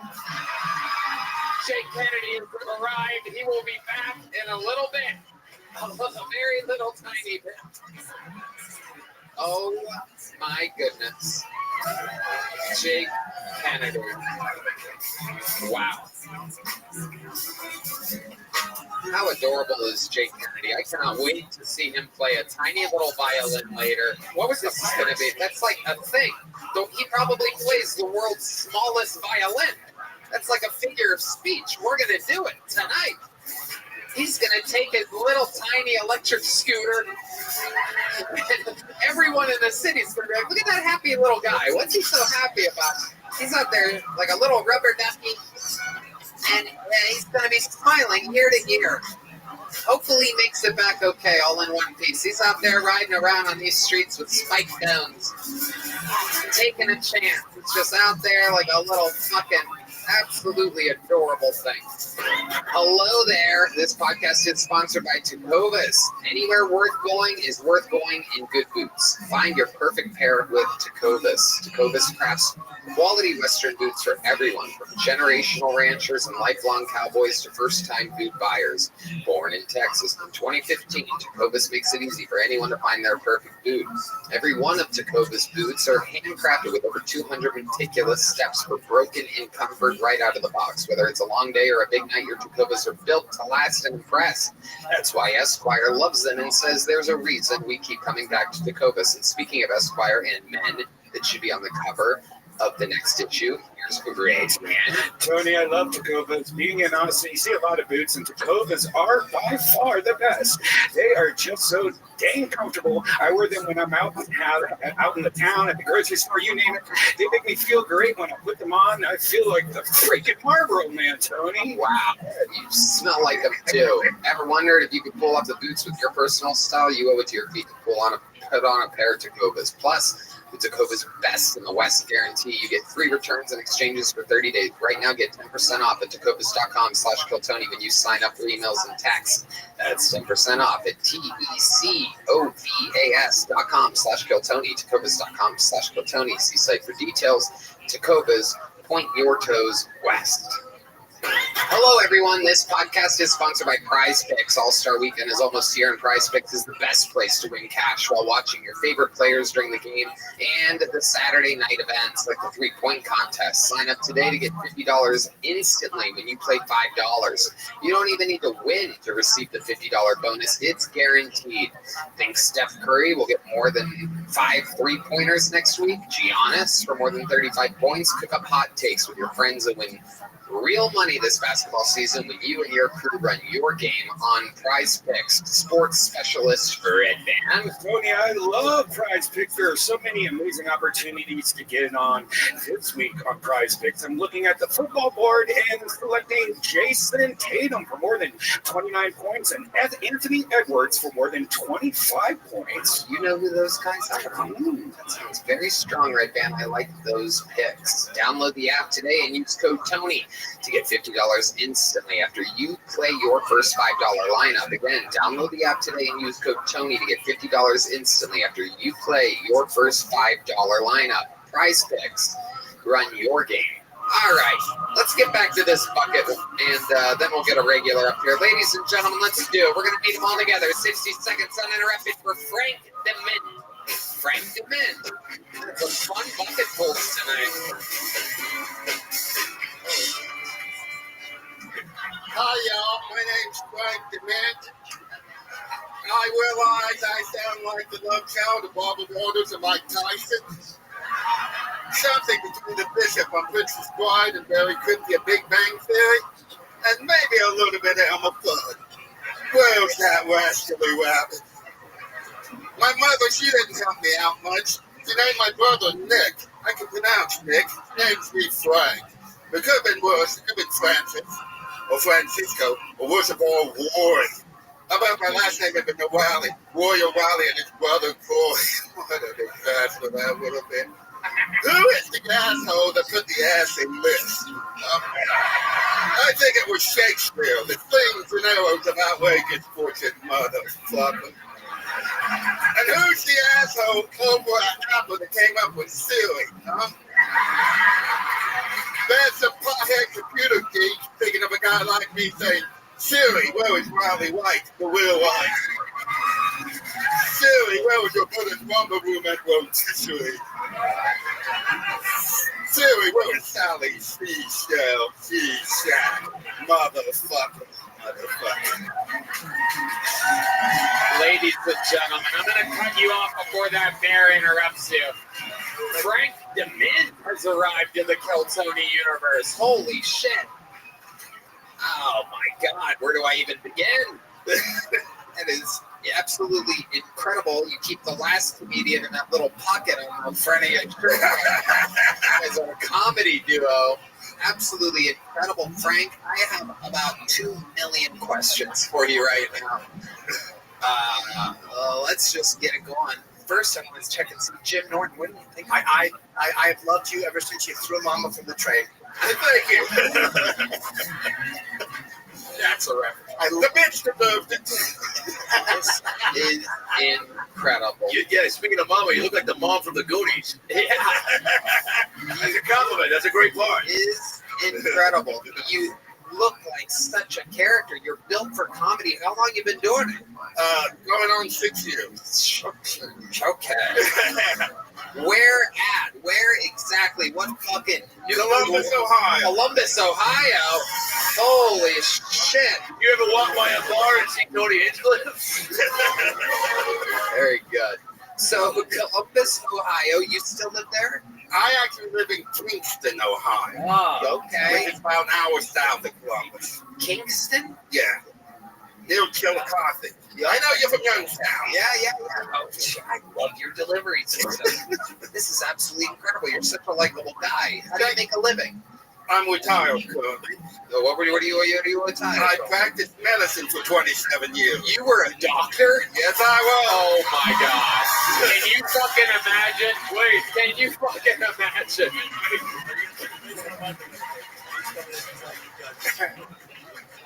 Right, here's the thing. Right, I just got my whole system is overloaded. I'm so glad you're here right now. I love you, Tony. Here we go. All right. So, hold on. We're the patient. You got to tell us that we both got AIDS, okay? Yeah. Red Man, hit me with some hospital music. There's no real hospital music. Okay, here we go. All right, very good. Thank you. Okay, hello, doctor. Yes, we've been waiting for your arrival. It's been a long wait, by the way. Me and my husband. Oh God, gee, this is not good. Good. Okay. You're a doctor? Are you the only doctor? I'm it. Yeah, you're fucked. Oh my God. What do we have? You have AIDS, motherfucker. Oh shit. Oh my God. This is willy bad news. Oh my. Good. Can you say that to all folks for me? Folks for you? Huh? What? Can you? Never mind. Yeah. Okay. Looney Tunes. So, Frank, you were like a general doctor? Yeah, family. So you were Dr. Frank DeMint. That's correct. Holy shit, that is incredible. Did you always have your hair like that? Facial No, hair? Or no, is this no. more of a retired look? Yeah. Were you ever married? You ever have kids? Married twice. Married twice. Okay. No kids. No kids. Why do you think that is? How do you think you ended up being so lucky to not have kids? I don't know. Hopefully I'm infertile. That's the hope. A guy like you, I would totally have expected you to shrug your sheet. But I see. I love how you roll with everything. You have a great sense of humor. So 6 years you've been doing it, based out of Columbus, Ohio. So you've been on the Funny Bone? Yeah. Right. And other places. Yeah. What do you do for fun? What does a retired doctor do for fun? Actually, just the comedy is most. Let me ask you this. You had 2 wives. How did the first one end? You cheat on her? No. Okay, what happened? Well, it was one of those things. She was a high school dropout. I was a college dropout. And I grew and she didn't. How are you a doctor and a college dropout? At the time. I'm not. You went at the time. Then I went to college. I went to the army and then I went to college. What the fuck did you do in the army? I was a medical lab tech. Wow. They asked me to go into linguistics, but I said, well, I'm not fucking this language up bad enough. You need to fuck So up another one? always kind of had a speech impediment? All my life. Where do you think that comes from? How does that happen? And you were a former doctor. What do you think? How does that even happen? I have no idea. I don't know of any trauma, but I understand my father sounded like this, but he grew out of it and I didn't. How old his father hit him? Your dad didn't want to do that to you. How old are you, Frank? 66. Oh, what a terrible age for a guy who's Literally the worst year. 6 days, I turned 77. Jesus Christ almighty, that thing is aggressive. Yeah, you just lie about your age next time. Yeah. You're 42. Way over 50. Is there one word that if people bring up in a sentence or like they ask you a question, do you ever get in your head, you go, fuck, I don't want to say that? You seem like a pretty confident, fearless guy, which I dig. But Yeah, well, there's sort of 3 words that people don't understand. Full, willed, and well. I have no idea what's going on right now. I think you just put a curse on me. What the fuck did you just say? You say whale, forward, and Well. And the problem is I like my steak medium well. Oh yeah, God. Oh my gosh. You know, if I were the waiter, I think you would say, I heard you say you like your steak medium whale. But yeah, that's what they used to say. You want that well done? I said, no, I don't want it too well. I want it wet in the middle, but that didn't help much either, did it? Do you have like a long tongue or something like that? I'm trying to figure this out. I don't know. I started eating pussy at the age of 13, though. Oh, hell yeah. Absolutely. And I think my tongue became a little muscle bound. Okay. Did people tell you were good at it? Did the ladies... Oh, yeah. Okay. You can lick it, just don't say it. Wow. Great. I'm taking that catchphrase. Incredible. So the second marriage, how did that end? I cheated on her. Oh my God. Can you look at those women's faces? Just like, how the fuck is that possible? Wait, please tell me you sat her down and you go, so look, you're about to experience a little bit of trauma. I've been eating another pussy. The gorge is always Guino. I've been fucking my restart. Do you have like extra teeth, or like is it like what's the it's the tongue thing? It's the tongue. Yeah, your dad grew out of it. How did you grow out of it? I don't know. Most people grow out of this. Yeah. So do you think a lot of your patients back in the day always got a second opinion? Like, it seems very risky putting their lives in your hands. You just being like, the blood was also not good. I think one of the small treatments. I mean, it's like incredible. It's amazing the life that you had.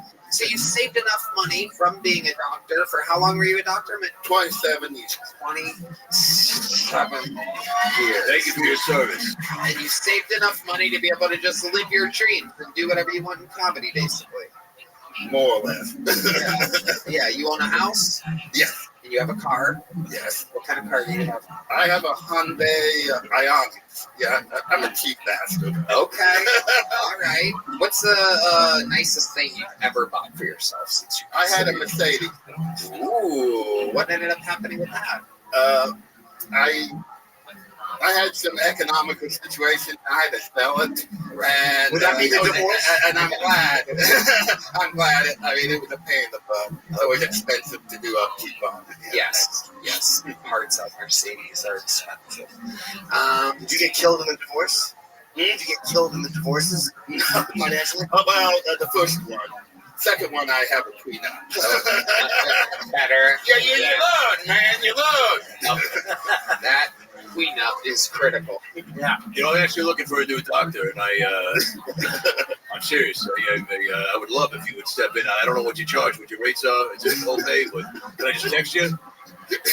A lot of things I'm like, can you is this bad? Like there'll be a spot on my cock and I'll be like, hey, is this anytime? You know what I think we should do? I think you guys should go behind that curtain. I think you should check your prostate right now. How does that sound? Look at that! Look at that finger. Do that again. Look at that. Oh my God. All right. Well, I don't know.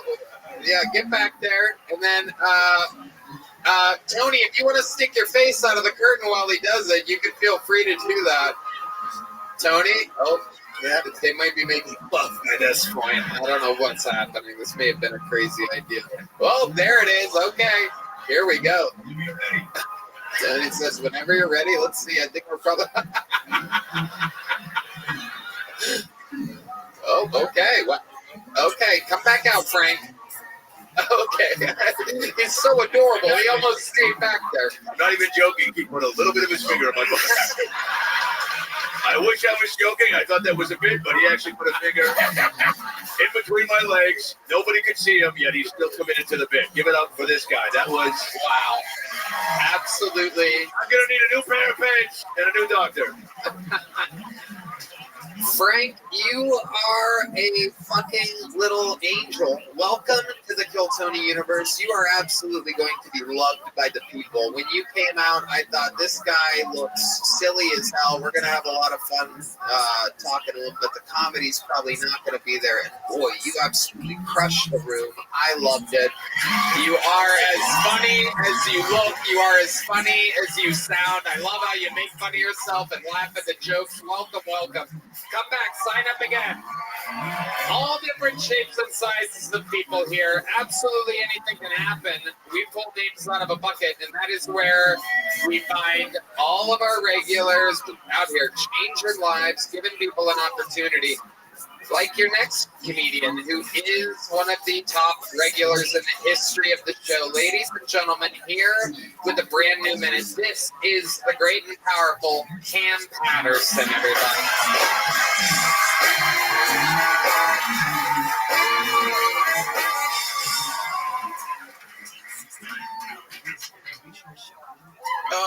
That's the only kind of earth that sound worse than me. That nigga talked it terrible. That was horrible, dog. And I just said talked it. So that's how I feel about it. I got a new girlfriend now. Dumb shit I ever did in my life. No room for that. Pretty stupid. I got my girlfriend. She pretty. That's a problem. I hate that. I only dated ugly girls by design before. Cause I like ugly women. Cause you can mold an ugly bitch. So whoever you want me to be with, what they gonna leave you? What you gonna go through, dude? You stuck me forever. We locked in for life, you ugly whore. I love you though. You feel me? Cause a bad bitch, you know her worth. Ugly bitch not gonna go nowhere. I had an ugly bitch one time. I miss her so much. I miss her a lot, dog. I'm like, ooh, all these cool, my homeboy and shit, all their girlfriends and shit like that. That had me a little ugly. But the best thing about it is all my homeboys' girlfriends got their food before we did, right? They started eating. But my ugly bitch ain't eat. She waited till I got my food. And then my homeboy was like, nigga, she well trained. And I was like, yeah. And then I found out the boyfriend used to be her. Thank that man. That's her. That's a good guy. I appreciate him for that. Now listen, some of y'all think clap or laugh at that. You look very sad about that, man. I'm understand something.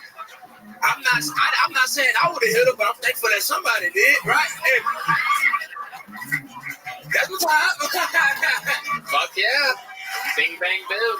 Aaron Patterson. Another new minute and a half. Oh, shit. Okay, hell yeah. Love it. The whole fucking thing. You've done it again. Not easy to do a new minute every single week. It's shit tough. It really is. It's tough to hear. I hear all the time about, we're doing stand-up all the other nights of the week, and you hear, oh, it was just a da-da-da-da. Cam had a great set. Cam was here. Cam was there. Ari's here. Ari's there. Everybody's working hard. Yeah. Always writing. It's incredible what we're doing here. And to see you do it, it's insane. Right? Hell yeah. Yeah, what's up? Hell yeah. How's things been going? It's been good, man. I've been pretty cool, man. Shit been good. I just did Deion Sanders' show on Tubi. My dad really excited about that. Hell yeah. Hell yeah. Front time? Yeah, hell yeah. It was dope. He was cool as shit, man. Deion Sanders. Hell yeah. The man. He a good dude, man. That's a funny show. stuff. Stand up or? Nah, it's like a talk show. It was cool to find that been on like real TV and shit. They had gave me like makeup. That felt gay. I ain't like that at all. Whoa. That was not gay. Nothing. I mean, that's look good. Cool with the game, nigga. Hell, man. Wearing makeup is just fine. Nah, makeup pretty gay, man. Right. Makeup work on you. What the fuck that mean, man? Yeah, what exactly? What did that mean at all, man? What exactly did they do? What exactly did they do? What kind of makeup do they have? They had regular. Our lady came in and did shit to my face. What was it? What color was the chin? I don't know. I didn't ask no question. I didn't look. I didn't want to know. I didn't want to know. Close your eyes. Yeah. You probably put powder on you because you look like you were baptized in Hennessy. You know what I'm saying? You gotta just dab it up and clean you up a little bit. You're an attractive guy. You What the fuck that even mean, man? I don't know. This is what he looked like before the makeup. He going to a funeral? Where he going? Who died, man? Yes. Who the fuck is dressing D Magnus, man? I love it. You got on a turtle suit, nigga. You know that? It's got a bolo on tonight. It's fun. It's fun seeing what D Madness wears. It's fun getting to tell D Madness what he's wearing tonight. It's the only person you get to break the news to. You won't believe this shit, nigga. You just from Prince's funeral, nigga. This shit is crazy. A style king. We bust his balls a lot, but meanwhile, he is weekly the best dressed band member on the show. You would think they're all blind. But no, they just don't fucking. Michael Gonzalez has been wearing a fucking upside down nacho bowl for the last year. No one's talking about it. The old family tortilla over there, the fucking guy. Absolutely incredible. So Cam, you hung out with Deion Sanders. So you're gonna be at some like Colorado games. I wouldn't want to come much with him. Yeah, when I was playing this shit was dope. Yeah, I would have noticed you, but everybody on the sideline looks exactly like this. But I had a Colorado shirt on, and everybody thought I was a recruit.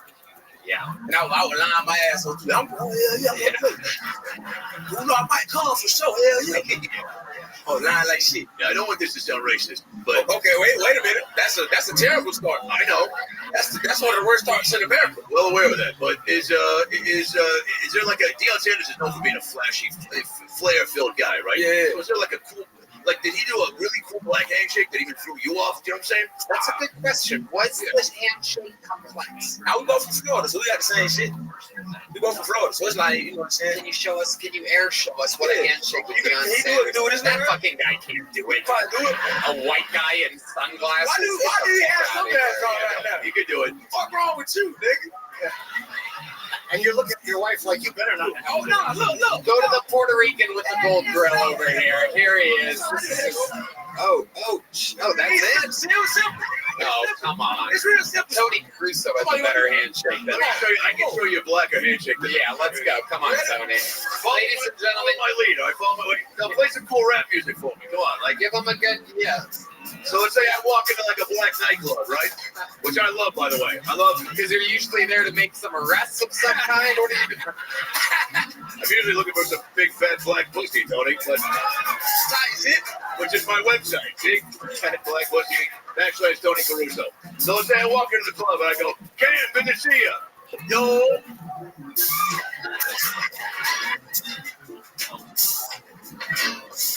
Oh shit. Whoa. Oh, up top, down low. And the reverse. Fist bump. Crisscross.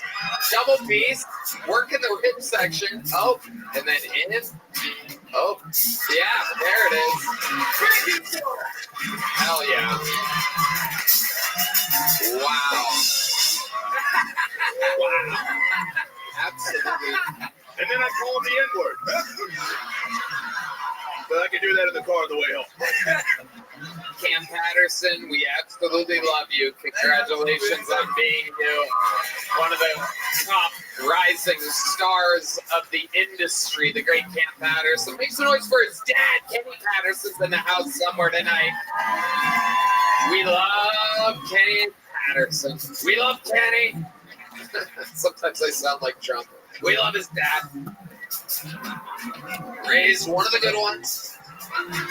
All right, your next bucket full goes by the name of Ryan Jack, everybody. Make some noise for Ryan Jack. We're going to meet them all together. This is that episode of Kill Tony. Hey, guys. I'm in therapy.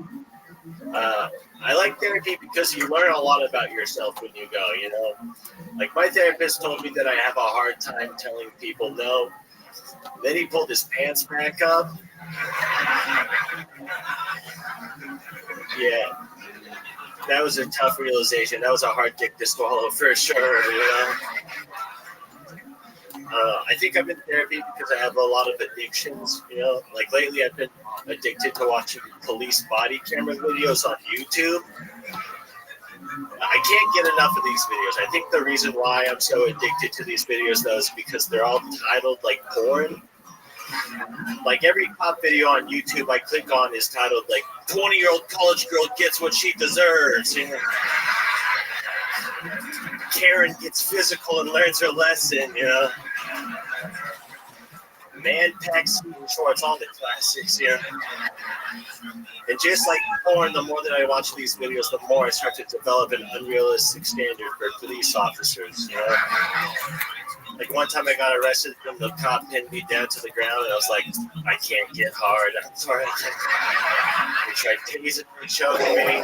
There you go. Great set. Ryan Jack. The bucket is powerful tonight. An incredible. Another bucket full. Jim Norton thoughts. Very funny, and every punchline was hidden. I didn't see any of them coming. It was really, really good, man. It was none of them were predictable. Really good writing. Very funny. Thank you. Very appreciate it. Thank you very much. Yeah. Ryan Jack. How long have you been doing stand-up? About 4 years. 4 years. And you really are in therapy? I am. Yeah. What types of things, what types of trauma have you had in your life that you talk to your therapist about? Just mostly daddy and shit like that. Yeah. Just my dad called me retarded and shit all the time, but you know, what are you gonna do? That's it. That's how you end up being funny. Yeah. Are you Theo Vaughn's kid? I think so. Was your principal also a raccoon? Ryan, where are you from? I'm from Salt Lake City, Utah. Salt Lake City, Utah. Absolutely. You come from a Mormon family? No, actually. Both of my parents were raised Mormon, but I'm not. They kept us in Utah for some reason. I don't know why. Absolutely. Yeah. How long have you been in the state? 4 years? 4 years. And Yeah. what do you do for work? I worked at Dead Rabbit. That was straight up. Oh, that's one of the best bars and restaurants in the Shout out city. to Dead Rabbit. Yes, that is a place that I have been to. I like the Liberty. Too soon. An incredible fucking place. Absolutely mind-blowing food and drinks. It's an award-winning bar. The only other location is in New York City. Won all the awards. The second ever location, just a block away here on 6th Street, west of here. Can I ask why your parents didn't raise you for it? Are you supposed to? I don't know. I think they just wanted to drink alcohol. I don't know. I don't know what their deal was. Did they drink a lot? Yeah, a decent amount. Not too much. I mean, my dad binges every now and then. But yeah. Other than calling you retarded, did he beat you up a little bit? Yeah, almost. I think my mom stopped it. My mom was like the saving grace. So this drama, I mean, like, I'm pretty sure everybody here. I mean, you're the one that brought up the drama. I mean, you're the one that was like really drilling out the drama. I don't know. It was mostly a happy childhood. But it seems like this therapist is pretty easy work cut out for him. Yeah, he likes his check and goes. He's pretty fun. Is this a weekly thing? Yeah, I try to keep it like once every couple of weeks, but because I'm running out of things to talk about. It's just kind of annoying at this point. Yeah. Talking about my dad. That makes sense. But what else have you talked with your therapist about? Oh, shit. Just been addiction, shit like that. Okay, let's talk about that. There it is. What have you been addicted to? What are you addicted to? Eating pennies and putting your finger in the socket? Yeah, no, pretty much. What have you done? I've been addicted to a gas station kratom. Oh, shit. Yeah. You guys finally someone respects me. I have some friends that are addicted to that. They don't know they're addicted to that. Yeah, there's a couple people that basically everyone that tries kratom kind of gets they really like it. Let's put it that way. I'm not sure if we have any sponsors right now that are kratom. No. What is it? Yeah. What is it? It is an herb. That's how they. It's a natural herb, much like cocaine and heroin. Yeah, they sell this at gas stations, and it's considered non-addictive. And what I've noticed is that people that have been addicted to things, that are trying to not be addicted to things, try this, and they get addicted to this. But they say that they're not addicted to it, but they do a little bit more every single week.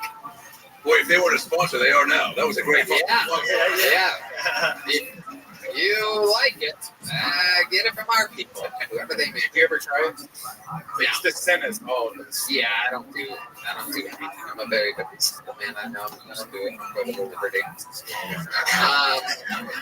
Ryan Jack. So you got addicted to a gas station kratom. How wild did things get? What was your lowest point on gas station kratom? Did you ever suck a fucking cock for it? No, dude. Oh wow, Red Band, very fast. Red Band. No, I said cock for free. That's really I'm also bisexual, but So that's suck sort cock of it's just and then buy your own kratom. I'm sorry. Yeah. Yeah, exactly. No, I mostly just spending all my money on that. That's really it. That's Did your dad not like that you were bisexual? He called you retarded, but was that really the problem? yeah, he ignores it. I think he doesn't really want to. Yeah, I think my dad had brother. Has ignored it.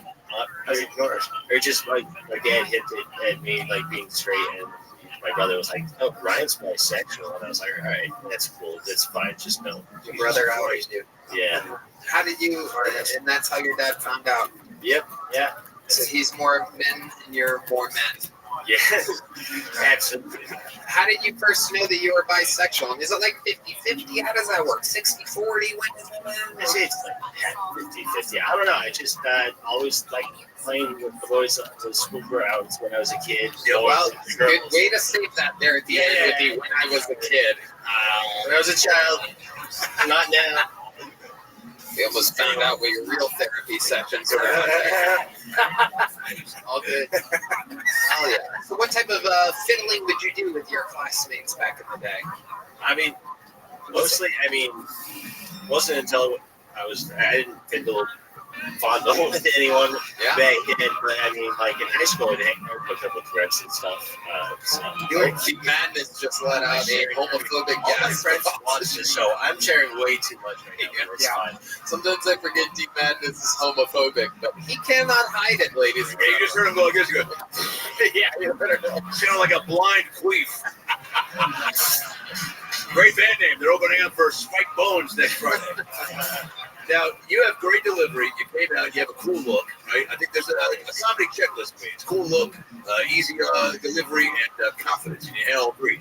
4 years, do you feel like you're gonna stand the test of time, or is this like a hobby for you?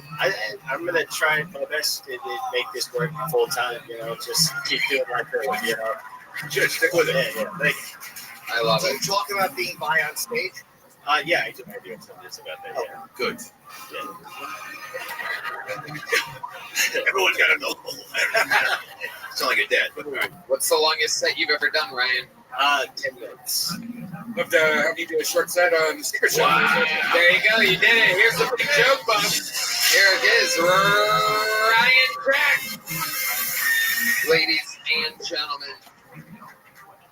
Yep. Okay, great. You guys are in for a special treat. One of the greatest golden ticket winners in the entire history of the show is here, ladies and gentlemen. One of the funniest young ladies working today from Nashville, Tennessee. She is here. Ladies and gentlemen, this is a brand new minute from Fiona Cawley, everybody. You know her and you love her. Nashville's finest. Many-time performer on this show, golden ticket winner. This is a brand new minute from. Make some noise for Fiona Cawley, everybody.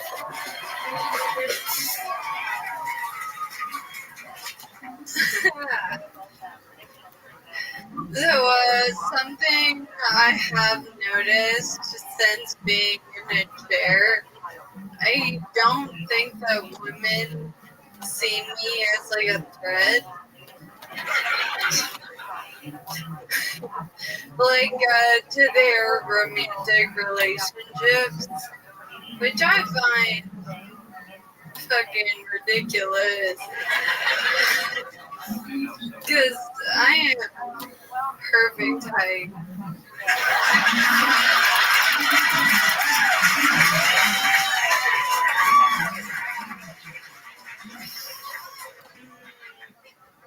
To suck your dude's dick. That's not a joke, that's a threat. I'm kidding. I don't suck dick. Not during allergy season. That's just dangerous. Talk about head cold. Thank you. Fiona Cawley, everybody, with a brand new minute. Fiona. Where do we even begin with you? Welcome back. Thank you. Absolutely, always wonderful. There's a lot that happened here. Have you sucked dicks while sitting in the chair before? Is that a thing that you do? You have a boyfriend? I always see. Yeah, it's just I gotta be charged for that. Yeah. That is correct. I love it. And how long have you been with your boyfriend again? A year and a half. So you guys have been through a lot together, huh? How's it all going? Good? He's actually not my boyfriend anymore. Oh. My fiance. Whoa! Look at that! Wow! Oh my goodness! Wow! Incredible. So until really, really soon do you part. Yeah. Fiona gets it. Yeah. Comedian. Okay, she's not laughing as hard as I was hoping she would be. Keep it in, Yodi. No, it's just nice. He doesn't have to worry about like a runaway bride. That's true. Or a prenup. That's true. Or a prenup. Good point. You get rid. No one knows how to stop the momentum faster than old Red Band here. A prenup? Anybody? Anyway. So what's going on? Are your parents excited? Is your dad gonna roll you down the aisle?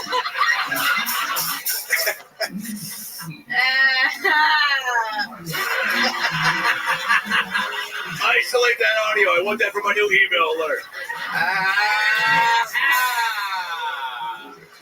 Oh my god. Oh my fucking god. That was my favorite moment of the whole fucking show. There are so many. The wedding, I mean, I can't even imagine. We're going to tie a bunch of like cans and stuff to the back of your chair, just married on the back. Just clank your Matt ass. will hop on. Yeah, that'll be good. Absolutely. Very happy for you. Yeah. Thank you. Anyone can do it, you know? It's true. It's true. You're going to fucking throw that bouquet behind you. Really, really shallow throw. Everyone will be crisscross applesauce. Right behind you. Right behind you. Applesauce, or as you call it, 3 meals a day. No, I'm kidding. She can eat normal meals, people. We're kidding. We laugh a lot. She's a golden ticket winner, damn it.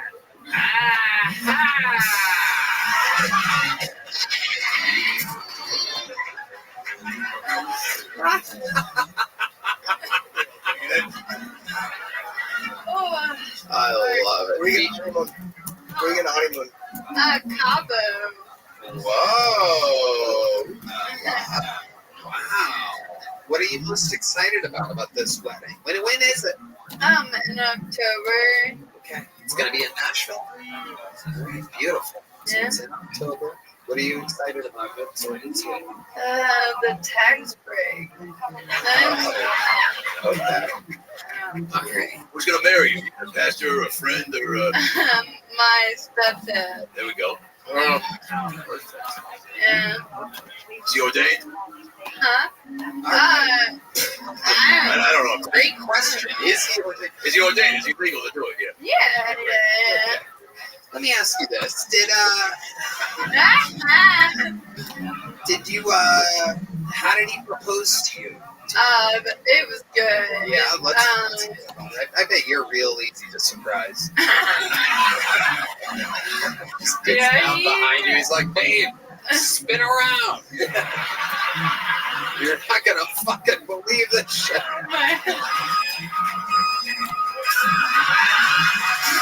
There he is. There he is. It's incredible. The same guy from the prenup momentum stop earlier is the same. Welcome to the show, Red Band. He has arrived. Sitting on that queue all night.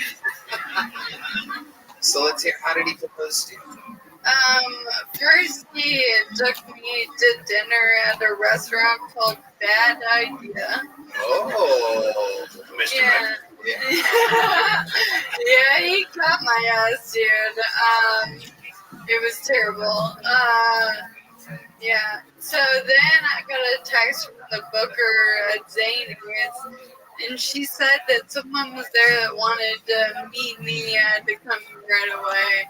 And comedy is fucking weird, so I was like, maybe that's real. I don't know. So we left the restaurant. We're both real nervous in the car. I thought for like the same reason. No. And we got there, and I'm fucking all the way up, zooming around the corner.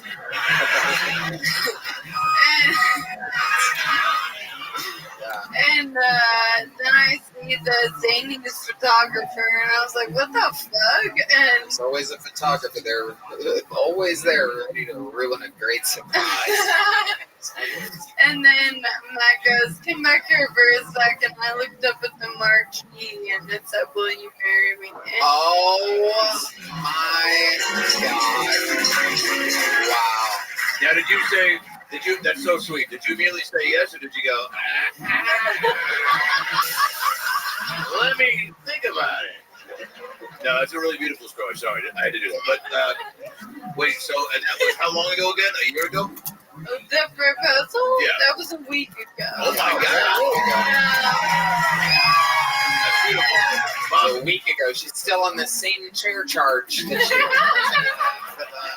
hasn't even had to plug in yet. Did you play PlayStation on that too? There's a fucking USB right here. Really? Yeah, I can charge it, babe. That's incredible. Yeah. Steer the Titan stuff with that. Yeah. The thing that died, they all died on it. Oh, yeah. I'm so sorry. You're doing great, Fiona. What do you like to do for fun when you come to Austin, Texas? I always go to Terry Flags. Okay, yeah. You have good taste. Yeah, that place fucks. It's so good. Yes. Yeah. It really does. What's your favorite thing to get when you're there? You're gonna hate it. Oh, okay. The mac and cheese. You go to Terry Black's for the mac and cheese? Oh, look at all the fat asses going crazy for this. Just a bunch of people on their last breath. No, everything else is good, but the mac and cheese, are you fucking kidding? Let me tell you something, Fiona. We're trying to take care of you here. I'm gonna have you talk to a doctor. His name's Frank DeVent. I want you to make him say treatment to Jackson. Fiona, we'll call we bad news.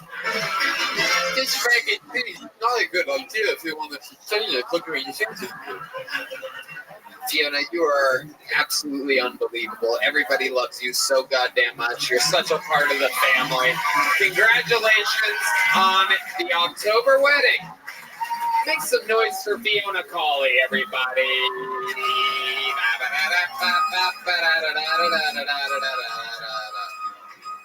All right, man. Jesus Christ.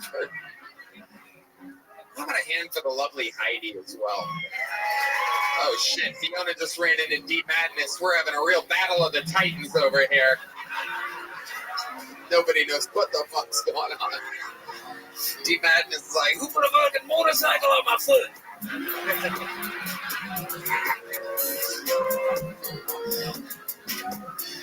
Oh my god. We having fucking fun tonight, huh?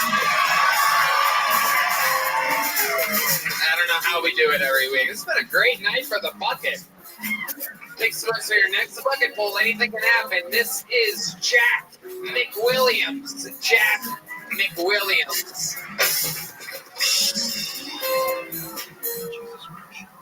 I hooked up with a girl the other day, and when I asked for consent, she said, before we go any further, I need to tell you my stay phrase, so that you know when I feel uncomfortable and I want you to stop. It's like, of course, not that kind of guy.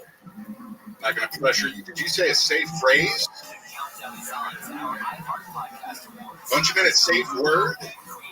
She said, no. A safe word isn't specific enough. I could yell out any word in the heat of the moment, not actually want you to stop. I was like, totally. I'm on the same page. It just feels more complicated that way. Like, I'm not trying to hack your email here. Is there going to be numbers, symbols, upper and lowercase letter involved? What if we made it a random word that you never yell out in the heat of the moment? Like Gandhi. You're not yelling out Gandhi in the heat of the moment. Even if you do, I feel like I could tell if it's a bad Gandhi or like a give me more kind of Gandhi, you know what I mean? It's all in the tone. No, she said her safe phrase is, hey, stop doing that. Thank you. Jack McWilliams. I've never heard Matt Milding laugh so hard in my entire life. He absolutely loved that punchline. Incredible. Jack, welcome to the show. That is amazing that you had a set all about a safe word or safe phrase. You are one of the rapiest looking guys, without a doubt, that's ever been on the show. Every rapist ever looks up to you. Yeah. That is what they look like. You look like that. I look down on all the non-rapists. There you go.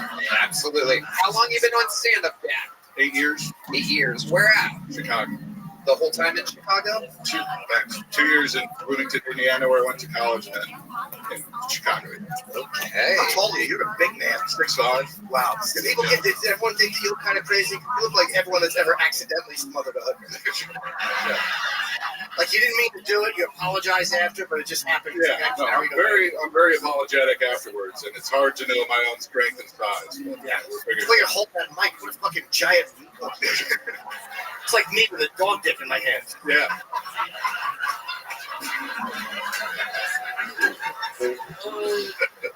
Jack, I love it. What do you do for a living? I'm a caddy. Oh, a real golf caddy? Yeah. Wow. How long have you been with that for? 4 seasons. Okay. Chicago. It's a seasonal job. I found one here in Austin, though. That's a little sporadic, but You live here now? So I'm a long distance with a girl in Austin. I've been living with her since November. We've been dating over a year. I'm at Spanish Oaks Golf Club. Yeah, very, very nice. Shout out. Yeah, no doubt about it. They'll be super pumped to hear about the way. It's gonna be good. Absolutely. It's good. He's doing good, Spanish Oaks. Keep him close. This is where stars come from. They love the way my meat hooks grab their driver. What does the girlfriend do for a living? She works at HEB. Oh, wow. Everyone's favorite. No doubt about it. Instant crowd pop always for HEB. What does she do there? She is in the beauty section, though. In a month, she's starting management training. Wow, look at that. Everything you guys touch turns to gold over there. And how did you end up meeting this girl? Long distance relationship, Chicago? She visited Chicago and came to a comedy show where I was the headliner, essentially the last comedian. Whoa. And then what happens? She comes up to you and goes, No, really? so I have a bit where I take a girl to the airport after 3 dates, super non-crazy thing to do. It's just being a gentleman. She clapped for me in the audience, and then I kind of did a quick interaction and tie her up.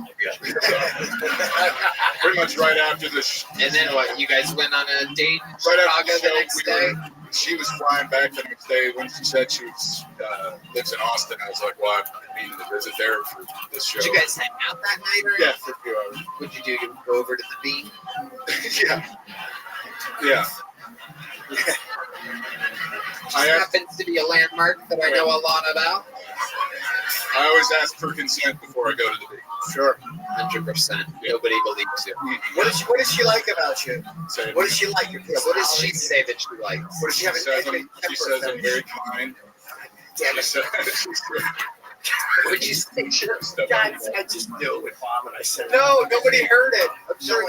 No one knows who he is. I said she has an Edmund Kemper finish. I know that reference. That's great. Damn it. He's saying you look like a big rapey serial killer. I say it with love. I like it. He's my really favorite. appreciate it. Yeah, he's great. Wait, what? How do you? I've done long distance 14 times. So you have a handful of ways to keep it fresh and exciting, right? You can cheat. You can do phone sex. Yep. Big two. Say it again. The big two. The big two. Yeah. Well, how do you keep it fresh? How do you keep connected? She would visit like every 6 weeks during caddy season, and then now I've been here for a few months. Are you a good caddy?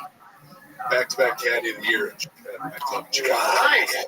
Absolutely incredible. Yeah. How did you get so good at it? Well, my coworkers are either alcoholics or children, so it's not the highest bar. That's also who your victims are. Got it. Standing ovation from Antonio Caruso. I love it. Jack, before I let you go, what would we be surprised to know about you? Other than I have not sexually assaulted anybody. Say no to the cameras for your work. Yeah. Let's see. Anything wild? Any fun hobbies or anything? I got a DUI for smoking pot when I was 19. Whoa. Bloomington, Indiana? Wisconsin. Let's take a road trip. Oh, boy. Yeah. Yikes. My goodness. How'd you get caught? You admitted it? We had just hotboxed the car with 2 joints. So he pulled us over and was like, I'm pulling you over for a traffic violation. We said, what's the traffic violation? And he just said, how much marijuana's in the car? So we were 19. We didn't really, we know our rights. Right. Yeah. That makes sense. You got it. You want to be my doctor? I fucking like you a lot. You're very funny. I do. You're kind. Thank you. Yay, I don't know. I went from being just a rapist to your doctor, so that's a pretty big one. That's it. Not the first one. Yeah, you should have seen the other rapey doctor that was here earlier. Red Man, you know, I'd love for you to headline the Secret Show Thursday. Oh, yeah. Holy. Look at that. And a big jumbo. You did it. There he goes, Jack McWilliams, ladies and gentlemen. No, the bucket falls on the show. Out of control, right? Let's get one more up here. Let's see if we could go for it tonight. Ladies and gentlemen, your final bucket full of the night. Ladies and gentlemen, make some noise for Dagan Asfaha. Dagan Asfaha.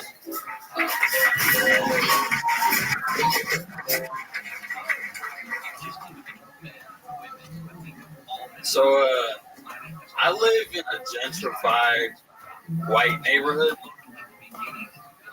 So there's a lot of pressure on me to be the friendly local black guy. And it's tough, you know, it's hard. It's hard being a real nigga when you live on Avocado Street. You know?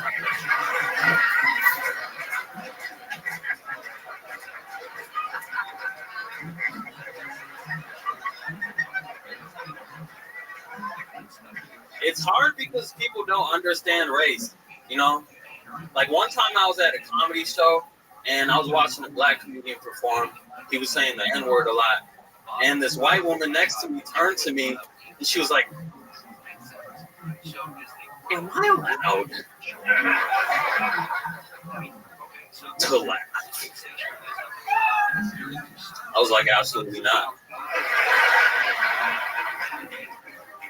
As a matter of fact, every time you hear the N-word, hold your breath. All right, that's my time. Dagan Asfaha. Am I saying that right? Dagan? Dejan.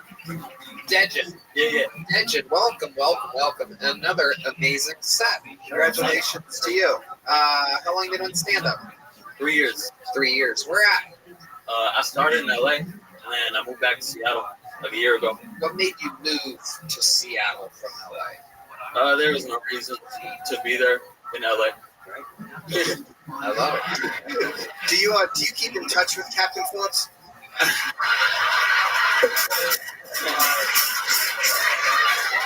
I already knew that show was coming. You might as well play the Lion King music now. Well, you know what? Well, let me just. All right.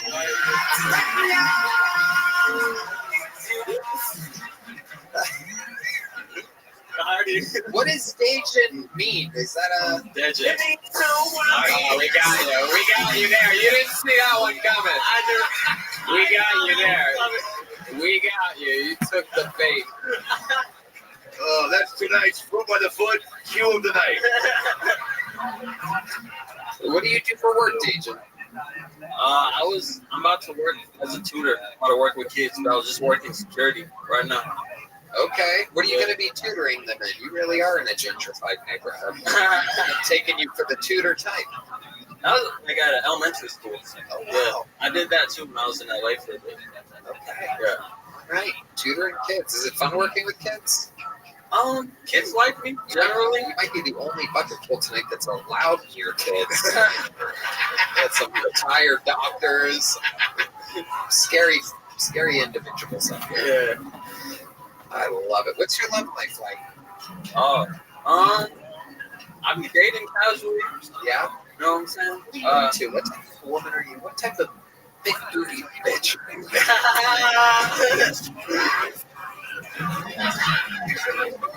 What was that noise? That was the noise of a pig. That was Red Band. Red Band thinks that big booty bitches implies that they are heavy eaters. Man, that's crazy. I do like a fat ass. I don't know how I guessed. I just really just a hunch of some kind. I don't know. How fat? Can you do like a thing with your hands? Like how big? I mean, I like grabbing it. I like. Is she on top? Yeah. What the fuck did you just do? What was that? What was that? Yeah, I'm painting her back with crazy. She's on top. I'm doing this. Right. Oh, that is either. Well, maybe you don't have Tony for yourself. No, I'm a stand up against the wall guy always. No sitting down. Once I sit down, I'm going to bed. No doggy style. My knees can't handle it. I'm up against the wall, the closet or the fridge. Good night. Good luck. You know when you do doggy style, you're not supposed to be on all fours. You know that, right? All right, Tony Robbins. Jesus Christ. Can I just fucking have a conversation with Saquon Barkley or whoever the fuck this guy is? Now, you said you were security. You said you were security for who? Panera? No, nigga. Who? Who are you security for? You said security. I've done security work for just like office buildings around type shit. Oh, great. So yeah, any office building that he says somebody used to watch. Yeah, I used to do that just because it was like cushy and I could like write jokes during the daytime type shit. Yeah. But I had the other security job I had. They were trying to make me do like actual security, and I was like, "Fuck no, nigga!" Like, yeah, they would be like, "Confront that crackhead." No, they'd be like, "What?" They'd be like, "You're good. You don't have a gun, but it's okay." Like, cause it was unarmed security. I was like, "Nigga, that's a paradox." Right. Exactly. You're skateboarders and shit. Damn. Right. Yeah. That's the name of my next special. N-word, that's a paradox.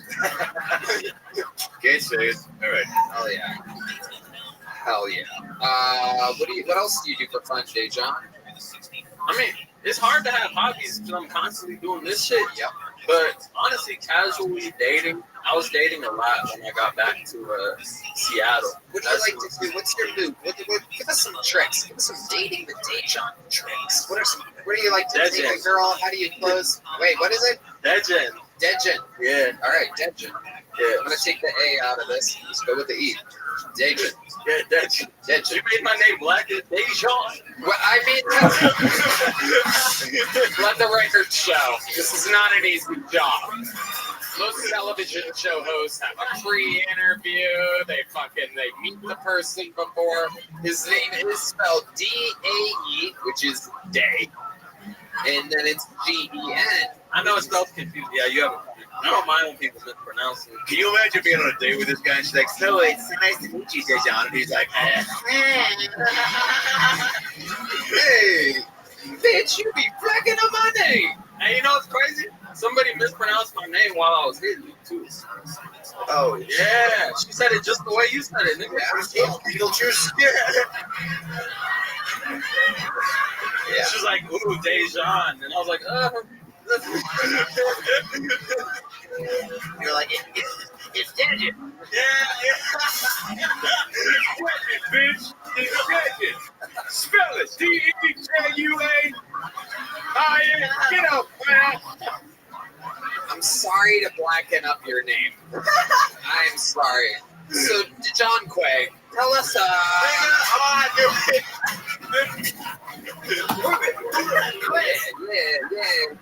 Hey. What are some dating tricks of yours before I get you out of here? You gotta schedule. You talking to her, you gotta. Yo, what up, pimp? Schedule the date ASAP, like within the first 5 messages type shit. Yo, how you living, baby? You meet her in person. Why? What's wrong?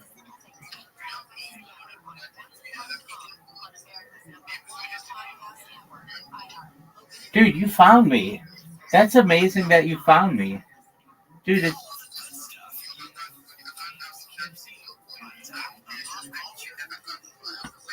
Dude, I love you. Yeah, you're exactly right. They suspended me because they suck. But I'm back, baby. I'm back. You did, and I love you. You're amazing.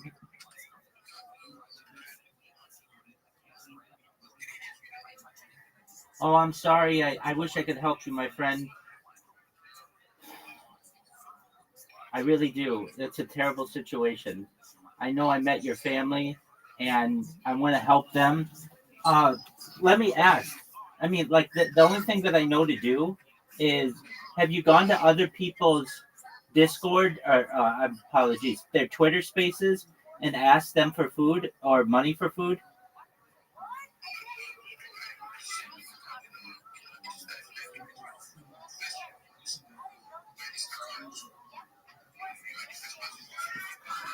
Well,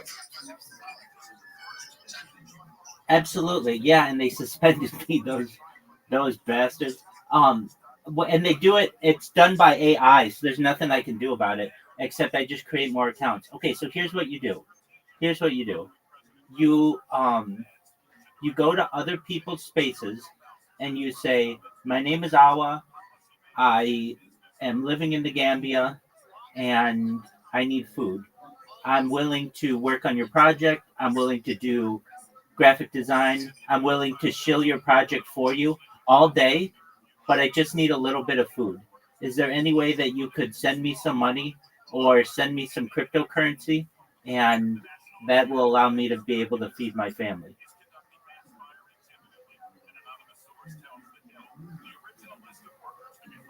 So that's what I can advise you to do, Awa. Oh, Awa, I love you so much. You found me. Oh, he left. Well, he found me. Dude, Awa found me. Yeah, baby.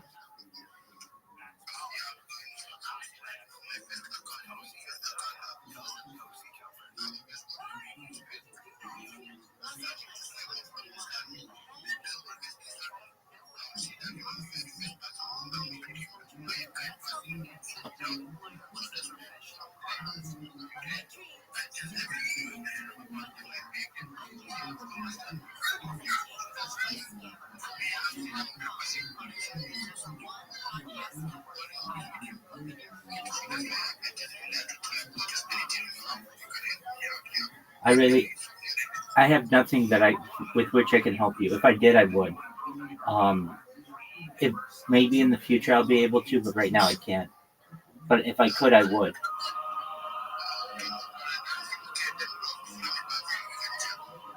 Okay, I would follow you back, but I don't want to get my account banned. So just know if you need to find me, I'll be in here, okay? Okay, I love you, Awa. Take care. We'll be friends.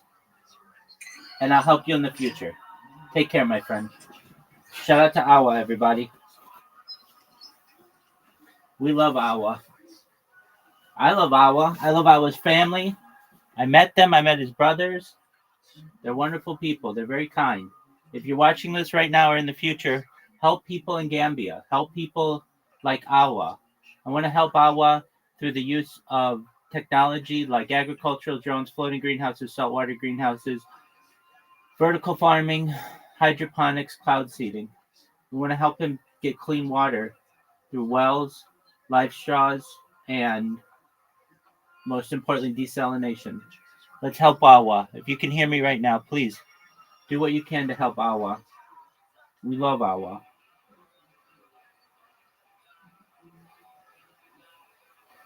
Stay strong, man.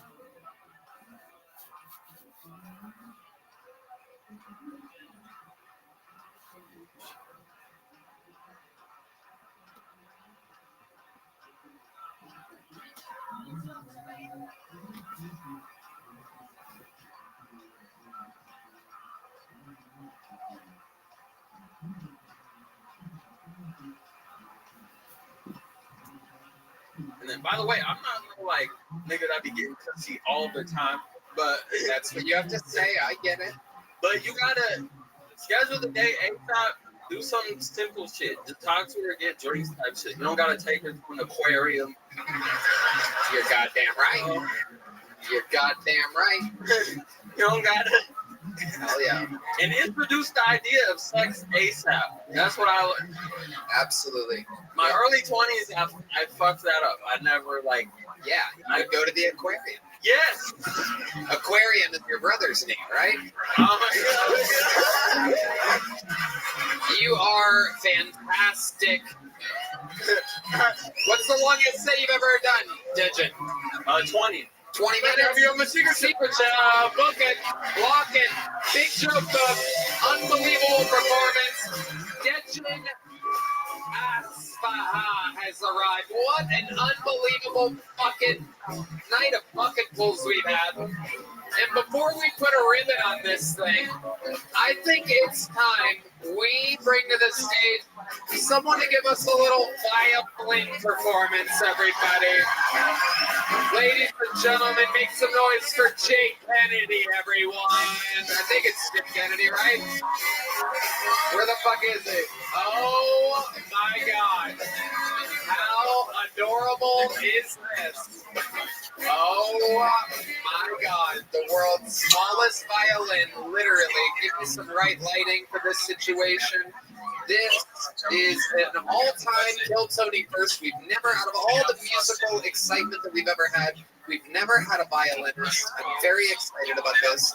Play something that's not copyrighted music, please. YouTube has an unbelievable computer system and is stronger than ever to be able to copyright strike us. Even me saying the word copyright strike might be a copyright strike. They are so strict nowadays.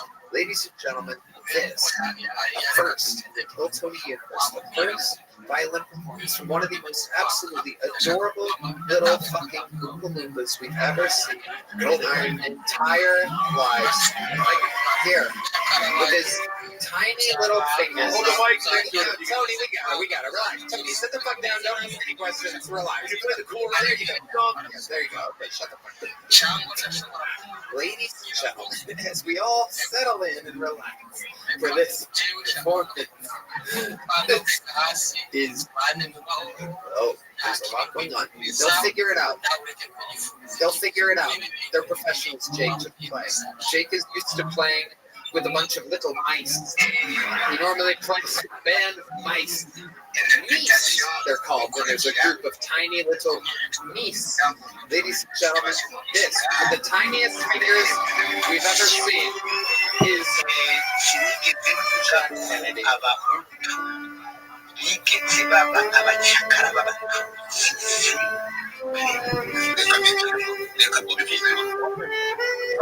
very good. Sounds like a civil war.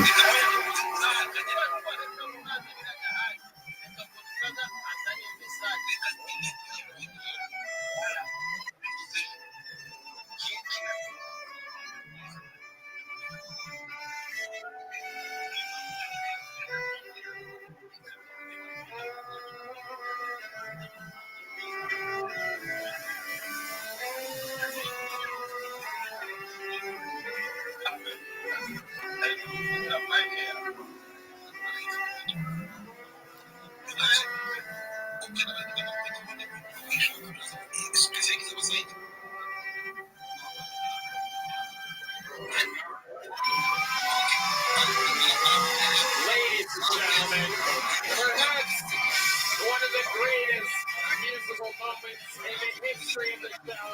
They are on their feet here in the live music capital of the world. Tony Caruso's going to throw his jacket out there. He's got a big joke book. He's got a little joke book. He's got the musical performance of a lifetime. One more time for Jake Kennedy, ladies and gentlemen. Jake, you know what? I want you to join the band one of these nights coming up. Talk to John Dees. You're going to be a band member. Not full time, but he's going to make a couple appearances. We'll see what happens. You'll see him over there with the horn players or something. Luckily, we can fit him anywhere on the stage. You would think we've run out of room. He's literally the only musician that we can add, jump, sound. Check. Hello? Check. Fucking sound. Wow. There you go. It's Kino, everybody. The famous Kino, who said earlier during sound check that he'll never make another mistake again. That was the best Make-A-Wish musical performance I've ever seen. It is incredible. You know, there was a band that played during the sinking of the Titanic. Not a lot of people know this, but Jake played the violin when that little sub went down to go play. And yeah, he was playing, but he can fit in there. He can fit in crazy places. So he was in the little submarine playing. And when the thing exploded, the violin, he's light enough, he's buoyant enough, he fucking shot right up to the surface. It's absolute, that's actual sound of him coming back up to the surface. Look, this guy's had a few weeks off. There's only one way to end a fucking episode like this. It's been way too long. You guys know what's about to happen. As I bring to the stage the Hall of Famer with the most appearances ever, with the most interviews ever. This is the long-awaited return, the longest we've ever gone without seeing him. This is the Memphis Strangler, the figurehead machine. This is William Montgomery.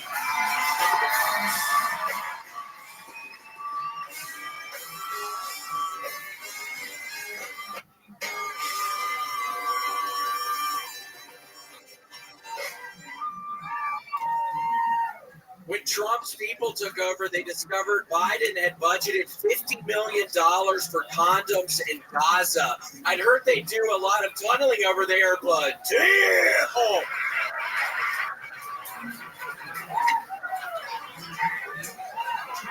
They just found vomit in Denmark that is 66 million years old. Red Man, you never told me you did stand up for cavemen. Because when somebody does so bad as stand up, the people in the audience vomit. That's what I was going for.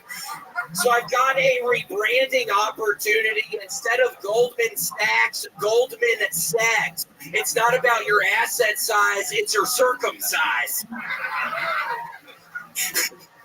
A woman recently went blind when she accidentally put nail glue in her eyes instead of eye drops. I'm not a doctor, but here's some advice. Don't do that again, you stupid bitch. Okay, that's my time. Exactly 59.99 seconds. Almost like a man with the all-time record, the man who's done it more than anybody else. William, we have missed you. Welcome back. I know. Thank you so much. It really is so nice to be back. This is kind of honestly, this is a very cautionary tale. I was playing too much Call of Duty, and it made me depressed, Tony. So I stopped playing it, I think 3 weeks ago. Now I'm back working out and reading books, trying to get out of my funk that I have in my brain. Because seriously, if you're out there grinding for these camouflages on your weapons, it turns into this really sad, depressing nightmare. So if you're one of these people doing that, stop immediately, start working out, start reading books, do something different for your brain. It really, Tony, it's very dark for me. It is true. It is true. You had a video game addiction. The closest you would get to doing anything else would be to look out of your blinds and complain about whatever your neighbors in the parking lot were doing. It became a cautionary tale. You went down a rabbit hole. Well, I'm reading next to my window, so I'm still able to look out. And Tony, somebody recently moved into one of the apartments, and they weren't supposed to. This is now the second time I've got a homeless person moving into the apartments next to me. So I've still got my eyes out. Wow. Look at that. Some things never change. I know, I have to have a purpose. How do you break your Call of Duty addiction? How do you break it to start shooting real people? Yeah. How did you wean yourself off of it? You were in very deep. Yeah, I really, Tony, was feeling horrible in my brain. I was so horribly down, and I would like to think I'm going to blame it on the Call of Duty, and things are bad now that I'm not playing the Call of Duty, but seriously, I was playing, 15 hours a day. It's a real thing. I don't allow myself to have a legit video game system. Yeah, don't ever do it, because it's so fun. I know. It's really fun, but it's very, very easy to just sit there and live a life of fantasy. Yes. And there's perhaps a lot of people out there listening right now, I'd imagine, that look up to you. And, it's just absolutely insane to me. Well, there was one sweet guy on an Instagram post I did. He's like, oh my gosh, I was going through bad times. Your comedy's really helped me. I was going to kill myself for something. And some piece of shit said, well, you should have killed yourself, the dumbass. Because I don't know. Well, in my defense, I was drunk when I wrote that. So I didn't think you were going to read it. So tomato. But, by the way, seeing a guy play Call of Duty with a Sesame Street live shirt has got to be the most terrifying thing. Imagine being a Postmates driver, dropping off soup to you. You walk out being like, I just lost 6 more of my friends. And he's like, all right, man, you look like a guy going to town to look for ladyboys. But, here's the truth. Well, I got this at Disney World, and Tony, I went to Disney World at the beginning of the year. Nobody ever go to Disney World or Universal Studios in January because everybody's sick, and I ended up with the flu. 2 weeks already. I got 104 fever one of the nights, and I was almost getting in the ice bath in my bathtub, almost getting my girlfriend to put rubbing alcohol on my body. I didn't know what to do.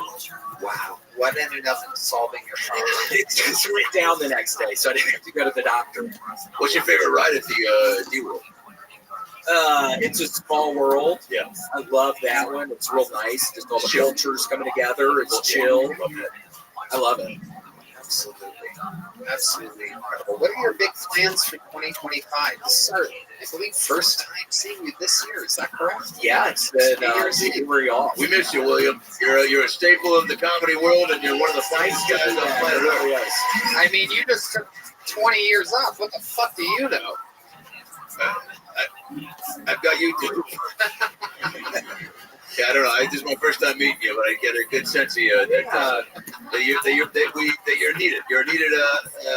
Fuck you, Tony. Yeah, you're talking to like you're talking to a fellow Kill Tony Hall of Famer. Yeah, well, I feel like he brings a lot to not only the show but to the world. So that's impressive. I could not absolutely agree more, William. You are a ridiculous superstar. You are our Conor McGregor, our Hulk Hogan.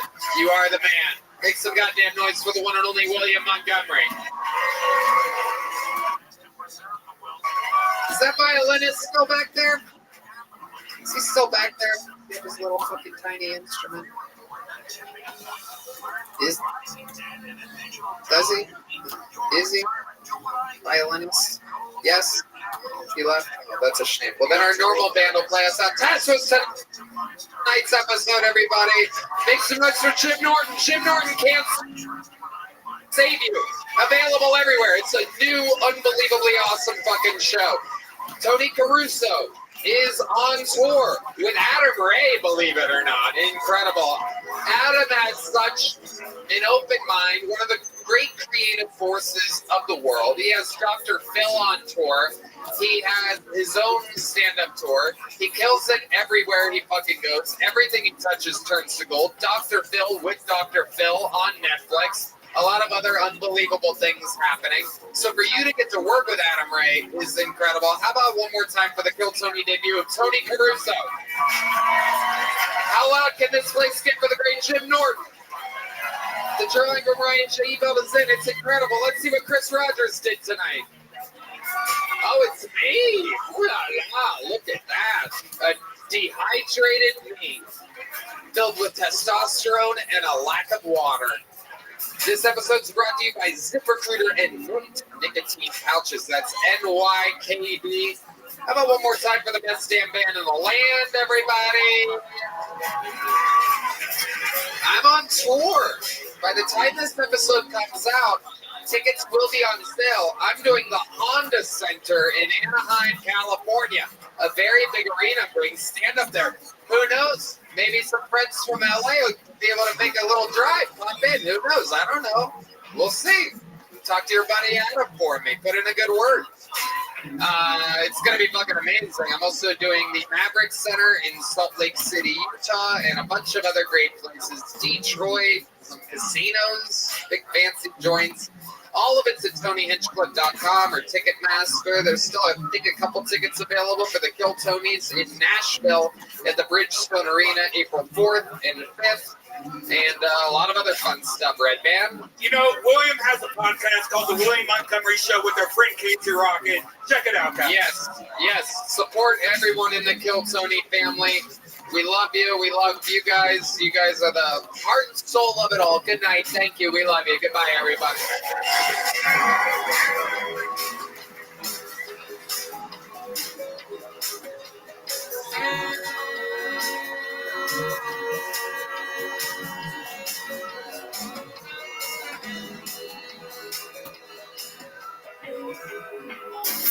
This guy's a legend in comedy game. Took 20 years off of stand-up, and he's back in the game now. 20 years since I've been on stage. It's time to get back to it. And then we'll give it a shot, Chucky. Here we go. Make some noise for Tony Caruso. Tony Caruso, everybody. Tony! Sadness, they said. And See that horse still comes, right?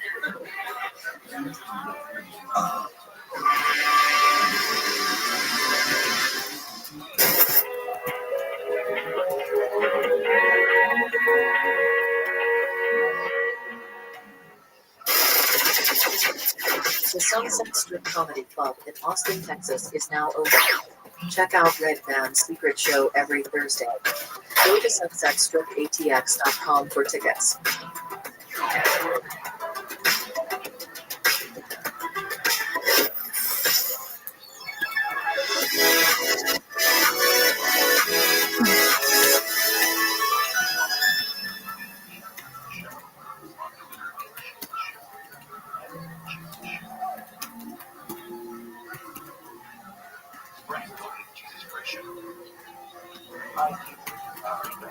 Tickets are on sale for all my upcoming stand-up dates. Detroit, Atlantic City, Niagara Falls, Mount Pleasant, Michigan, West Valley City, aka Salt Lake City, Utah, Reno, Nevada, Anaheim, California, and Las Vegas, Nevada. Tickets are still now for my stand-up comedy featuring some of your favorite characters from the show, especially me.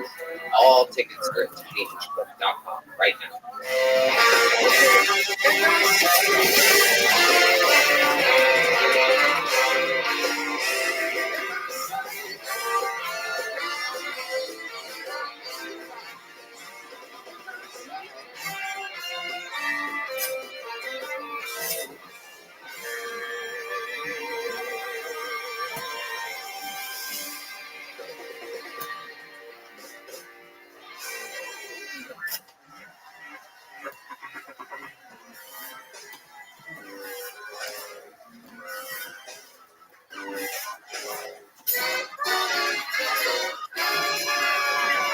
Hey, this is Rabbi coming to you live from the Comedy Mothership here in Austin, Texas for a brand new episode of Kill Tony. Get up for comedy.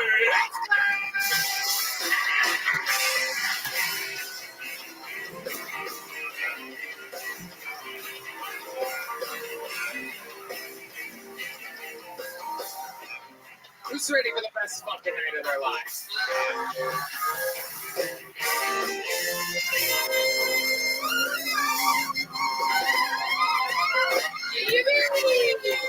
Make some extra bright red band, ladies and gentlemen. And indeed, one more time for the best damn band in the land. That's the Kill Tony Band, everybody. Brought to you by Maya and Blue Chew. That is indeed Groove-Line Horns, Fernando Castillo, Raul Vallejo, and Carlos Sosa. Nachos Belgrande. That is Big Mike, Michael Gonzalez on the drums. They came here all the way from the Gulf of America to be here, that fucking side of the stage. How exciting. Officially changed on Google just an hour ago, everyone. I'm here to proudly announce that that bay is now the Gulf of America. That's Matt Mueller on the electric guitar, John Dees on the keys, and Deep Madness on the bass guitar. How about one more time for the real Marcus King that was just up here? One of the best musicians in the world, here in the live music capital of the world, the live comedy capital of the world. And we will be right back. Here's a little bit more from the amazing sponsors that made it all possible.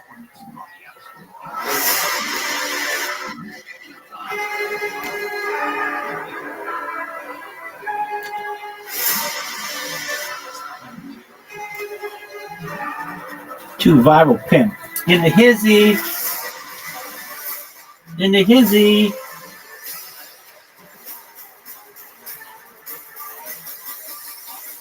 You guys ready to start tonight's show? All right. Sometimes there's three, sometimes there's two. A night like this, it's a one-guest show. And the reason why is because this guy is truly one of the front runners already for 2025 Guest of the Year. He is one of the funniest human beings on planet Earth. His brand new debut 1 hour special is out right now. It's called Hey America. And you can find it on Matt and Shane's Secret Podcast YouTube. Ladies and gentlemen, make some noise for one of the funniest human beings in the world, James McCann, everyone. Here he is. James. James McCann, everybody. Fresh off of being the guest in an arena on New Year's Eve here at the HEB Center. Are we going to address it during the commercial break? That was the most insane and rowdy back and forward. Why would we address that? Because it was during a commercial break, James. You could have said anything just now, and it would have been better than we ignored it. It's worth coming to the show and not watching it online because that was a full, weird situation in the commercial break. It's a sold-out show every week. But yes, that's a good lesson. Turned out you love antiquing.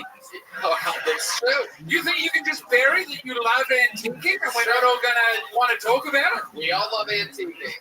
When you're a millionaire, you're going to be into antiquing too, James. It's fun to buy old baller-ass shit in the middle of Texas. Let me tell you. You wouldn't know yet. Tiny with all the gay rumors floating around. It's quick to kibosh his love of antiquing. I'm out. It's no longer a rumor. I'm out. You would be such a good Antique Roadshow host as well. It's worth nothing. Get him out.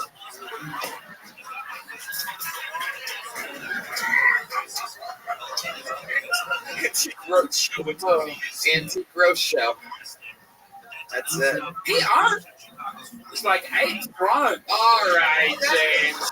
It's 3. It's 3 thrones. Hey, America, out now on YouTube. Yeah. Comedy special. Yeah. So that he can buy a fucking throne. You futon and a coffee table having son of a bitch. I watched this on today on a fucking MacBook. We have the cheapest projector from Walmart so the children don't get addicted. It's a good policy.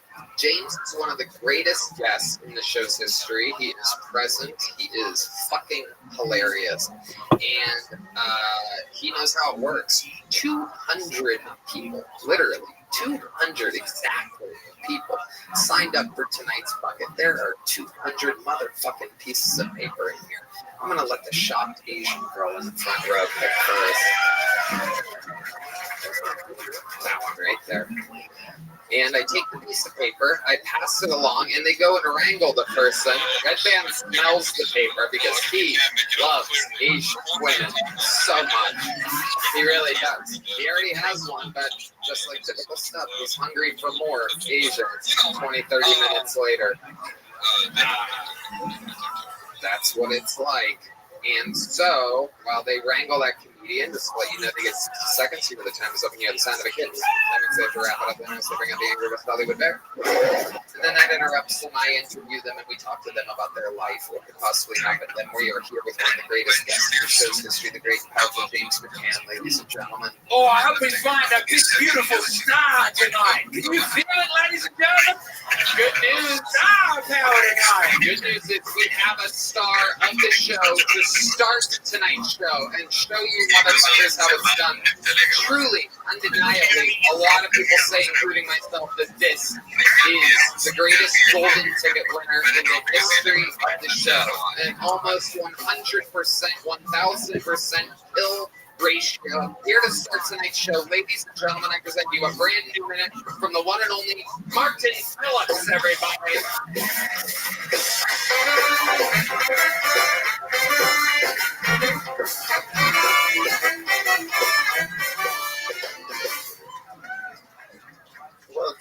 What's going on? I have big hands. People say they're piano hands, but I don't know how to play the piano, but my hand jobs are ridiculous. I only play a forte. No, you just, if you can see the double crescendo, you know, okay. And I had to buy a card, and in the card store, it was in the sympathy section. Right next to that it said sympathy dash Jewish. I was like, oh, that's good. So now, in a special way, you can tell your friends, I'm sorry you're Jewish. It's a lot, you know. So I grew up with cats, and I like the cats use the litter box. It's cool. It's like, hey, not only do you have to clean up my shit, but you have to find it first. So, good luck, asshole. Exactly 1 minute, like the pro that he is. This is Martin Phillips. How's it going, Martin? It's good. Fuck yeah. Good. You did it again. Thanks. Do you have cats? No, I do not have stray cats hang out on my patio, but I do not own them. They hang out there. Why do you think the stray cats like your patio? So I don't know. They don't have to. They can't hang out there. I bought them in bed. Now, they got to hook up. I'm the plug for the cat. I leave out water. I leave out treats. Got to tuck in bed. Well, that's not them hanging out there. You're luring these cats. I know. Yeah. Oh, dude. It's like they hang out there. I never see them. They run away. It's like I actually own a cat in a way. You got a special cage for them? You want to relax? Yeah, you put a bed out there. What else have you done? You put a little can of tuna out there? No, I don't want them to become dependent on me, so I just need water. You know, cats eat people after they died. And you think that they see you walking in and sense a meal coming in? They gotta find a way about fucking apartment. So good luck, Mr. Cat. Getting inside. Now, your opening joke was about your strength. Is that correct? Strength in your hands? Yeah, it's how big my hand is. What do you think? I can fit a lot. I can grip. Well, the crazy thing is that in the green room of the mothership for the past couple weeks, we don't know exactly how it got there, but there is a brand new grip strength. You would think it was Joe, but no, I was there when Joe saw it. He's like, what the fuck is that? Oh, shit. Yeah, he did play with it like it was his own toy. He was very excited as anyone to ever to see the grip strength test of the machine. And I don't know, what do you think? Should we give it a little test? See what kind of fucking You can't handle this hard. This hard. It's gonna break this shit. I love it. Retard strength on display. Here, with cerebral palsy, ladies and gentlemen, using his good hands. This is for science. Oh, he's squeezing it. Oh, my God. Oh, that looks... What does it say? 57.8. Oh, that's actually a lot. It is. No, it's not. Yeah, try the other one. Give me another drum roll. Big Mike on the drums. Whoa, whoa. Here we go. Let's find out what happens here. It still says 57. Here, hit the start button. Okay, this is retard. Hit the start button. What are you doing? Calculus over there? Hit the start button. Okay. This fucking guy's using it like it's a goddamn calculator. Okay, we can start over. Okay. It's like a Jewish guy on tax day over here. What do we got? I don't know what This fucking guy. Yo, if you're just watching this right now, just know that fucking Musk shit sucks. He's fucking too busy checking out Poon Pain. Oh shit. They just banned me. It's over, folks. It's over. They got me. Wow. Unbelievable. Grip strength. James, you're going to show us what you got over here? Are you sure? I'm gonna say Oh, it's for separate sure. race, but it's, not- No fucking doubt. 96. The important thing, I know. They got me. no, I saw this. I'm just able, asshole. Oh, It's fuck. look at that, 111. It's from Antiquing. You get it.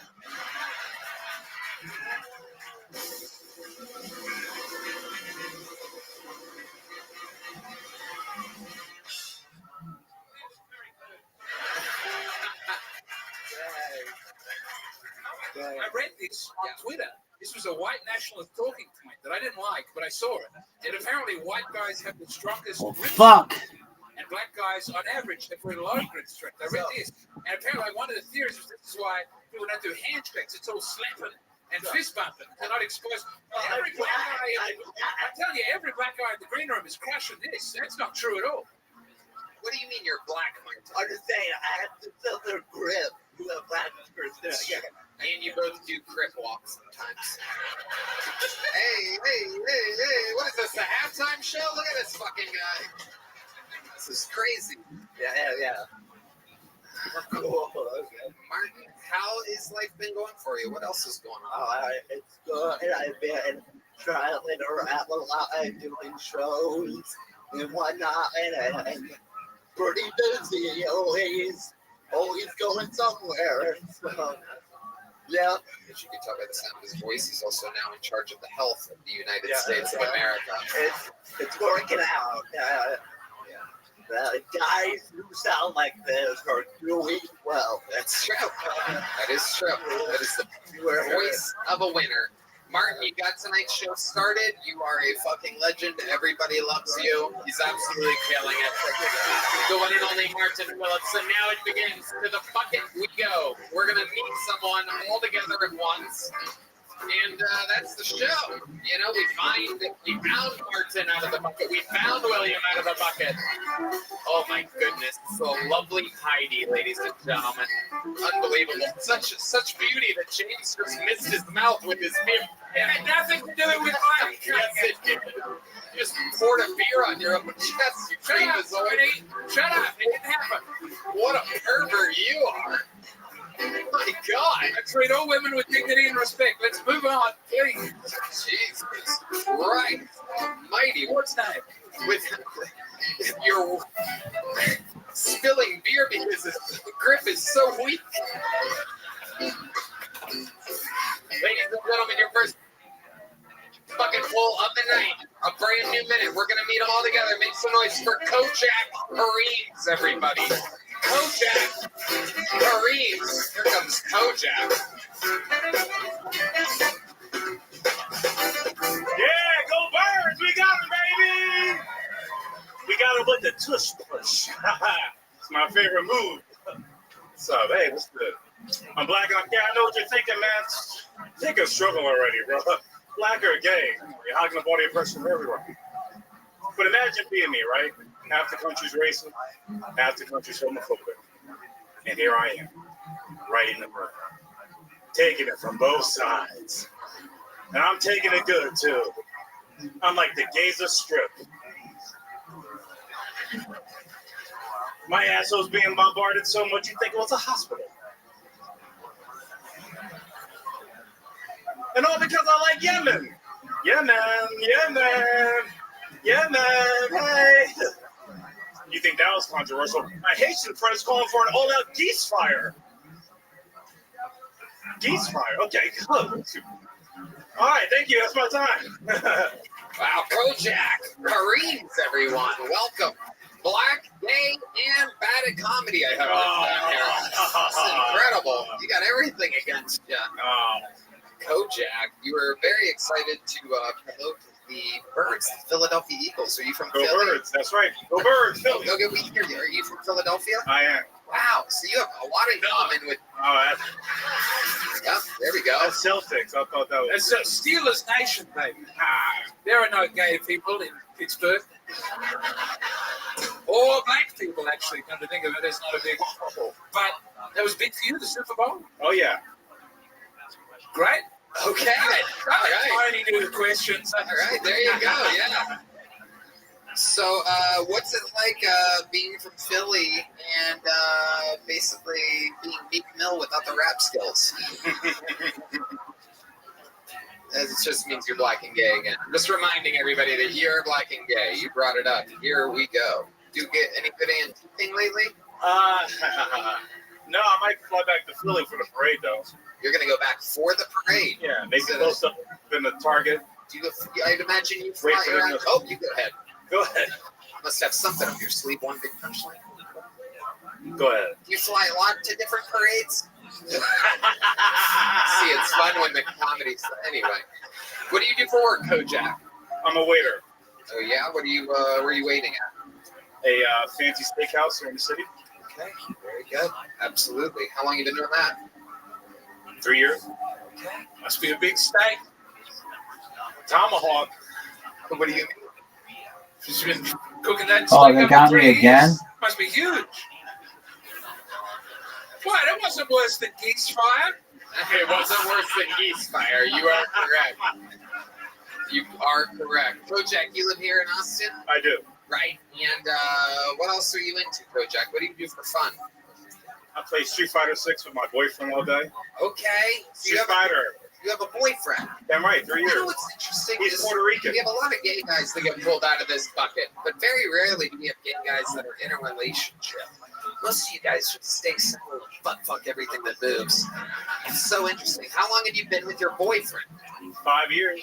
5 years. What do you think the secret is to your wild success of having a long-term gay relationship? We play video games together. Oh, wow, yeah, you guys put the gay in your names. Wow, so you guys just play video games and fuck. That's right.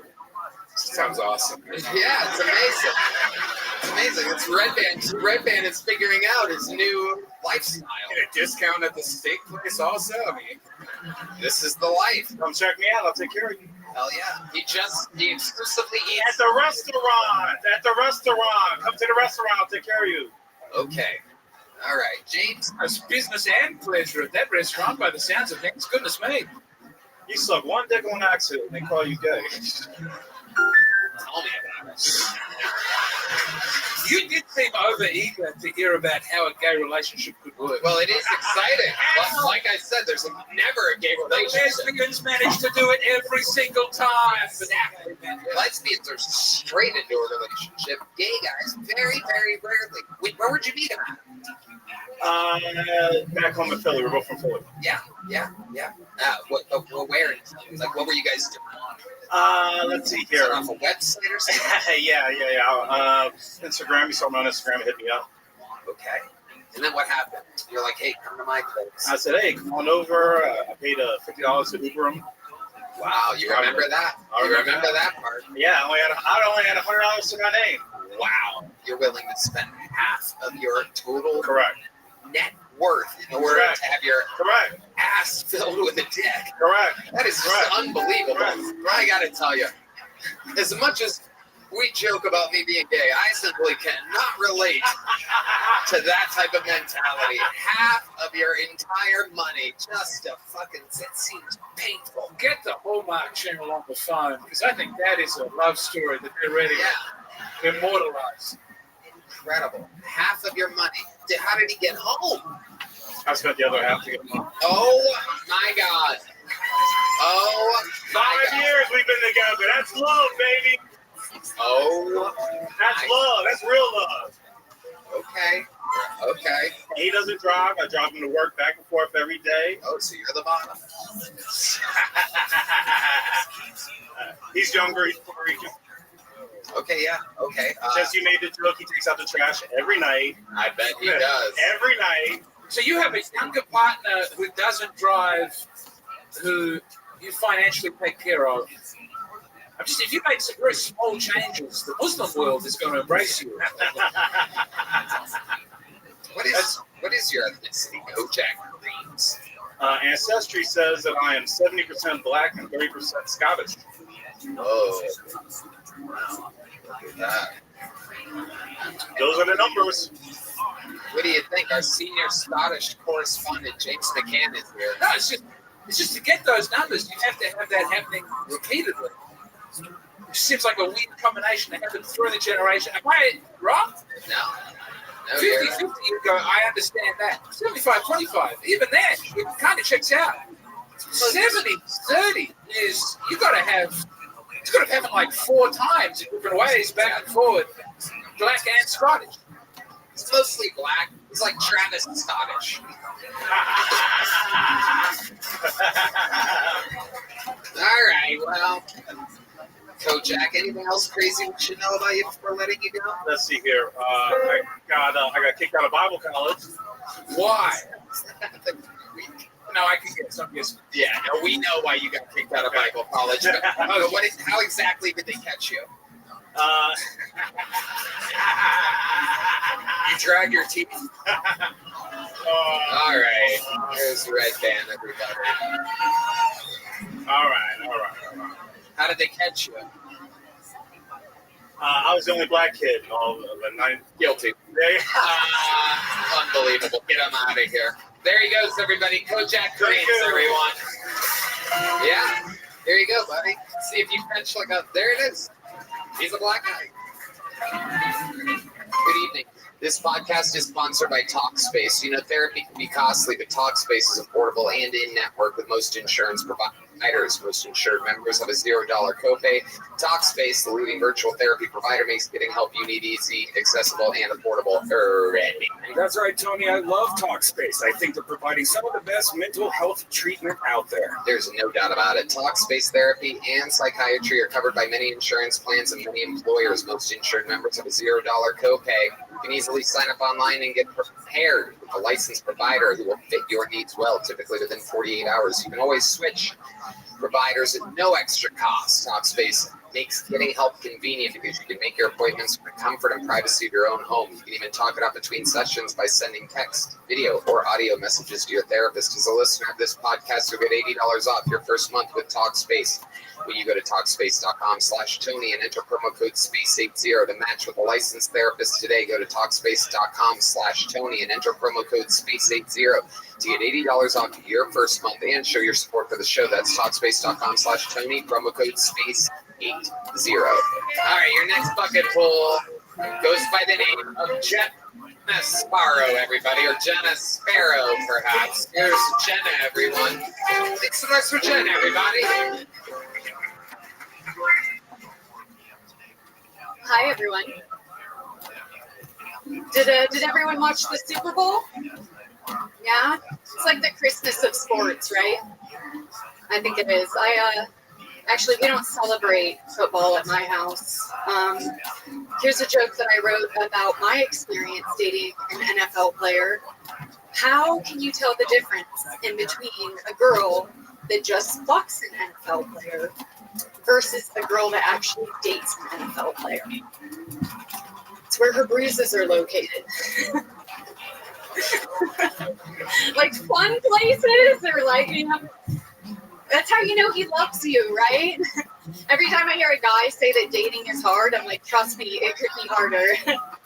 Try wearing a turtleneck in July. That's very difficult. Okay. No, I have this thing about me, like, if I love you, I'll put up with anything.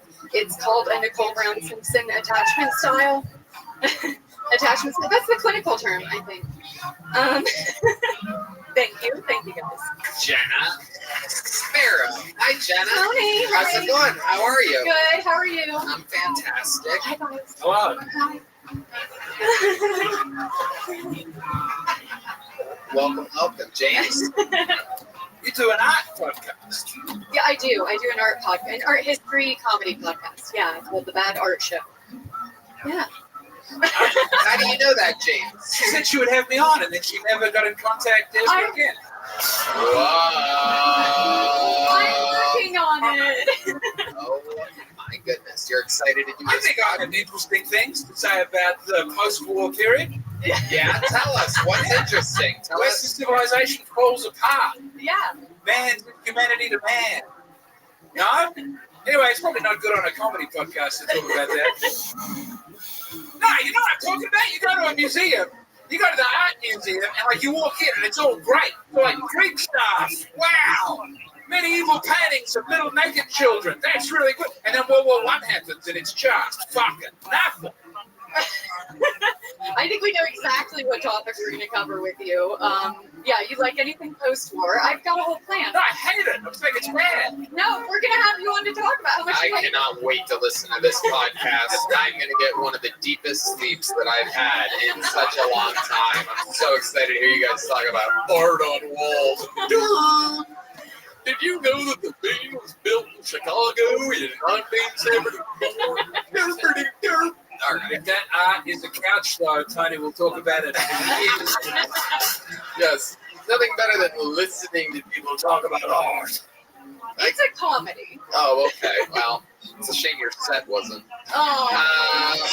If it's as funny as your 60 seconds, oh boy, REM sleep is amongst us. Jenna, how long have you been doing stand-up? Almost 4 years. Almost 4 years. Where at? LA. I started in LA. Okay. Okay. What do you do for a living? Art podcast. Art comedy podcast. Wow. I do. You make a living doing that? I make decent money doing it. Wow. God, anybody can do anything. This is absolutely incredible. I love it. What do you do for fun, Jenna? Well, I'm sober now, so not that much. What'd you do? I come here and put myself in front of you for fun. What did you do to where you needed to get sobriety? How did you know that you had hit bottom? Ooh, slow burn. I think being an alcoholic at 15 was probably the first line. Holy shit! How long? What made you start at 15? I'm from Florida. I feel maybe I should have done that material. You guys would have connected more with it. Do you remember what your first drink was? Ooh. Mine was Lynchburg lemonade made by Jack Daniels. It was pre-bottled alcohol. And my older brothers let me have one when we were frisbee golfing in Columbus, Ohio. I think I was 13 or 14, maybe 12. And I liked the way that it made me feel. We should all just celebrate our first drink, but I remember my first drink. It was great. It was a vodka cruiser. You have those here? Oh, what is that? It's like vodka and pink lemonade. It's very girly drink. Ooh. Yeah. I don't know. Girly drinks are how the party starts. Red Man, what was yours? A bowl of mashed potatoes? Old Milwaukee. Old Milwaukee. Wow. Oh my God. I think I was vodka with like orange juice chaser, I think was what it was. Breakfast of champions. Yeah. Well done on sobriety. Thanks. Look, I would never do it. Yeah. But I think it's good. Yeah. You know? How about towards the end? Did you get into anything crazy? Did you do drugs or anything? Oh yeah. Well, again, I'm from Florida, so there's a lot of cocaine in Florida. Lots of it. I got a couple of DUIs over the years. There was some stuff that was not ideal. He loved it. D Madness loves a good DUI. They pull him over every time he tries to drive. 100%, sir, you're swerving all over. Do you have any old photos that you're trying to get taken down from the internet or anything like that? No, I scrubbed it. What? Brian, why are you asking that question? Disgusting. He's just a bad person. Jenna, tell us more about your life. What else would we find interesting about you? Well, you hate art, so I'm not sure you're going to find anything about that interesting. Okay. What else other than the art podcast? What do I do other than the art podcast? I work out a lot. I like pit bulls. I'm a dog person. Yeah. What do you like about pit bulls? They're like I like pit bulls because they're like men, just like a violent liability. Yeah. Does that make sense? I like a dog that's like dangerous. It's great. Yeah, you picked the right one, James. What is the overlap in the fine art world between that and I think of that as a golden retriever position. I think of pit bulls as more of like Cadillacs bouncing up and down. Yeah. No, is that not right? Yeah, sure, but they're a good dog, you know? No, I think they kill children every year. Are they legal in Australia? No, they kill so many children. I think they're in big parts of the world. You can't get that dog. But you like that it's dangerous. You have a weird sex thing for the dog. No, I have a girl dog, to be clear. I have a girl dog. You can meet her. She's very nice. It's a pit bull? Yeah. Okay. You going to be around other dogs? Not really, no. Right. Yeah, great. What a great animal to have. Something you can take outside and scare everybody to death with. I do have a cat, and it's very good with the cat. So there's that. Yeah. Has your cat been crawling up on Martin Phillips's porch at all? Do we know about this? You have a tracker on it. Your cat might be sleeping at a tremendously weak-gripped man's porch. Yeah, I don't know. Well, Jenna, congratulations. You made your Kill Tony debut. Liz, yes, I'll throw you a little joke. Oh, it was so close. I don't know where it went. So close, right? I think you were aiming for my tits. I mean, it's a small target, but yes. There she goes, Jenna Sparrow, everybody. Get her Kill Tony debut. All right, back to the bucket we go. You guys having fun out there? Anything can happen. Ladies and gentlemen, your next comedian goes by the name of Mike Poe. Mike Poe. Here he is, Mike Poe, everybody. Make some noise for Mike, everyone. So, in addition to struggling to be a stand-up comic, I'm also a hack party DJ. But that's a lot easier than doing this because being a DJ, all I'm really concerned about is touching buttons and looking concerned, holding my ear. Somebody in the audience you would hope we're connecting with you. That's a lot more difficult to do as a stand-up comic, obviously. So in addition to being a DJ, I also volunteer for the Unsheltered, and that's where I get most of the funny stories that I talk about, like the guy who stole my entire bag from me, who I had to track down on the street and explain to me that, unfortunately, he's on drugs, but Jesus loves him. But 90% of him is on drugs, and only 10% of him is actually taken care of by Jesus. I really thought that I was gonna come out here and have a little bit better of a story to tell you about these guys. Sorry, I apologize for that. I really should have been on point here. Okay, wow. Holy shit. Oh my God. You made Jenna Sparrow look like a fucking Richard Pryor up here. Good Lord Almighty. Just talked about nothing, but you looked hip. You're like an old guy that seems hip. Thanks, man. No comedy. You're basically Mark Maron. It's incredible. And you just kind of dress like you're younger. You look kind of cool. And then the words coming out of your mouth are just boring and nothing and complaining. I do this, I do this for me. But did you make that extremely scary noise happen halfway through the set? Because if you did do that, that would be very impressive. Oh, I wish, brother. Okay. I didn't do anything impressive. There was something that... Hey, you look after the unhoused, which is not a word I would usually use. But hey, what are you talking? He said he looked after the unhoused. What do you mean by that? It means bums. It means street bums. Where I come from, I volunteered to help the Unsheltered. Where do you come from? Little Rock, Arkansas. Little Rock, Arkansas. Okay, you still live there? Absolutely. Well, I'm working on moving here part-time. Why do you want to move here? Because I'd like to be better at this. Okay. We don't know if we can help you. Tough situation. Not everyone has the open. We lock the gate sometimes here. For sure. How long have you been attempting stand-up comedy? I've done a couple dozen open mics in the past couple of years, and a couple dozen about a decade ago. You look like you'd be fun. You have the glasses, you have a real beard. You're like James McCant. See what I did there? James McCant. I believe in you, but step off the law. Step off the what? Don't you bite my style, friend. How old are you? 52. Wow! You are a great 52. Thanks, man. No, he's not. I thought you were You're a very bad 40. You're being tricked by a jacket right now, James. The jacket is throwing you off. I do love the jacket. Mike, what do you do for a living?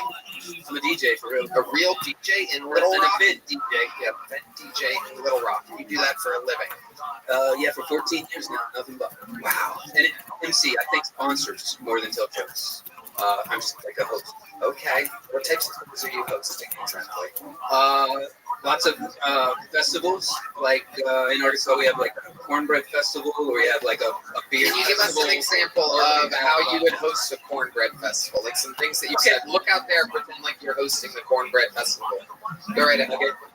Hey everybody, y'all, welcome to the 14th annual Cornbread Festival. I'd like to thank everybody for coming out here tonight. So there's a lot of people in the crowd, I can tell, are super excited about cornbread, and I'm one of them because I absolutely adore cornbread. Whether it's with beans or if it's with peas or it's just by itself, I absolutely adore cornbread. I do not like corn, however. I'm not fond of corn whatsoever. but bread. Bread's where you got me. So cornbread is absolutely one of the most phenomenal things that you could be eating with your mouth right now. I think we found your calling, Mike. You are built for cornbread festivals. Thanks. They didn't give me the gig this year, though. Really? Yeah. Wow. First time in 35 years somebody didn't honor their confirmation. You stick with it. You keep working on that event, hosting and DJing, and I believe that one day soon you could be at a, second tier basketball game, shooting out a T-shirt from a cannon.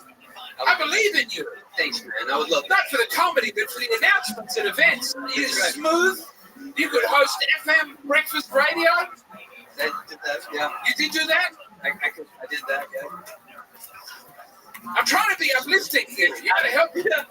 You are, absolutely, dude. Nothing bothers me more than old people trying to be hip. You're 52. What else? Like, are you into? You have like a vinyl record player, right? Of course. Yeah, I've been playing records since 1989. Yep, exactly. What else is hip about you? You have like a fucking unicycle or something like that? What's your weird form of transportation? I can tell you have one, like an electric scooter or something. So I have a news van that I'm selling when I get home because I need to pay for my police van to get repaired. Pedophile. I'm trading a van for a van for another van. They're coming pitching onto my van. I think if I got a police van, no one will know. Wow, that is master level pedophilia. Holy shit. You called it right. I did weird music. Yeah. Are you in love right now? You in a relationship right now? No, sir. Been single for a while? Yeah, 9 years. You ever been married? No. What's the longest relationship you've ever been in? 4 years. 4 years. Yeah. Longest ever. 52. Why do you think that is? Man, just a lot of curveballs in life. It happens. What kind of curveballs? Can you explain some of the curveballs that you've had in your life? All right. Just curious. You're in the I'm a federal witness. Okay. What does that mean? Yeah. Are you on witness protection? I'm not protected. Okay. At all. Why are you on the witness I'm not show? hiding either. I wouldn't tell you my name. Okay, that's all good. Can you just tell us the ballpark of what you're a federal witness about? This seems like a very compelling part of this interview. And I appreciate your open honesty. Sure. People so like I'm a survivor or a federal witness to homicide. My adult adopted autistic brother was murdered a decade ago. Adult autistic. Adult adopted. Like we adopted him as an adult because he didn't have a family. Adopted. And he was on the street. Adult autistic. Yeah, and he was. He would love this. He would absolutely love it. He would love it. Most of our fan base is adopted autistic people. Adopted. Wow. How old was he when you guys adopted him? So he was probably 30 years old or so. 30 years old. And your parents were like, come on in? Well, my mom and my sisters, yeah, he called them his mom and his Where did sisters. they find this guy? He worked with me at the bar I managed, and one night he didn't show up, and I found out he was in jail. And I bailed him out, found him a place to live. And got What was he in jail for at the time? He in Arkansas we don't have any renters' rights. He was evicted, and he didn't check his mail, so he got arrested for being evicted, like forcibly removed. So then he got murdered? Yeah, he was murdered in 2014, December 7th, 2014. Okay, tell us about that. What happened there? There was the only suspect, we'll say, was a crack pusher. And this suspect's name's Andre Demetrius Smalley Jr. You didn't have to say that part. You didn't have to call them out by name. What's happening? So, right? He can't find me. But this killer, in my opinion, he was pushing crack on him at gunpoint, and he wouldn't stop. He wouldn't leave him alone, and he just kept breaking in the door, stealing his phone and his keys, and extorting us until finally got a warrant to get arrested, and then he bailed out and murdered him, so there would be no case. Wow, absolutely incredible. And did he not get in trouble for that? Well, not for a while, but then I became a federal witness after he shot 2 more people because they wouldn't go to court.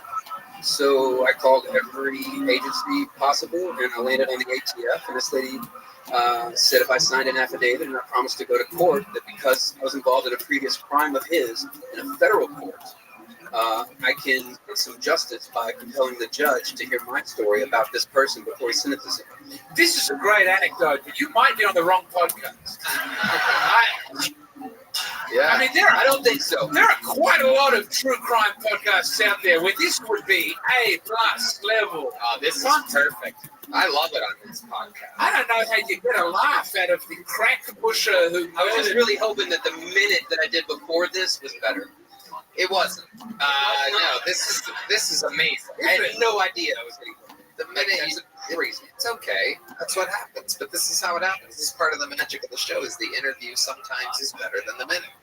If it was just about people's minutes, then I wouldn't even do this part of the show. This is the fun part: is watching people go through the quick dilemma. Am I going to answer this? How far am I going to go? For a second, you're a federal witness. We don't know anything. The next, you're going Andre Demetrius Johnson III, located at 452 fucking Jenkins Street. He really exploded there. Here he is, and here he is, ladies and gentlemen, the guy that. This is the man that murdered his brother, everybody. This is Demetrius Andres Gallagher III, everybody. AKA D Magnets. He's out on bail. There you go. So this guy's in prison now for life? No, we just got him 9 years for that.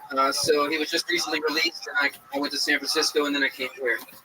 Okay, hold on. You're telling, when did he get out of prison? Last month. No, December 21st. Okay. And this guy knows for a fact that you're the one that put him in prison, right? Oh, yeah. He was in shackles on his wrists and ankles screaming my name as the bailiffs pulled him out of the courtroom. Oh, my God. And he just got out in December. Yeah, absolutely. Do you know where he is? Do you know where he resides? He lived in Little Rock before, right? His parole probation officer called me and said I can't really have that information, but I know a little bit. Might have the internet an idea. Yeah. And is it around where you kind of live? I mean, it's probably better for me to not look for him too much. Well, I'm not saying you should look for him. I'm wondering if he is looking for you. Yes. I mean, if I'm being real honest, yeah, I think the guy's probably been in prison for 9 years. He's a 6-time felon. Yeah. He's going to create chaos wherever he goes. I don't think he's looking for me specifically, like on the street looking for me. This is very optimistic. But you see that I'm not in my city. Right. As well. Like, I don't want to run into him at a Kroger or at a stoplight or, the NA meeting or wherever, you go to NA meetings. No, I was just making some shit up. But, okay. But I don't want to run into him anywhere. Right. Honestly. Like that's not somebody I want to see. So I just decided to move. You decided to move from Little Rock. Yeah. Right. And okay. Wow. It's all so interesting. But you just called him out on a podcast that is aired out everywhere. Sure did. I called him out in court too. Yeah. Well, we've got to get him on the show for a right-on reply. And here he is. Mike, here's a little joke, Bob. Just don't tell my mom. Okay. She might find out. It's all good. You're good. This is a very popular show. Do you know this is a very popular show? There's no way he's watching. Well, but he might get told. I would love that. You would love that. Absolutely. Well, we all have to make our decisions and stand by them. We do. And it was a pleasure having met you. Thanks, man. There he goes, Mike. Go, everybody. On to the next one we go. There goes Mike. It's unbelievable the people's stories that we get out of this show, out of this bucket. There he goes, everybody. There he goes. Anything can happen. That guy could be right in the alleyway right now. I mean, geez Louise.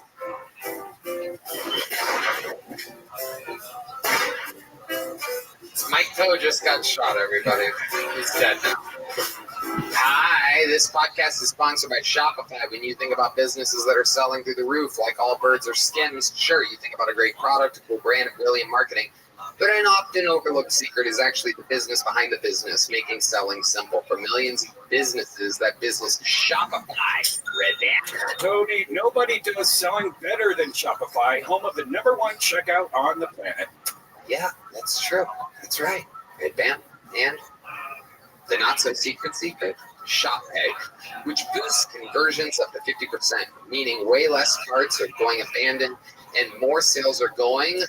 So if you're into growing your business, your commerce platform better be ready to sell wherever your customers are scrolling or strolling on the web, in your store, in their feed, and everywhere in between, because businesses that sell more sell on Shopify. Upgrade your business and get the same checkout that Skims used to sign up for your $1 per month trial period at shopify.com/KillTony, all lowercase. Go to shopify.com/KillTony to upgrade your selling today. Shopify.com/KillTony. All right, ladies and gentlemen, your next comedian is a golden ticket winner on the show. She's only been on it a couple times. Here with a brand new minute. Make some noise for Aya, everybody. Aya is here.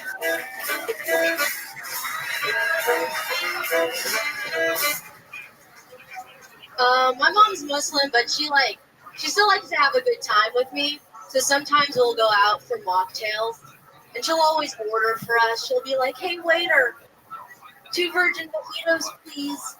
And I always have to secretly find him and be like, "Hey dude, leave the cum in my drink, please."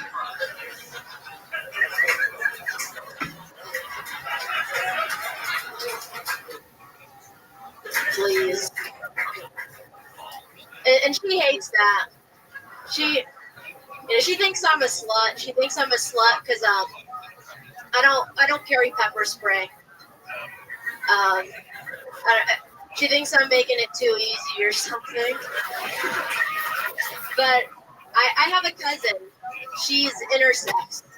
She was born with a penis inside her vagina. Now that's a fucking slut.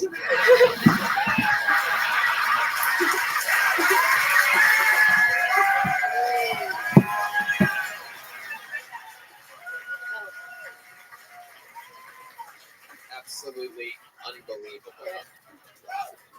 Aya has done it again. One of the funniest jokes of the night so far, making fun of your own dear sister. No, cousin. Oh, cousin. Yeah, but she is like a sister to me, right? There you go. Or a brother, depending on. Yeah, she can do it all. So that really happened? Oh no, I made that up. Perfect, great premise. I love it. Yeah, but my cousin, she told me she was born with her vagina like locked. Ah. So. Wow. Are there any safe crackers out there? So they had to cut it open and stuff. Yeah, and there was a whole vaginal hole on the other end. Yes, there was. Kind of sealed off. Yeah, it was sealed like yogurt or something. That's gonna be that's like a Muslim parent's dream. Though. Yeah, it is. You don't have nice. to go and get the village woman to come and do it for you. You just Yeah, it is nice. Let your husband open it up for you. Hell yeah. It's cute. Romantic. Absolutely, get the party started. It was so funny. I forgot that we heard a story about a federal witness, which I really. Oh yeah, that's actually pretty sad. That's scary. I don't want to talk about it anymore. Yep. It was there wasn't a vagina locked up there, and it was a human being. Yeah, imagine they put him in there. They put him in her. No, I'm sorry. But yeah, absolutely. Naturally funny, ridiculously likable. How's life going, Aya? Tell us about it. It's good. I just had a birthday party this past weekend. That's nice. It was so lit. My mom, I was making pizzas for my family, and my mom made okra pizza. It's so cute. Okra pizza? Yeah, it wasn't even on the menu. But she just made okra, and she was like, "I want it on my pizza, put it on my pizza." And I put it on my pizza, and it was good. Wow, that is just an absolute Muslim party if I've ever heard it before. Yeah. Pizza. And then how else do you celebrate a birthday? You Muslims, do you have like the set of candles? Do you have like little World Trade Centers you put on the cake and you light on fire or something like that? Yeah, no, that's for my second birthday. Hell yeah. I'm older now. I don't even think I'm supposed to celebrate birthdays. My parents are bad. Like, they're sneaky. They let me do a lot of things. They be like that. They be like it. They're cool. They're chill. They're not. They're not at all. Very, very strict, tough, No. demanding. Not like that. They're just foreign. That's it. I don't know. Like, they just text me spam message. I don't know. Like, my mom texts me prayers all the time. Like, I'm God. Like, I don't know what to say to this. Yeah. But I love them and they love me a lot. Are they very religious? Yeah, but I think it's good for them. What do you mean by that exactly? It's like, it gives them peace of mind. Yeah. And everyone wants that. It So. stops them from doing terrorist attacks or something. They don't have that urge to try. No. I have, like, my bloodline, our blood is really nice and sweet. Okay. Other people come from different bloodlines. Like who? Name a race that comes from a different bloodline. Okay. No, it's not even a race. Right. I think it's just, They have filthy blood, and you have the pure blood of the no, I just have sweet blood. sweet. Sweet blood. Like mosquitoes like it. Oh, yeah. Yeah. A Red Band, you're a vampire. What do you think about all this? No, she's saying she has a good family.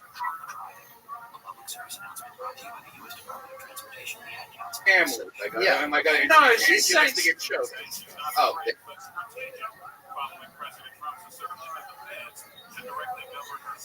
There you go. There's some of that. Yeah, I'm trying to be nice to them. Wait, do you come from a fancy bloodline? No. I come from, like, regular people.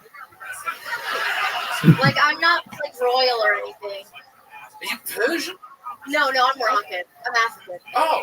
Yeah. Well, that's filthy, evil blood. No, it's not. I don't know. I'm just kidding. I'm just having fun. I can tell by people's eyes their bloodline. Like Tony, you have very blue eyes, and that's not royal. That's like peasant. Yeah. That's peasant eyes. Yeah. And but I have black eyes, so I don't know. They're kind of scary. This is like word for word a conversation I had with an Indian cab driver once. That's really. What's in my blood? Yeah. I don't know. I'd have to check it, but Look at James's eyes. James's eyes are like regular. Like, you're just like one of the people. So wait, I'm just a fucking peasant over here? No, just your bloodline, your eyes. This doesn't make any sense. This is why nobody likes Muslim people.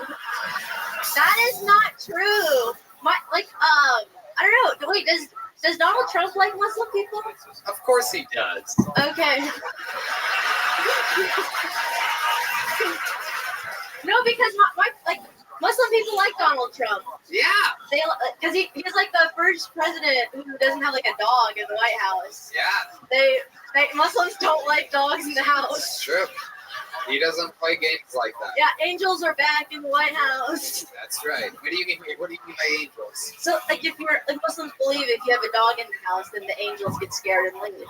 Wow, that is unbelievable. I just learned so much about. That's crazy. What a fake religion. I'm sorry. Who could look into the eyes of a sweet, beautiful dog and say, angels hate you? They're just scared. Catholics would never do that. We've done other stuff, but we would never make that. We would never make that particular mistake. I'm sorry. We need to go back and take over the Holy Land again so that dogs can run wild and free through the streets. No, we want them on the streets. They're good on this street.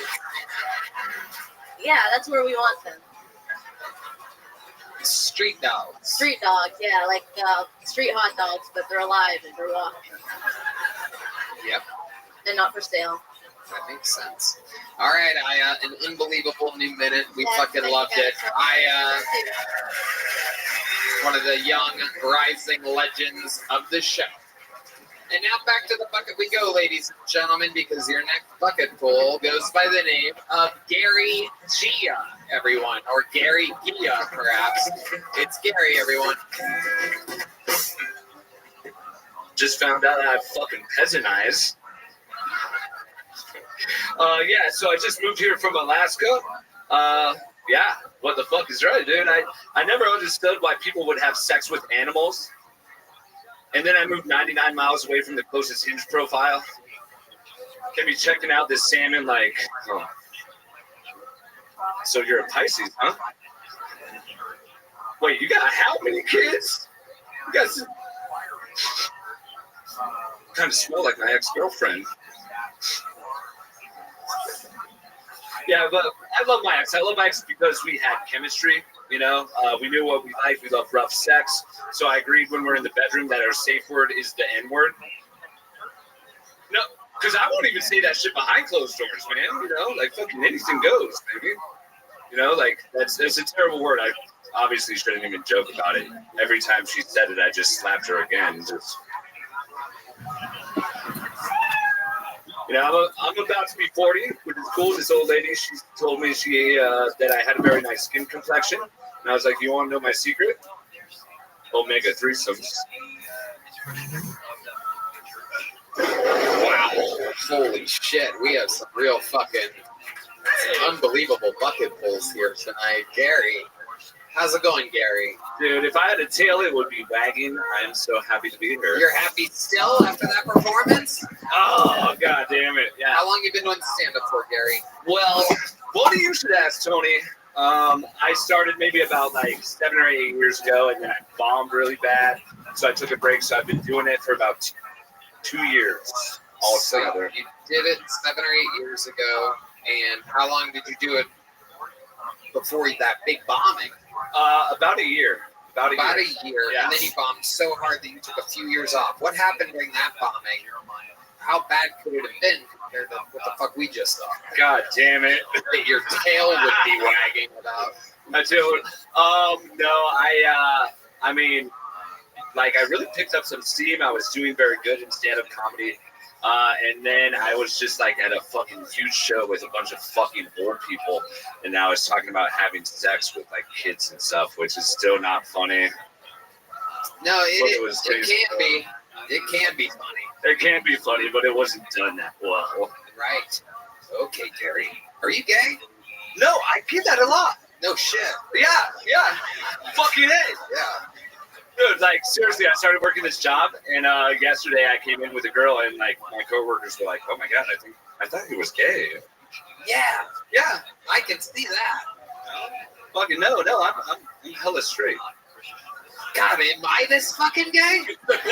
No, D-Madness. Stay on my side. I'm straight. You can like me. It's okay. D decided long ago. I saw D. Yeah, you're not looking at anything right now. It's okay. Making fun of a blind man. Good God. Yeah, Gary. Relax, Gary. D-Man is pissed right now. He is homophobic as hell. So, Gary, let's talk about it. What do you do for a living? I am a restaurateur, so I work at restaurants, but I do like high-end shit. I'm not like some fucking selling mozzarella sticks and chicken wings and shit. Whoa! Why'd you look over here when you said that shit, Gary? I'm trying to figure it out.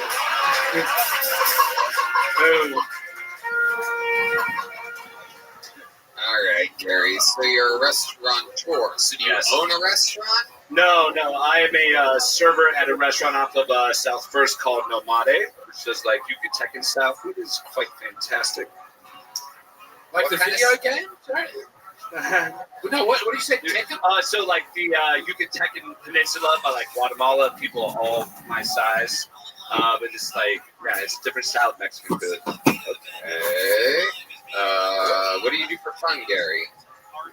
I'm into like backpacking nature and shit like that. I like to play high stakes poker on like LSD, like very small amounts of fucking hallucinogens, and then play very high stakes poker. Nope. You're good at it? Yeah, dude. Fuck yeah, dude. I played the World Series of Poker on like 4 hits of acid. And how did that go for you? Not good.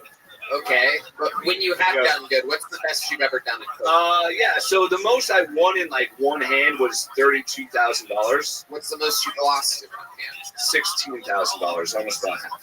Right. Yeah, overall, in your Texas Hold'em or poker playing life, how far up or down do you think you are? I'm definitely over 100K. Up, yeah, absolutely. That includes the buy-in for these tournaments and everything. Yeah. No, are you 100%. sure, or are you just tripping on LSD and you think you're doing good? No, this is the highest I've ever been, but I'm sober. But yes, like you can track your stats online. You can look my name up online, and I have like results like about like a year ago, 2 years ago. I took first place out of 643 people, and I won $28,000. All right, Gary. Oh fuck, dude! Like this is. You still live in Alaska? No, I moved here about 3 months ago. What made you want to move here? Pretty much like stand up. This show, you know what I mean? Like this is a fucking mecca of comedy. This is great. You know, we're fucking up big time. We are fucking up. This is not going how I fucking did on my vision board. This is not great, Eric. Wow. You know, I thought it was great. Oh my god. Can we spice this up? Can we spice this up? My vision board said it's gotta go better. Jesus Christ, Gary, you make me look like fucking like someone tough. Somebody real tough and dancer. Yeah, you make me look like Freddie Mercury. All right. Okay, Gary, tell us something interesting about your life. You have your entire life to reference here. Something that's happened to you. Something that maybe formed, or tell us how you ended up the way you are. Yes, well, I was born this way, but I have so many fucking stories, right? I got stories out the fucking ass. Like, I've seen. You have stories up your ass, too. Okay. Why don't you tell one, Gary, instead of telling us you have stories? That's like you telling us that you have jokes. No jokes, all stories. We know. So, yeah, let's see. I saw an alien one time. All right. Right? We're going to keep it. Yeah, we're going to. So, do you want to hear it or no? No? Okay. How fast can you tell it? I can tell it. Yeah. So, I was about 14 years old. Okay. I was about 14 years old, and it was about 2 in the morning, and I was just laying down watching TV. And all of a sudden, I was paralyzed, and I saw this. All right, that's it.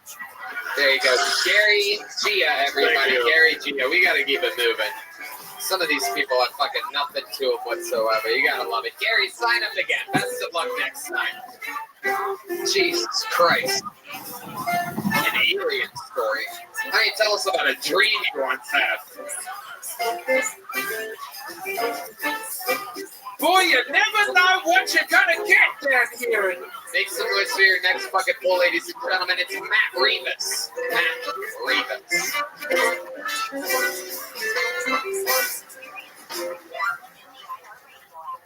Hey, my name's Matt. You guys ever been a Mexican Jewish person before? Yeah, I got a cousin dude. He's Mexican Jewish. His name's Kike. Spelled like for some people. I don't know why. I love geeks, man. Like, he's so Mexican, he works construction, but so Jewish. He only accepts payment like bonds and shit. He's a genius, man. He's an entrepreneur. He did all this while managing a coffee shop called Hebrews. Bro, he's so Mexican and Jewish, dude. He built tunnels for both sides. Imagine a narco with a gold gun and some pigtails. Jesus Christ. I love Keeks, man. Keeks is dope. Keeks is chill as fuck. You know, we're older now. You know, he's an idiot. I tried to ask him about his whole take on the Israel thing. You know what he said? He's like, oh, yo, Israel, in the back right now, we get tortillas. Yeah, man. You know, man, I'm a simple man now. I'm in there. I'm done. Matt Rivas talking about his Mexican, Jewish. Is a cousin or a friend? What did you say? Just a cousin. Cousin. Is it real? Nah, man, just a bit. Right. How long you been in stand-up? About 3 years. 3 years. Where are you from? Here from Austin. Born and raised? Yes, sir. Wow. What do you do for a living? I'm working at a smoke shop. Okay. Yeah, here in town, right down the street. Okay. Yeah, that's How long you been doing that for? Actually, I'm about to start tomorrow, man. You haven't even started yet. Absolutely incredible. Do they know that you're going to start working there? Yeah, actually, I talked to them today, smoked a blunt with them. They're like, "You're hired." Yeah. I'm like, "Oh, really?" It's like, "That's it." Amazing. When's the last time you had a job before tomorrow? Like a week, man. I got fired on my day off like 2 weeks ago. You got fired on your day off a couple weeks ago. What was that job? I was a server at this Waffle Shop. Okay. It's not Waffle House place. Right. No, the Waffle House. You'd be the fucking CEO. It was just a random Austin waffle shop. Yeah, I don't want to shut them out.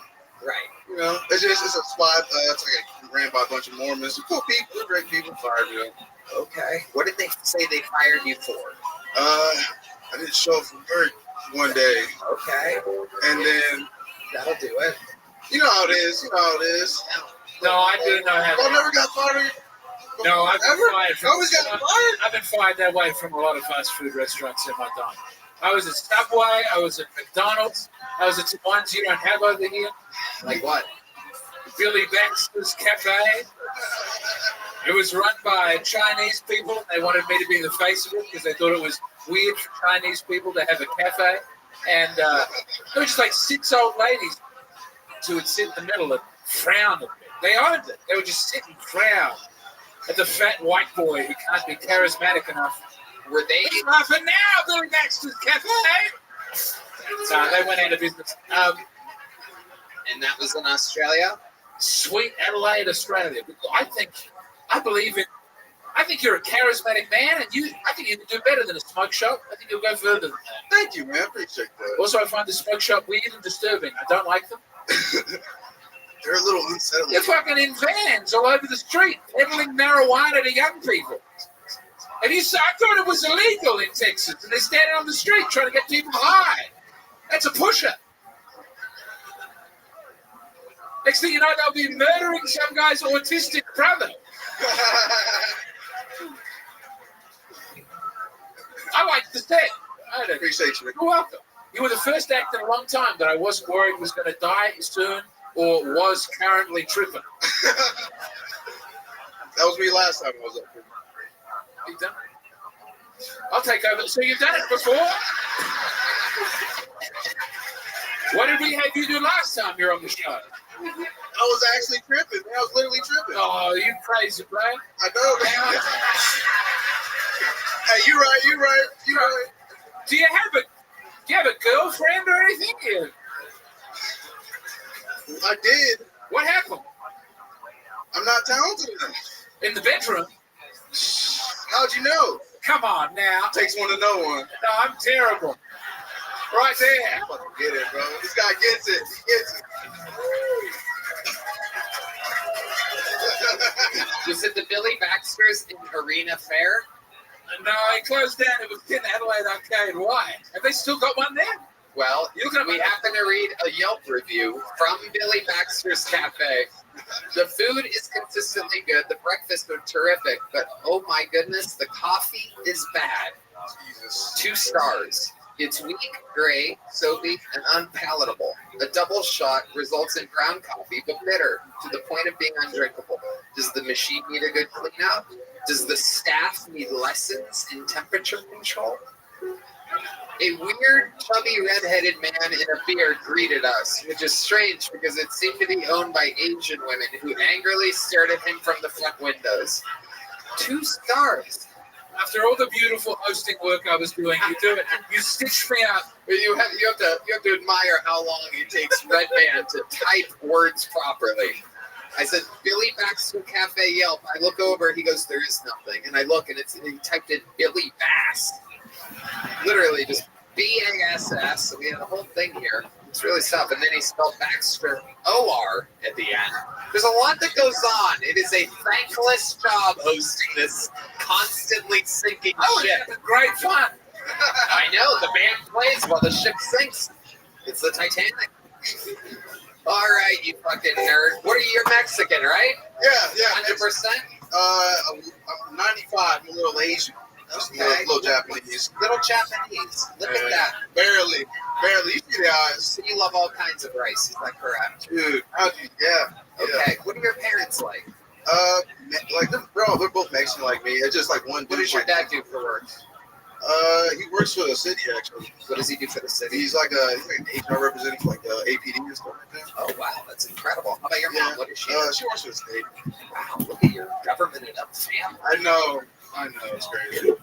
Right? Doing this. What else do you do for fun, Matt? Smoke weed. It seems like a thing. How old are you? 24. 24. That makes sense. About to turn 25 in 2 months. Well, yeah, that's how age works. I know. You'll never believe what happens after that. Another birthday about a year later. Yeah, just a few months. All right. Well, nothing else crazy about you, Matt? I'm getting a feeling that I'm close to finding something out. But not asking. You ever been arrested? Me? No, I haven't. Me? You don't get that very often here. Wait, who, me? Suspicious answer. Yeah, you're the one being interviewed. No, I would never get arrested. Why would I get arrested? What? No, I would never get arrested. Did you talk about yourself in the third person? I did. That might have been what was missing. Do you often talk about yourself in the third person? When I feel uncomfortable, yes. When he feels uncomfortable.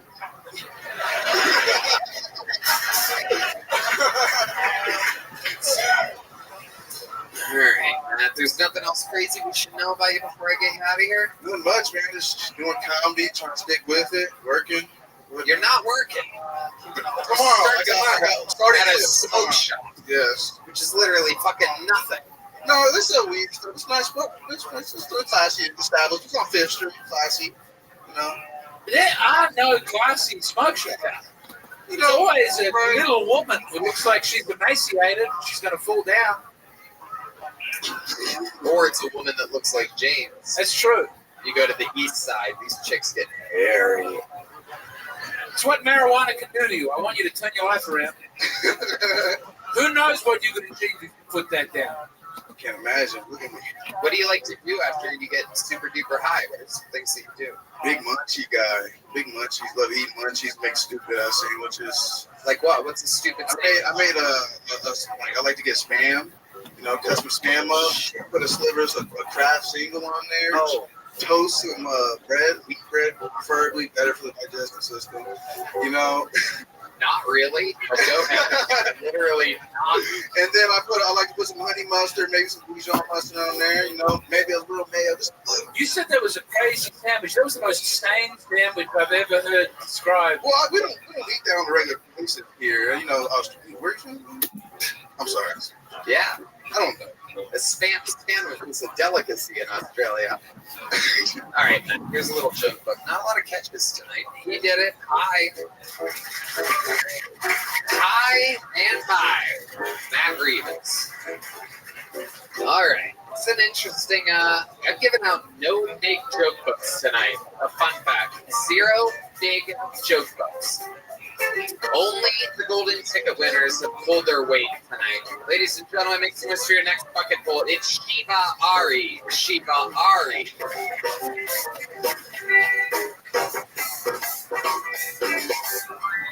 Howdy. A little bit about myself. Watch a lot of porn. You guys watch porn? Yes? Good. I mean, I'm not watching so much porn that, like, I'm commenting on the videos. Yeah. But I'm reading the comments. That's kind of where I'm at. You know what? The one thing I do like about porn, the one thing I do like about porn, nobody is ever like, the book is better. I do like that about porn. Nobody's like, Ass Blasters 3 was better in the magazine, right? Like, that's... I like doing a lot of porn jokes, mainly because I'm a millennial. You know what I'm saying? Like, we're not we're not sensitive about sex, but we're sensitive about other things, right? Like if you want to describe millennials, we're kind of like the generation like eating ass and peanut allergies. That's us. Which you gotta hope. Hopefully those two rows don't cross, right? Right. That's like Tony having to go to the hospital because Red Band needed a peanut butter sandwich, you know? All right, I'm gonna stop you right there, Shiva. Shiva, welcome. You've been on the show before. Yeah, twice. Yes, sir. Absolutely, welcome. That was something. How long have you been on stand-up? 10 years coming up right now. God almighty, this is a wild night tonight. Yeah. What do you do for work? Pretty much this, man. Yeah. You make a living doing this? It's not a living, but how do you survive? I'm alive. How do you survive? How do you pay your rent? How do you get food? What is rent? Okay. So tell us about that. I don't really pay rent. How do you not pay rent? Parents' house, girlfriends. You stay at the parents' house still? No. I'm here now. Yeah, I live You here now. are here now? Yes, sir. You are here. Like at the mothership. Yes, sir. How do you not pay rent while being here? Fuck, you got me. I do pay rent now. Okay. But that just happened like 2 months. I just moved here like 2 months ago. So yeah. Okay. Yeah. So how much are you generating from your stand-up comedy? How much money do you make in a ballpark a week? I mean, probably like 500-600 a Where? month. How do you do that? Oh wait, did I say a month? Yeah. Okay, so hold on. How much rent are you paying a month for the last 2 months? 800 a month. I don't know if anybody's ahead of me on this. Yeah. No, you're nailing it. Right. So how do you make money to pay your rent? I've done enough shows. I mean, before I moved into the place, I saved a bunch of money. How much exactly did you save? How much turning into a financial I know, yeah. Yes, So, it is. look. How much did you save exactly? People are going to find this unbelievably fascinating. There's a lot of people out there wondering, hey, should I start? How much should I save? I live at my parents' house. Yes. What should I do? Well, I definitely advise not to do stand-up comedy. Yeah. Well, I bet you would want nobody else to start stand-up comedy. Yes. I bet that would help your market share. Then I get to pay rent. Yeah. Okay, how much did you save? Like $2,000. $2,000. Absolutely. Yes. D-Madness cracking up. D-Madness literally verbally laughing out loud. The guy's blind and is like, don't do stand-up comedy. Yes, 100%. Hey, you stated the very obvious there. How much, wait, no, I'm curious. How much money do you make doing stand-up comedy? Okay. All right. Is it $3,000 a month? Okay. No? Okay. What did anybody mean? Yes. It's only $3,000 a month? Yes. Oh my God. How much is your rent? Okay. Yes. It's somehow it's all right. I don't have rent anymore, Shiva. Oh, I forgot. Yeah, you own. I understand that. Okay.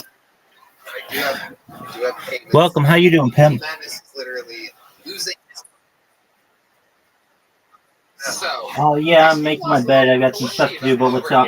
Sorry, sir. Stick with me. Sorry.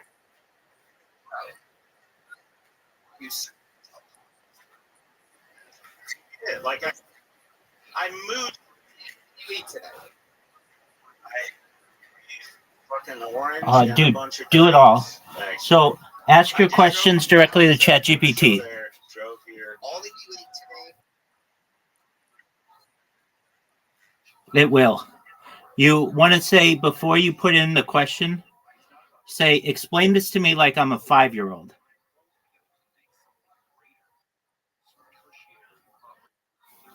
I'll walk you through it. Absolutely. I'm here. Just I'll walk you through it.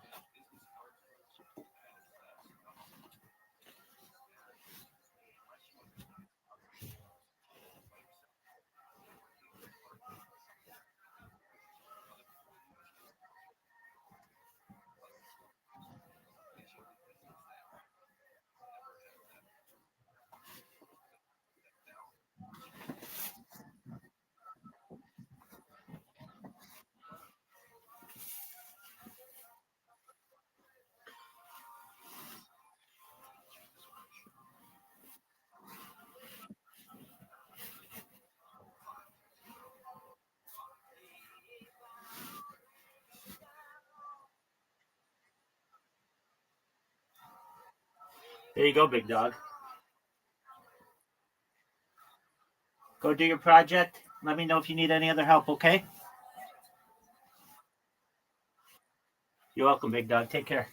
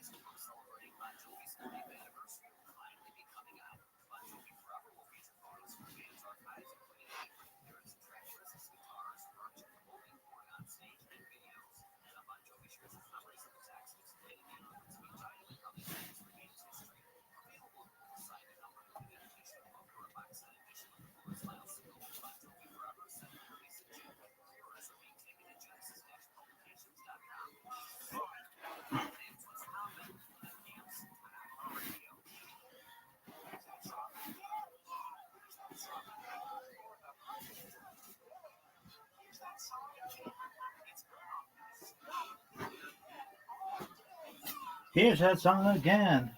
Here's that song again. Stupid fucking commercial.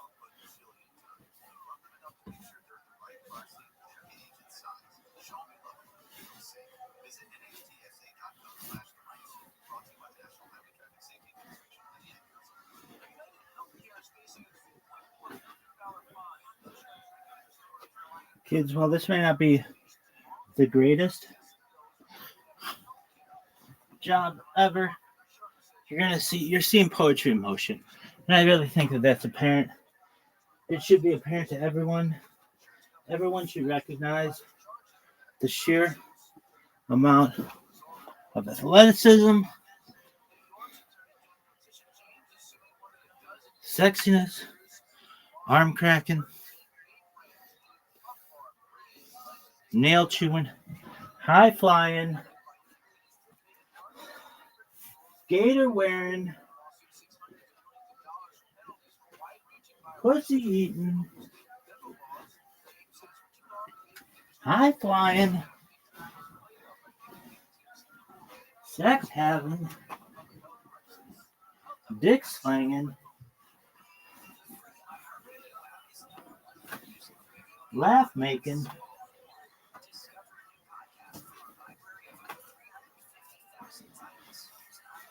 pimp. Just a straight up pimp. I'm an old school pimp. I'm like Big Daddy Kane. In the history of pimps on Wikipedia, boom, number 1. Solomon might be number 2. Oh, slow-mo. Big Daddy Kane's up there, baby. Can't wait till this bitch gets banned. It's the worst. What the fuck? I love how out of breath I can get by just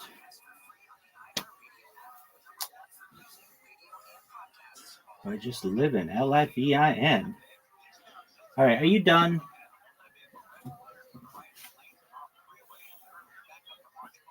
Look at that. Got my own bootleg pedicure yesterday. Got that big fungi nail done. Got to chew on it. It was like leather. It was like a fucking guitar pick. It was amazing.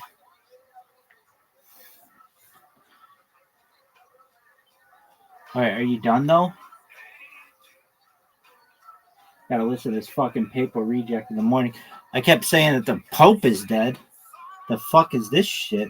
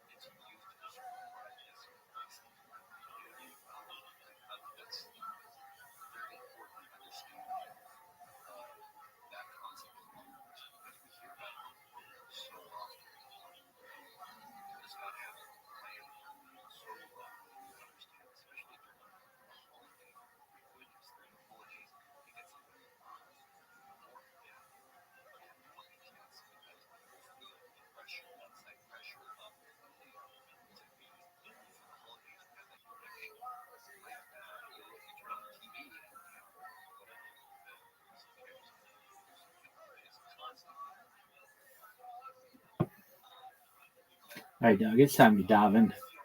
I think everybody knows that. It sucks.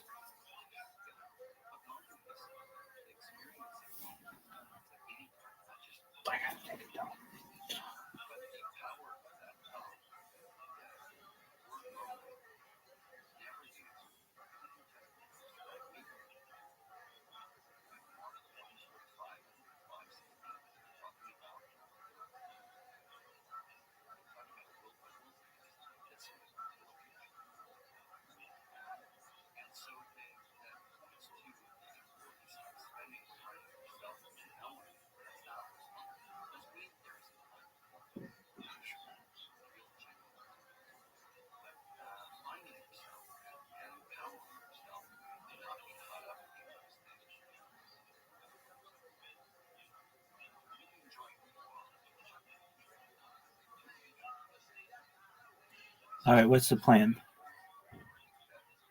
For Dobbin. That sucks. Dude, I could give you a play-by-play of cutting this toenail yesterday. It was fucking huge. Biggest toenail I've ever had, without a doubt. And I fucking clipped this bitch, and I ate it, and it tasted like fungi toenail. Did it? No, it was fine. What's fungi toenail taste like? I have no idea. That sounds disgusting. I might snort some of that bitch. Anyway, is this shit done? I'm not in love with my fucking background. I mean, it's okay. It's just not like that great. Let's see. Let's see this bitch in real time.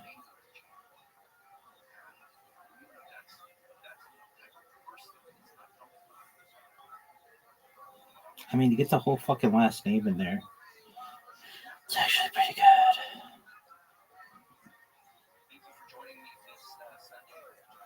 good. Okay. Toshi talks.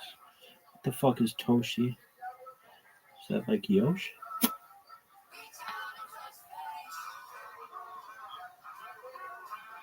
Dog, it's called Toshi Talks. Why doesn't it work? Why doesn't it like, oh yeah, here you are. We don't tolerate snakes. Snakes. Snakes.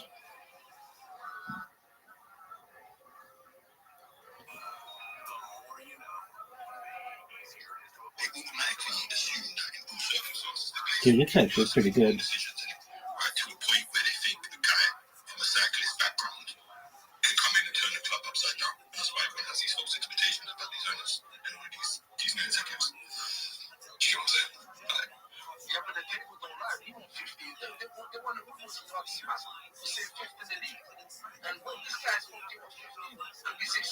I think this is the old one. Oh no. Here's the new one.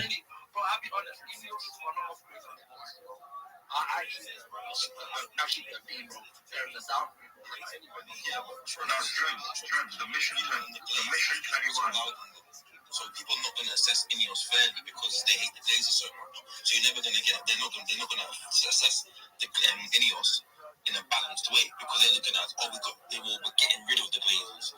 So there's certain things that they wouldn't allow in the last regime. They're going to allow in this regime. And it's just bias. It's just bias. Like ATP, like going into a transfer window at 15 to reducing the squad depth. It's suicide. It's suicide. It's mad. It's madness. I was fuming that last day. It doesn't make sense. You get rid of 3 players. It's all right.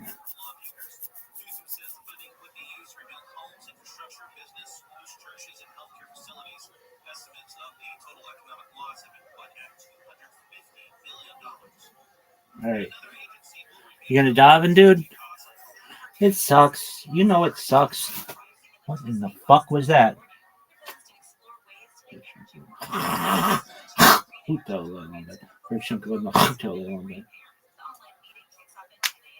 If you want to know why so many fucking Jews are bald, it's because of these fucking clips tearing around our hair. At least this one.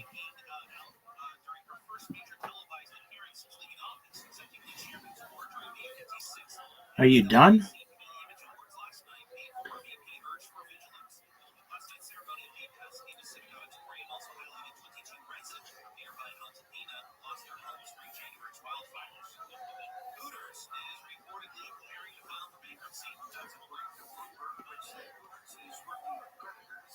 Dude. Just fucking diving, man.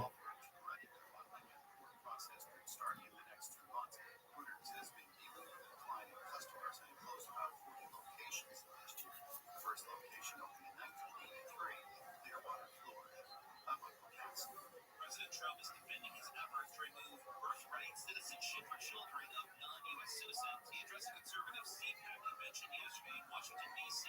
Here we go.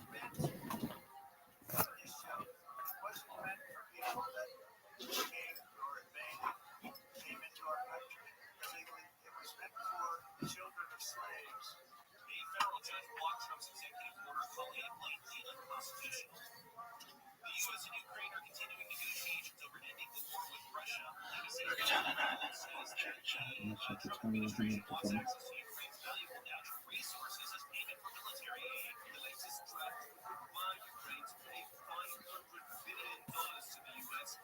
paid for by taking 50% of revenues from much of Ukraine's natural resources forever. The war between Ukraine and Russia is approaching its third anniversary. While the Oscars are a week away, which means traffic starts now through Tinseltown. Ripid out of my line and from the shaker to stand up in this one. It's fun. It's fun.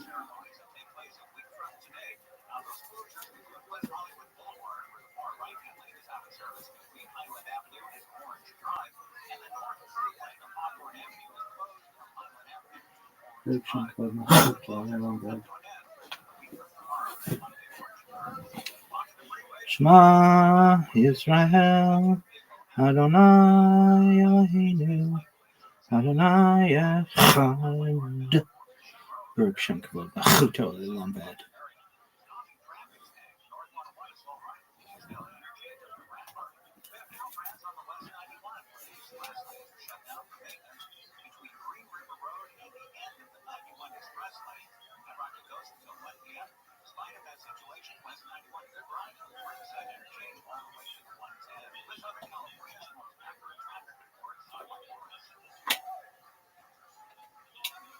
Southland weather from KFI. Highs in the 70s at the beaches and inland metro Lake Orange County. Mid-70s to low 80s in the valleys and IE. Low mid-60s in the high deserts. Got the same weather tomorrow, just a few degrees cooler. Things will start to heat up though by Wednesday. We're looking at highs around 90 and maybe higher. Lows tonight, 40s and 50s for Southland. Right now, Irvine is 57, Costa Mesa 56, Malibu 62, and it's 57 degrees in Walnut. We lead local live from the KFI 24-hour newsroom. I'm Nick Arabella. Los Angeles 2021. A friendly neighborhood appears out of nowhere and promises to make all my dreams come true. Let's not forget that David Wood wasn't a professional product. But my dreams soon turned into a nightmare. I'm Caroline DeWood. Listen as I take down my scammer on Once Upon a Con on America's #1 podcast network, iHeart. Open your free iHeart app and search Once Upon a Con and start listening. Number 1 on your car radio preset and the new and improved iHeart Radio app. Free, never sounded so good. KFR KXSY.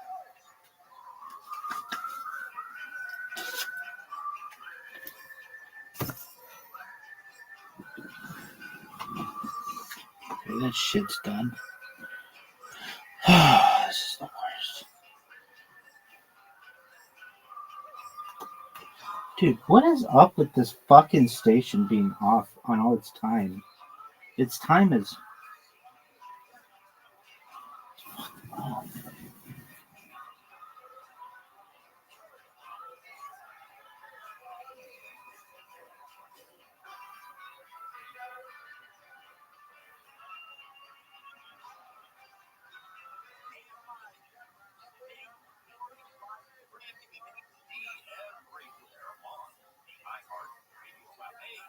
Welcome home. I'm Dean Sharp, the House Whisperer, a design custom home to build custom homes, and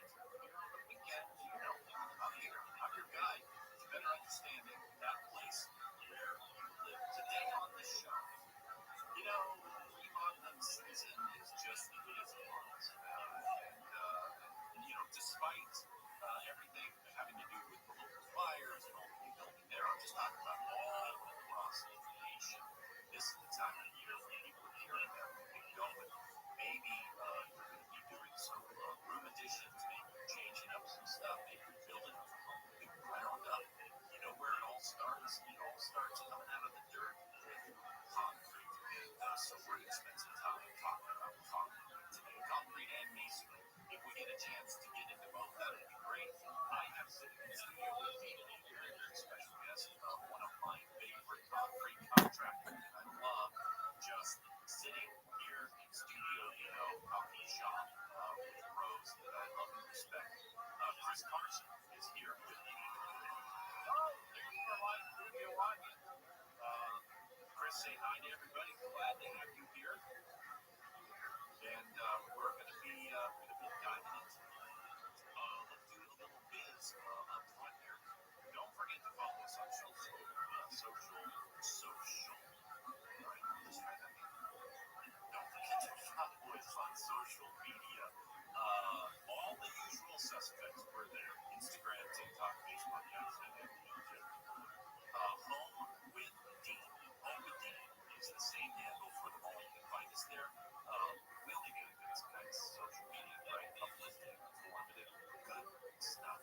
So no risk. I'm not going to spam you. I'm not going to shock you. I'm just going to help you along with your home, as always. And of course, if your home is in need of some personal house whisperer attention, then you can book an in-home design consult with me and the team, which is, by the way, how Chris and I met originally. Coming over his place, doing a consult for him. And then we just launched off on a professional relationship after that. I was so impressed. You can just go to housewhisperer.design for an in-home consult. Housewhisperer.design. All right, let's introduce the team. As always, Elmer is on.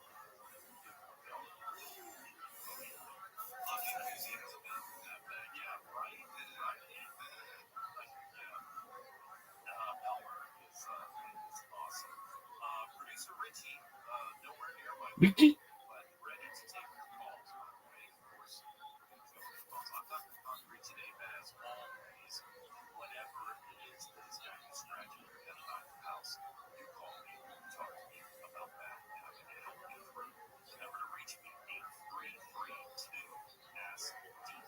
833-2-ASK-DEAN.